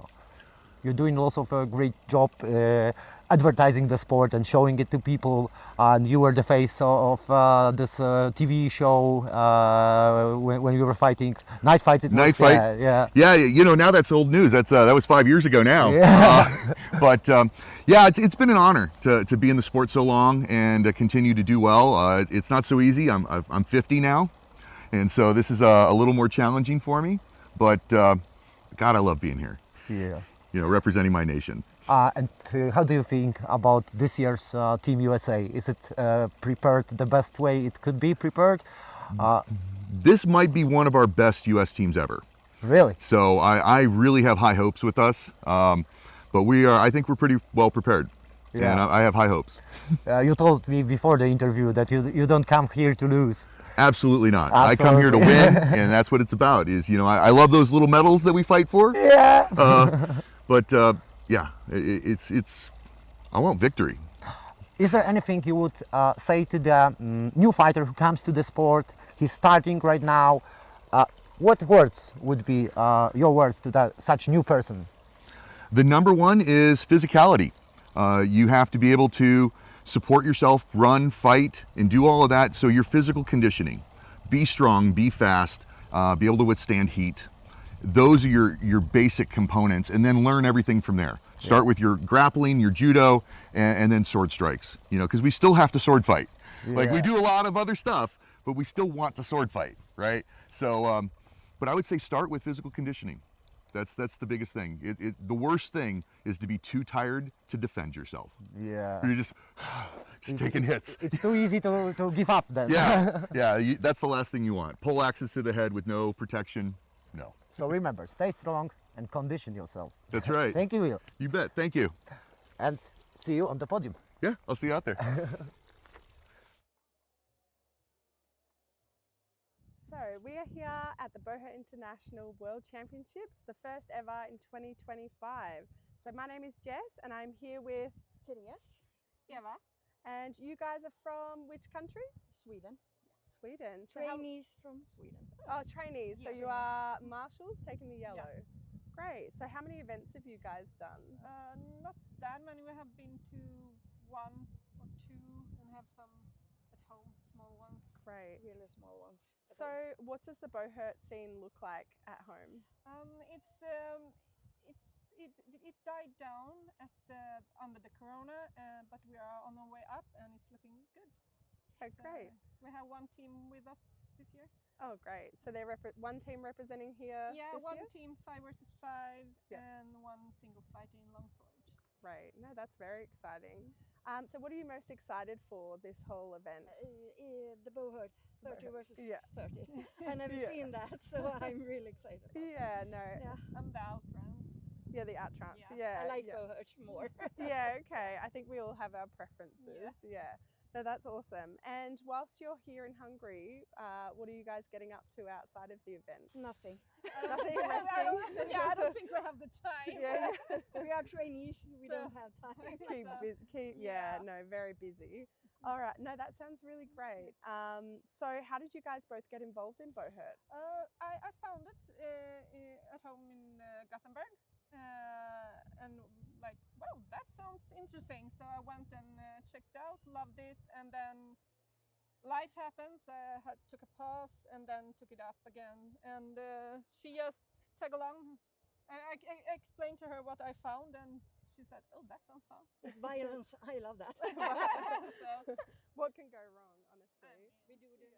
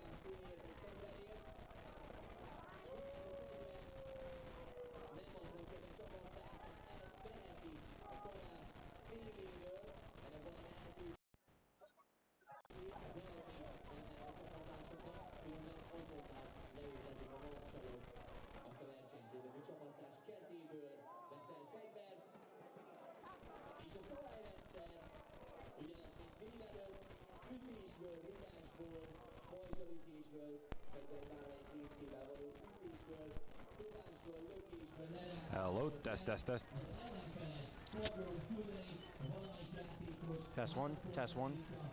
Test one. Test one. Test one.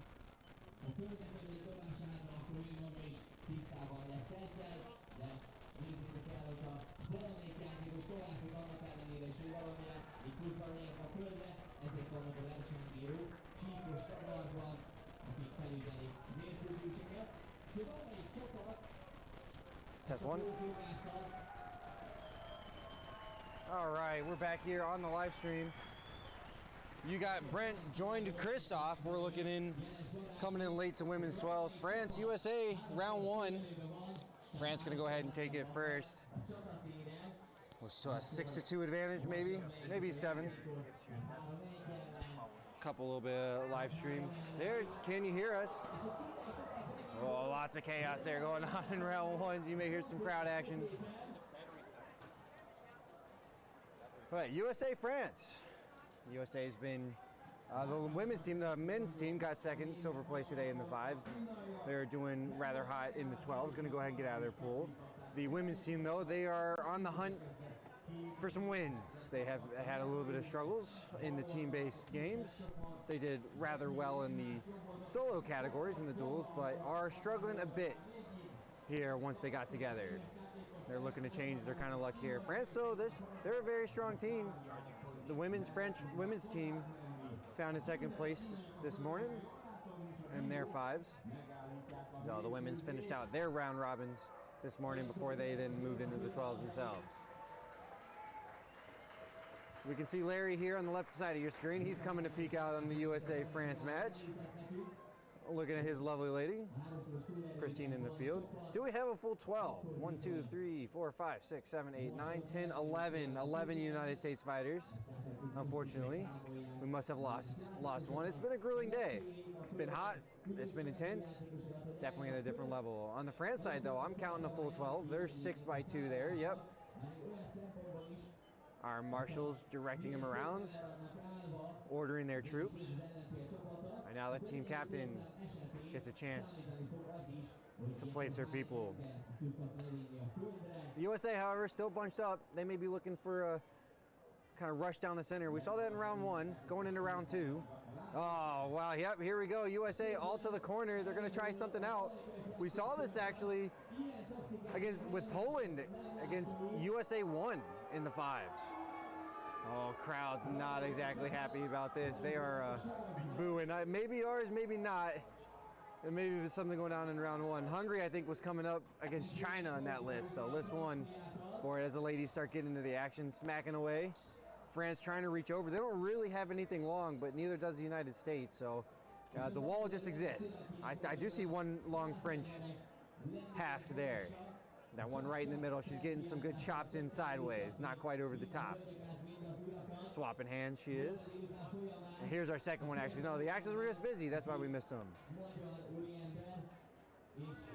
All right, so chopping. So far, nobody down yet. One of the French fighters is about to get eaten alive. United States trying to pull somebody into the corner so they can work on it, trying to keep tight, but they are losing some on the wings. Her buddy goes out there to support her, drag her back in, let her know, hey, gotta come back, and then spring the head. France trying to just drag somebody out, smack them away. Got a trade there, so first wing down. The United States, French with the man advantage to start. They are now still up 1 as they started, so we'll have 10 United States, 11 French, as we continue to bop back and forth. Must be growing. We do have somebody down on the side of the list. Hard to tell which fighter that is, but by the guess of it, my guess would be a USA fighter pulled off the side. French just comes chopping in the front line, reaching out, grabbing them up. Yeah, that was a USA fighter there to the left side of the screen on the list. One of the French fighters is making her way towards the corner, but the United States did not allow that to happen.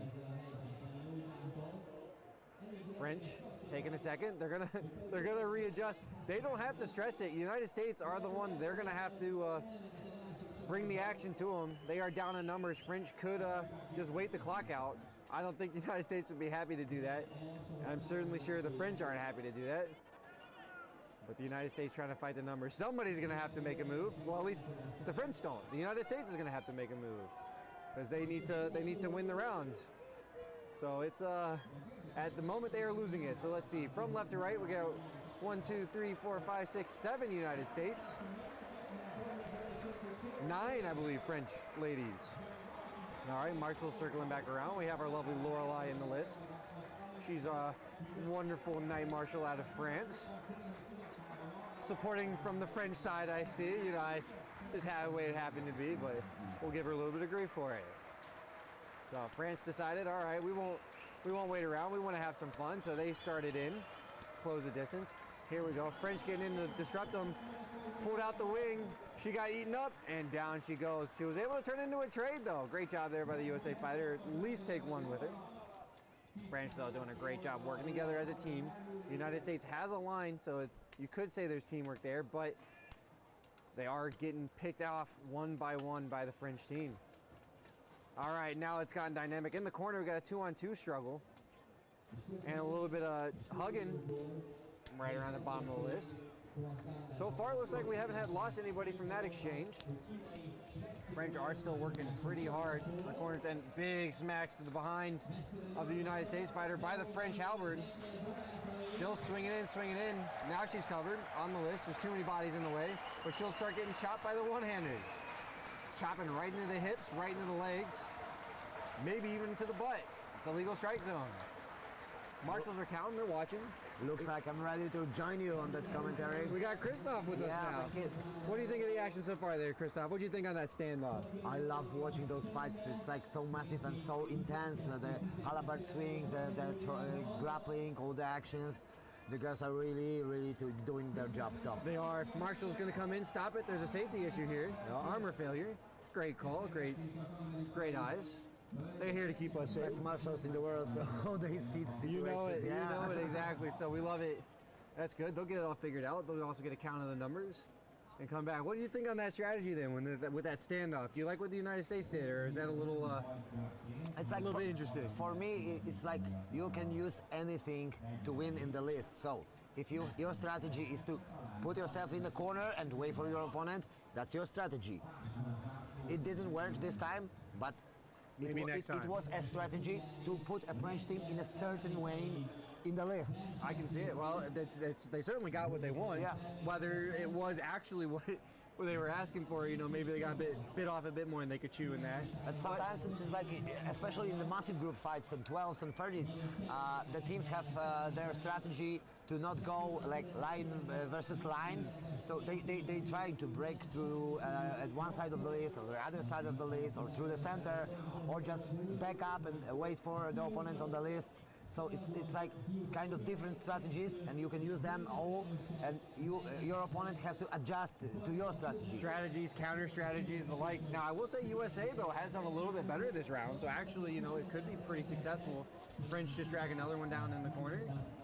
As we get blocked by the flag. Marshall started the fight again, and we'll try to see the action in between this. I think 3 American girls still standing. Hard to tell, right in the way, but that's hard okay. To tell. There's a flag also waving in our eyes. Yeah, French with the reload. Went for a two-hander there in the back. Gonna come in and start laying down some hurt. There's not so much space for them to hit in that corner.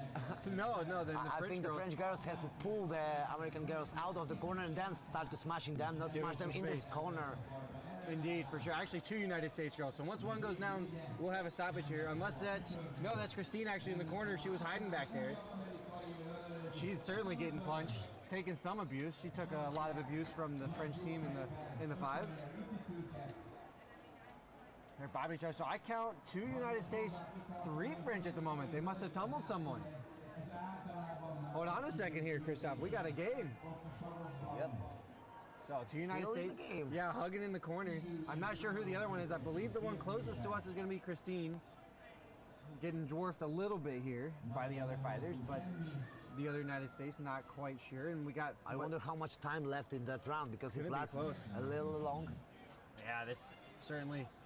That might have been it right. Well, no, Marshall's coming in. Some sort of safety issue, getting checked out. He's checking the armor of the American fighter. Some sort of embrace or elbow issue. Says it's okay, continue fighting. Yep. USA still needs to win this, so they do have to find a way out. If they go to time here, they will lose it. Ah, no, but Christine gets dragged down out of the corner, so 3-on-1. 3-on-1. If she would manage to take one more French fighter with her, there will be 2 versus 1 and the fight will still continue. She could have kept it going. So, good try there though. United States definitely a turnaround from round number 1, so they adjusted. And it certainly was a successful adjustment, so we'll give them props there. All of our ladies helping each other. It was a very close fight and tough one. Yes, it was. With lots of hugs going down. Crowd cheering, lots of action happening. We were talking a lot about the sportsmanship and the spirit in this sport, that the fighters laugh each other after the fights, and they're having a long chats about the fights, yes. what happened in the fights, who hit whom, and how hard, and what. How I got which bruise. Yes, and even the dents in the helmets. I remember that dent from that year. Yeah. Exactly. So that's all good community sport. I think that the rest of the action you're hearing there across the stream is going to be USA is also up on the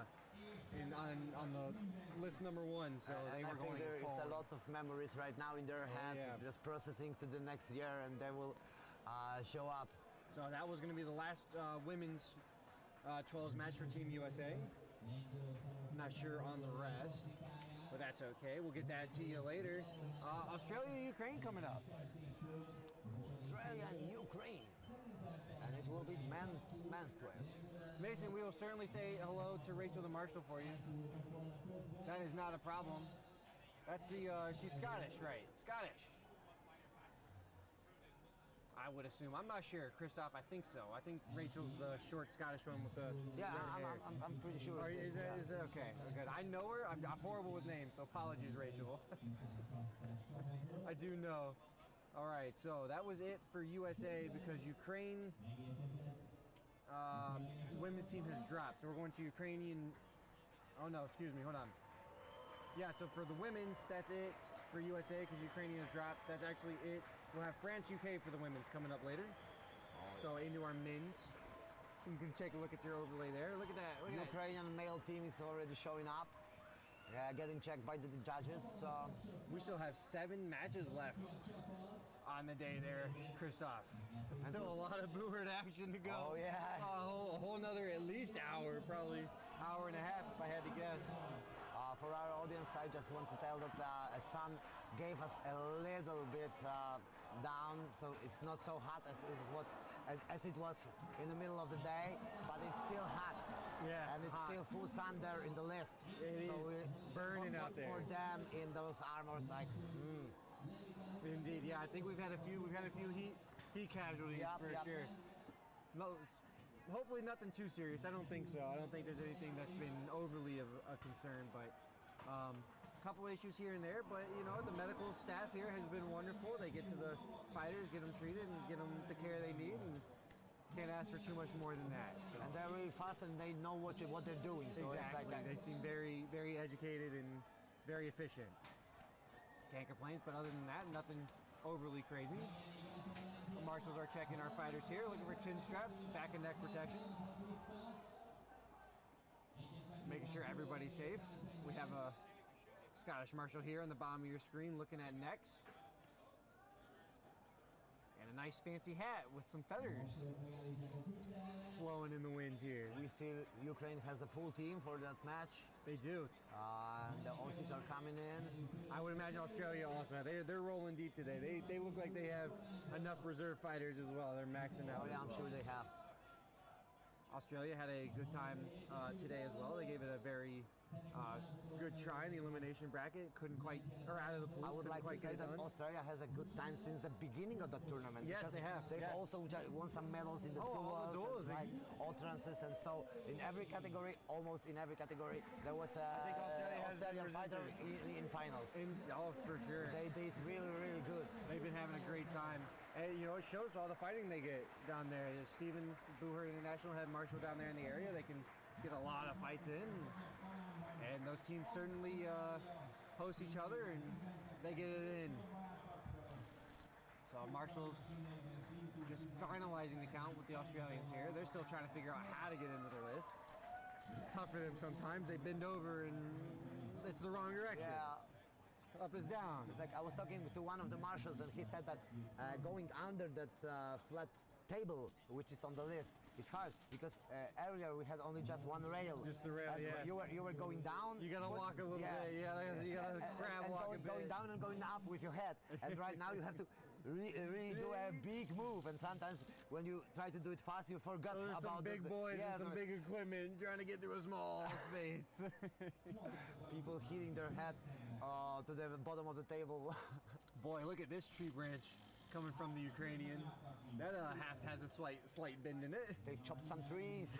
they chopped something down. Speaking of trees, the Australian flag is on a small tree. I'm not sure where they felled that one at. That stick is the biggest stick I've ever seen. Oh yeah. So I'd be very curious to find what he's gonna do with treasure it. they took that from. what 100-year-old tree that tree branch sprouted. Australians don't. And what kind of tree it is? Yeah, exactly. Isn't it an oak? Well, it's springy enough to hold the flag waving about, so it's done its job. It's done its job. The Australians don't really have too much long options here across the list. I see a couple longer axes, but nothing quite to the same size of the Ukrainians. They certainly brought the firepower. Marshal flag goes up, and the chaos begins. And they're moving fast to the middle. Oh, charging through. We already in the beginning see one Ukrainian fighter on the ground. Oh man, Australia tried to charge through, but they got a little bit of success. They did get first blood, but they gave up the open field. Again, another Ukrainian fighter on the ground, another Aussie fighter on the ground. 2 Ukrainians on the left and one in front of us down. There's an Aussie fighter with the Ukrainian on the right. Somebody hanging on the list. Swings on the left side from the Ukrainian halberd. Australia is certainly chopping away. Yeah. Getting warned by the marshal. Hey, that guy was down. He said, okay, sorry, boss. And continues to swing. So 2-on-1 here in the corner. They're trying to fight it out. They could trade together. And across the list, we just have 3-on-1 beatdowns. We're well over the numbers. Marshall's counting her up. Stops the fight to keep it safe. So the first round goes to Australia. That was intense, really. 8 Australians, 1 Ukrainian left standing. Should have stopped after 2, but that's okay. 6-2 advantage. We keep everybody safe from the 3-1. They didn't have time to do that because they were just on them. They swarmed them. That'll give you, when you fight off all those scary creatures coming at you in Australia, it makes for a pretty good Bohurt team. I'm working on it. Ukrainians, though, we love having them in. Obviously, everybody knows the current situation, so it's a joy and a pleasure to have them be able to field a couple rosters here, and it's excited to be able to watch them fight. Yeah, great shout out to both teams for their courage and their great performance in the list. And we'll see what will happen in round 2. Yeah, round 2, Ukraine's going to have to make some sort of adjustment. They got a fighter on the knee. You know, the stresses of the day might be showing here for them. Everybody's sucking some wins, looking a bit exhausted. And Ukraine came really small amount of people, so they have to do the duels, the entrances, and all the group. They have certainly been fighting all this tournament, week. Yeah. I think they have had almost every member fighting almost every day. So they certainly were, most of these guys are the same guys from the 5s. And so they have not had a break at all. Marshall counting, looking around. I see 12 and 12. Oh, yep. Marshall's verifying. Lorelei on the other side, verifying the Australians. Marshall says, get together, I couldn't count. That's okay, he may have to take his boots off to get to 12. Waving his hands. Ukrainian captain, though, giving some words of advice. Trying to rally the troops. What do you think he's saying to him, Christoph? I know it's his plan. Because, I know this guy. This is Misha Morgulis, the captain of the Israeli team. And right now he's telling the Ukrainians what to do. So we'll see if the tactics he invented will work in this fight. I'm excited. I can't wait to see. Maybe they'll come out with something special. We seem to have a stacking here on the left almost. not by much, but there is extra numbers. And I see that they're trying, I think they will try to leave the center open, yeah, and try to go left and right. We'll see. Okie dokie, we do have a one-handed hiding here on the right side, on the back. We have a one-handed hiding on the left a little bit. Maybe they will run in the middle. Now the sides start to even out. You have 12 fighters, so sides 6 and 6. 5 on the right now, 7 on the left for Ukraine. Australia is matching at 6 and 6. They don't seem too concerned, but there's a lot longer weapons on the Ukrainian right. So a little bit bigger, a little bit more meat coming to the right side to possibly be that shield wall. Which means if the Aussies will be able to close the distance and shorten the distance to avoid the long axis, they will probably have the advantage with the shield and partials and short axis. Yeah, but Ukrainians are trying to hit them from the distance. Yes. So we'll see. That meat came over to the right, so let's see if he can hold the line. He's rather solo over there, though. He's surrounded by two-handed axes, so he's got a big role to fill. Yep. He's going to have a hard job, but let's see if he can't make it happen. Both teams rushing out quick. Uh-oh. Australia right through the middle. First blood, though, for Ukrainians this time as they get a kill. Australian taking it down on his backfield, and now Ukrainians are starting to fall. Trades, though. Ukrainians getting the swings in as Ukraine looks for their opportunities. That was a quite bold attack from the Australian team, but I think they lost some fighters in that attack, and now it's quite even. They did. It is still quite even, though. I think we have maybe a one-man advantage from Australia. I see a couple of springers here. There's 2 on 1 in the corner up in the top, and an extra man in the bottom right. The 2 up in the top left fighter down on the corner, on the upper corner. Yeah, top right. Another down at the lower corner. Australians starting to eat him alive. Oh man, some pain in the top right really corner. Advantage. Hide the children.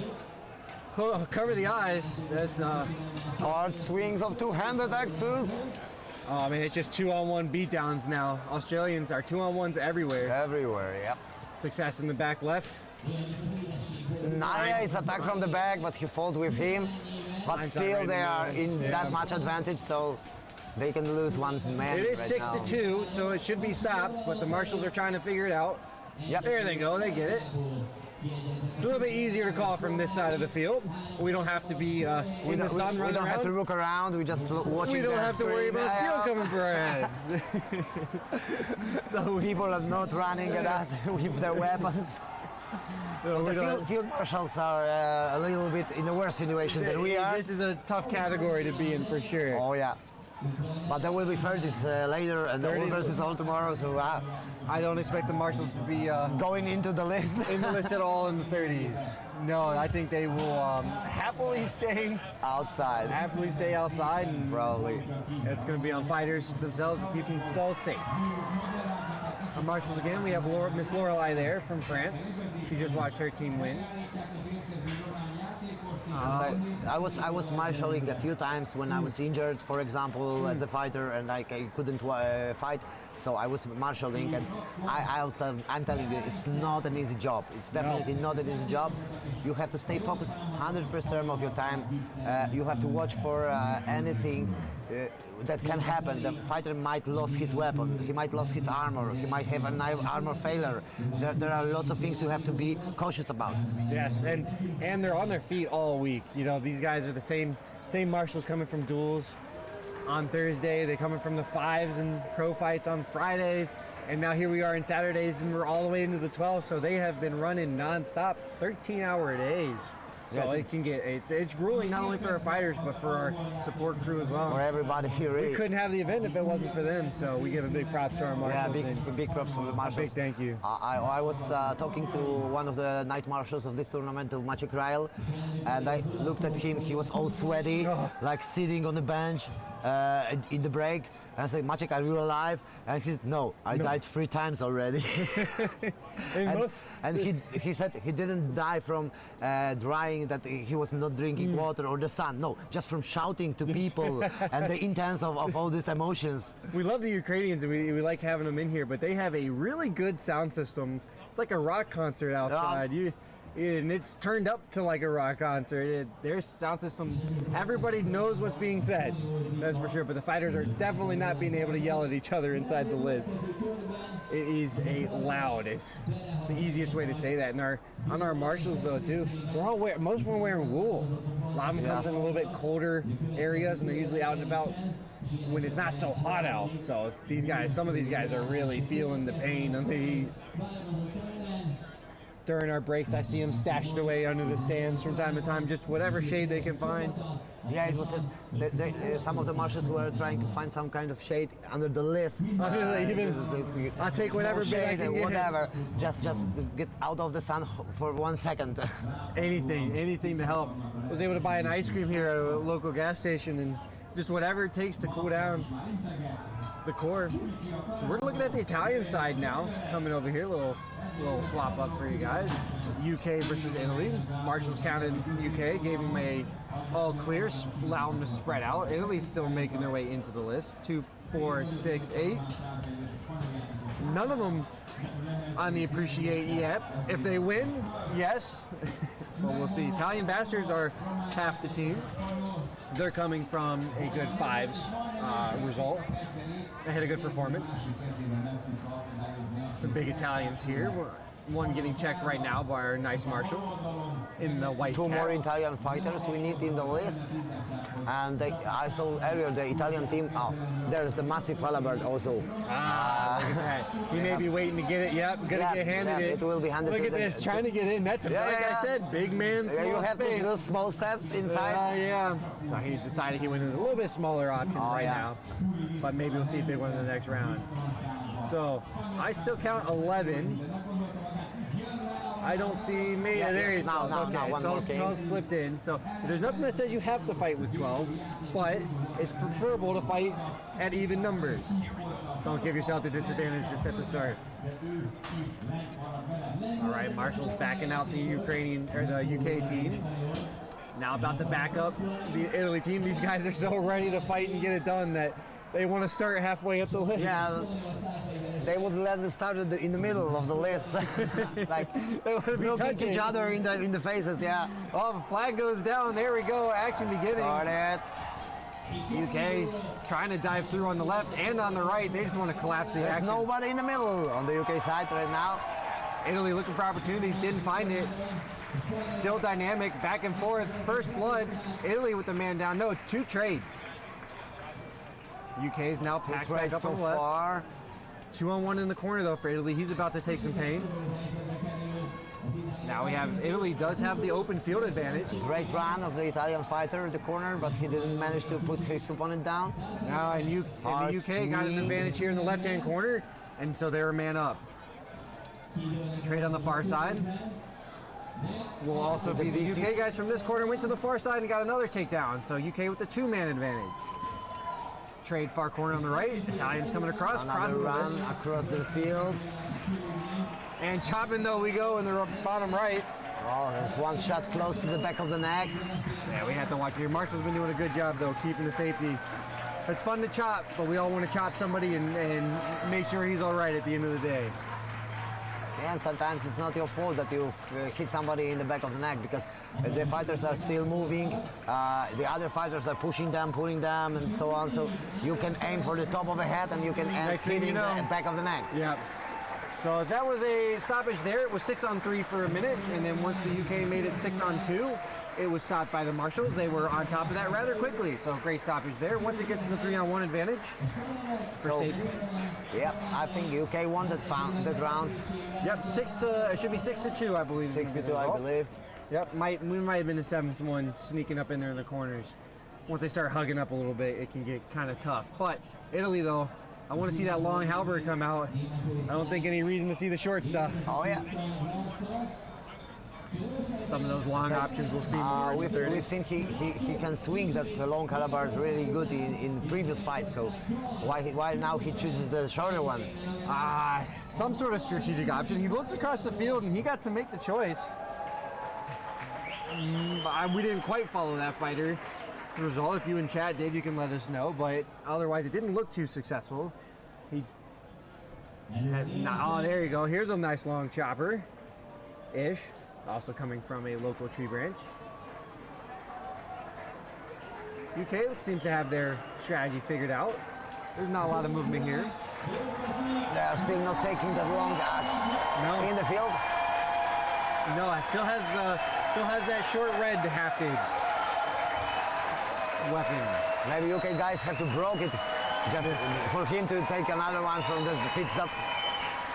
I'm sure Marshals have spread him out. Oh yeah. Lorelei says good to go on the other side. Round 2, UK versus Italy. Oh, crowd shouting. I think we may have a Hungary or Poland on the other side. We hear Ria, Hungarian. Oh boy. Lots of home field advantage for the Hungarians. They definitely roll deep on the crowd support. And the crowd is really nailing the atmosphere here. We're starting round 2. Coming in deep now into UK, Italy. Italy's got to figure something out to go to round 3. It's broken pretty deep. Two Italian runners at the back of the UK team. Oh, a third one coming though. Oh, and he quit! Oh, damn. Oh no, the Italian fighter bounced off, and so UK actually has a quick 3 kills. Another Italian fighter on the ground. 4 or 5 kills in the far right corner. So Italy now 6 kills. They are up 6-7, 12-7, 12-8. Or excuse me. One of the UK fighters on the ground, but it's still their game. UK loses their first one. They're just chopping down. And I think it's the end. Yep. Most definitely cleared down. UK's got the 3-1 advantage, and it'll I be don't at see least any a 9-3. blue tabard standing. No, I don't see any left anyways, though. So we might have had a simultaneous, and that might be a 11-1. I do see 1 blue tabard in the back there, holding out for. I think there was 2 UK fighters down, so 10-0, I think. 10-0 maybe. UK took it in the previous round, 7-0. Very good for tiebreakers. They certainly won't need them. They're definitely making it out of their pool, but in case they did. Today we saw a situation when there was not enough time to resolve the match, and it was counted by the small point, so it happens. It can get there. So especially in the ladies' fights, they're vicious. They just stay standing. It's hard to bring one of them down. A lot of times they go to time. All right, our Marshals here, getting ready for the next fight, which is going to be France and UK women. This is our last women's team, so get ready. The USA Ukrainian. Ukraine had to drop. They ran out of fighters. So this calls it for the women. So women, you're gonna have to give your support. Last little bit of action for our women until the alls tomorrow. There's a women's alls and an alls tomorrow. And I heard that there is already a category that women and men are joining to fight all versus all together. They're gonna do all versus all together at the end of the day. There'll be a chance for the women to do an alls, and then if they still got energy and the men still have energy after the men's alls, they'll combine up together and we'll just get a clash of everybody. Yeah, so we are seeing forward for tomorrow. Oh boy, crowd's going crazy. We still have some action today. Yeah, list number 1, crowd going crazy. Oh, that's because the local Hungarian team is out there against Germany. Very tough matchup there. That might be for a fight to get out of the pool. Watching the Italians carry a chest of equipment away. And we'll see the French UK women's team coming out.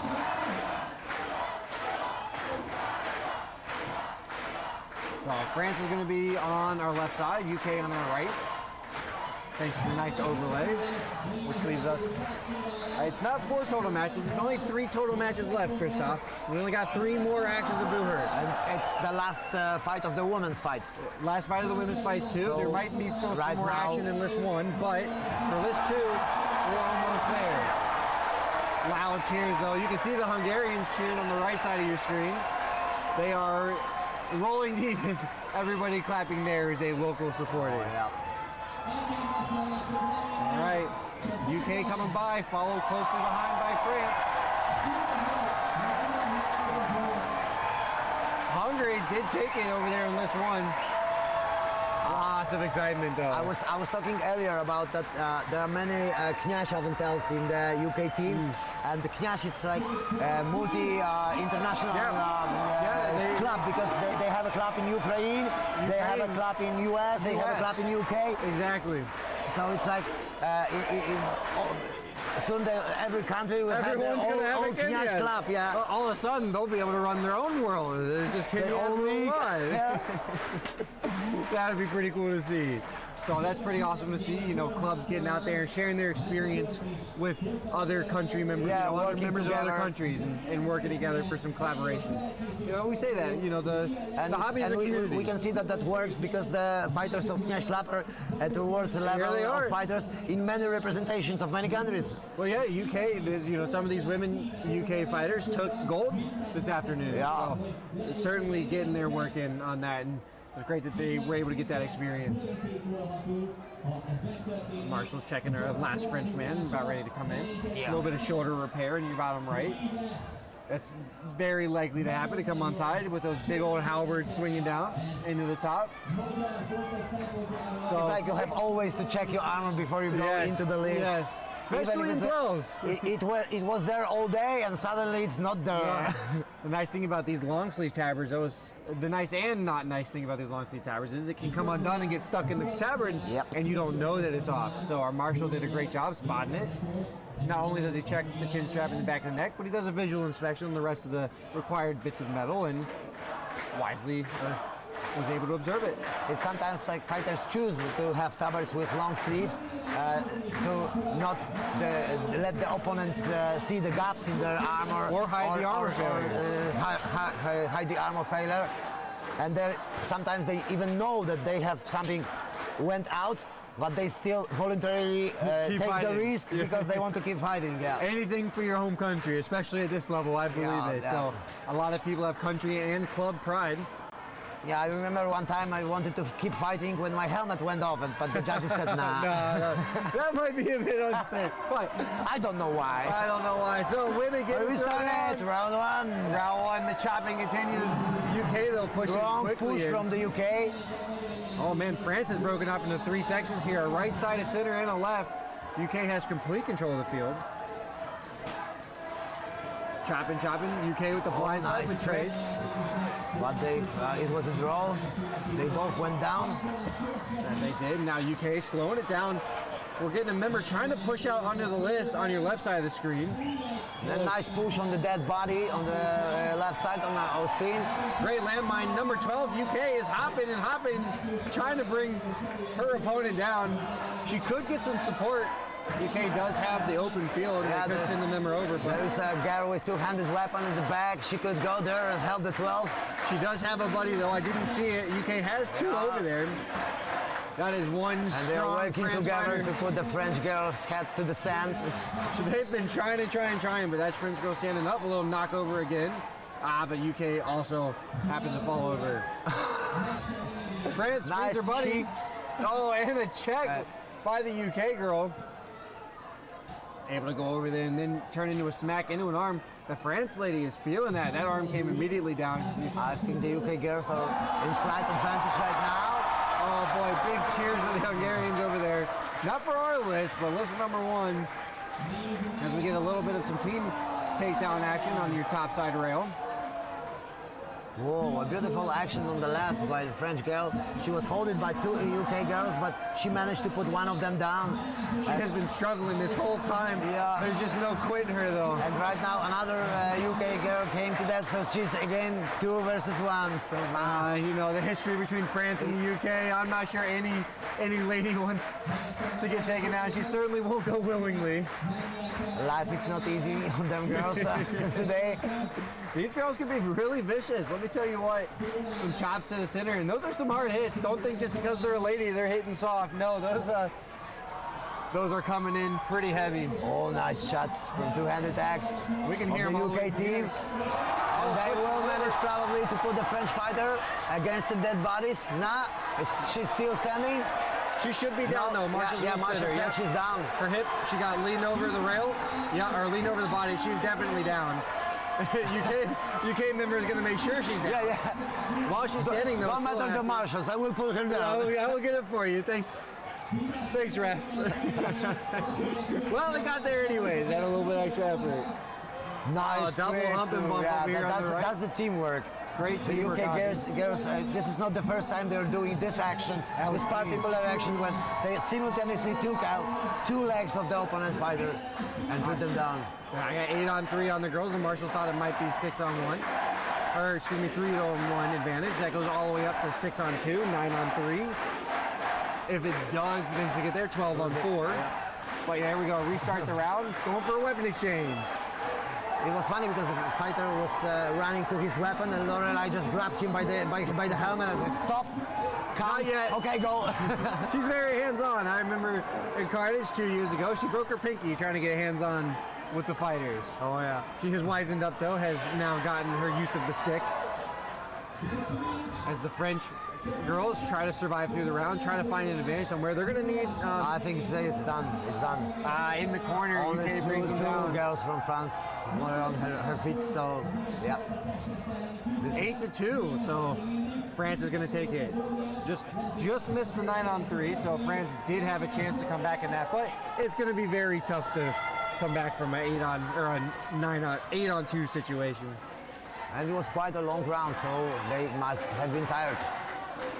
All right, so what can France do? They're going to try to strategize. They're going to try to swap out, get a possible round number 3. They have to win this one. It's their last fight, so this is the last fight of the day for these ladies. We see some repairs of the sabatons from the French team. Oh boy, loud cheers for Hungary over in this one. Yeah. They might be winning. The crowd's certainly letting us know about it. It sounds like Hungary's winning. It sounds like it. Yeah. You can pop over there. From the people's reaction, yeah. Join Jess and Dusty for a bit, then come on back. They're holding down the live action commentary over there. And we are preparing for round 2 between France and UK. This is what I like to see. Big old chopper coming out. Uh-oh, that's also a bit sticky, it's a bit sticky, the shaft. It might snap on us. It's made to hit from behind the corner. Yes, you go around around your buddy. Around your buddy, yeah. That way you don't accidentally hit your teammate. Oh no. All right. It's called a snake shaft. So we'll see if she can't use that to effect. She lined up on the right side. We'll keep an eye and see where the big old ass moves to. On whose head that lands. Oh boy. On the UK side, they are keeping it all grappling. Chopping time. No big old sticks over there. So the one stick we have in the field for the ladies is on our far right. So everybody keep an eye on that. We're going to try to track that action. See what it can get done. Like I said, the ladies definitely can get in the hits. Oh yeah. And you wouldn't bring that out into the field if you couldn't get it done. Oh, they're gonna start getting started round 2. Oh, she just charged with it. That's all right. UK to the backfield. Okay, we see in the UK fighter the back of the French team. Moses has split our list here. Teams to both sides. One of the French girls lost her weapon, but she's grabbing the two-handed axe. UK with the blind side on her long pole axe. Come on, stay up. Oh, is she missing a gauntlet?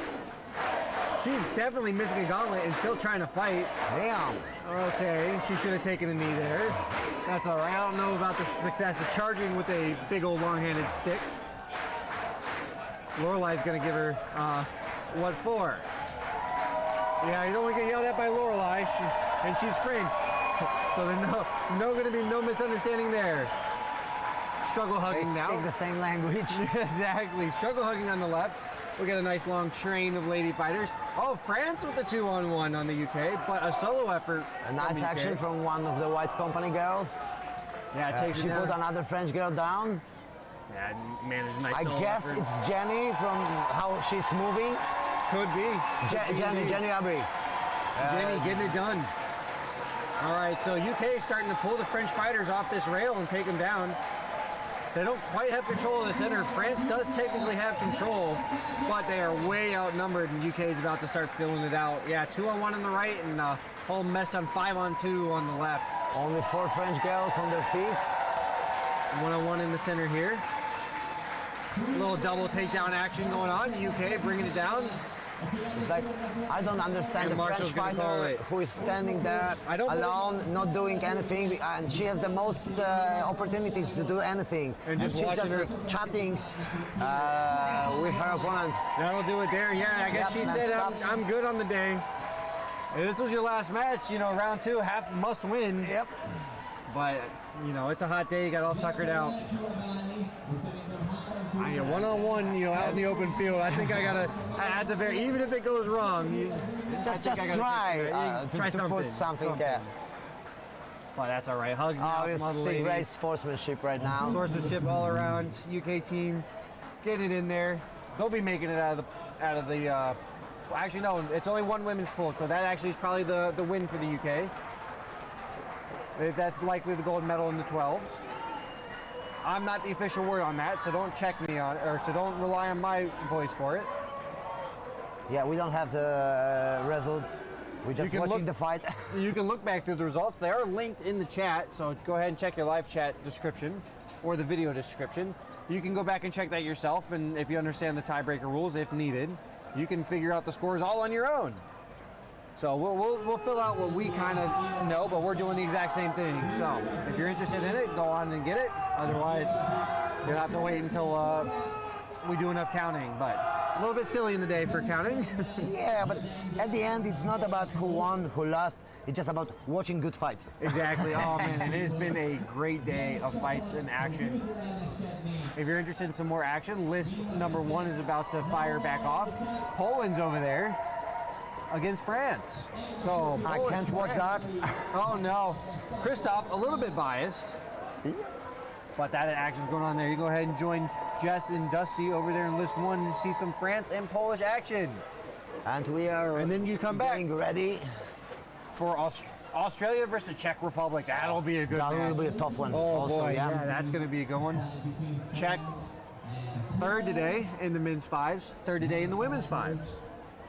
I don't technically know that that's official yet either. Got a little chastised for looking at the results. Yeah. Nothing's official until, just remember, nothing's official until BI puts it out. So if you hear it from us, it's just our guess at it. And the only thing you can see on our screen right now is a judge who's hiding from the sun. Wisely has taken his place in the shade. Yeah. The rest of them still risking the UV rays. As we glance around, fans are still out. I'd drag both streams if I was up to you. Drag one to the left, one to the right. That way you can catch the action as we're sitting here waiting for the next team's over. Marshals must have taken a small 5-minute break. I'm trying to see if they have a reason for the break. Nothing listed on the schedule that would indicate. Nothing official listed. No back-to-back fights either, so. No. We sure will see fight between Australia and Czech Republic at some point. And maybe just a quick break while the teams are gathering. I see the Marshals looking into the fighter area. Well, not the fighter area, but the entrance. The fighter area is behind that. They have to come around the corner. I see Czech coming. Oh yeah, first Czech I fighters see Czech coming around. Yeah, oh yeah, so Czech gonna be on the far side. I think Czechs are one of the biggest teams in They have this some whole, big boys. Oh tournament. yeah. Germany's got some big Also, members yeah. as well, but yeah, I think on average, I think Czech probably has everybody beat by quite a few kilos. I think we can make a competition for the next year. We should take the weight of all team members and see which team is the heaviest one. Averages it out, yes. I love it. You can see That's the a Czech. great idea. We'll pass it to the board international. We'll get it to the board and we'll get that. Who was the guys' heaviest way. fighter of this year's tournament? We'll go heaviest to lightest, and we'll just have them throw it out in the field. So and at the end we'll do an entrance, a heaviest fighter against the lightest we'll one. get the lightest 5 and the heaviest 5 and see what happens.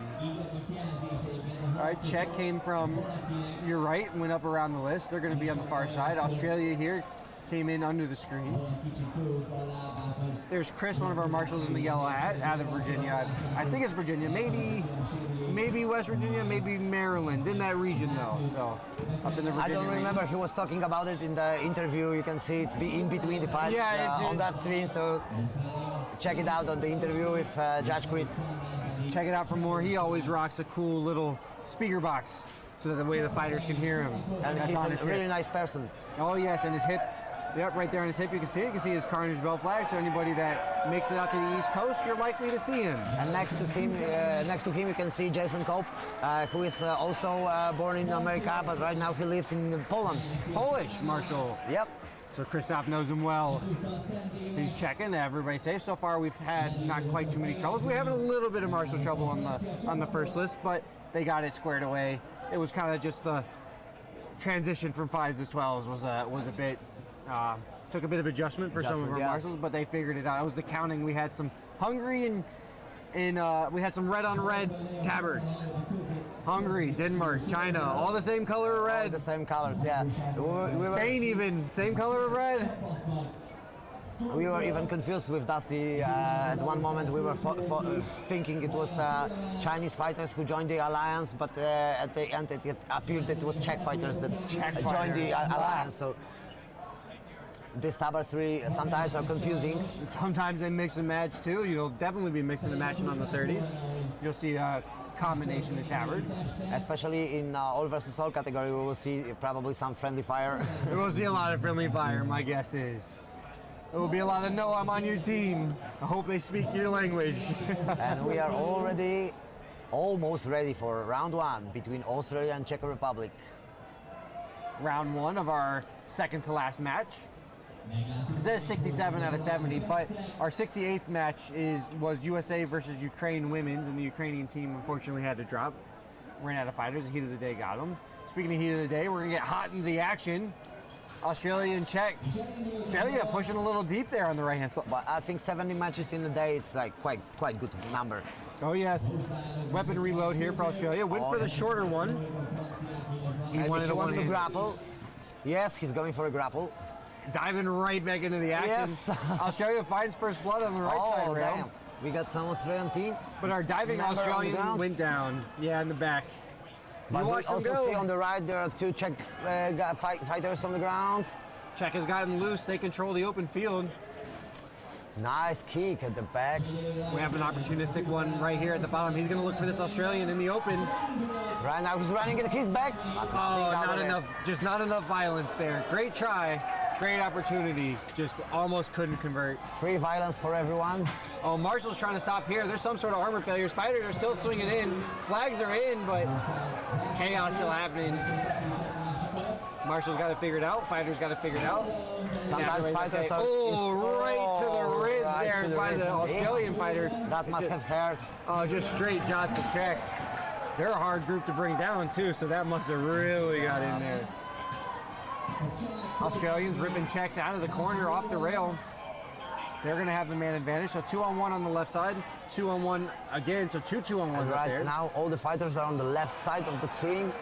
2-on-1 in the corner. They have flipped our list on us. Aussies trying to put the Czech fighter close to us. They're in for some pain though, Christoph. They are getting chopped on. Those two-handers are out there. Look at this Australian getting Just ready to spreading love right and left. Oh yeah, I don't think it's done yet, but it might be 9-on-3. Our Marshals are going to go stop the action to get a count. Yep. How many do you see out there, Christoph? 2, 4, 6, 8. 8 against 2.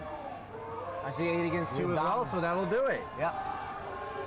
Wonderfully done there by the Australian. They certainly still have a lot of gumption. This must be good weather for them. It wasn't so clear at the beginning of the fight, but yep. They managed to do it, yep. Yeah, they lost their deep runner on the left side, but the right side got it done, and then it all shifted over. And all rolled to the left side and then smashed the other guys. And then they're able to start dropping the bombs. Marshals over there talking to our wonderful secretaries. You'll see them throughout the day walking back and forth in our dark and light blue. Czechs are adjusting the lines, making the substance.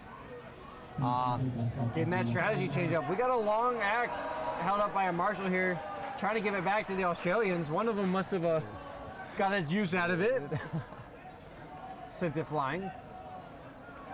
They don't seem to want it back though. I think there's still one Australian fighter missing in the list. There's an Australian captain looking for his weapon maybe. Ah, yeah. The marshal has it though. Or they're just sharing some love before round number 2. He's got a nice colander helmet on. Nice and shiny. He has his axe in the other hand. Yes, he In the does. back of the head. Yeah. Okay, well, Marshall's just got a free axe for the event. Go ahead and try to fit that back in your luggage. All right, our Marshals have agreed with the count. They've split our Australians up. They've come What from the will bottom side of the happen in world. round 2? On the bottom side of your screen, Czech spreading out. I'd like to see round 3 on some Bohurt. I always love a little bit of free night fighting. We're about to find out what will happen. Our Marshal looked left, he looked right, raised the flag. Yes. Down it comes. Round 2. Here it goes. All right, front kicks, you know it, coming out there to stop the Strong Czech push advance. from the Czech teams on the right, but Australian dove deep. He got eaten alive. Also get deep. He's going to need some support down there in the corner. He's on the struggle. But our teams have once again split. Czech has control of the midfield. Czech runner is free. I think it's Daniel Dufek from Track Trolls. Australia, though, finds first blood as we also have a trade in the right side. And we have Australian finding an easy free kill on the left. Oh, yeah. Batiste is downed, the Czech runner. Another Czech fighter is downed. We still have one Czech runner left. He's looking to try to help his team, but the rest of his guys are just getting beat up 2-on-1. The only 1-on-1 is right here in our left side corner. Nope, 2-on-1 now. It's not looking good for the Czech team, but they're still managing to stay on their feet. Czech team didn't Another need to dig one deep. goes down. So 2-on-1 on your right side, who falls over. 2-on-1 on your top. 3-on-1 on your mid-left side, and 2-on-1 in your corner. And there are two Australian fighters standing just on the right side of the screen. There should be a stoppage, Yeah, 10-3. That should end the there's match. a stop. Czech fighter took one extra unnecessary hit, but it happens. It's okay. He gets up immediately, gives a nice big old hug. He's not making anything out of this hit, so yeah. No, so it's all good. Look at our Australian fighters. They did clean it up. They rounded. They got it done in 2, but boy, are they exhausted. Look at our guys. Had just enough energy to make it back to the wood. And that must have cost them a lot. Boy. Alrighty. Check I'm here through the white flag in round 1. Or in round 2. Didn't matter, it was stopped anyways.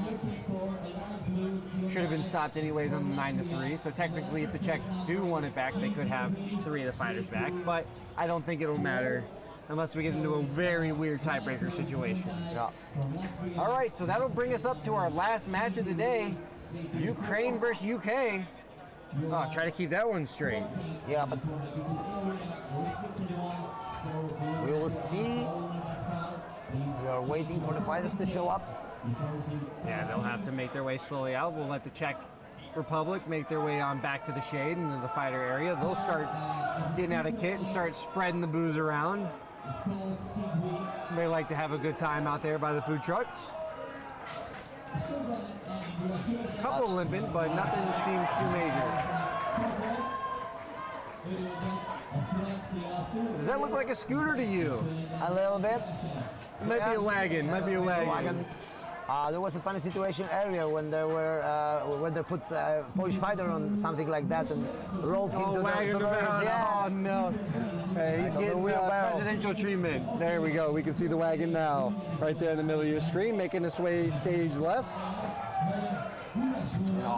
Fighters are always looking for ways to carry those heavy weapons, heavy shields, heavy helmets. Like you definitely don't want to have to carry it back. Especially if it's a long walk, you don't want that on your. Oh, you know it. Big crowd reaction from list number 1. If you want to check out the action while we're waiting here, go see Jess and Dusty. They're holding it down in list number 1. We have Poland and France. Still going at it. They went over there well before ours started, and they must be going deep into their rounds. I see 2-on-1 over there. I see 2-0, but it might not quite be the case. It's hard to tell from that. Hard to tell from over here on our side of the commentary booth. Look at this man walking across with his lovely lady. Those are the Georges on the top side of your screen that moved right to left. She's in her dark and light blue, and Danny George there has the hood and the yellow and black. Another judge hiding in the shadow in the list. Sławek Schulz from Poland. That's the smart one. So Timothy Hines, our wonderful American photographer, is going to be on the right side here with his hand up over his head to shade his face from the sun. That sun has started to dip down over there. It will eventually make its way behind our stands. on the right side of your screen, but has yet to get there. Right now on the left we see UK coming in. Yeah, UK making their way. This, their last fight of the day, our last fight of the day as well. So they're going to give it all they got, then break everything down and get ready for 30s tomorrow. Look at his support. He definitely should have brought a wagon. He's got 8 pole arms in his hand. Do you know if they are rebuilding the list for 30s? They are going to rebuild the list for 30s. We'll lose these middle sections and they'll open it up and we'll have back and forth for our 30s. Oh yeah, so it will be bigger. It will be bigger. I think we'll fight from right to left. I'm not 100% on that, so it should still be fairly narrow, but there'll be a lot of room to maneuver. I could be wrong though. We may come bottom to top. We'll only know when they just figure it out. So we have very long lines, but a short field. Could be. We'll see or tomorrow. It could be the opposite way, where everybody's shoulder to shoulder with some depth to it. I don't think they have figured that quite out yet. But that is very important because that changes the tactics of all teams.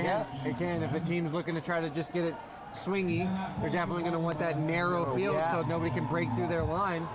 If they're looking to be more grapple heavy or running through, they're going to want that wide open 30s. It's going to be very difficult to cover. There won't be much space behind the lines to run, so. No, there will not. We'll see how it goes. Sometimes it'll the be field easy to pull defines people out of the the way center. that you're going to fight. Could completely change the game plan. Now that doesn't stop a team from starting lined up and making their way, maneuvering it. We saw it yesterday in List 1. Was the Denmark team, I believe. Not the Denmark team.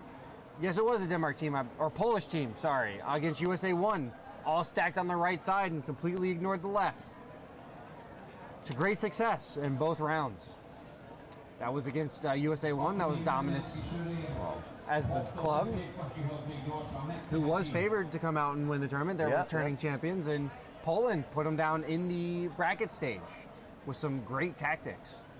That's a fight USA definitely probably wants back. Oh yeah. All right, so focusing in now on Ukraine, UK, as Poland makes their way behind them. Speaking about Poles, they're walking just by. Walking just by. Some helmets hanging off some Simon straps in the back. UK is always ready to go there. Ukrainian still filtering in. Counting the Ukrainian team. Need one. He comes in, makes his way on the right side of your screen. And another one comes in. And another one. Uh-oh. There's the 2, 4, 1 6, too much. 8, 10, 12, 13. Marshals say no. No, this one goes out. Next time. Wait for your turn, dude. Oh, he'll be jumping in. Kenyaz fighter over there, main club Kenyaz. The UK side, we have them all sitting down on the bench. They are deep on the reserve fighters.